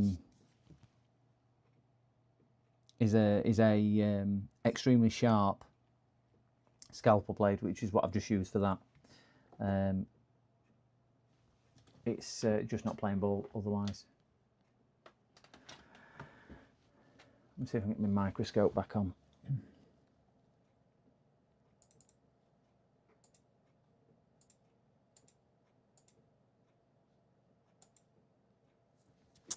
This occasionally happens with OBS, no idea why, and we just leave it unplugged for a couple of minutes and my Elgato comes back to life.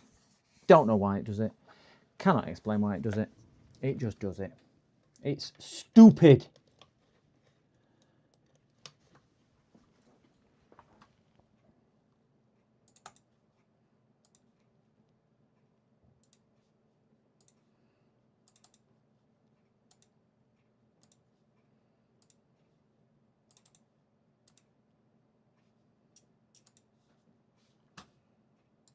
Elgato. Oh, gosh.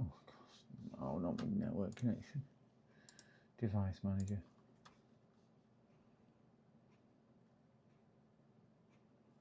View actions.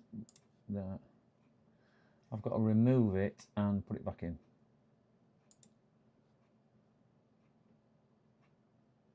That one there. Uninstall and then reinstall. It's a stupid thing. Stupid thing.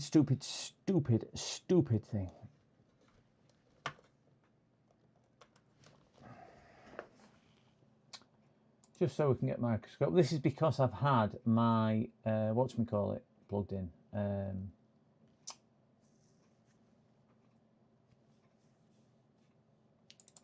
Screen to do that. So we'll have to leave Elgato unplugged for a few minutes and not do it with Elgato. Not have that. Put some glue and weight on it while you are working on the rest. What's that for? Use something like toothpicks between. Yeah, I can't do that. I'm going to have to unpick this shield. Bear in mind, the computer is still live at this point. It's not actually. It's still got a battery plugged into it, so it is still got voltage in it. That one. Nope, too big. That one. No, wrong shape. And can never tell. Might need to get my Mac screwdrivers out. Yeah, that's wrong size. I dropped my iFixit kit a while ago and mixed up all my little star bits and whatnot, star drivers.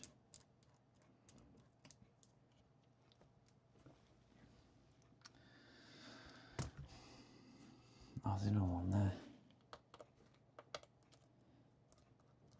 I still can't believe it's stuck on the bottom.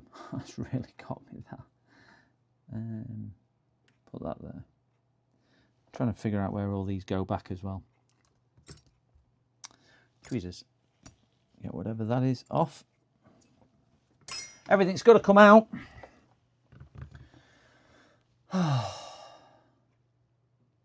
It reminds me of, I did an iPad, and it's similar to how the iPad was. It was the base cover. Right, so I'm presuming that's the heatsink, which again seems to be glued down. So do I need to release them to release that? I don't know.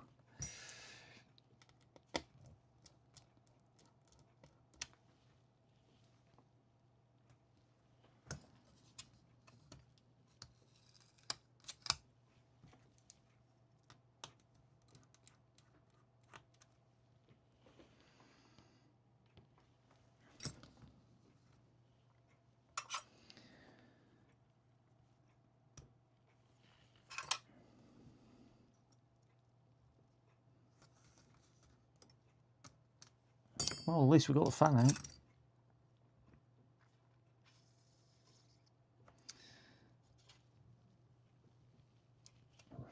And he's straightening back down there because that's what I managed to bend up early. Your patience is awesome. They're not, believe me. I'd have thrown. Yeah, I'm very tempted. I'm very tempted because I've got other things to do, and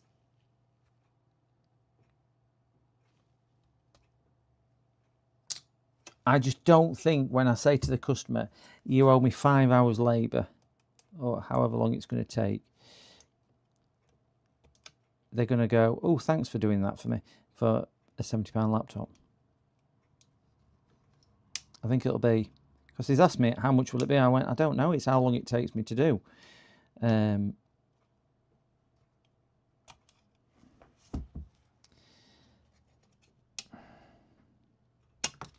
know what I am going to do, gents? I am going to ring him. And I'm going to explain that I've already spent an hour on it. Because I think, would you say an hour is a fair representation of what I've spent on it already?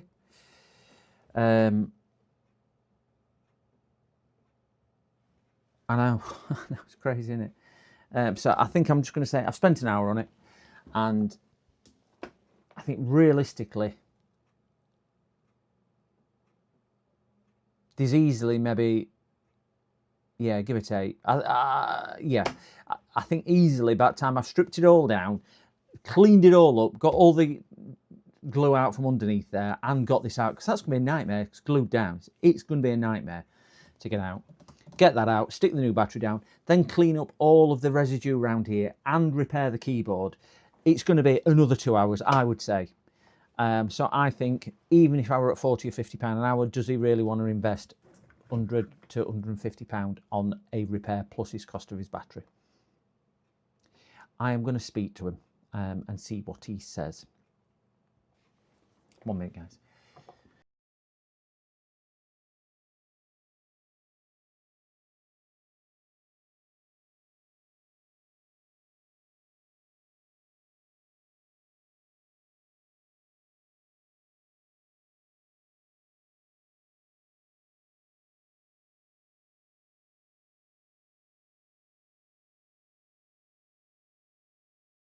Right, so I basically said to him, I started an hour ago, but there's going to be quite a bit more work. Just please give me a call. So when he calls, I will have a chat and a conversation with him.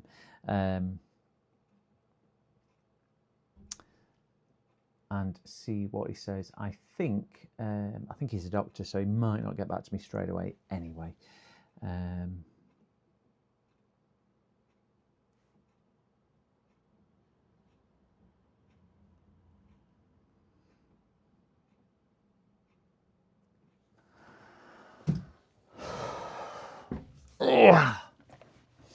So we're going to put this to one side. We will come back to this if he wants it doing, or we might just stick the keyboard back in. But either way,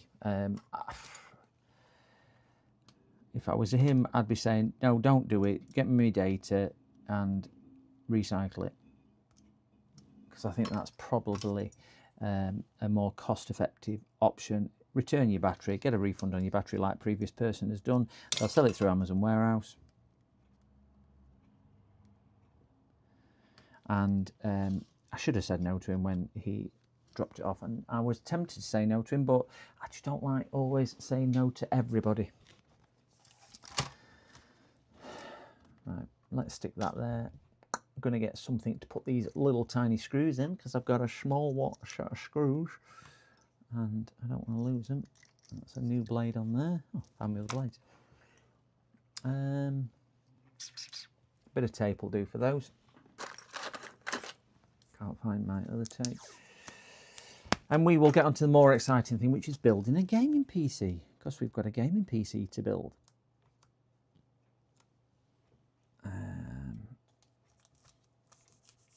So we'll stick that back on the shelf, and we will await his call on that one. Stick that in there. Oh, back on the shelf. Not doing too good today. Several shelves later. Oh, right, let's clear a little bit of this crap, and then we can start on this gaming PC build. And we'll see where we go from here. Change that back over, because I will need my Phillips in there. So this gaming PCDD, you little shit. Lee Farmer! What's your daughter like with a spudget? Do you know what? She's built quite a few different things over the years.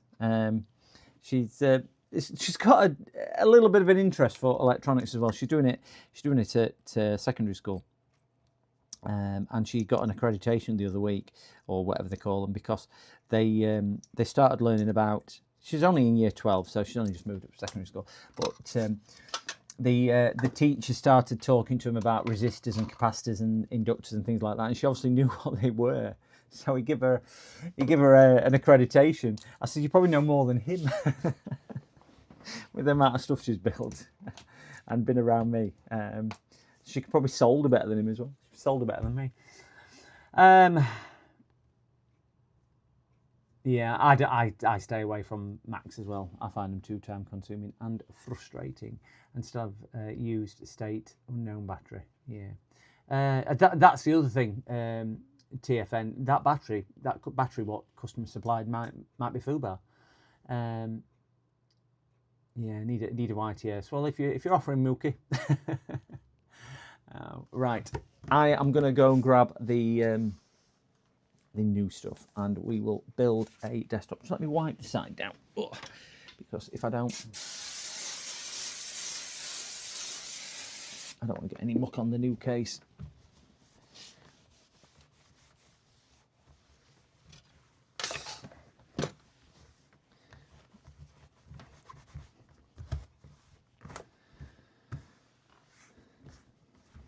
A little bit cleaner.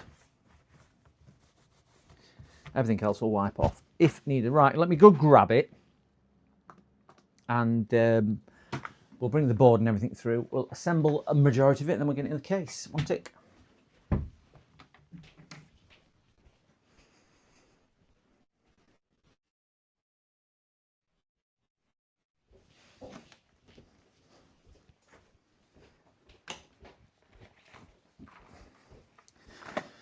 So we've got a Ryzen CPU. Where'd I put? Oh, I put that pile of bits. I'll put it on case, didn't I? I'll tell you what I will do, guys. I'm just going to go feed the dog. Ouch, because she's laid it and she needs a dinner. I'm just going to put her a scoop of food in. I'll be 2 minutes, then we'll come back and we'll build this. I will just get the stuff out so it's ready.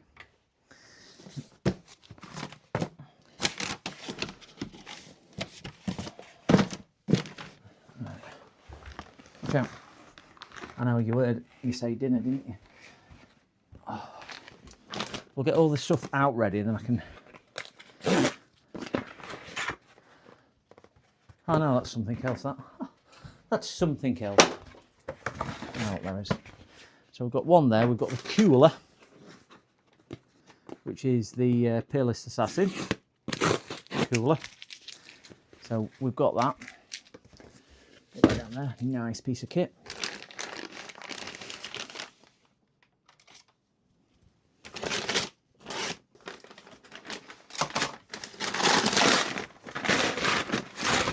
We've got we will look at these more in depth there, and we should have in here a 5060 Ti and a nice MSI PSU. So that is what we are building today. We've got the case in there, but obviously need to do that. So I'm just going to move this, and then I'm just going to feed the pooch. I wonder what that was. I'll be back as quick as I possibly can.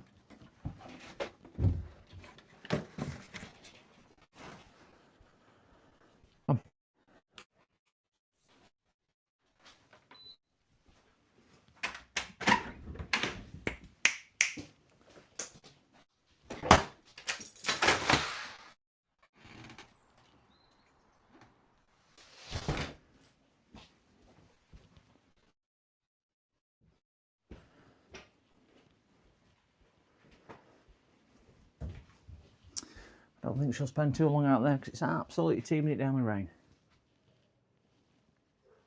Yeah, she's barking already. Right, I'm going to go let her in because she's barking.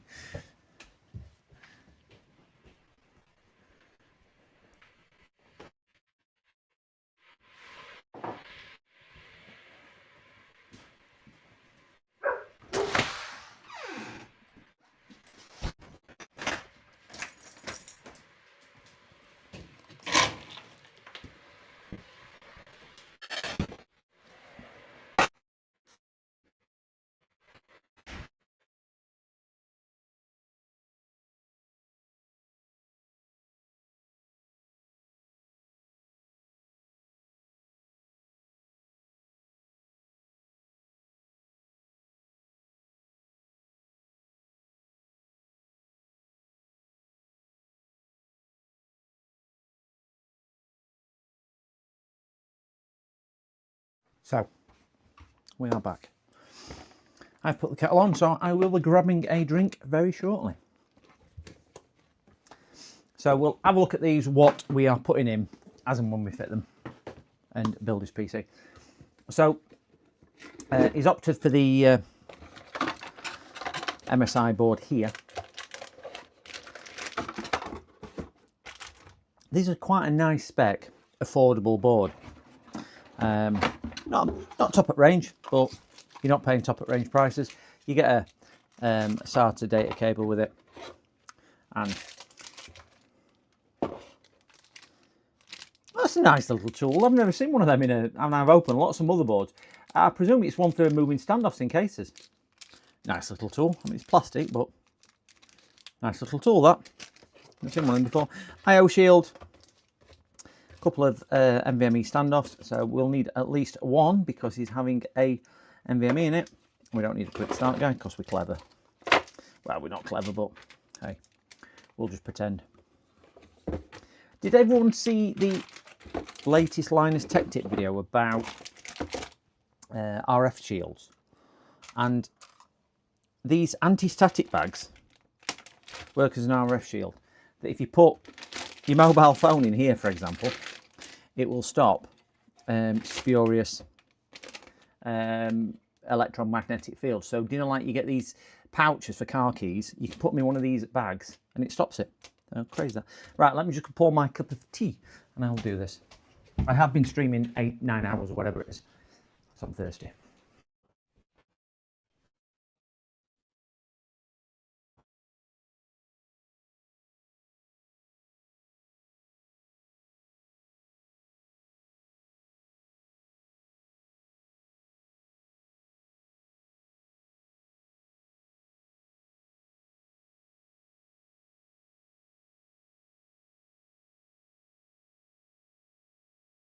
Right, I just need to set a timer. Start a 7-minute countdown timer. Okay, that's my tea, so I know we'll remember, because if not, I'll forget. Yeah, Faraday cage. I've got one. I've got a one of the boxes what they had on there for mine. But yeah. So this has got two M.2 slots. Primary PCI, only one. No cooling over the VRMs and whatnot. 2 RAM slots, and really that's about it. 6-port thing, nice. I presume that's a BIOS reset button at the back. There's 2 buttons at the back. One is clear CMOS and others BIOS. Oh, that's good. We've got 1 BIOS and 1 CMOS. Clear. So it saves you going inside to the battery, I suppose, doesn't it? If you get any problems. Don't know if that's a good thing or not. USB-C, USB 3. We've got fan headers. 1, 2, 3 fan headers by the looks of it. Can't say any more. Usually one back here, not there. And then we've got, oh yeah, 5. Yeah, we've got addressable there, and addressable there. So 3 addressable RGB headers on here as well. So yeah, and then we've got a non-addressable one there as well. So yeah, not bad board. SATA ports there, SATA ports there. So bit of connectivity. What it is, we need that off. So take that off to start with, because that is the bracket. I think those push buttons fail, and no post. I had one. I think it was just before Christmas. They built their own and they couldn't get it posted, and they'd put it in the case and they put the I/O shield on, but the button was sat behind the I/O shield pressed down. So all I did was literally release the I/O shield a little bit, even without taking the board out, and it released the button and started working. So sometimes, even though it's not a hard fix, it's knowing what to look for. And that's what I normally say to customers. It's not what I've done, it's what I know or what I find. Because if you know how to do it yourself, you'd have done it. And if you don't, you don't. Knife. Anybody who watches me build PCs will have seen me do this before. And this is just me. Turn a few of these things off which I've got on because I don't need them. I like to put a bit of double-sided tape on the back of the, whatchamacallit. Oh, it's screwed in. Don't need to on this one. Got a big thick one, don't need to. Oh, it's because it's not an AMD, that's why. That's why. It's because it's Ryzen AM5, sorry. You get that. So we'll take this out. This is a 7700 Ryzen 7 with graphics. Ryzen 7 7700X. CPU. Still in there.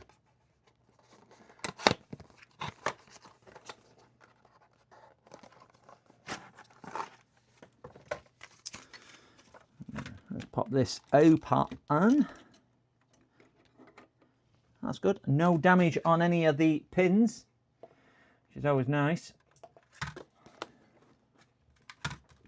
We'll get our CPU. So I drop it live on camera and go, oh dear. So you have notches on the CPU. If you can see those notches, if you've never put a CPU in before, it's a smooth bottom. And you line those notches up. If you look on here, you've got a similar place, not just it there, you can see it at that side as well. Just get the CPU lined up. I like to put it in with a notch there, a little bit of downward pressure and just release and let it drop into socket, and it's in now. If it's in, don't take it out to check it, it's in. As long as your sockets match up, you're fine. Just leave it. Put your cover down, a little bit of pressure on your cover, put your arm across, it'll grip it, this will pop off, and hook it down, keep your little cover for safekeeping. All done. As easy as that, I would say. Put his CPU away. We need to get the RAM out. Where did I put the RAM? That's a really good question. Put the RAM somewhere safe.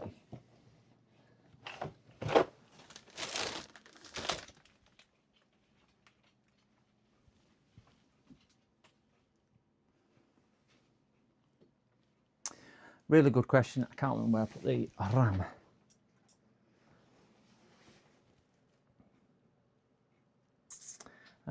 We'll fit the cooler next because I'll try and think where I put the RAM. Might put the RAM. I know where I put the RAM. Put it on his old computer. That's why.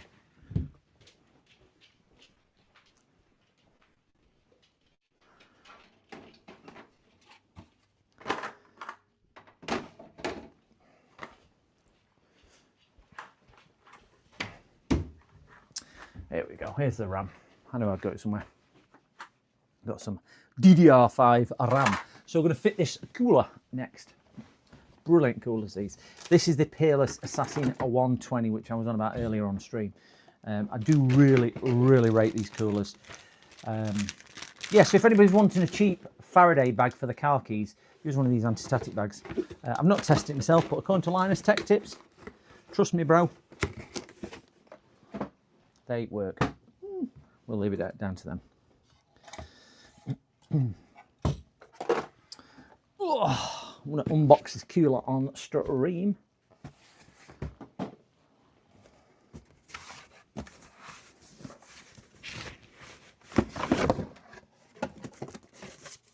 Nice coolers these.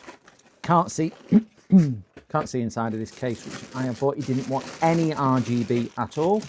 He wanted it plain and light free. So I said, fine, that is the way I like it too. So I bought him a case that I've built in many times before. So this is the Peerless Assassin 120. I'll unpack it and then I'll show you it for anybody who's not seen it. Gone for the grey version. They come in grey, silver, black and white. They also come with RGB, non-RGB. They come with temperature screens on them. Come with all different sorts of things. I'm just going to grab my cup of tea because it's ready. Just one tickle, guys.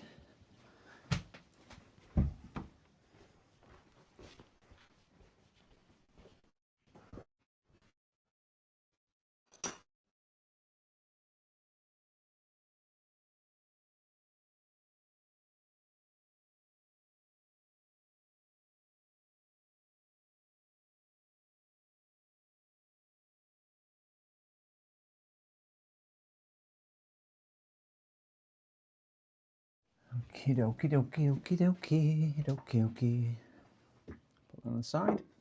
Yeah, so these come in black, silver, grey, white, something like that. I am a big fan of them. I'm not affiliated with them, I'm not getting any kickback for them. They don't even know I exist. Don't even know I exist, but I just think they are wonderful. So if you zoom down a bit, nice, smooth, moulded plate, polish as you can see. These are all integral as well, so it's none of these which is kind of press fitted and moulded around it. Everything else. Good selection of heat pipes. So you've got 2, 4, 6 heat pipes. Put that there for safekeeping. And you've got a really, not mega dense, but you've got a dense enough array with the heat pipes obviously going up through there. And they don't look too shabby either. I do like the way they look. It's pretty much a standard mount. They're all very, very similar. And then you've got the choice. What I do like about them is how the fans clip on, because they're just not awkward to clip the fans on. Some, even though they're similar design, just so awkward. You get little rubbers on all the fans as well, which I know is a little thing, but you don't always get that on some boards. You don't always get the little rubber insulators to stop them vibrating, or they'll just put them all in one set, so you've got to swap them over. I know it's only a little thing, but it's things like that, and they just work really nice, really well. This is a bit of a copy of not to a sort of colour scheme sort of thing, just not as quite as scary as that. So we'll, I'll just snip the whatchamacallits I've got, but they do, and we'll put this through some thermal testing once we've built it. And we will see how well this cools, because I know when I was bleating on about it earlier, there was I can't remember who it was now. It will come back to me. I can't remember who was saying that he needs to undervolt, or I think somebody else was asking what he's going to be doing, or whatever. We'll put it through some thermal testing once we've built it, because we need to anyway. But just to see. So you get a lot of different bits in the bag. You get another back plate. If you need it for an Intel, which will do 115, 1200 and 1700 boards. So that should do everything. You get a nice selection of bits there for AM5, which is what we're going to be using. And then you get your other bits in here, and you get your thermal paste, your twisty things. And they're all nicely labelled up as well, 1700, 115 and 1200. So they're all nicely labelled up. Again, we won't be using quite a few of these because they are for Intel, and we are on AM5. We will be using that because we'll need the AM5 brackets, or AM4 brackets, which are the same ones, I believe. And we've got AM4, AM5 parts in there, which are the spacers and the screws. So so basically that's what we'll need. So we'll open that one. And I'll tell you now, I've got a memory like a sieve, so I probably won't remember how to do these, apart from, excuse me, I have done plenty.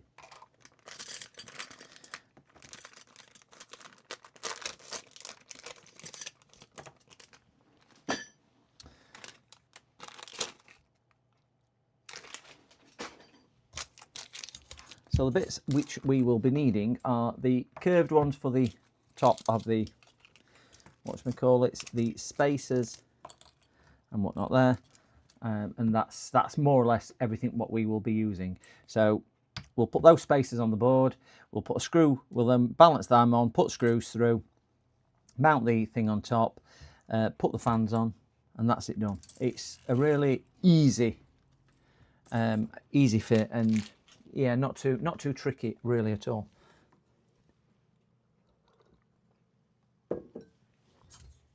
Nice heavy cooler. I don't know the weight on these.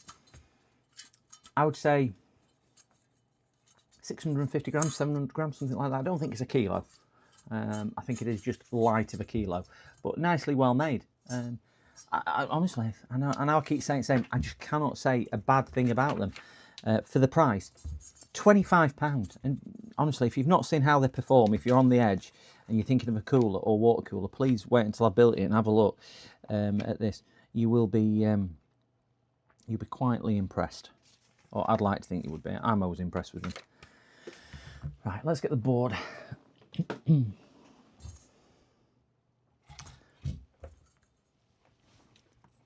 so we've taken the mounting off. We'll stick those on those, like so. And again, I apologise, gents, if you know what's what. Not everybody does, so I'm just trying to appeal to everybody. They curve inwards, not outwards, for when you do it. Same on that side. This is where if you needed, excuse me, if you put it on AM4, if you stick the back plate in, it stops a lot of the wobble as well. You know, with the double-sided tape, which is what I was saying to do. I'm just give them a quick lockdown and just hold. Ouch! That knife sharp.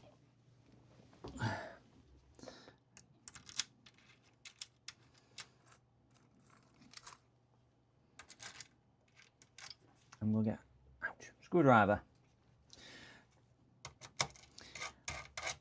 Don't have to be over tight on these, just need to be secure. You can't offset the thing like you can with the wobbly bracket. I'll normally do cross like that, but these are actually fixed onto boards on AM5 underneath, so it's less important, but just give them a snug tight fit rather than anything else. Oh, I've got somebody at the door. 1 second, gentlemen.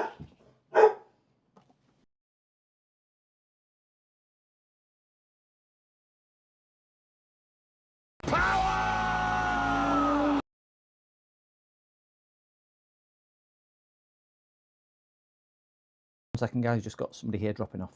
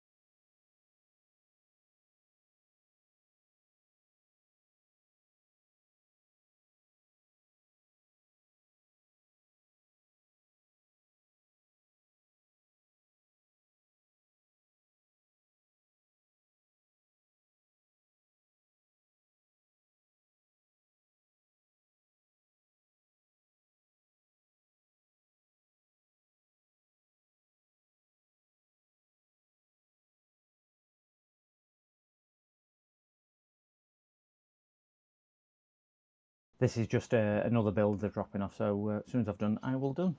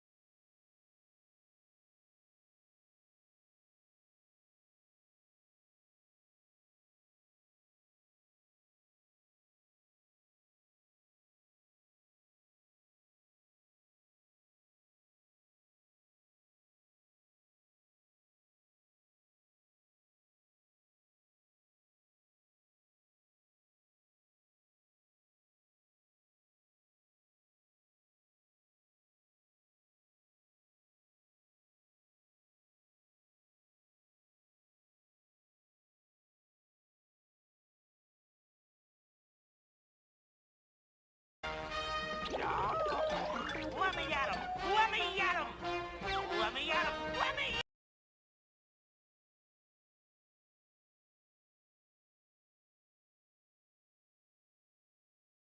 Just bear me 2 seconds, gents.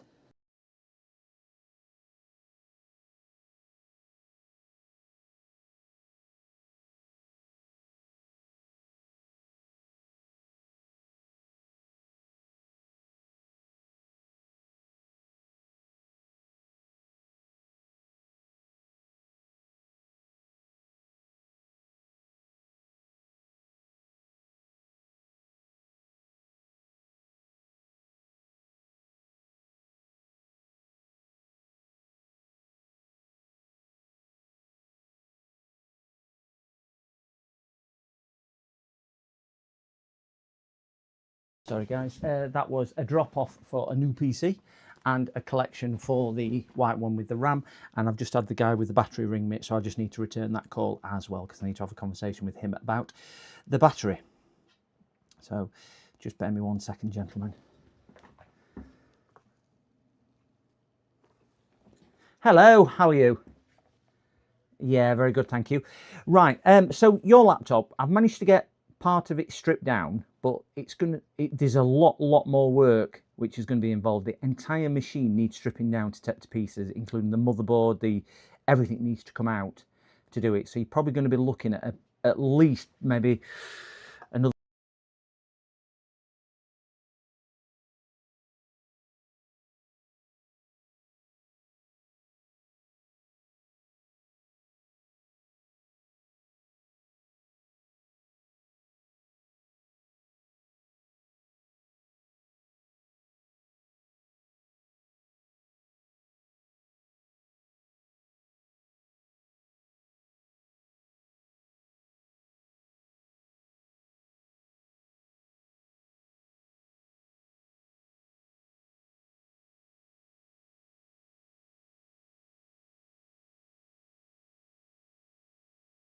Rather have with you. Now I can see what's more involved now I'm in it, because obviously it's a very in-depth job to do, because Microsoft being Microsoft, it's the first time I've worked on this model, but you can now see that the motherboard, everything needs to come out.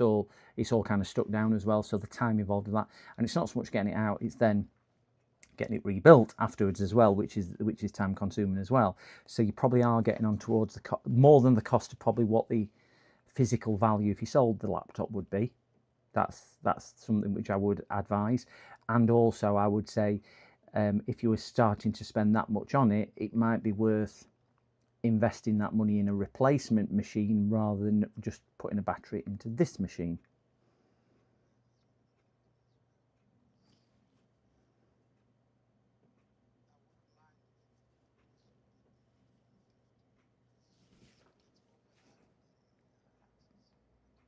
Yeah. I mean, realistically, I'll not know until I'm kind of really deep into the job and I've finished, like I was saying to you yesterday. So it might even take me longer than that. You can never fully say until you've actually done the job. Certainly with something as in depth as this, mainly because there's a lot of glue and solvents I've got to use to, remove it and then stick it all back down. Then I've got to do some plastic welding for the keyboard back down and things like that. And then there's a possibility that the battery might be at fault, or it might have damaged one of the components along the way because of the way they've got to be disassembled and reassembled.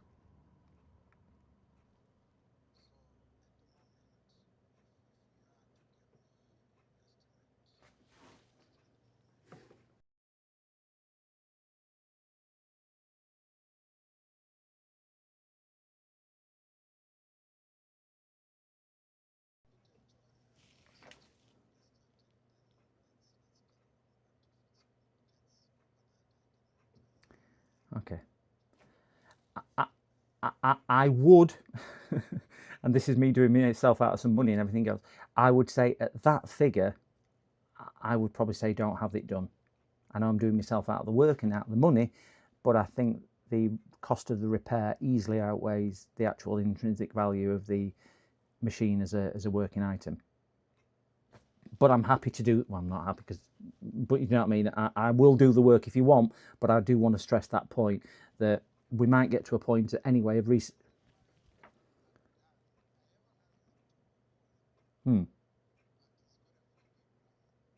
Okay. Yeah.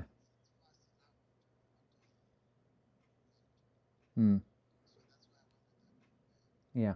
Yeah.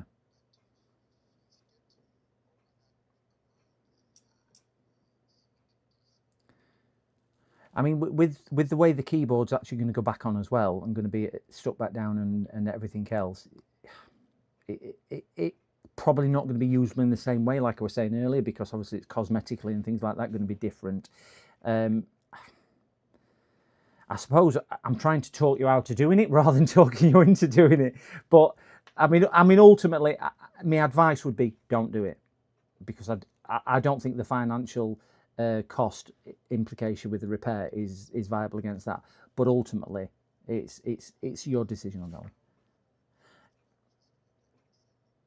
Yeah. I've not took the battery out of the wrapping, so at least you can send that back and get that back down. I'm happy to kind of excuse me, stick the keyboard back down in a fashion, but that's going to be stuck down, like I was saying earlier, in a fashion. It's not going to be like it was when it was brand new anyway. So we'll stick that down as best I possibly can for you, just so you can still use it on the charger.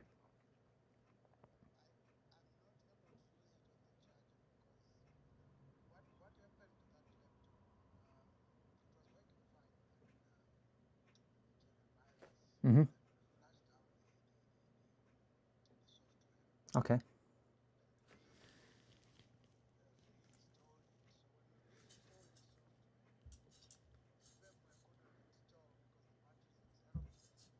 Right. Got you. Right. So really, it's non-usable at all. Okay.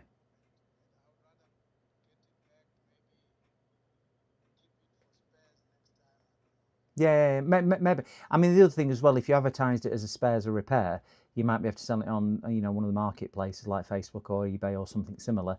Plus, with the screen being intact, somebody might want theirs repairing and might offer 50, £80 for the screen. So that's always a viable option for that as well. But yeah, that's not a problem. I won't assemble it again for you, and then at least you can get to your bits and bobs, and I certainly won't touch the battery.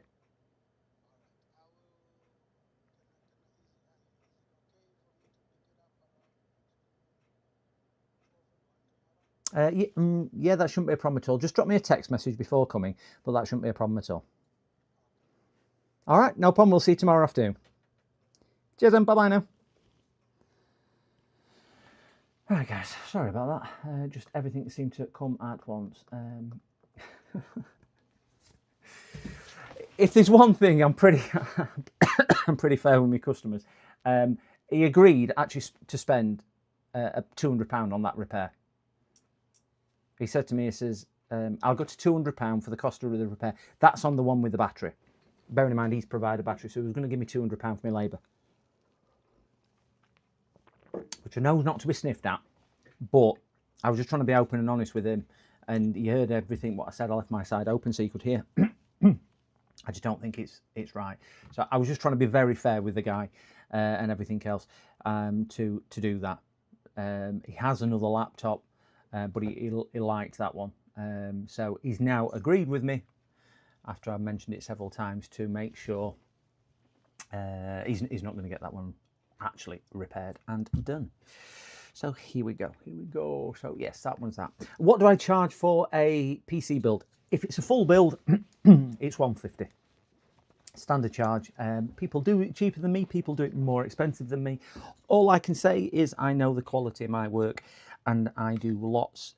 And if you watch my channel, I did one a couple of 3 weeks ago for somebody who'd had it to another company local, Bayek.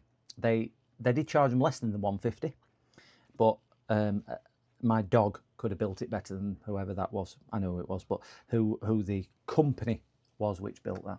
It was absolutely atrocious, absolutely atrocious. Just watch back on the video. Excuse me.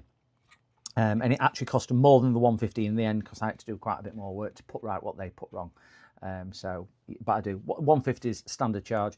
That includes all the building, all the assembly, thermal testing, all the testing, installation of the operating system, downloading the drivers, setting everything up. I'm not cheap. I'm not dear. I just value what I do for what I do.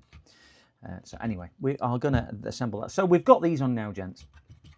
We're going to put a little bit of the thermal compound on, which is the stuff which comes with it, which is the very, very, very thick stuff. And we put the perfect amount on. I'm not keen on the stuff which comes with it because it never seems to sit very well. But you're probably thinking, it's put too much on. Yeah, I have put too much on because we're going to lose a load.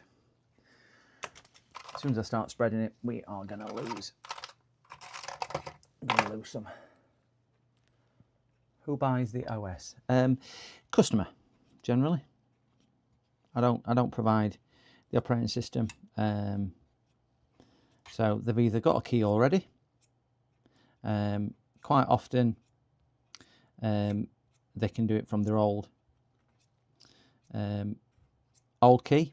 If they then go through the thing, their old number, if they've got the old number, this is why I don't like this. Just doesn't spread.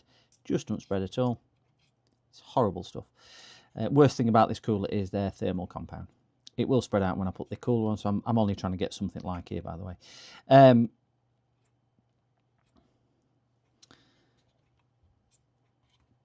It's just not nice stuff at all. Right. That will spread when I clamp down and do the pressure. There we go. Yeah, customer provides the key. I can advise them where to get one from, and there are numerous places to get them from. I do sometimes provide them if customer requires, but I generally do not. So we have the cooler mounted over the two things. We'll get the screwdriver.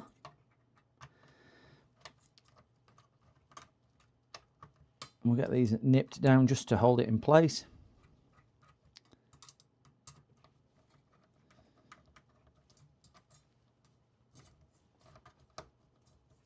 They are spring loaded, so you've got to put a bit of... There we go. Right, so we've got that down. I like to tighten these individually, not all the way, 2 or 3 turns each time. So it walks the thing down. A couple of reasons I like doing this, so I'm not putting uneven pressure on the CPU, the IHS, and also I find, and I did try this once, it spreads the thermal paste better because it's giving even pressure rather than squirting it all out to one side and then trying to get an even patch on it. I just find this does that. So again, you can be a little bit tighter with these, but these are spring loaded, so that is that done. All sorted. Coolers, again, are really simple. If you don't know which way the fan blows, there's sometimes arrows on them. I don't think these have arrows. No, they don't. I always remember because arrows blows through those. I'm going to put one on the inside and one on the back, mainly because I don't want it to obscure any of the RAM, because the customer has said they'll probably change his RAM in some time to come. So that's simple. It shuts in there like so, and then we'll put the other one on. So this one is going to be blowing through, so I'll have that one as a suck, and I'll have the back one as that. The other benefit of that is if they do want to clean it out, they're cleaning a grill out rather than trying to clean a fan out. It's easier to clean, again, I find, but I'm sure there will be different views on there because that's what we all have, is a different view on it, but it's how I do it. I'm not saying do it like that, it's just how I do it. So these are nice and simple to do. I'm sure we've all done these before. One in there, one in there, and same for this side.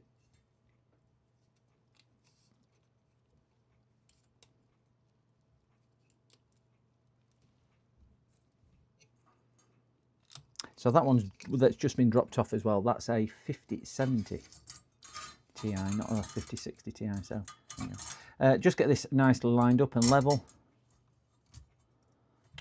put them through wrong holes because I'm a nugget. I'm not listening. I'm not concentrating. Sorry.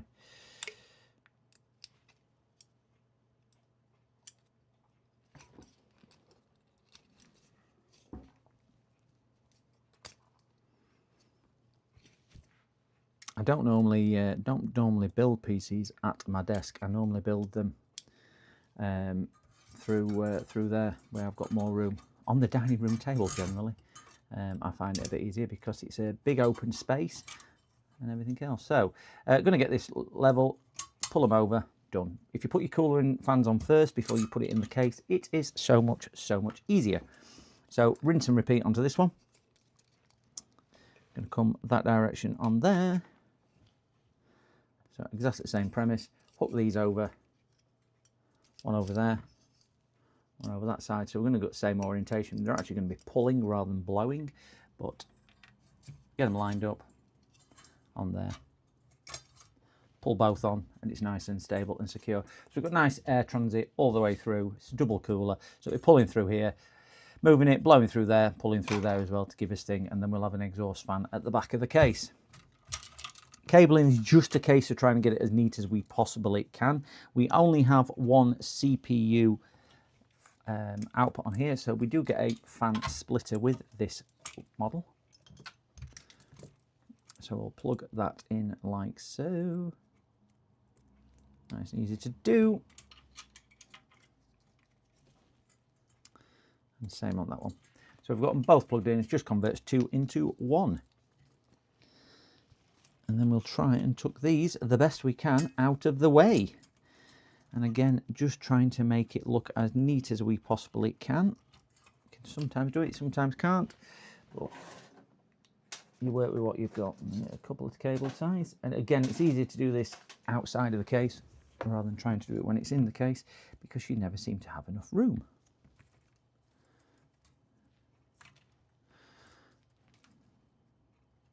But yeah, these coolers, I'm hoping it lives up to the hype I've give it, because I do like them.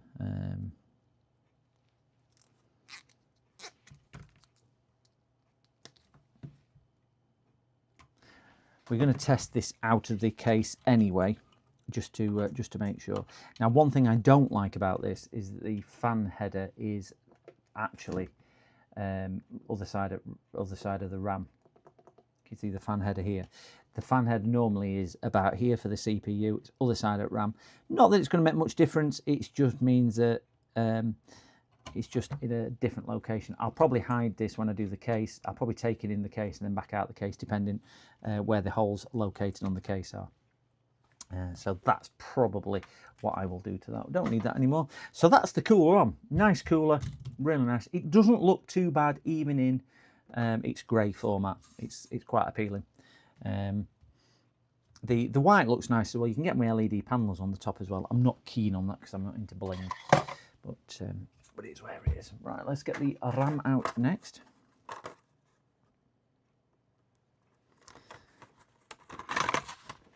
So we've got 2 sticks of DDR5 RAM. So 8 gigs in here. So easy enough to do. 2 pegs down at either side. If you're not familiar how to put RAM in, this is how to do it. So we're going to put 2 sticks in. Just line your notches up. You've got a center notch in your RAM just here. And we've got some notches just here. So we'll line either side up, get your correct orientation into the groove. And then all I would say is even pressure. And you'll hear them click. Same one. And these tabs at this side on this particular brand will go down. Not all of them have 2 sets of tabs. This hasn't. Some have tabs at either side, and you just see them screw down. Just don't put any pressure on pushing forward or backwards because you can damage the RAM, which we don't want to do, and also the slot. So we'll put his RAM to one side. So that is the motherboard built. We're going to see if it posts. We have got onboard graphics, so that is enough to what we will need for the time being. So we'll get a test power supply rigged up, and then we'll see if we'll see. I can't get an OBS because it's decided to have a bit of a wobbly on me. If you remember, that OBS didn't want to produce a signal in my software. because it's a stupid piece of software. Have we found? We've now found it. So we should, if I go to that one and go to that, we've now got a picture back. So it means we can output to OBS. Wonderful. So we'll just plug a test supply into this. So again, I did mention earlier on stream, it's a 8-pin connector down here for CPU. Most power supplies, it's an old power supply this with coloured wires, but it's a good one. You'll get 2 types of 8-pin connector. You'll get 8 pins, which is 2 4s to make 8, and you'll get 8 pins, which is a 6 and a 2. Please don't get them mixed up. 6 and a 2 is graphics, 8 is 2 4s are CPU. If you do get them mixed up, if we put them in the same orientation, you will see why it's important not to get them mixed up. Put them in the same orientation with both clips up. Yellow positive are on top there, and they're on the bottom there. So if you plug them in the wrong hole, they will go bang. So please, please, please just pay attention. So your 2 4s to make an 8 goes in this little connector here. This is only my test supply. I just want to see if it is all working. Now, with this being DDR5, it will take a lot of RAM training. So again, don't worry if it takes a while to train your RAM. Where'd I put my plug? Oh,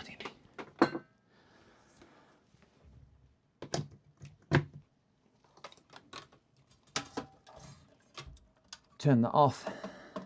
Turn that to there. Get my little starter board. We will plug in. This is just a little connector which will enable me to turn the board on. That's all that does. It basically just acts as a on and off switch. And we will get the HDMI again and see if Elgato will talk to us and play nice.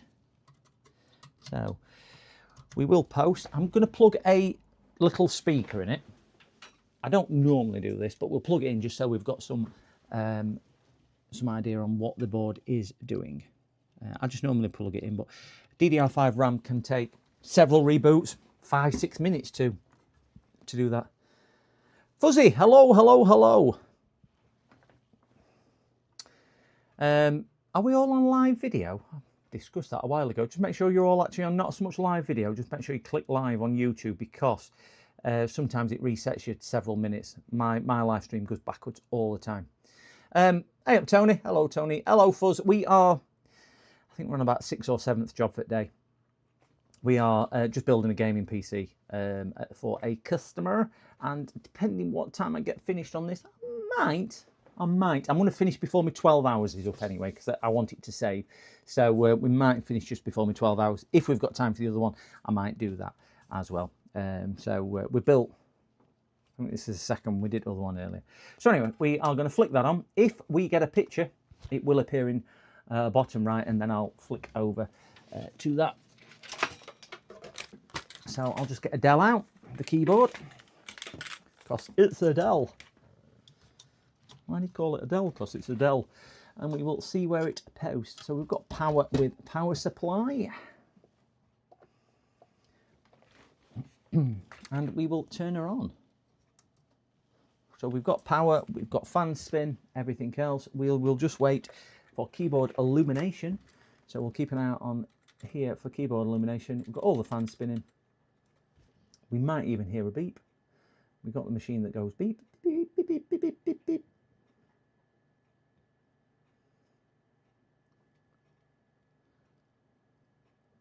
RAM training can take a considerable amount of time on DDR5. Please don't panic. I've had many, not so much now, but when DDR5 first came out, where they used to say my computer's not working, and I'd go, why? And they'd bring it down, and all I would do is turn it on and leave it on, and it would start working. And that was partly down to the fact they'd just come on and used to DDR4 speeds where it would come on. DDR5 just does not work like that, as we all know. There we go. We've now got picture. Just a matter of waiting. Press that one. No, that one. No, microscope even. So we're now into the BIOS. So we have picture. Let me shift some of this stuff out of the way. So I'll just turn that off, turn that off, turn that off, turn that off, and turn my... Oh, it's just made a noise. Just made a noise. The hell's making?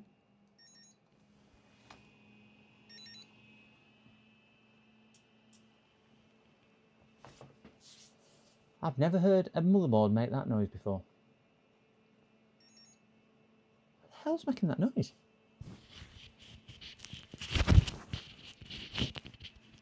Heck, I don't know if you guys can hear that. Can you hear this?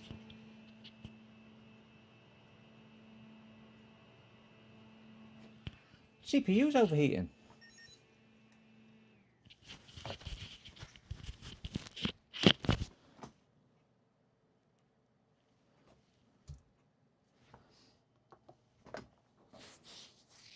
Investigate that. This is how good them coolers are. I wonder if it's a fault on cooler. Never known them be like that before. 84 degrees that CPU. We will turn that down. I know they can run a little bit hot, but that was just crazy. And it's just typical, isn't it? As soon as I say how good these CPUs, this cooler is, it's done cool.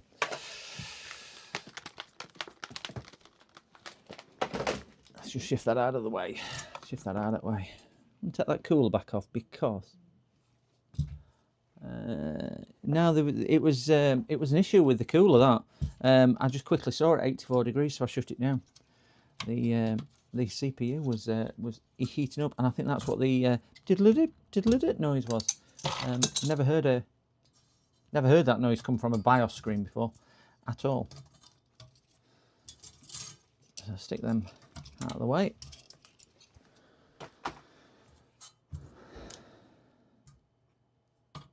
I don't like that thermal paste what they send. So put a screw down to go down hole.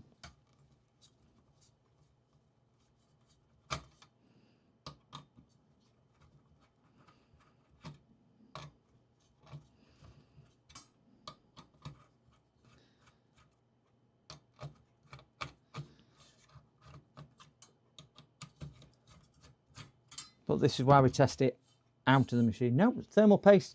If you look, thermal paste is spread perfect. Oh, do you know what I've gone and done? Because I got distracted.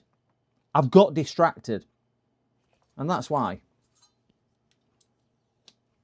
I've gone and left protective film on. I got distracted, but it's a good example on, can you see how well it had spread with that pattern I put on? It had spread really, really well. So I'm going to go back to Old Faithful, which never lets me down. Should put some Noctua.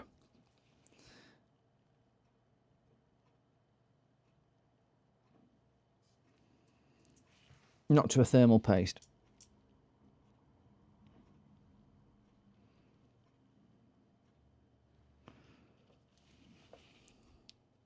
Less is more with that. I can make a short from that. I could. Please don't do that. This is what happens if you make a mistake like me. Honestly, I'm a trained professional. I have only ever done that once before, and it was when I had a customer stood with me, and they were talking to me. So, yeah, only human. We all make mistakes. Oh, I have got another light. Become a member. Oh, Psych, thank you very, very much for becoming a member. Very, very much appreciated. Thank you so much, sir. Thank you very, very much. Thank you very, very much. I must say that Noctua paste spreads exceptionally well, if a little bit thick. I'm just going to spread so much better than the thermal whatever it was in. Thank you very much for that one, for becoming a member. Thank you. We will put this on again, and you'll be amazed how. Do you know what, guys? This little plastic there is. I mean, it's a good demonstration. In fairness, let me wipe that off, because you might have done this before. I've done it before. I've done it once before. Let me just clear that off. That is just a piece of very thin, thinner than sellotape, or as thin as sellotape, or sticky back plastic, or whatever you want to call it if you're off Blue Peter era.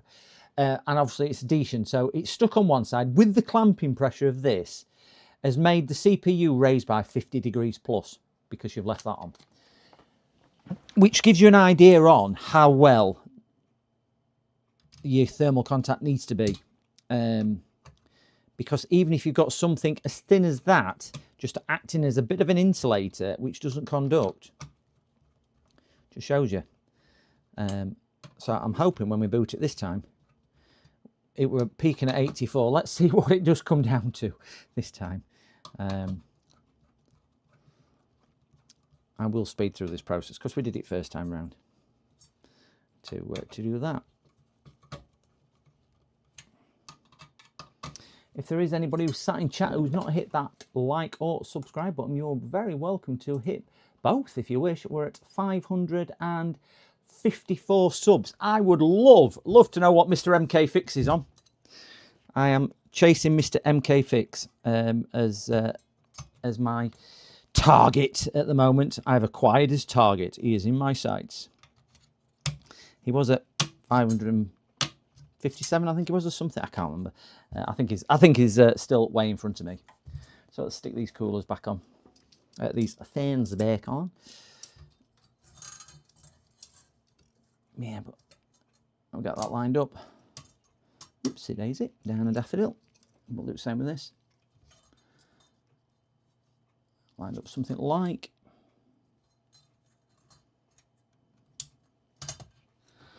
Clipped on, done, job's a fish. So we'll do the same test with it all correct now. No wait, plug this back in.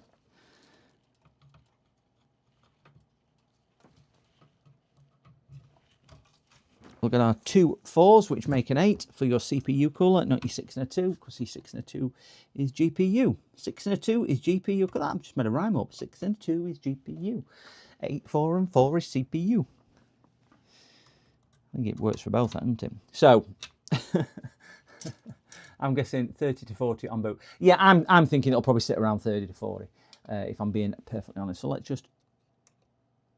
Oh, I need to turn power supply on. There we go. There we go. It's now coming on. So we'll get a picture in bottom right hand corner if it works. That's it. Fans aren't spinning anywhere near as quick. So we'll keep an eye on the bottom right. Might need to go through RAM training again because I just shut it down abruptly last time. So we'll see where it goes. I'm hoping I can do it all off keyboard. I'll have a slurp of tea whilst I'm waiting. We have picture. There we go. So, still a little bit warm, but it's settling down. I ain't done my power fan curves or anything else. So we'll set fan curves and everything else up when we do the thermal testing on there. I shall. I can grab that straight away for you. I ordered it the other day. That little start button tester. I think that's what we're beeping. My little start button tester. It's only, I can see it. That's all it is. It's nothing major, but it has got some LEDs and whatnot on it as well, I think. So it'll give you an indication. You've got to start and reset, and it just plugs straight into the board. So it'll do that. So I'll post a link now for it, and then at least you've got it, because if not, I will forget. And we go to orders. We go to orders shipped. I saw it and I just thought, got to have one of them with the amount, because I've just been bridging it with a screwdriver like we do, and whatnot. My other stuff's coming from AliExpress. Can't wait to open that. I've got some really good stuff turn up from AliExpress, which I'm excited to do. So do that, and if I do share, and it is called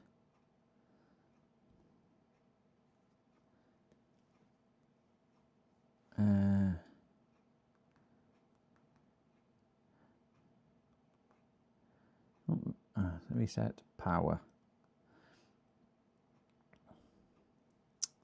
Is that it? Yep, copy. And let me post this in chat for everybody who wants to have a look. Go to YouTube.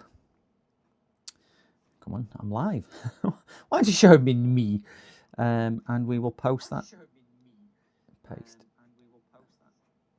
There we go. that should have posted. That is the link to that. Just have a look at that, guys. They're not expensive. I think that's about £1.50. Not expensive at all. Not dear. But have a look at that, guys. So anyway, we will turn the computer back on because I shut it down by doing that. Yeah, but just click on that link, have a look at it, and you will see. It's well worth having a look for that. What did Fuzzy do? I was thinking of doing YouTube videos, but I've only just started electronics, so wouldn't know what to do. Just sit on camera, blowing tech up. Do you know what? There's people who've made a career out of blowing tech up. Me, case in point. I would love to see that as well. Yeah. All content is entertaining, even learning stuff. Yeah, I like to see people learning.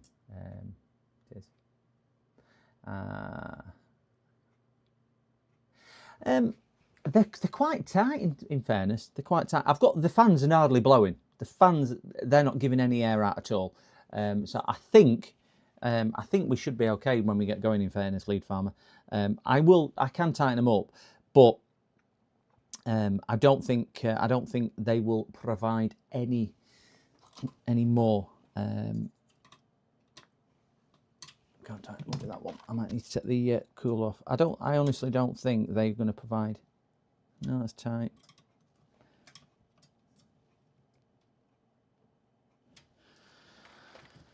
Just spin the board round.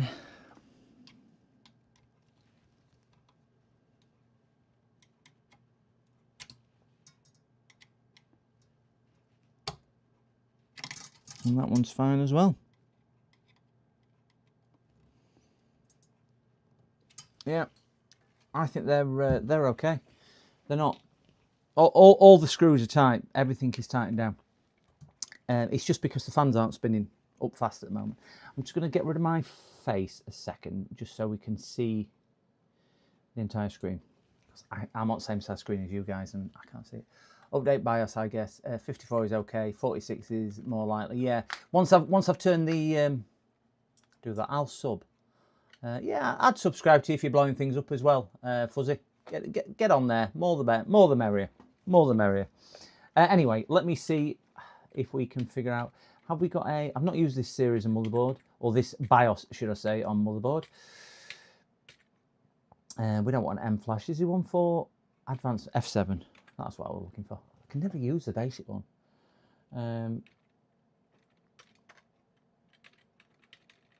Is there one for fan configuration? We don't want overclocking. Not in there.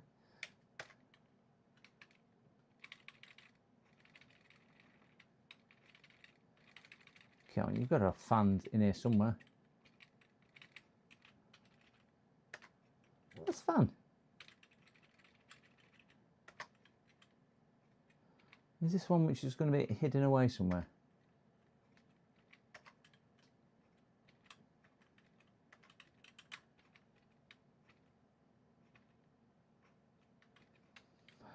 I cannot find the fan controller in here. Will it blend videos?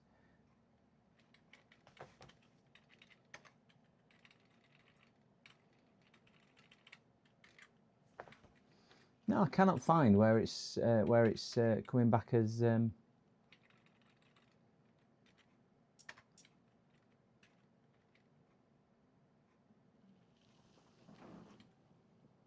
I'm on advanced now. Yeah. I think it's on easy mode. These will have a whatchamacallit, don't they? A fan thing. So let's go back to F7.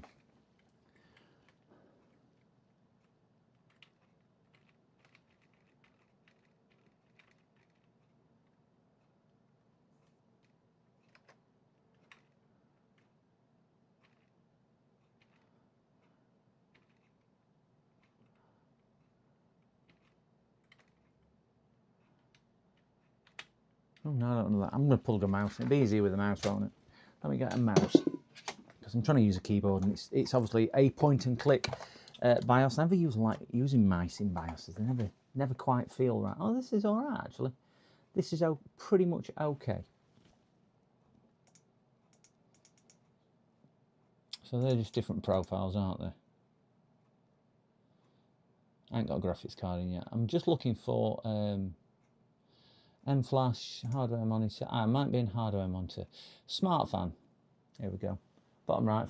Yeah, got it up here.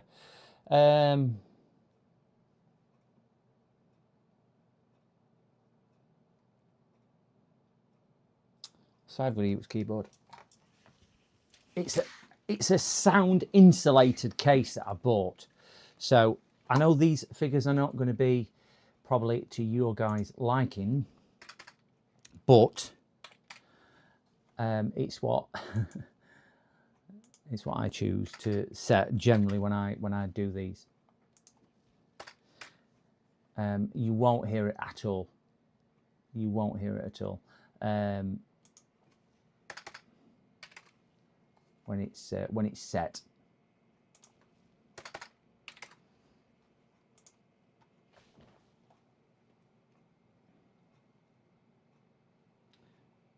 System fan I haven't got in yet, and there you go. So F7, save and exit, discard, save changes and reboot. Save, okay, and reboot. Yeah, found them. Thank you very much. Bottom right, fan gear. Yeah, I've seen a lot of BIOS. I've not seen that white screen BIOS before. So this should be booting up into the configuration. I don't like how long it's taking for the RAM trading each time. It's a bit of a. I would prefer that to be a little bit quicker, but right. So. Still quite hot, that CPU, isn't it? 58 degrees. But fans are kicking in now. I can hear them kicking up. We can tweak it a little bit. Low 50s. I'm happy with that. It's right on the point there. I can only just hear the fans because they are super quiet, these fans as well. So what we're going to do is put an M2 in here. We'll install Windows. Then we'll put his graphics card in. And then if it's all working, we'll bang it in the case. I think that sounds like a better option for that. So we'll unplug that, unplug that, unplug that. I've got his M2 here, and we'll turn that off and just unplug that for the 2 minutes it takes to get his M2 drive in. I've only unplugged them just to give me a little bit of space to be able to do this. We're going to get his M2 drive out, which is here. 49 degrees C. Yeah, I like it sitting in idle around sort of 50. So it is a little bit warm, but I can tweak the fan profiles a little bit to get something closer to that. And the case, I'm all for a bargain. I'm all for a bargain, me. I don't like spending customers' money. So the case that I bought is a silent case, and God, I've never seen that one of them before. That's a new one on me as well. I'm going to show you this one. So I pushed a thing. It's a new type of.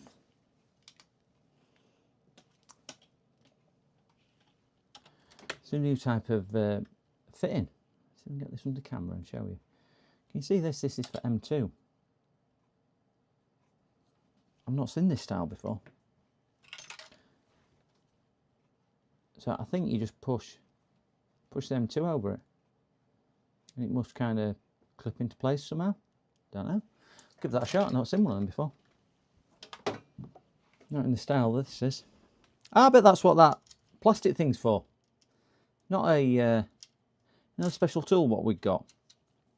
And we thought it was for the standoffs in the case, which makes sense why they give you a special tool, because it's something new. That's probably why I've not seen one of those either. These special little tools.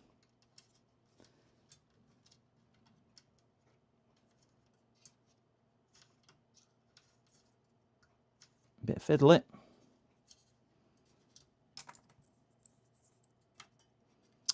So if you put an M2 in, put it at a slight angle, push it all the way in, and then,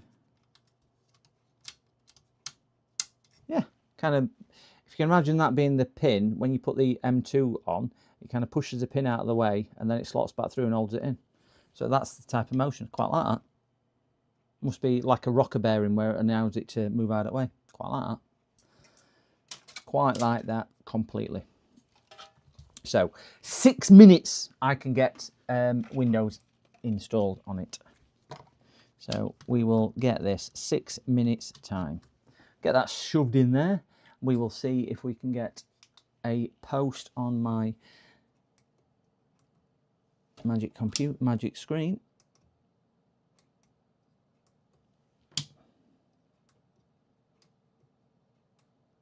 Have I turned it off? No, it's coming on. Right, so we'll just get into the BIOS, which is that screen there. No, not that screen there. Right, we'll get into the BIOS. 6 minutes, Windows 11 installed and done. We'll punch our way. Probably won't go in unless I plug the keyboard in, which is always a good thing to do. So it's still posting. It's still RAM training. I don't know why it's RAM training each time. A little bit weird why it's doing that each time. Might need to just going with a post light on here. We have green for DRAM. So yeah, not sure why it's doing that each time. We've got a little, I can't really see if it's cable, but there is a green light down. Ah, just gone off now. But there is a little green light down there. So I might look at why that's happening. Yeah, I've got a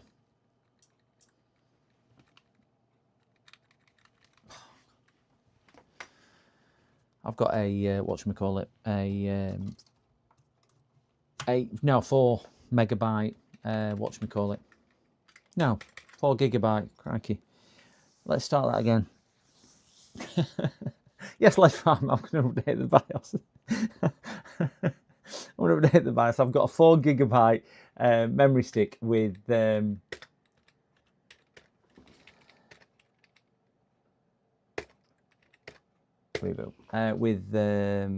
FAT32 formatted, so I can do it. Right. All I was doing there, gents, if you're not aware, I was just installing the secure key from my memory stick, so it'll allow it to boot from the USB. So now it is loading this. I did reformat these and I updated Ventoy the other day. They're still not running amazingly quick to get into Ventoy, and I honestly don't know why. I noticed it the other day that once I start the installation, it's 6 minutes to get into the installation. So we'll put that there until blue screen comes up. 6 minutes to install Windows 11, start to finish. I just don't know why it's taking a while to get into there. The memory stick's still performing as it should. They are the scan. No, they're not. I think that's what it is. They're the ScanDisk Pro memory sticks. They are super fast. They're basically an SSD with a USB stick on it. The 1 terabyte ones. They're a different form factor to the smaller 512s and 128, but 1 terabyte ones. But yeah, I think it is because I've got a lot of ISOs in there. I have stripped them down a little bit, but I've still got so many ISOs in there. It's still pouring it. I don't know what it's like in your neck of woods, guys, wherever you are based around the globe, but it's pouring it down with rain in the UK. Absolutely teaming it down. Absolutely throwing it down. Yeah, so I can't speed this section up, unfortunately. We are sat where we are on that. I'm just going to turn. I have got another one. Where's my blue one? My blue one is here. My blue one might work. Actually, my blue one's a bit quicker. They're both 1 terabyte versions. I've got 4. I've got 2 1 terabytes, got a 128 and a 512.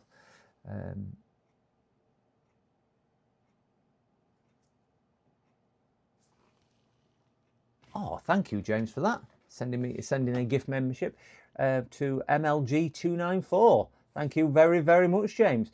I'm sure MLG will give you great gratitude as well. Thank you for sending that across. You're a star. But I think he knows he is. He's a star. Yeah, I have got far too many on there. I have got far too many. Do you know what I'm going to do? I'm going to turn it off and put my blue one in. Because my blue one hasn't got as much on. There you go. Get back into there. Just do a Control-Delete. Let's just do a quick reboot. Hopefully this will post even quicker, because my blue one is a bit faster anyway than There you go. See, straight in on blue one. I think I might have not done me white one. I colour code all the ends. I know you can't see, but I colour code my ends to that. So I have blue, white, red, and yellow, just so I remember what's what. I generally use the blue one because it's a bit quicker and it's newer than the white one, because the white one's about 2 years old now, so it is worn a little. There's not a great deal in it, but there is a little bit in it. Hi Nick, thank you very much for joining. I'm still going strong. Yes, thank you very much, Nick. How was your day at work? How was your day? Nick is my nutritionist. So send him some love. Say hello, Nick. But yes, I'm still at it. Voice is going a little bit croaky, but still getting there. And yeah, still soldering on, still wet. I presume it's raining where you are as well. So hello, Nick.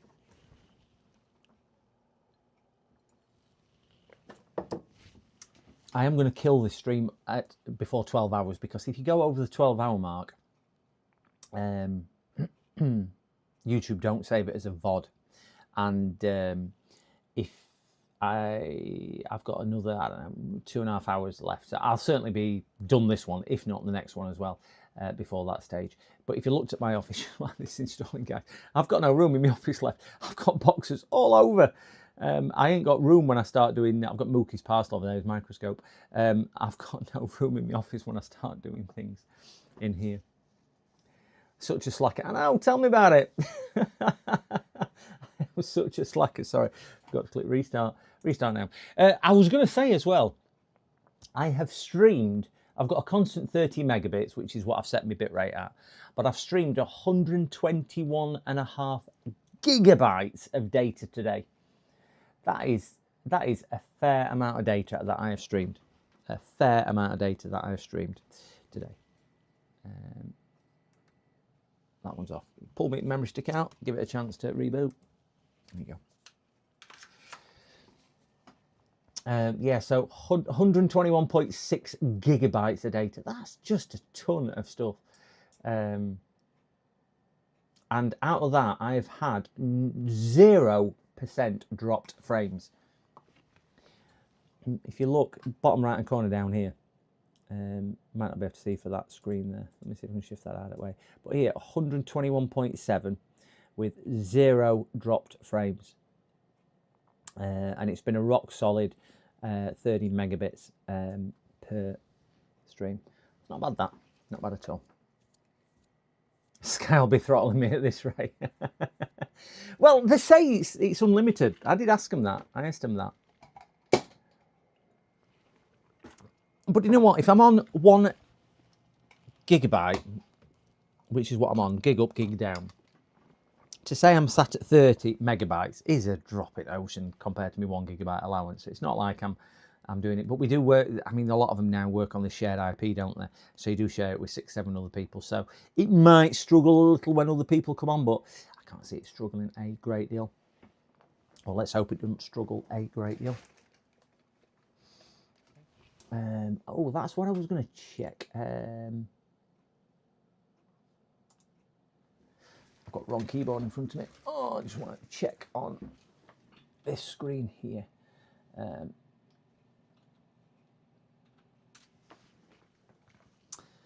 555 is Mr. MK.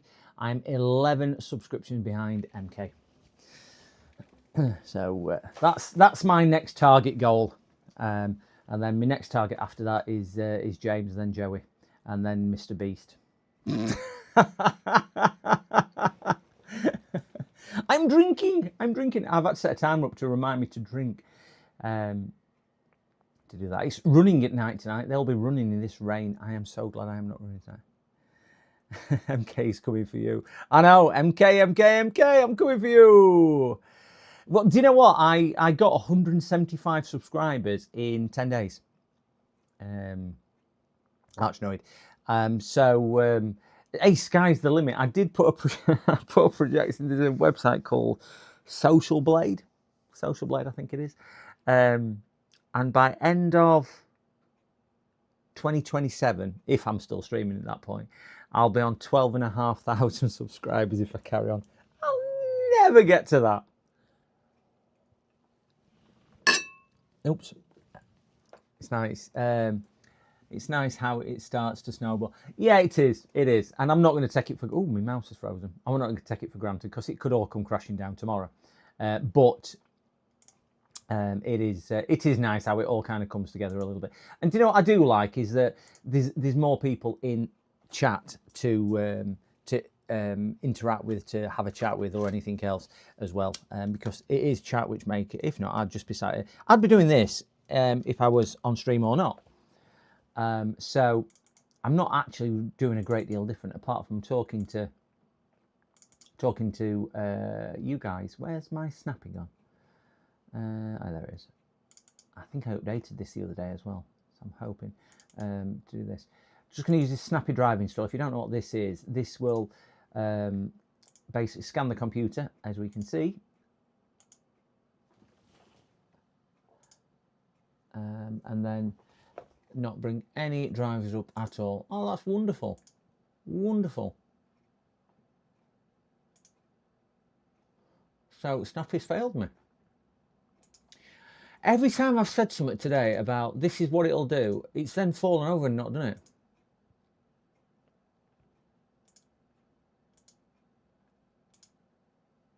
There you go, just go to a slightly older version. No. Snappy is in...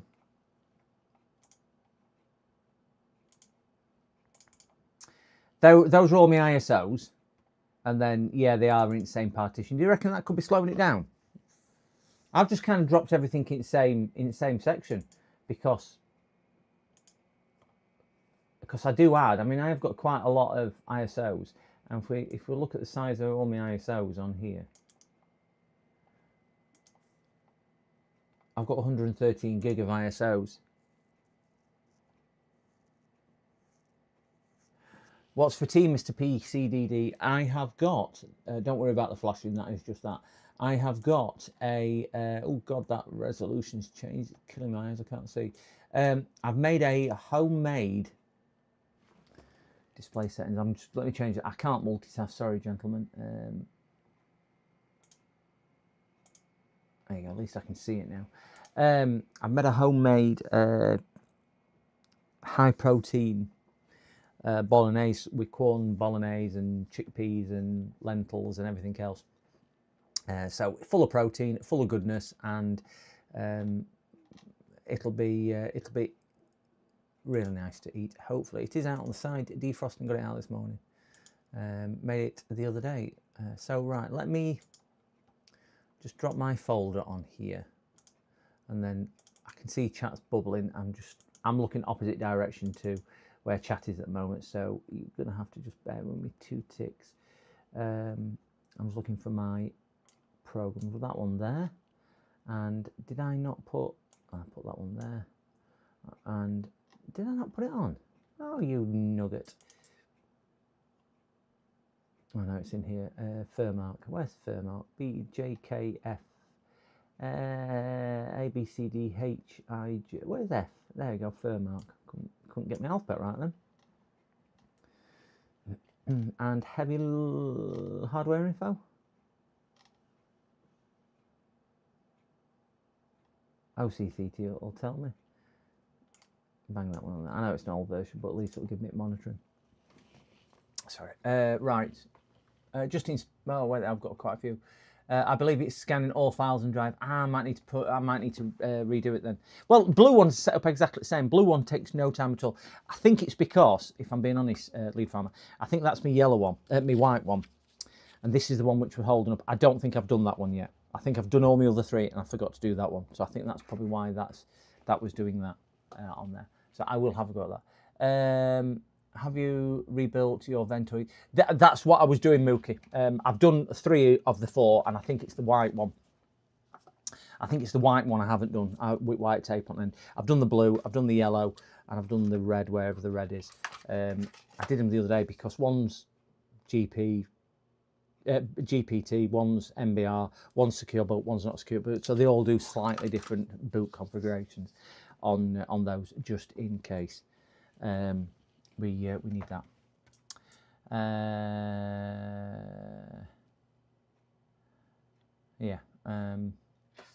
Stampy Driving's origin is too good. Used it a couple of days ago to pull drivers for Vista Computer. Yeah, it is.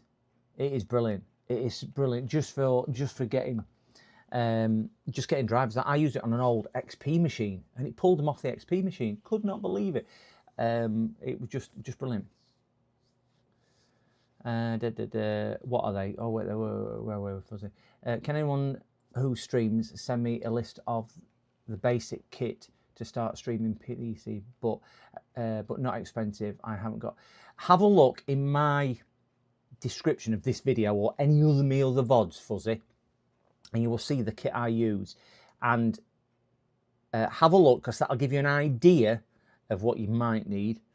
But it's not a definitive list, because when I started doing on this, I didn't use anywhere near as much as I use now. So please don't think, oh, I've got to spend £200 on that. You can get stuff a heck of a lot cheaper. But have a look through my in my description. Just click on a few links and you'll get an idea of some of the stuff what you may need. But you'll be surprised how you can pick how cost effective you can get stuff. But yeah, have a look. Any of my recent VODs of the last sort of months should have it in. So look at one I posted last week, for example. Just look at the description in it. Any of these fast ones have Snappy? Yes, they've all got Snappy on. They've all got every single drive apart from me. 128 gig has Snappy on it. Lead Farmer. They say. I think the reason why that was slow is because that's one I haven't done yet. I think that's the one I still need to do. But the fast one I've just used has got it on. There we go. Right, so let me just shut this down, install his new shiny graphics card, shut down, and then stress test it with the GPU in. We have a nice new, what is the date on the PC tomorrow? What? Sorry, I didn't get that one. Why is the date? Oh, PC tomorrow. I don't know. I didn't notice that. Didn't notice that at all. I will have a look why it's tomorrow.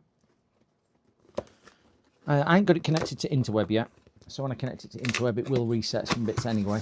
So we've got a 5060. What we are putting in 5060 Ti. It's the Ventus X2. It's the cost-effective 5060. It's probably the best way to describe it. I'm sure there's something in it. They're not exactly heavy, the 5060s at all. But we're not going to do the peel until we have tested. So we will put that in there and see where we go. We'll pull that out. I like to put a roll of tape there. And then you can stick your thing in there so it doesn't foul slightly underneath to elevate it off the board. And plug it in. Trying to do this all in a different orientation to what I normally do. It's never quite as easy to do. There we go. So that'll sit in there and that'll just locate it down nicely. So we now need power, which is our 6 and 2s, not your 2 4s, because your 2 4s are in your motherboard, but your 6 and 2s for GPU. And it is over there. This isn't the custom power supply, this is just my test bench supply that I'm using.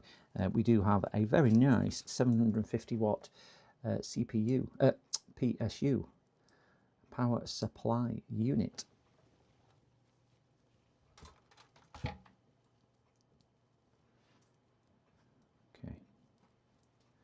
It's in better days, my little PSU, my little GPU plug. Not damaged, it's just the side thing isn't clipped on as good as it could be, but they're only £2 grand. So we've got GPU power in, we've got these. I'm going to get HDMI and plug it in here. And hopefully this will still output to OBS. Get that in the bottom one there.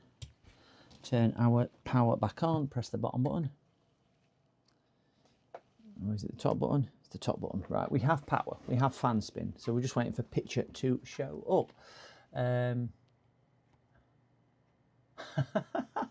Fuzzy. Is it watching electronics or watching me? I could do flake of it. Look at that. I bet you just really revved up now. There we go. Oh wait, no, it'll be one of those. There we go. Bit of thermal paste as well. There we go. There you go. There you go, Fuzzy.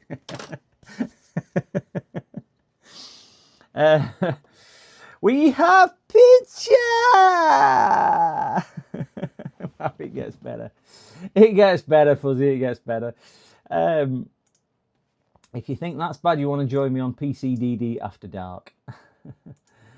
We have no driver in it, so we're just going to stick our USB back in because I did take the USB out, and this should find the GPU driver as well. So we'll just go back into here, into Ventoy, into Diagnostic, into Diag, into Snappy. I don't know why that bottom one's not working. I must not have updated it right, but we're good at that one. So this might not be the latest, but it will be. So we're just going to install drivers now, as we will see. So this is just pulling them straight off my memory stick, my USB memory stick, which is here, and copy them straight over to the computer. Not pulling them that quick, in fairness. Memory stick can, you can see it's a SCSI disk interface. The 1 terabyte ones come up as that. Small computer system interface, I think that stands for. SCSI, is that correct? Small computer system interface. Rather than anything else. So we'll get the drivers installed, we'll give it a quick reboot, and then we'll do a bit of testing to see how well our thermals are sitting down and working.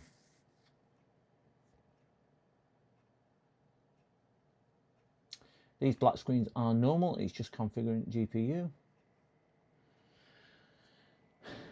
And OBS is a pain in the bark side. Come on, come on, come on, come on. There you go, OBS. Right. After dark, it's been dark all day. It has. Do you want do that with a solder? I'm not licking that. Lick it. Oh, I tell you what, flux ain't nice. Ah, ugh. Installation complete. Right, so we should have a thing. I'm just going to give this a quick reboot just so it gives it a chance just to sort any drives out, but we can see it is on there. So quick reboot, restart, and pull. It might boot to my memory stick, and we'll try and pull it out as soon as my light goes off and not before, because I think that's what corrupts them. Well, it does corrupt them. So there you go, it's out. Right, it should boot to Windows now. Put my memory stick to one side. Just going through the post. Lisa's graphics card is working. MSI.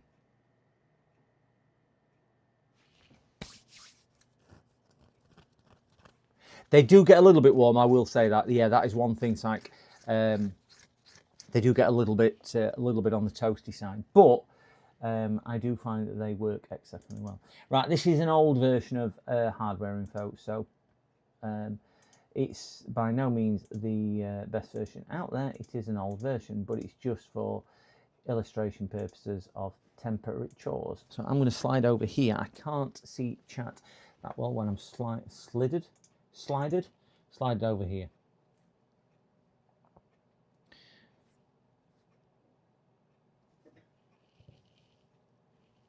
So we'll see. We've only got that in.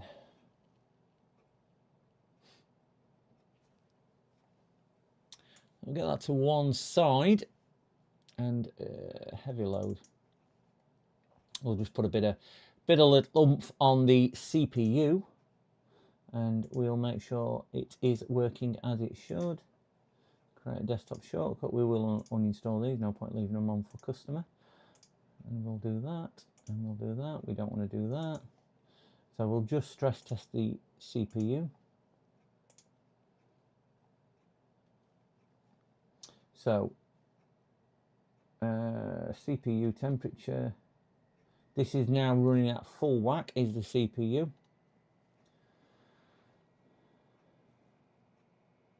Can anyone see where CPU is? It on here? No, I can't. I presume that's it there.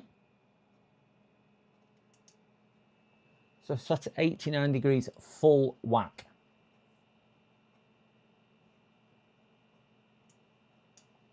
%, usage.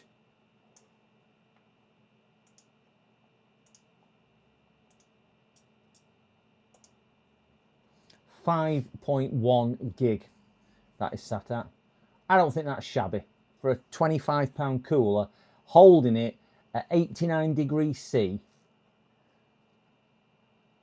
I think that is pretty respectable. Might divide opinion, but we're still boosting. It is not thermal throttling. It will improve as well once it's the Thermalright Peerless Assassin 120, not the 140. The 140 does it a bit better because you've got more heat pipes and more physical mass. That is sitting at its boost clock speed. It's clearly gone into heat soak by now, so it's sitting at its boost clock speed at 89 degrees. I don't think that's an issue at all. The mark of a good cooler is when I stop it, how quick this drops back down. So that's the figure you want to be looking at there. I usually say if it does something sensible within 3 seconds, you've got enough thermal mass, because that's the thing what it's trying to cool. It's trying to dissipate the heat from the actual mass of metal, because it's not got liquid in. It has got liquid in, but it's the mass of metal. So we'll count from 3 and we'll see how quick that goes. 3, 2, 1. There you go. So we've dropped 20 degrees. We're 30 degrees in about 4 seconds.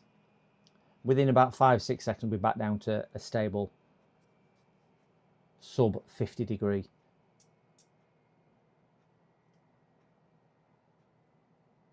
Thing. I am presuming that is it there. I don't know why it's not showing me a CPU temperature. It might be because it's an old version of this, but we're going to test it on OCT anyway to see where that is. But it was still sat at boost clock speed. I don't think you can grumble with that. Anyway, stretch your imagination. So we will bang a fur mark on just to make sure we are all happy with fur mark. 28 on there. We'll just install Thermark. Again, it's not the latest version of Thermark, but it'll do the job. And we don't want to do the release notes because we never read them. Anybody ever read them release notes? I don't think so. Don't know what my canvas is set at. I think it's probably that.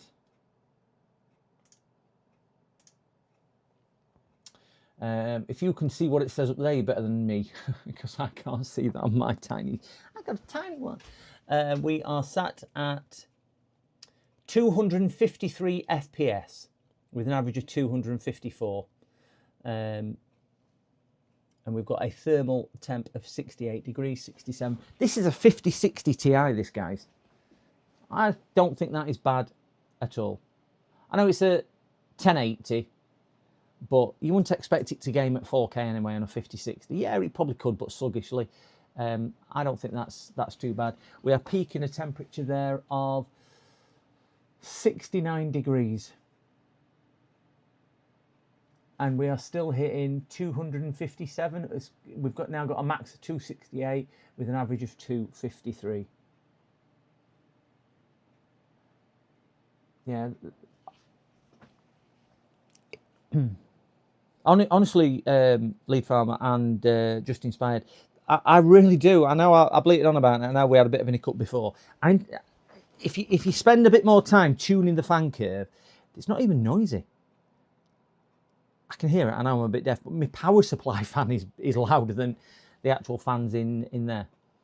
I'm just going to test this in. I don't think it'll work in. No, it won't, because I'm on that, so it won't let me do that. But I think that's good enough on there. I will run OCT. This isn't the registered version because this is on my memory stick rather than that. But this will just let us stress test a few bits together for power delivery. Just realised I haven't got my. I'll plug that in all the way, might be a bit better. That's it.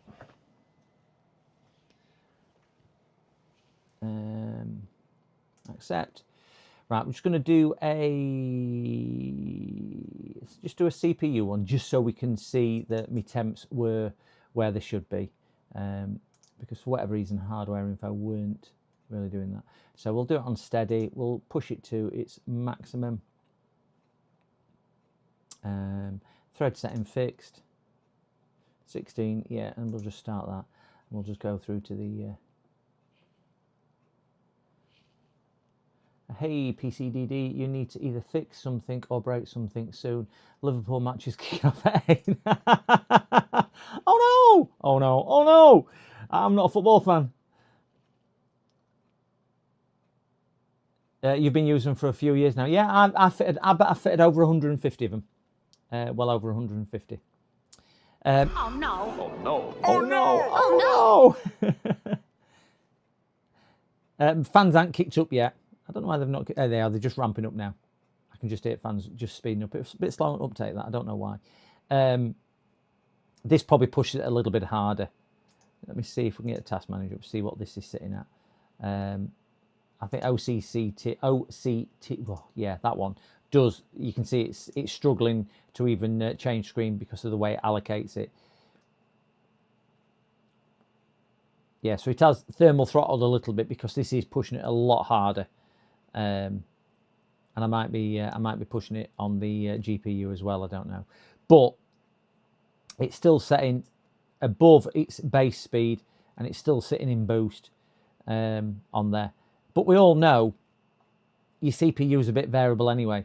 So if we set that to a variable, I've put this on fixed. So this is it's screaming for its life on all cores.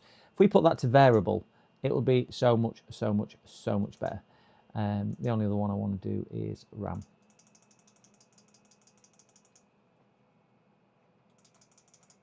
Who's playing tonight? Who's playing Liverpool? I don't really follow football. I haven't done for a lot of years, so I can't really say that I do. I've been to a few games, met quite a few of the players back in the day.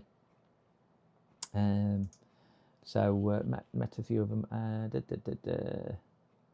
He's done breaking stuff. It's new era of PC repairs.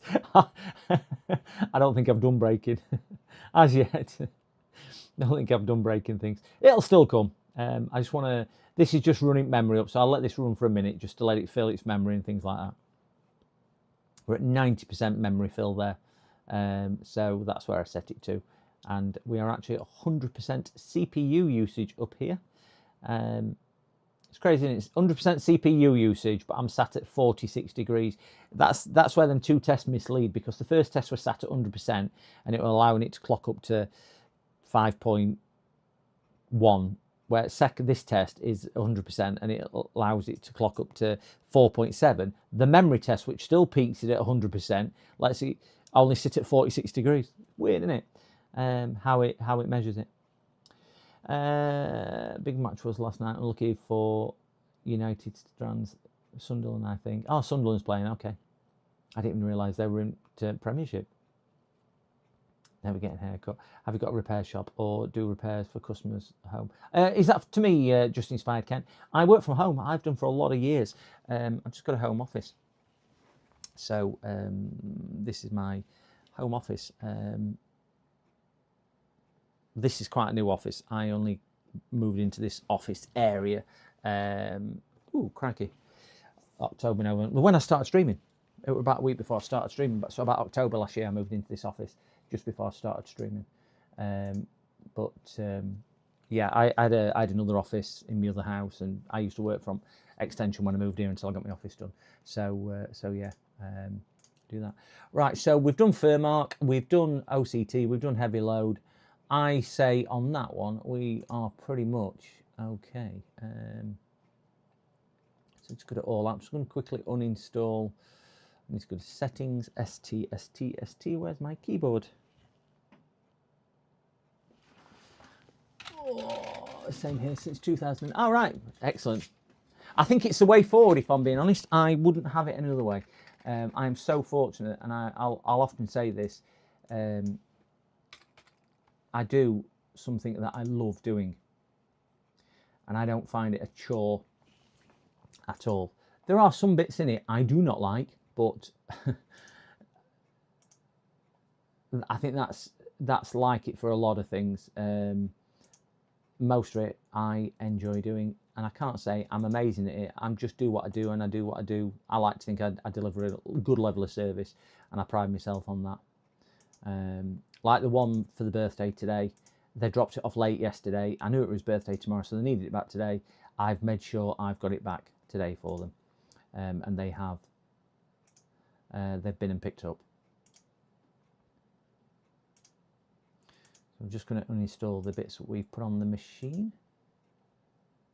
Yes, and then we'll get this shut down and we'll put this in its case. So shut down. Right. We're going to disassemble number 5. It's 2009. I used to work in a computer shop prior, but they went bust in 2008. Yeah, I've seen quite a lot of computer businesses go under in my area. I've had a few of them ring me because I think a lot of them are aware that it's just me. But if you search in my area, or if surrounding area in fairness, for computer repairs, laptop repairs, PC repairs, anything to do with that, I come out top. And I think that's because of longevity and reviews and things like that. And I've won. I won an award late December, January for best repairer in area yet again, and I think that's about 7 years or 11 years running. I've won that the title, which is a nice thing to wear. But I have seen a lot come and go. Some good businesses, some not so good businesses. But yeah, it's a sign at times. I think when you get into needing premises and things like that, it just eats a lot of the money up, because rent and rates and everything else, it just makes it so unachievable to be able to do what you need to do. Guys, that thing there is wonderful. It's wonderful if you've not got one. I did post a link earlier on in chat. It just basically sits on your pin headers, so you can turn your computer on and off or reset. So if you're testing anything like that, I would strongly advise you get one of them. Right, so we've got the drive in, we've got the RAM in, we've got the cooler on, we've tested it all. We can now sling it, or put it carefully, not sling it. Sling it's the wrong word, isn't it? We can carefully assemble it in its case. Don't lose the I/O shield. Make a bit of space and do that. How do you find it for business at the moment? Just inspired. I got one after I saw James talking about it. Oh, one of those. Yeah, James has got one. I didn't realise James had got one when I bought mine, actually. But I think James has got most of the things on AliExpress, hasn't he? He does buy an awful lot. He does buy an awful lot. I will one day get some, and James will go, I ain't got one of them. I don't think that'll happen, because I only buy stuff now. I watch James's video and just think I need to buy one. So I'm glad he only puts one out every couple of months, because if he put it out any more than that, I wouldn't be able to afford it to do it. Right, we're going to pop that on the floor. Right, I'm going to grab the case and we'll assemble it in the case. We will assemble it in the case. Oh, I've got every light in the house on. What's all this about?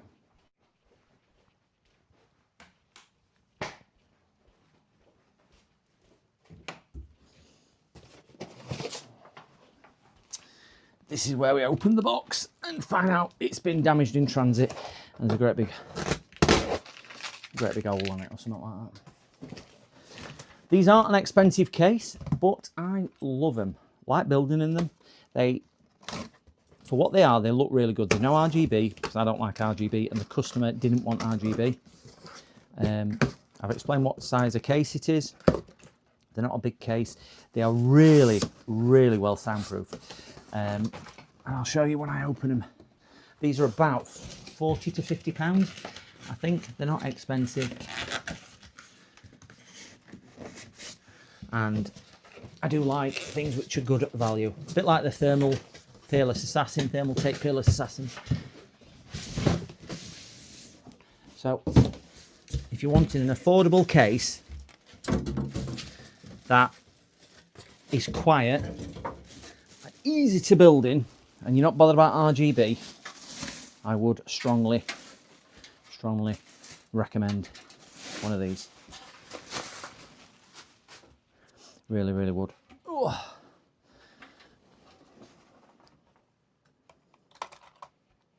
God, I need a shave. Oh. I'll see myself on camera. Woohoo! Let's get a couple of these things out. Let's take the side panels off to give us a fighting chance at assembly. I don't think I didn't know you'd got one, James, in fairness. But yeah, I copy James with everything. Even with beard and hair. We're twins. Right, reason why we're saying these are wonderful cases. It's got sound deadening material on inside. Do you know, for a case at this price point, I think that is wonderful. These are really sturdy as well. It's not even cheap steel what they've used. It's a real, I know I bleated on about the thermal tape thing. If I had to bleat on about a case, this would be the case I'd gone about. I just think they're wonderful for the value and the price that they offer.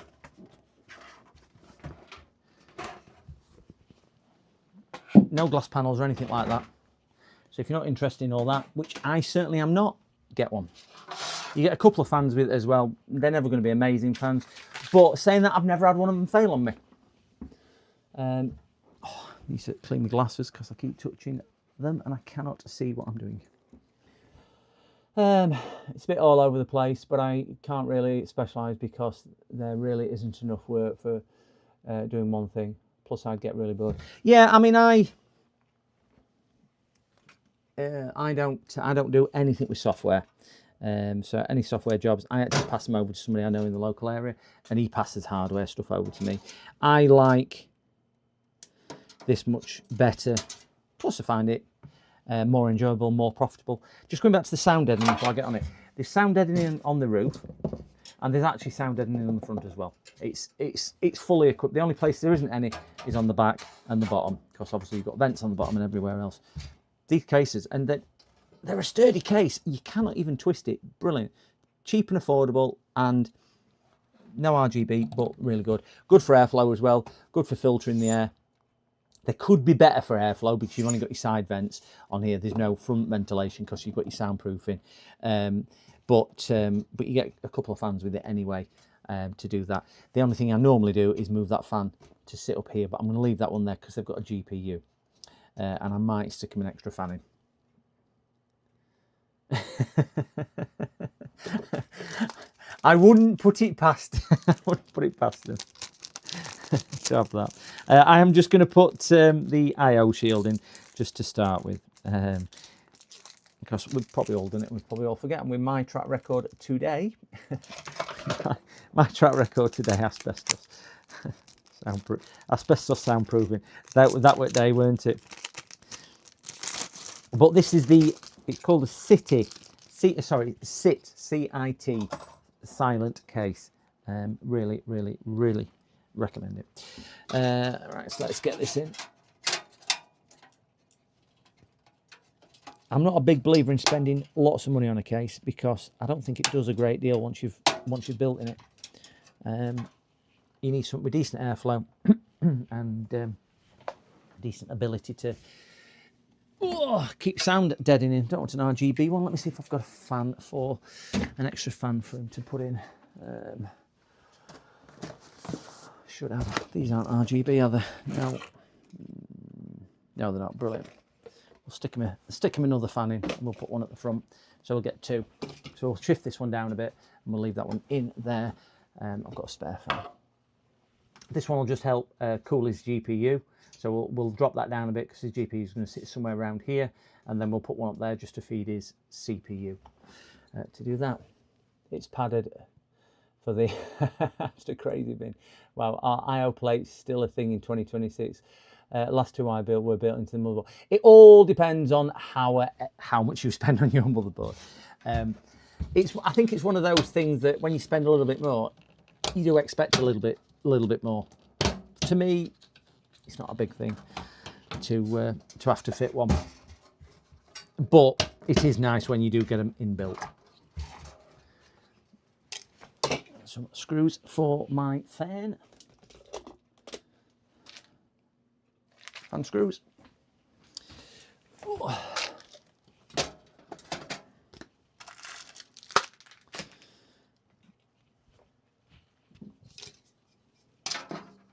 So if we get this one mounted up here, this will give us nice airflow directly through my cooler into there.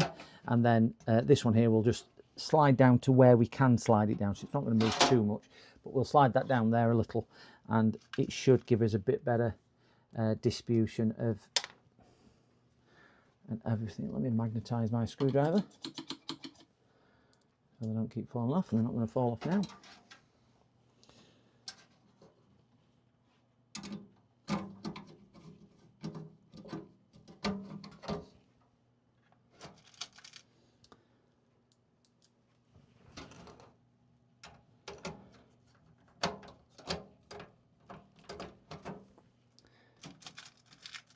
If anything, I say what this might suffer from this case is just the amount of air you can get into it. So if it was a beefier card, I would not put it in this case because the heat generator will just be too great for this case just to kind of move everything around and help dissipate. Because like I've said earlier when we were on about it, it's all about airflow, not the amount of air. So you need smooth airflow, but you still need it coming in, and because this has got limited gaps on the side, you can't just physically suck as much air as you want to come through to cool everything down. So your limiting factor is the amount of air that you're getting in the case on here, not the other way around. So we'll just slacken these, slide this down. It's only going to move down probably not a great deal in fairness. Don't think I'm really going to get any benefit moving that down, so there's nowhere I can really move that to. So we're going to leave that there. So it will get it will get some for the GPU. It's just not going to be it's not going to be tons. There's no point putting it down at the bottom down here. So there's no point moving it down to its next space because most of it's going to be lost under here. And it's just going to sit there and kind of congregate. It's not going to go anywhere because you're going to get your power supply in this hole, which is a solid back. So it's not, that's not going to help in the slightest to anything that needs to happen. Put the fan screws away.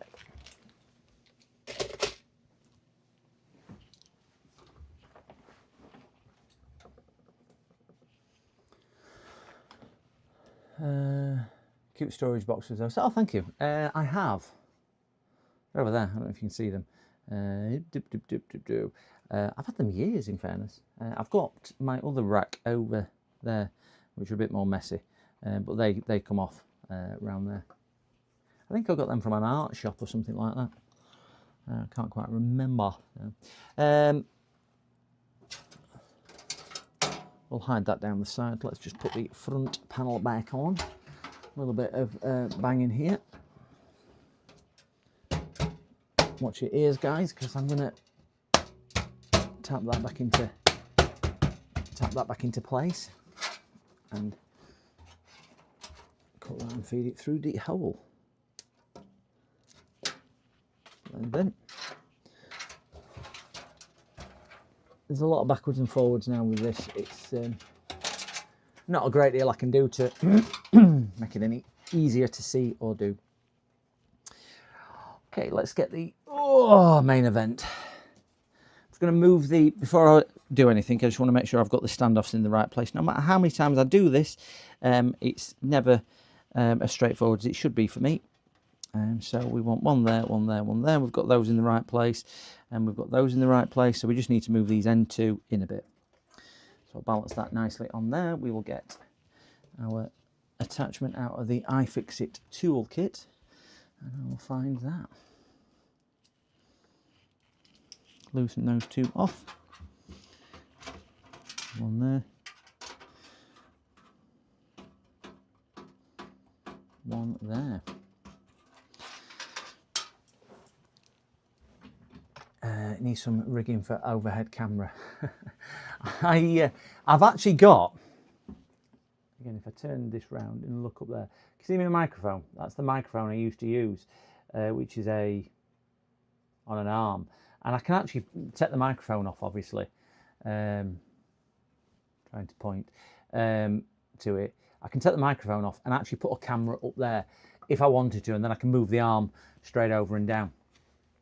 But it means a third camera, and I've run out of USB ports as it is on my machine. So yeah. So we'll get this one in, and we'll get that one in. So that one goes into that. Oops, that one goes into that hole just there. I've been contemplating swapping for a LTT screwdriver. £70 plus postage. They're not cheap, are they? But they're supposedly very good. Can't remember where I saw one of the reviews. I think it was on Torque Test. The bits came out really good as well as the actual ratchet mechanism. I do like that Torque Test channel for stuff like that. Okay, so we've got that lined up. I'm not going to fit that in yet because I want to put the power supply in. Mainly because if you put the power supply in now, you can get all your cabling done. And it's a downside easier. Roy Fingers, LTT screwdrivers are a good investment for the price, especially actually special for someone like you. Yeah, I mean the iFixit. I remember when I bought the iFixit. And welcome, Roy. I don't think I've seen you in chat before. Welcome. When I bought the iFixit kit, I bought the small kit originally, and I moved on to. I can't remember how much small kit was, but I remember looking at this thinking, crikey, I wouldn't mind that one, but it's a bit expensive. Don't regret buying it at all. Do not regret buying it at all. I don't use anywhere near everything in there. Nowhere near.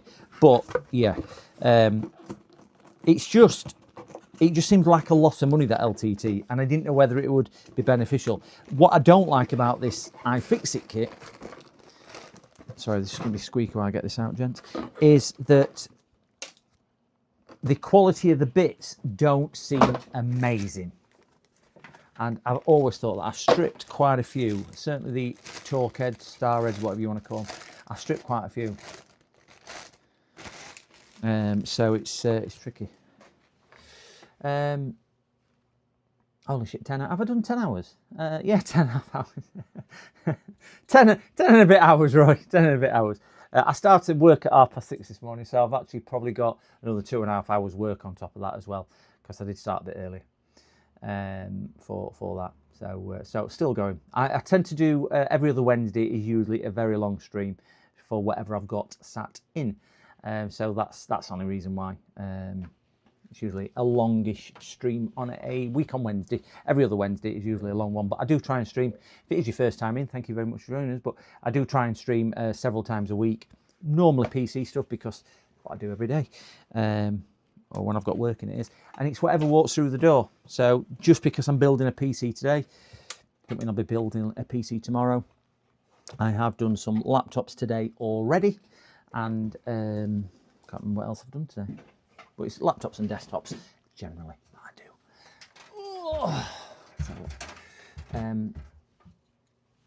Most of you, yeah. Do I stream in 4K? It's a 4K camera. I can't remember whether I stream in 4K or not, or 2K. I can't honestly remember. 1080 2K. I bought a Snap-on ratchet screwdriver 40 years ago. Yeah, I've got a few bits of Snap-on, not a great deal. It's mainly bigger tools on Snap-on that I have got. In fact, my internet, went out a couple of stores, got some lunch, and I'm putting work at our result. If things are working, things are working. If you are new to us or you are sat in chat, I am chasing MK Fix. If we know the great, the one, the only Mr. MK Fix, I am chasing him down on subscriptions. So please consider hitting that sub button. It's free to do so, and you can enjoy great entertainment. If not, you can enjoy my entertainment. We'll get some screws put in the back just to hold it in place. The reason why I'm putting this in now, because it's easier to connect quite a few of the different cables to it. Certainly the CPU connection cable. Let's see if we get these holes lined up. That's one done. I will be stopping at just short of 12 hours, and that is for 2 reasons. One, because it's long enough, and secondly, if I go over the 12 hours, YouTube will not save this VOD. It'll be like it's never existed. So you can stream as long as you want on YouTube. What you can't do is expect YouTube to hold your video and save your video if you stream for more than 12 hours. So that's why I am not streaming for any more than 12 hours. So we will try and get this one all wrapped up before that. I think we will. Might even get the other one started before that. So my intention is to go to 11 hours 55 minutes. Another great streamer, Chill and Relax. If you don't know who he is, have a look at him. He streamed for 12.5 hours. So he holds the title with us at the moment. I'm sure there's people who streamed longer than this as well. Right, so the one I do want, gentlemen, is the 2 4s to make an 8, not the 6 and a 2 to make an 8, because I want to wire the CPU, which is sat here. So untangle that a little bit. So this is the 2 4s to make an 8, and that's just going to go up there. So put that up there now, and it's going to make it so much easier because we'll plug that into the board, spin it over, and then mount the board. In, down here. So this is orientation where we're aiming for, and down here we'll plug the board in. I'm going to spin it round because I find it easier working away from it rather than towards me. I don't know why. It's just a little bit of a idiosyncrasy, I suppose. Just how I've always done it. I find it easier to hold in my left and plug in my right. Probably because I'm right-handed. I've got an Xbox Series S that needs fixing, but I'm saving that for when I know how to use a hammer. Just drop it from a big window and then put it in the bath. It's been nice chatting, but I'm going to get something for dinner. No problem, Justin. Very, very, very nice chatting with you. Just inspired Kent. Thank you very much, and thank you very much for chatting. Have a good day. You're no fresh. That is just my reminder to say, have a drink, you nugget. Right, so we'll, reason why I stick this through now is because it's so much easier to get into the motherboard connector. So we'll just give that a quick bend over, get that in there. It's probably not the best shot for you gentlemen or ladies or people on chat, but it's plain awkward. Make sure it's clipped all the way down. Done. Right, one other thing I like about this, and I'll try and get some light down here to show you for when we do this, is that you get this on the standoffs, which is here. So I'm just get this board lined up. And again, this is a little thing. And I was trying to say earlier, a lot of it's about little things. You've got enough gap down there. Can you see there's a hole at the bottom to actually still get plenty of room and get things through? Some of them are that tight that you can't get anything through, and they're just an absolute pain in the bum. So what this does, once it's actually, they're on locating pegs now, and I'm going to screw it down. A, it gives you enough room to get your screwdriver down, but B, it gives you enough room to hide a lot of your wiring still down there. I do really, really like this case. Have I mentioned that? Have I mentioned that?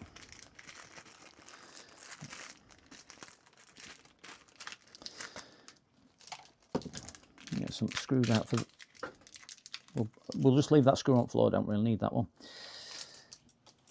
Oh, go on then, I'll pick it up. And the amount of screws you see with the wrong whatchamacallit on, wrong screwdriver I'm using, wrong thread, a screw put into the board. That's a common one for a lot of people. They go, oh, that nearly fits, we'll put that one in. And then they end up putting the wrong one in.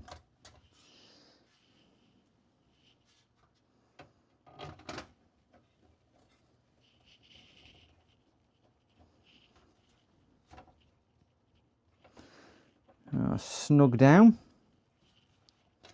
Don't need to over tighten these, they just need to be snug just to hold it in place and to bite in a little bit. Don't go over tightening them, because A, you've got a possibility you might slip, and B, I would never say tighten them all until you've got all your screws in.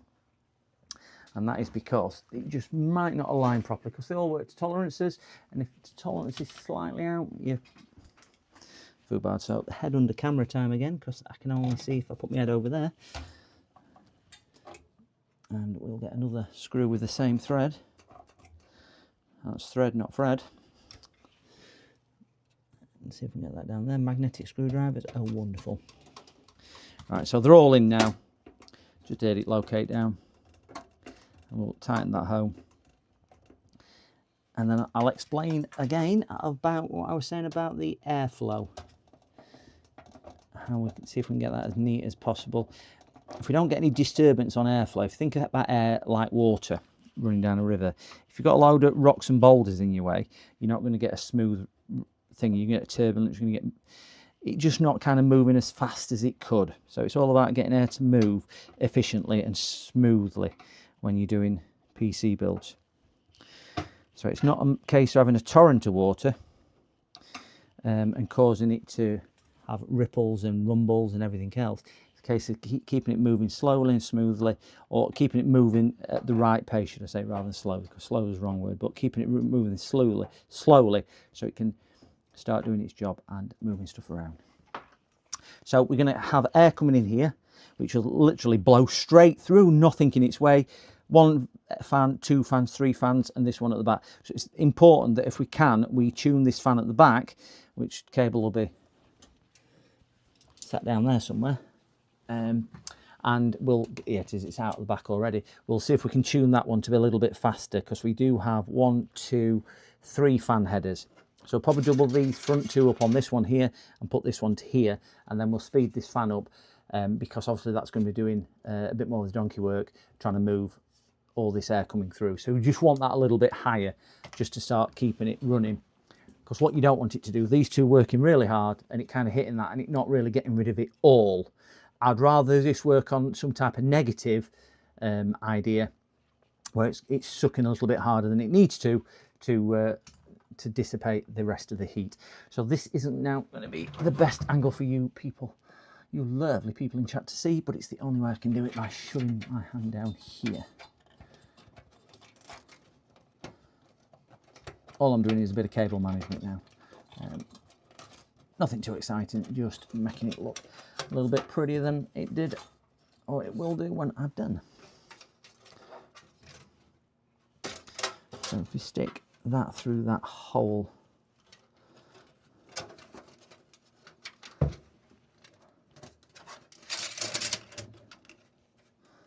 there, and we've got this one coming up that side under there. Oh.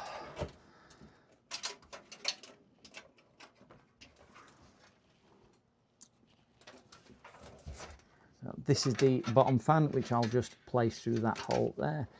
Try and grab using my pin. I prefer even number fans, 1 in, 1 out, 2 in, 2 out.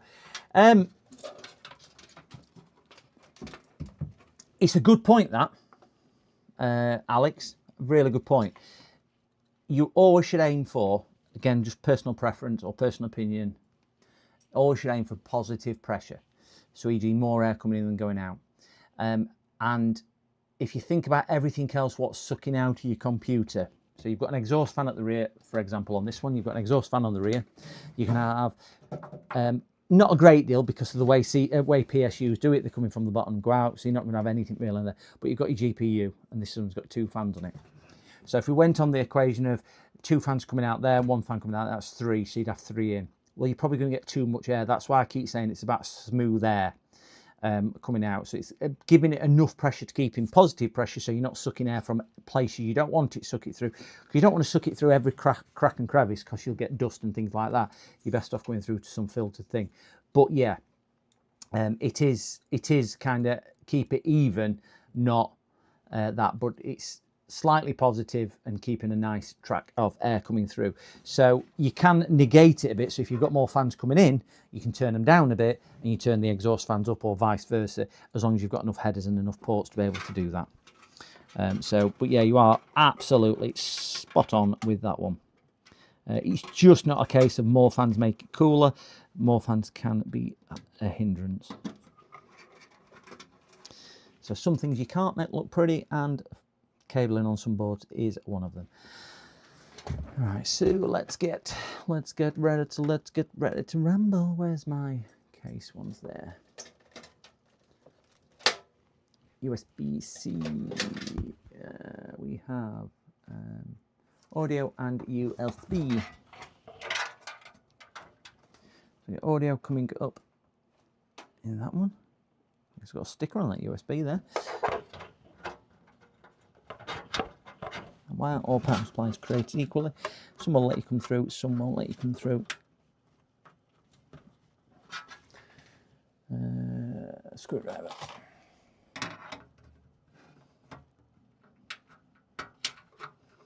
Just moving the case a little bit just so I can get that through where I want it rather than having to drag it around somewhere I don't really want it.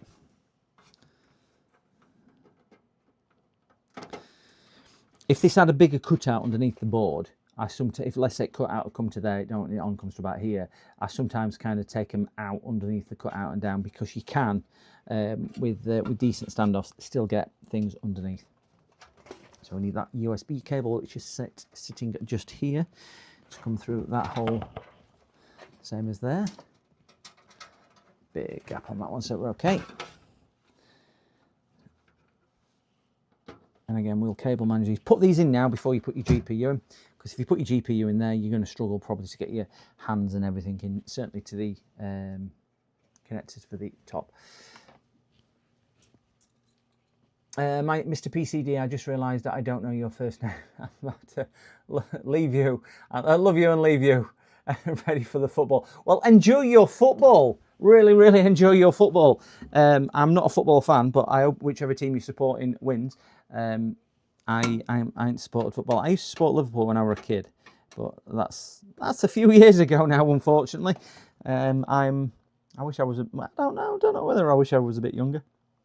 But yeah, enjoy your evening, enjoy your football, and hope everything works out. Certainly, if you're cheering the right side on, if you're cheering the Reds on, that's who I used to support back in the day. Right, we have. Oh, that's nice. I'm just looking for the connector. That's USB 3. Where's the?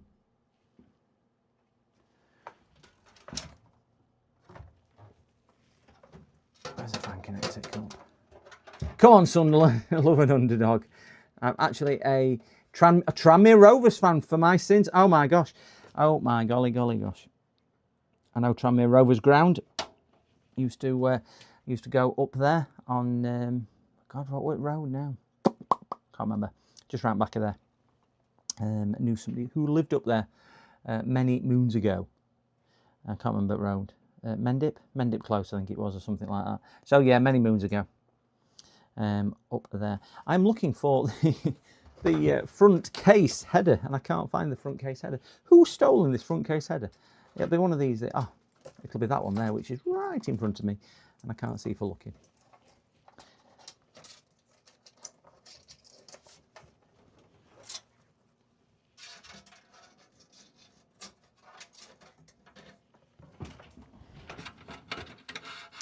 And put that through that one because it'll look slightly better if I go through there. Not a great deal, but it'll look slightly better on those. We'll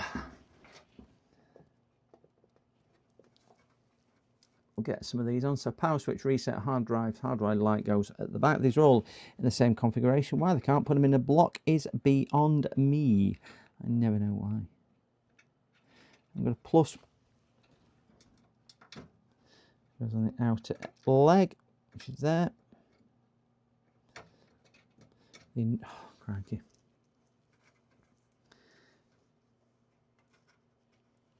Plus and negative go on there.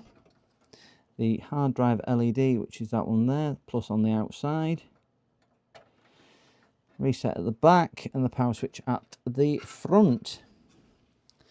Again, I can't really show you this any clearer than it is. I'm just plugging the front panel connectors in.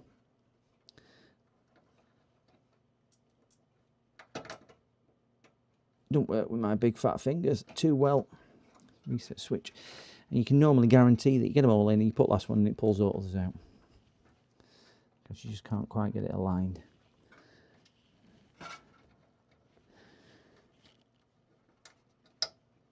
Like it's done. There we go.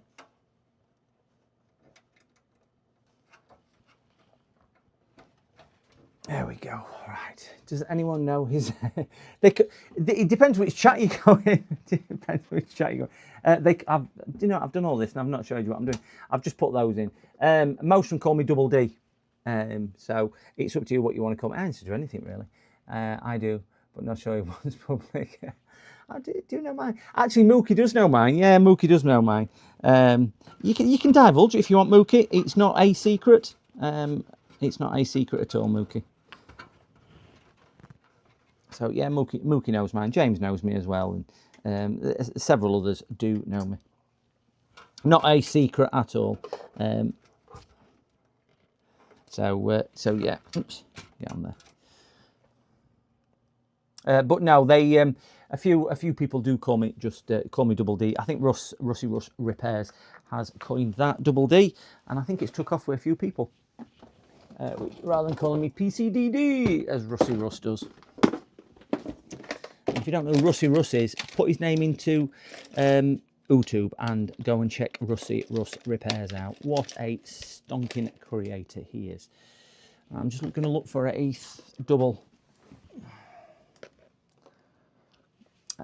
zoom out. I'm going to look for a double whatchamacallit, fan connector, because the ones I just want to split that. His name is Carla. Oh, there we go, Russ. There we go. Russ is in. Rusty Russ Repairs. Rusty Russ Repairs. Rusty Russ. He's the best. The best the man can get. I was just singing your praises, Russ. I was saying if go check Rusty Russ Repairs out because he's a stonking creator. I am on 544 subs. Mr. MK is on 555. Needs to watch his back, Russ. I'm coming for him. I just want to shorter one of those. I'm just looking for a multi-adapter for fans, if you're wondering what I'm rummaging around in my box for. This is just my fan connector. These are all my fan adapters, which split one fan into multiple, and they do other things as well. I try and keep a selection in stock, like Augusta 3, for example. We don't need that. I was looking to see if I've got a 2. I've got a single one there. I've got a single one. I've got plenty of single ones, but they're reduction ones, which slow the fan down, just in case it is a little bit noisy. That's an RGB header. Russ, are you still on for... What's Russ on now? Geez, you're on fire. I certainly feel like it with a coming up to an 11-hour stream. My throat's a little bit like that today. I've got a white one, but I can't stick a white one in, can I? Our other one's got a fan header in it. I know it has. I remember him telling me when he came to the door. Wanted me to wire his fan header up. Oh dear. Yes, guys, if you don't know who Rusty Russ is, please do check him out on YouTube. He was on 483 when I was watching him the other day. He deserves to get to 500. Please show him some love. Russ, by all means, put your link in chat and go check him out, guys. He does consoles and things like that. He is extremely good, and what a nice guy he is as well. It'd be hard push to find a nicer creator, apart from me. Hey, and Modest too. So I'm going to have to use that Noctool one, because that's the only double one I've got. It's a bit longer than I would like to use, but it won't really make any difference to its performance. Got another one there, but that's from Molex, from Starter. Definitely don't want to use that. Get that back up there. Okay. He might today. Oh, mind to get onto that today. I can never find Russ on my subscriptions. Rusty Russ Repairs. He'll be on here somewhere. Russ, what are you on? What are you on? Rusty Russ Repairs. 319 likes. That's certainly not. 487. We need 13 subscribers for him. Guys, if you are sat in chat and you please, I would urge you, 24 people sat in, if you would subscribe to Russ, that would be amazing. If not,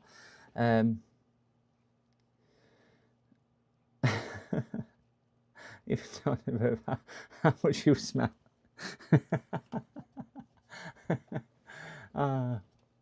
About 1 hour and 10 minutes ago. Oh yeah, there is about 1 hour and 10 minutes ago. there is. So I found a double. It is a Noctua one. I can tell with brown, but it is an extension, so it won't make any difference at all to what we need to do. But the reason why I'm splitting it like this rather than on a 3, so I can set the speed of the back one different to the front two, and do it like that. There's probably not going to be much difference in it, so it's not like it's going to make a great deal of difference, but it's going to make a little bit of difference. So we'll just pull these out the back. In here. Again, not the best view. So we've got them just coming out of the back here, and we'll stick these two. I'll tell you what I can get away with. Don't need that adapter because my fan has a second thing on. Remember that now, that's why I use that one.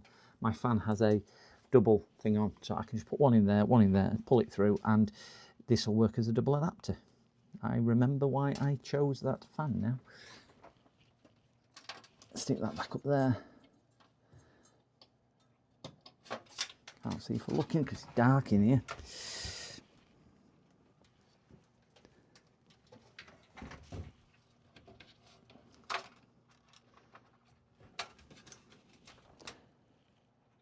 We haven't got any RGB to wire up on this, so this is a good one. If you look back on the video though, we did get, we did a white one earlier with a load of RGB in, and that was a nice build for that as well. Okay, them tucked down. We'll tidy a lot of this up when we do cable management at the end, but it's never going to look too amazing because it's a small board in a bigger case, but it's having a flat side on it, so it really doesn't need it. But we have got the nice airflow coming through, so it'll enter here will the air, as you can see through the fan, blow straight through, not really hit anything, and go through there. So we'll stick his graphics card now, which we've got here. We'll just take his back cover off.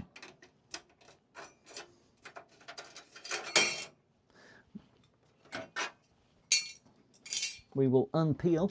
I know some people like watching this peeling off. It really doesn't do a great deal for me, but we'll have a go at peeling it off. Seductive Fuzz is still in. He'll find this quite erotic if I peel this off. Look at this fuzz, fuzzy. Oh. We're debagging it. Going in raw without any cover on. There we go. Lovely. Don't forget to whip the back one off as well.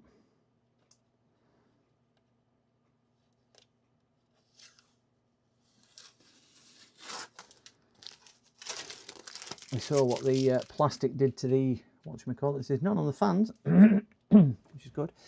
Take a sip of cold tea. And we will see where this sits. So we're probably going to hit number 1 and number 2. So we'll just unconnect the shield from there. They even give you a single shield what you can move around in case you get it wrong or you change your computer in thing. Everything else is a pop-off one. Just be careful when you are popping these off. If you twist them too much, you will knock things off the board. So just be a bit careful when you're doing this. And just ease them out just to weaken the metal surround. I usually get this wrong. I usually take wrong ones off.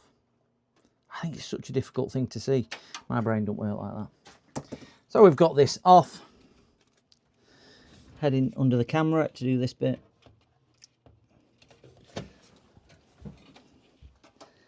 Located down, we heard a nice reassuring clunk. And we'll get a screw in here.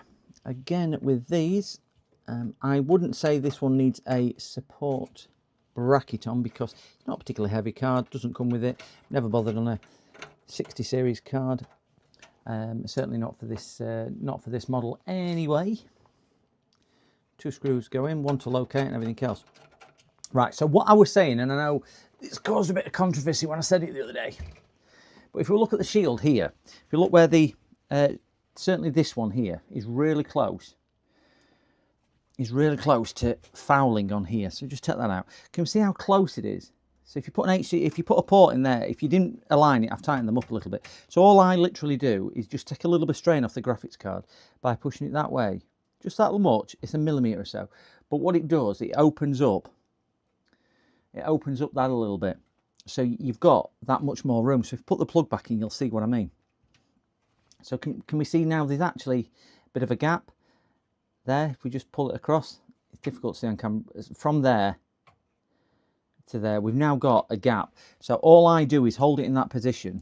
I'm not putting any stress on it because it won't go any further for brackets, and just give it a tighten down. And then what that means is we've got a definitive gap there. So the cable, sorry, is not going to foul on the chassis. That screw is not going in straight, but it will straighten up. Because I have had them before where people can't get the computers running. It's because it's fouled the cable, the head of the, you know, the plastic bit of the HDMI on this occasion. I know it's DP port, but that will foul on here and stop this going in all the way. So it just gives it a bit more of a fighting chance for when you are plugging. I know this is HDMI, but it's same respective. Gives it a bit more of a fighting chance that it's not hitting that.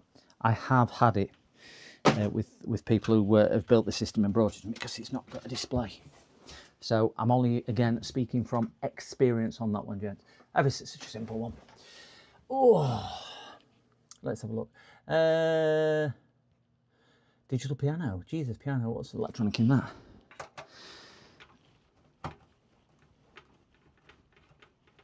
Screw them down and we'll put our cover back on.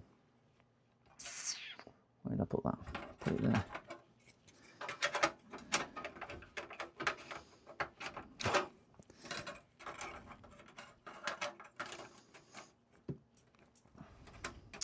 And again, for aesthetics, I like going in from the back on these. Rather than having a big bulging screw on there, I like putting it in from the back. But personal choice on there. Personal choice completely. I tell you what, I'll do it your way. I'll do it your way. Who's going?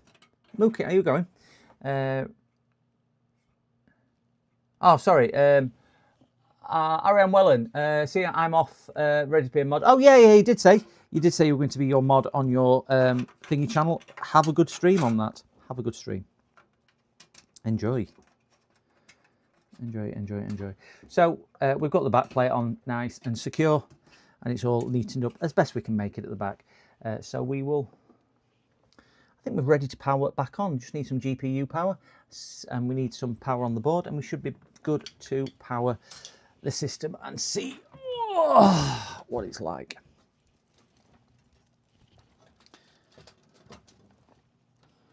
That one goes up there. GPU power is that one there, which is going to be the optimum way of taking this through is, I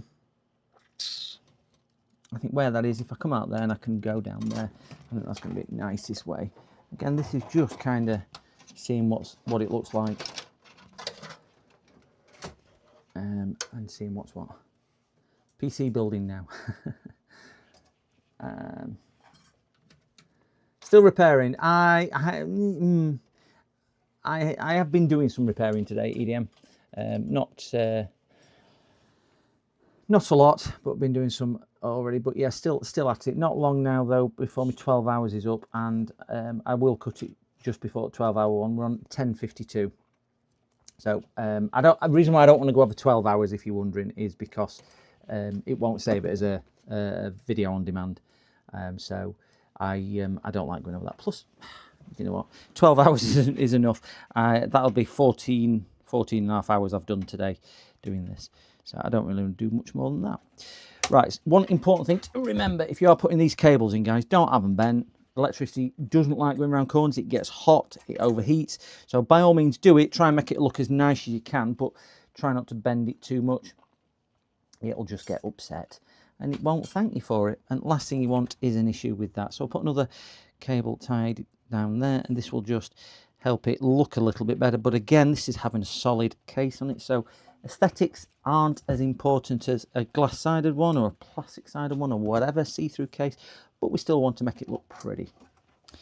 So we've got the main power one in here. Get that kinked and put down there. Make sure that is clipped all the way. They can be a little bit tight. I like to put my fingers underneath the motherboard, because if not, you end up putting a lot of stress on the motherboard, and just making sure it's down. So that is all the way down, and we will just pull these through for a bit of cable tidying. Oh, that's the way. We are good on there. Again, not pretty, but we are where we are. Right, let's see if we can get a post on this beauty. Let me spin it that way. And then we've got a chance at seeing the airflow coming through and out and everywhere else. So let's get it'll be HDMI that I use.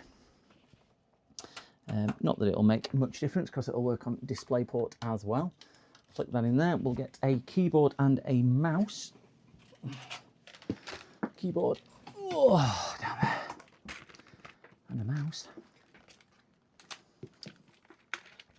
Rear fan extracts the CPU. Yeah, you got it.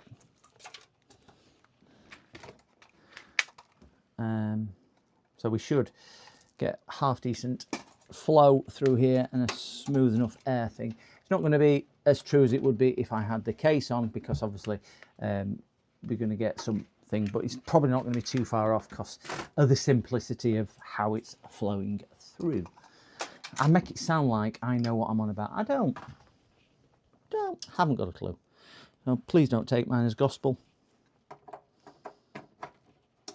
Power. We have power. On at the wall, on it there. Find the power button, which is just there.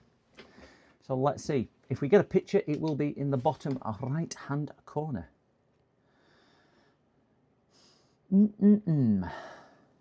Love the spin of fans first thing in the morning. So they are moving a little bit of air. We have a picture. So I'm going to put this on some thermal testing, and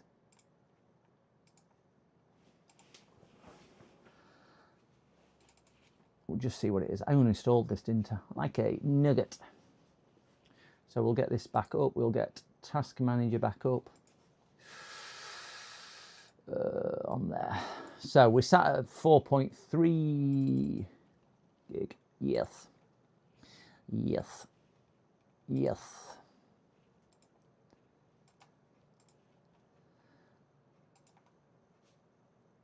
Plus, I can't really stream. Oh yeah, 4 o'clock in the morning for tomorrow. Somebody did mention why is that like that. I can't stream much more than 12 hours a day because I ain't eaten. Right, I'm going to put on that thermal testing. It should ramp it up to all cores. And I'm just going to leave that for a few minutes before I pop to the gents. 1 second. I'll leave the microphone down here, don't worry.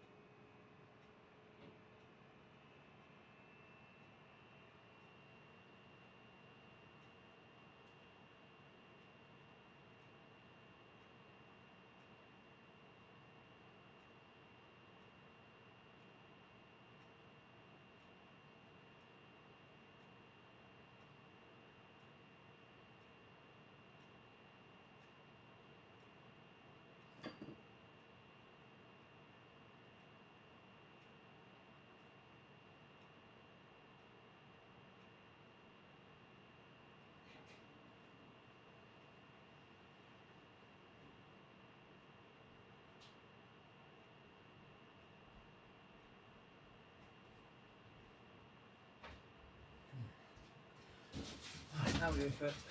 Oh, sat a little bit higher than it was before. That's before I've even tuned the fans or done anything like that. It was sat at 5.09 before. So it is moving just by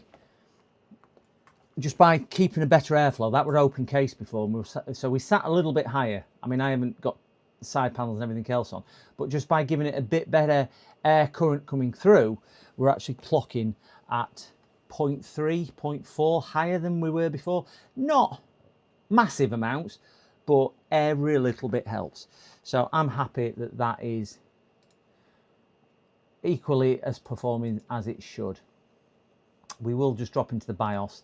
We'll get the sides on, we'll drop into the BIOS, and we will see if we can tweak that a little bit and make it a little bit better. Because once the sides on, these are just really, really quiet.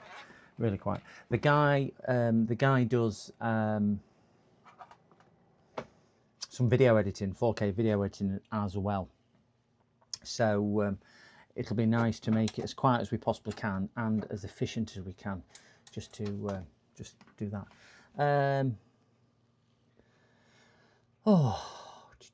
Yes, certainly the IQ and DMN settings lead farmer. Nero, keep emailing me. Or head, I should say, yes. Last time I was dance night. Used to get PC parts for building. Let's see what I did there. Blank this. Oh, cracky, blank this. I had a customer ring me up the other day, wanted to know if I could burn him a CD. You do get a bit better performance out of these guys, by the way, if you put the fan at the front and have it as a blow rather than a pull. So we are losing a little bit because we're using them as pulls rather than blows. So if we had them blowing, we would get a little bit, but the customer wanted to change his RAM and upgrade his RAM. And I didn't want to leave him in a position where he's going to disassemble his fan, because if you're not used to doing it, it can be a little bit tricky. So he will be upgrading his RAM, and if I put a fan on the front, he would not be able to get into his RAM anywhere near as easily as that. So it was a little bit more, I kind of give it a little bit of thought on that. So let's just, I will be opening this again just to see what's what, mainly because there's a 4 terabyte mechanical drive going in it as well. And what else? There's 4 terabyte mechanical drive, and I'm sure there's another reason why I'm opening it. I can't remember. Cable management. I'll be doing cable management in it as well. So we're just going to put one screw in here. This is just so we can see what airflow's like with the case on, and the noise on here. So it's going to look a bit of a, I'm just going to ram it in for the time being, because I will do full cable management. And then the 4 terabyte hard drive, the 4 terabyte hard drive is due Thursday, I think it is. So we will tidy these cables up prior to signing it off and everything else. I just want to see what it's like for airflow. Such a nice case, just how it fits. I've mentioned how nice this case is. Really nice case. Dropped my thing. Put a screw in there, just hold it together. I'm so looking forward to my vegetarian high protein bolognese tonight. So if you're wondering what this case does look like from the front, I will see if I can show you, because I have gone on about it as much. Needs a wipe down, obviously. So you've got a power button up there, you've got 2 USBs there, you've got a USB 3 there, headphones in and out, couple of lights for your drive activity and power, and a reset or LED change light if you put LEDs on, but you won't put LEDs on this one because there's no thing on it. But it's just a nice, it's not flashy, it's not thing, soundproof, really, for the money, it is exceptional value. About 40 odd pound, 48 quid or something like that, delivered I think they are. They are absolutely excellent, excellent value. Oh! Right. With everything in, they're not particularly lightweight either. So we'll just get stuff shoved back in the holes, and we will drop into the BIOS, and we will see where we can get this, because I can now probably turn up the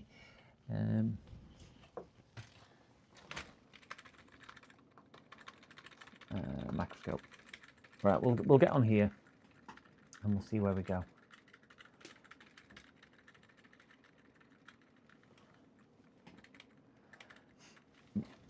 Audi CD is easy to do, Mookie. 48 quid for a case. That's a steal.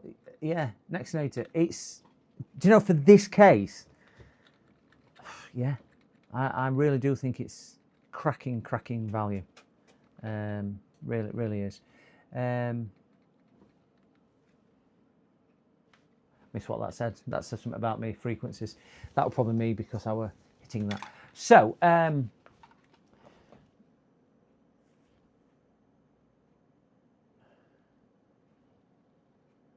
need my glasses on. I can't see that. Did the case come with fans? Came with 2 fans as well. Yeah, it came with. This case comes with 2 fans. It's soundproofed, sound deadening on the Both side panels are soundproof. The front is soundproof and the top is soundproof. It's really well made. It's really easy to build in. There's no sharp corners. It's not flimsy. Everything aligns. I honestly cannot speak highly of this. It's a CIT sit silent case. No RGB on it. They do RGB versions. I'm not into RGB. If you're just after a basic case to do the job, to sit somewhere, but doesn't distract you as an office PC, or you're not into RGB, buy it. You really, really won't look back. Really won't look back. I can't understand how they're making a profit. I really can't. I mean, no doubt there are reasons how they're doing it. But yeah, Kenway 2 fans, one at the front, one at the back. I put an additional one at the front for him. That is all I have done. So somebody said at the cog in the bottom right hand corner, there you go, fan profile. That's what I was looking for. The only thing I am going to do, you know that, I'm going to change that from 70, I'm going to change that to 75, because I do want it a bit higher on there, and I'm going to change the 45 temperature up to 50, because I'm not 350, I want to change it to 50. I don't know if it'll allow me to do that, because I want it to give it more cooling quicker, if that makes a bit of sense. And I want to change. I don't think this has saved what I did. That is why it didn't save what I did, because I had that higher.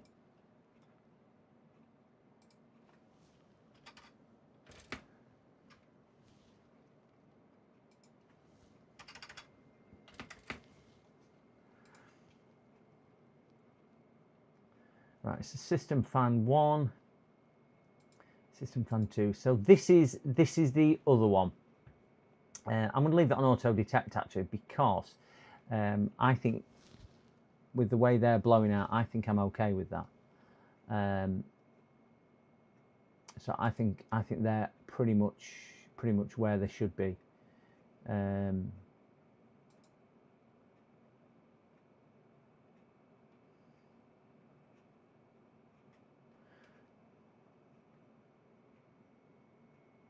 Yeah. Can't see a save button on there. Can anybody see a save button on there? Because I cannot see a blinking save button anywhere. And I think when I do that and I go back into it, I think they've probably reset. Oh no, they've saved. Don't worry.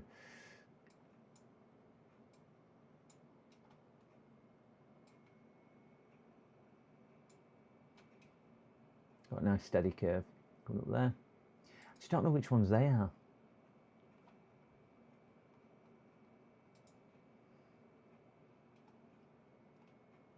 So let's have an exit and save. Oh, wait there. No, we're going to put XMP on, aren't we?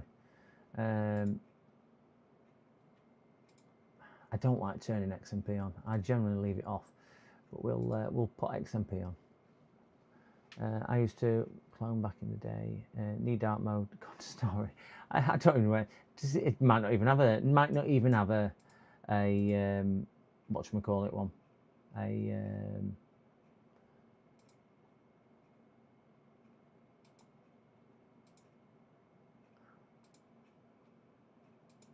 Oh, I don't know that. I'm looking for XMP mode. Where's XMP or equivalent?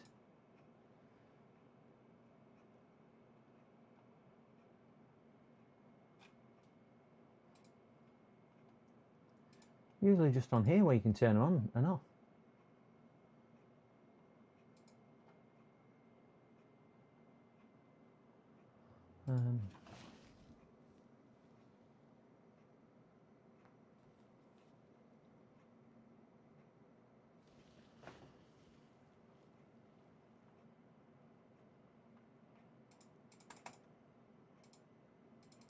So I can't turn that on.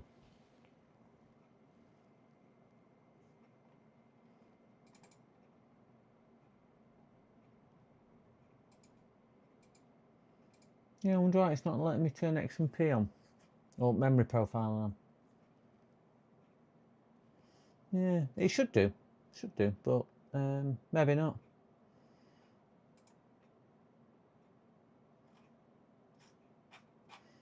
I don't normally enable it anyway, so I'm going to leave it off. I'll leave it down to them. Yeah, I could do. I wonder if I can do that via Ethernet. Some of them will let me do that via Ethernet. I'm plugging Ethernet cable in. It's obviously going through a bit of RAM training now. I've got an Ethernet in to give that a shot. Let me go back on that view there. It'll appear in the bottom right hand corner.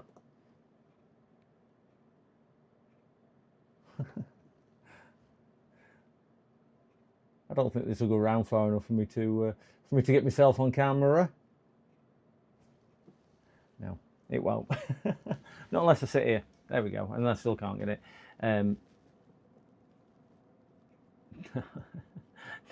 We'll just put that back on there. Forget I did that. Just forget I did that. I'm only doing it because I ain't got the other camera on here. It don't like the. It don't like that. I will just give it a couple more seconds just to see if it comes back on. But I don't think it likes the RAM training mode that I've just put it into.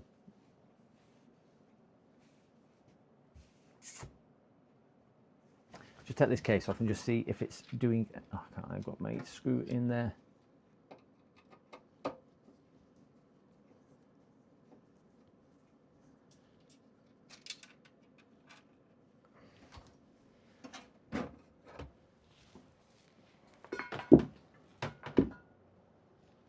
Oh, we've got no lights on this board anyway. Let me just reset it. So you can boot back into BIOS and move that around. So we're into the 12th hour, coming up to 11 hours and 11 minutes. 11 I've just ticked over to. There we go. Let me just get back into the BIOS.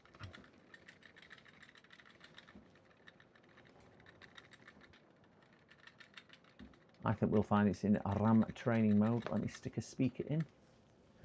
See what it's talking about.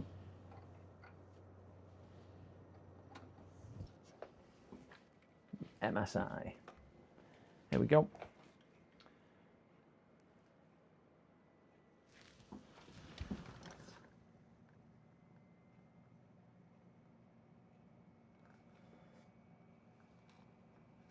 Sorry guys, just looking out of the window. Our neighbours are away, and they're away in Florida at the villa for several months.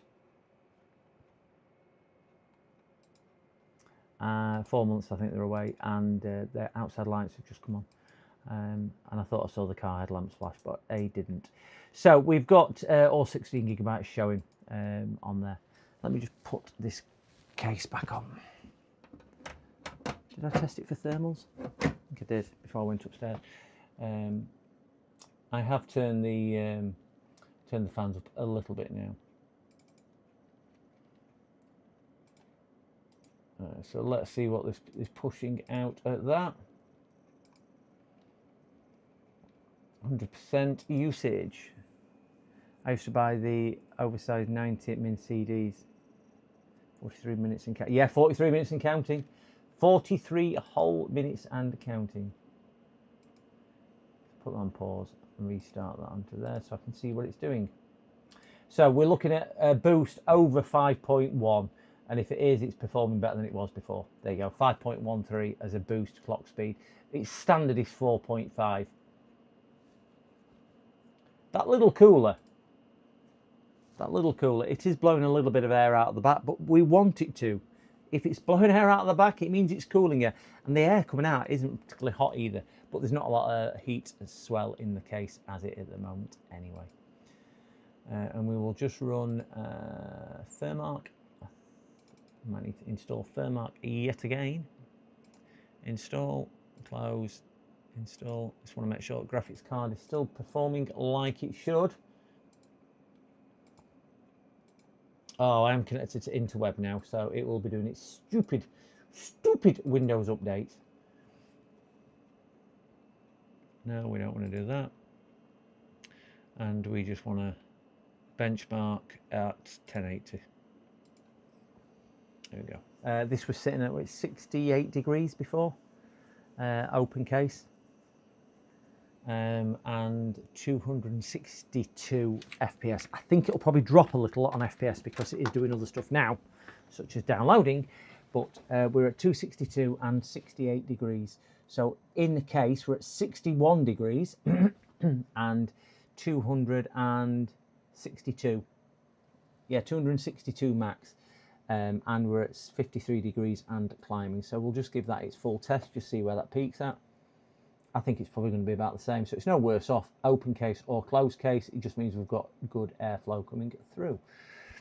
So 263, 264 is our maximum FPS.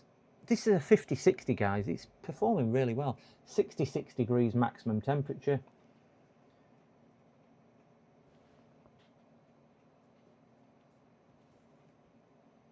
I don't think BIOS download to USB. Oh God, dog's just terrified me. He's just sneaked up behind me. Just absolutely terrified me.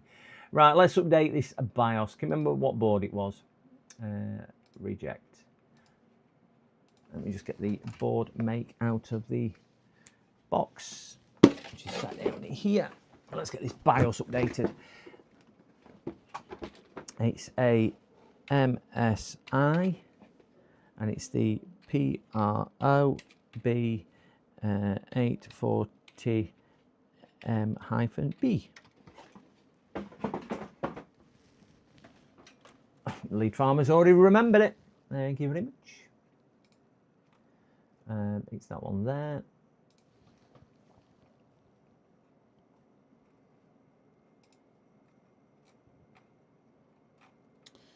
Support. Driver and downloads, BIOSes, download.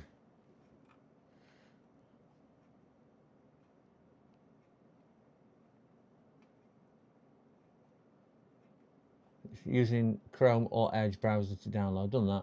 Decompression of Windows tool, yeah. So let's open that. Let's do that. Extract all. Let's bang it in the same folder.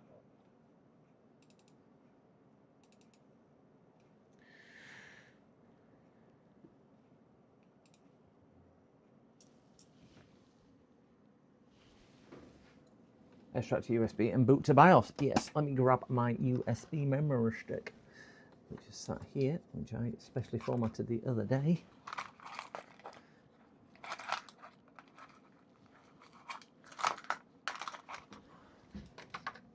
I can stick in that hole just there.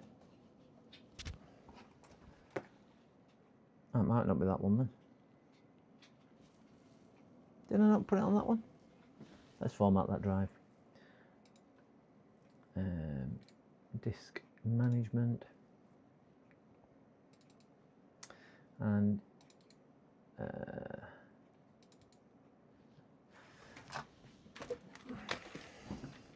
I'll just use disk part to do this. CMD and DISKPART, and we want LAIST disk.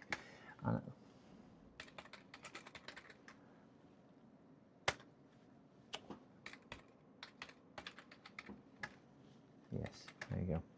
We want LAISTSK, and we want disk number 1, cell disk 1.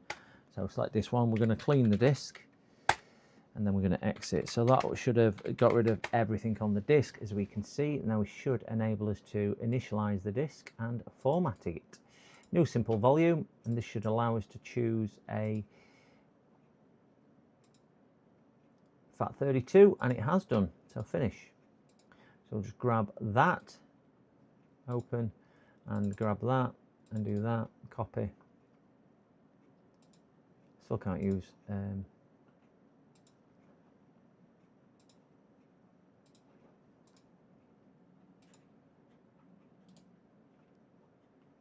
I thought that just copied. Didn't that format?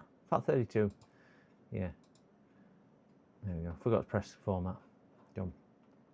Close. Close. Don't need that. That. Paste. Well done. Close. Let's reboot to the BIOS.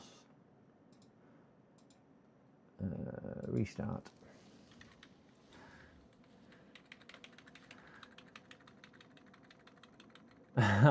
Mookie, I have done that. I've selected the wrong drive. I remember formatting my memory stick and I thought, oh, sugar.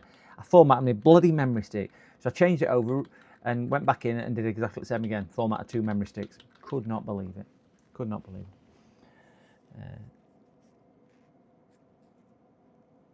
Is there a reason you are not using Windows app to update BIOS? They want a Windows app with it, I don't think. Didn't see one.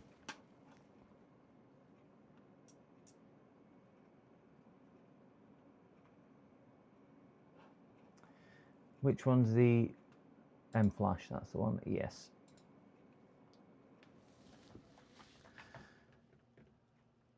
Yeah.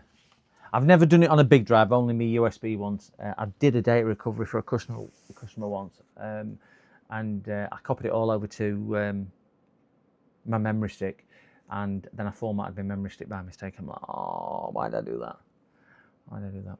We're just waiting for this to boot into BIOS. That's why it's a black screen, guys. We're going into M Flash, and we will flash the BIOS.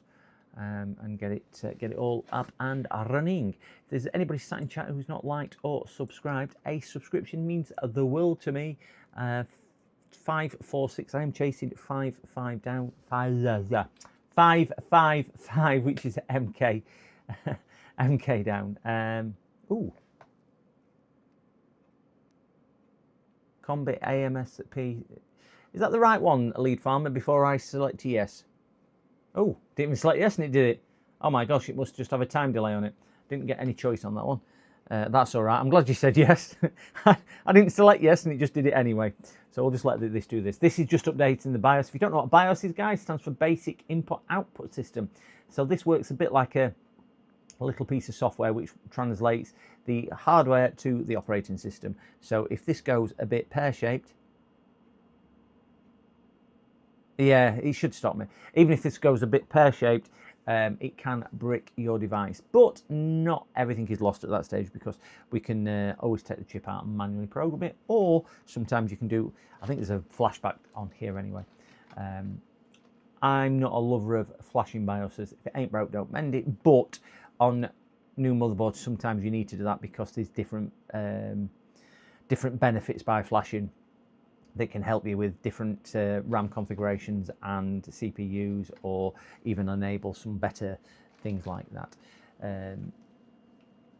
Yeah, flashback usually works unless it's fully done. So this is just a case of sitting and doing it.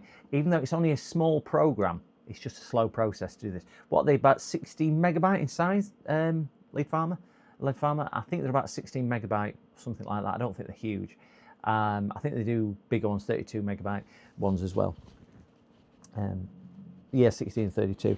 So they're not big in today's standards, but I think this copies it over with a 56k modem.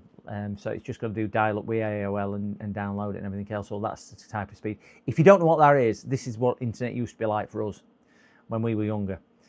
Just to get that one picture of that supermodel that you wanted to look at, it used to take you 5 minutes to download it, and then it got corrupted at the last second. Oh no, all my information's gone.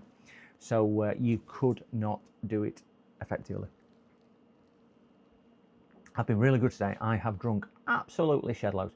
If anybody is interested, I have actually transmitted today 144 gigabytes with 0% and 0 dropped frames. I've been static at 30 megabytes a second, 144 gigabytes for the last 11 hours, 23 minutes, and that is 0 drop frames. So I am really pleased. New Intel is, oh, there's 64 megabytes, the new ones as well.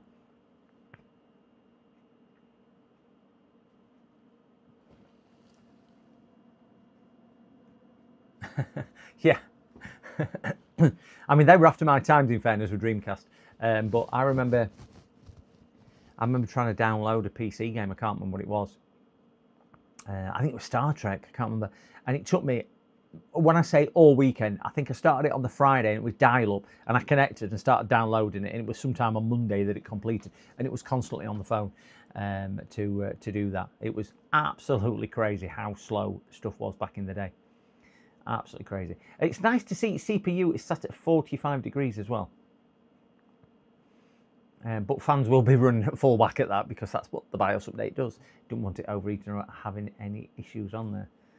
I didn't see what the update actually gave us, but it did give us a few bits and bobs on there. We are at 69 likes and 546. Thank you for everybody who has supported me. I know there's only 22 in stream, but there's 524 other people which have shown their support. Means the world. Every single one of you. Really, really does. I had a good run end of last month. I think I gained about 175 subscribers in about 10 days. So really, really good going. Ooh, just being given chocolate and chili flavour. Chocolate and chili flavour crisps. I mean, chili chocolate, yeah, I can understand. But chocolate and chili flavoured crisps. Ignore that. It is normal for it to do that. To go on there. I've just got a notification on my Facebook to say somebody's tagged me in a picture.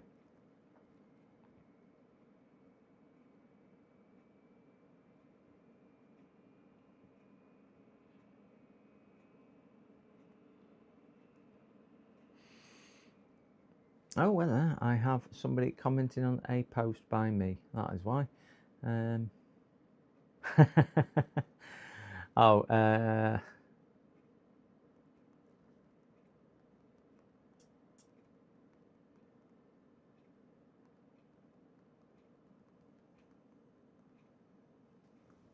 Somebody's asking if I can build my PC. They've just commented on my business Facebook page. So there we go. They've just commented on the white PC. In fairness, I posted some pictures on my business page, and somebody just said, "Can I buy this?" I went, "Unfortunately, it was built for a customer." You know, the one with the flashing lights, what we saw earlier. I think we can check this by doing system information. This should tell us the BIOS up here, and it was. There you go, 23rd at 1st, 2026. So that is all correct. And we need to set the time. For whatever reason, I don't know why time isn't setting. So let's just set the time. Adjust time and date. And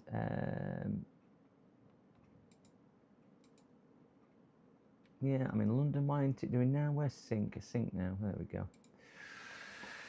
Time zone set wrong. Yeah, it'll adjust it. There we go. 20 is right day as well. We'll come back a day. It's time travelled.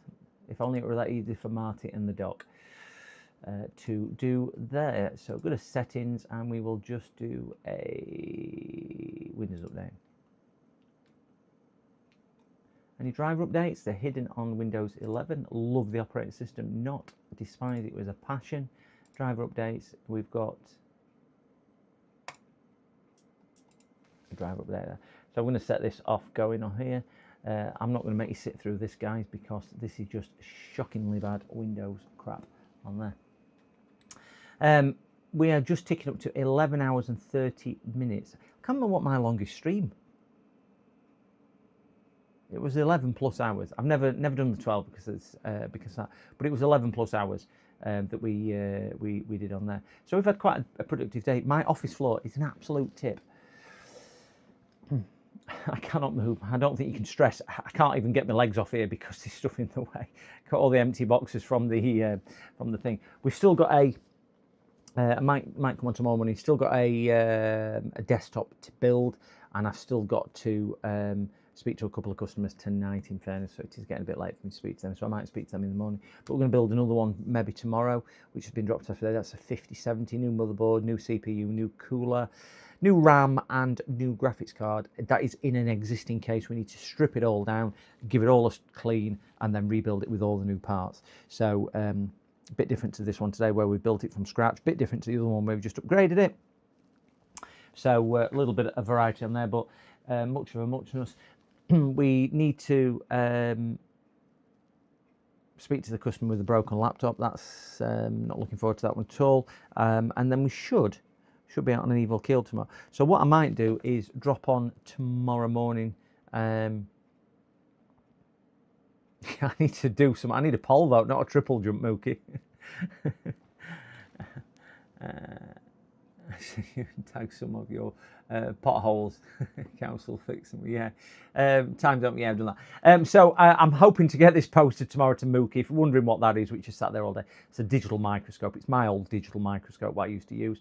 Really, really cracking microscope, I must say. Mookie didn't have one, so I've kindly gifted it to Mookie over there. So that's all ready to post. So I'll try and get that sent.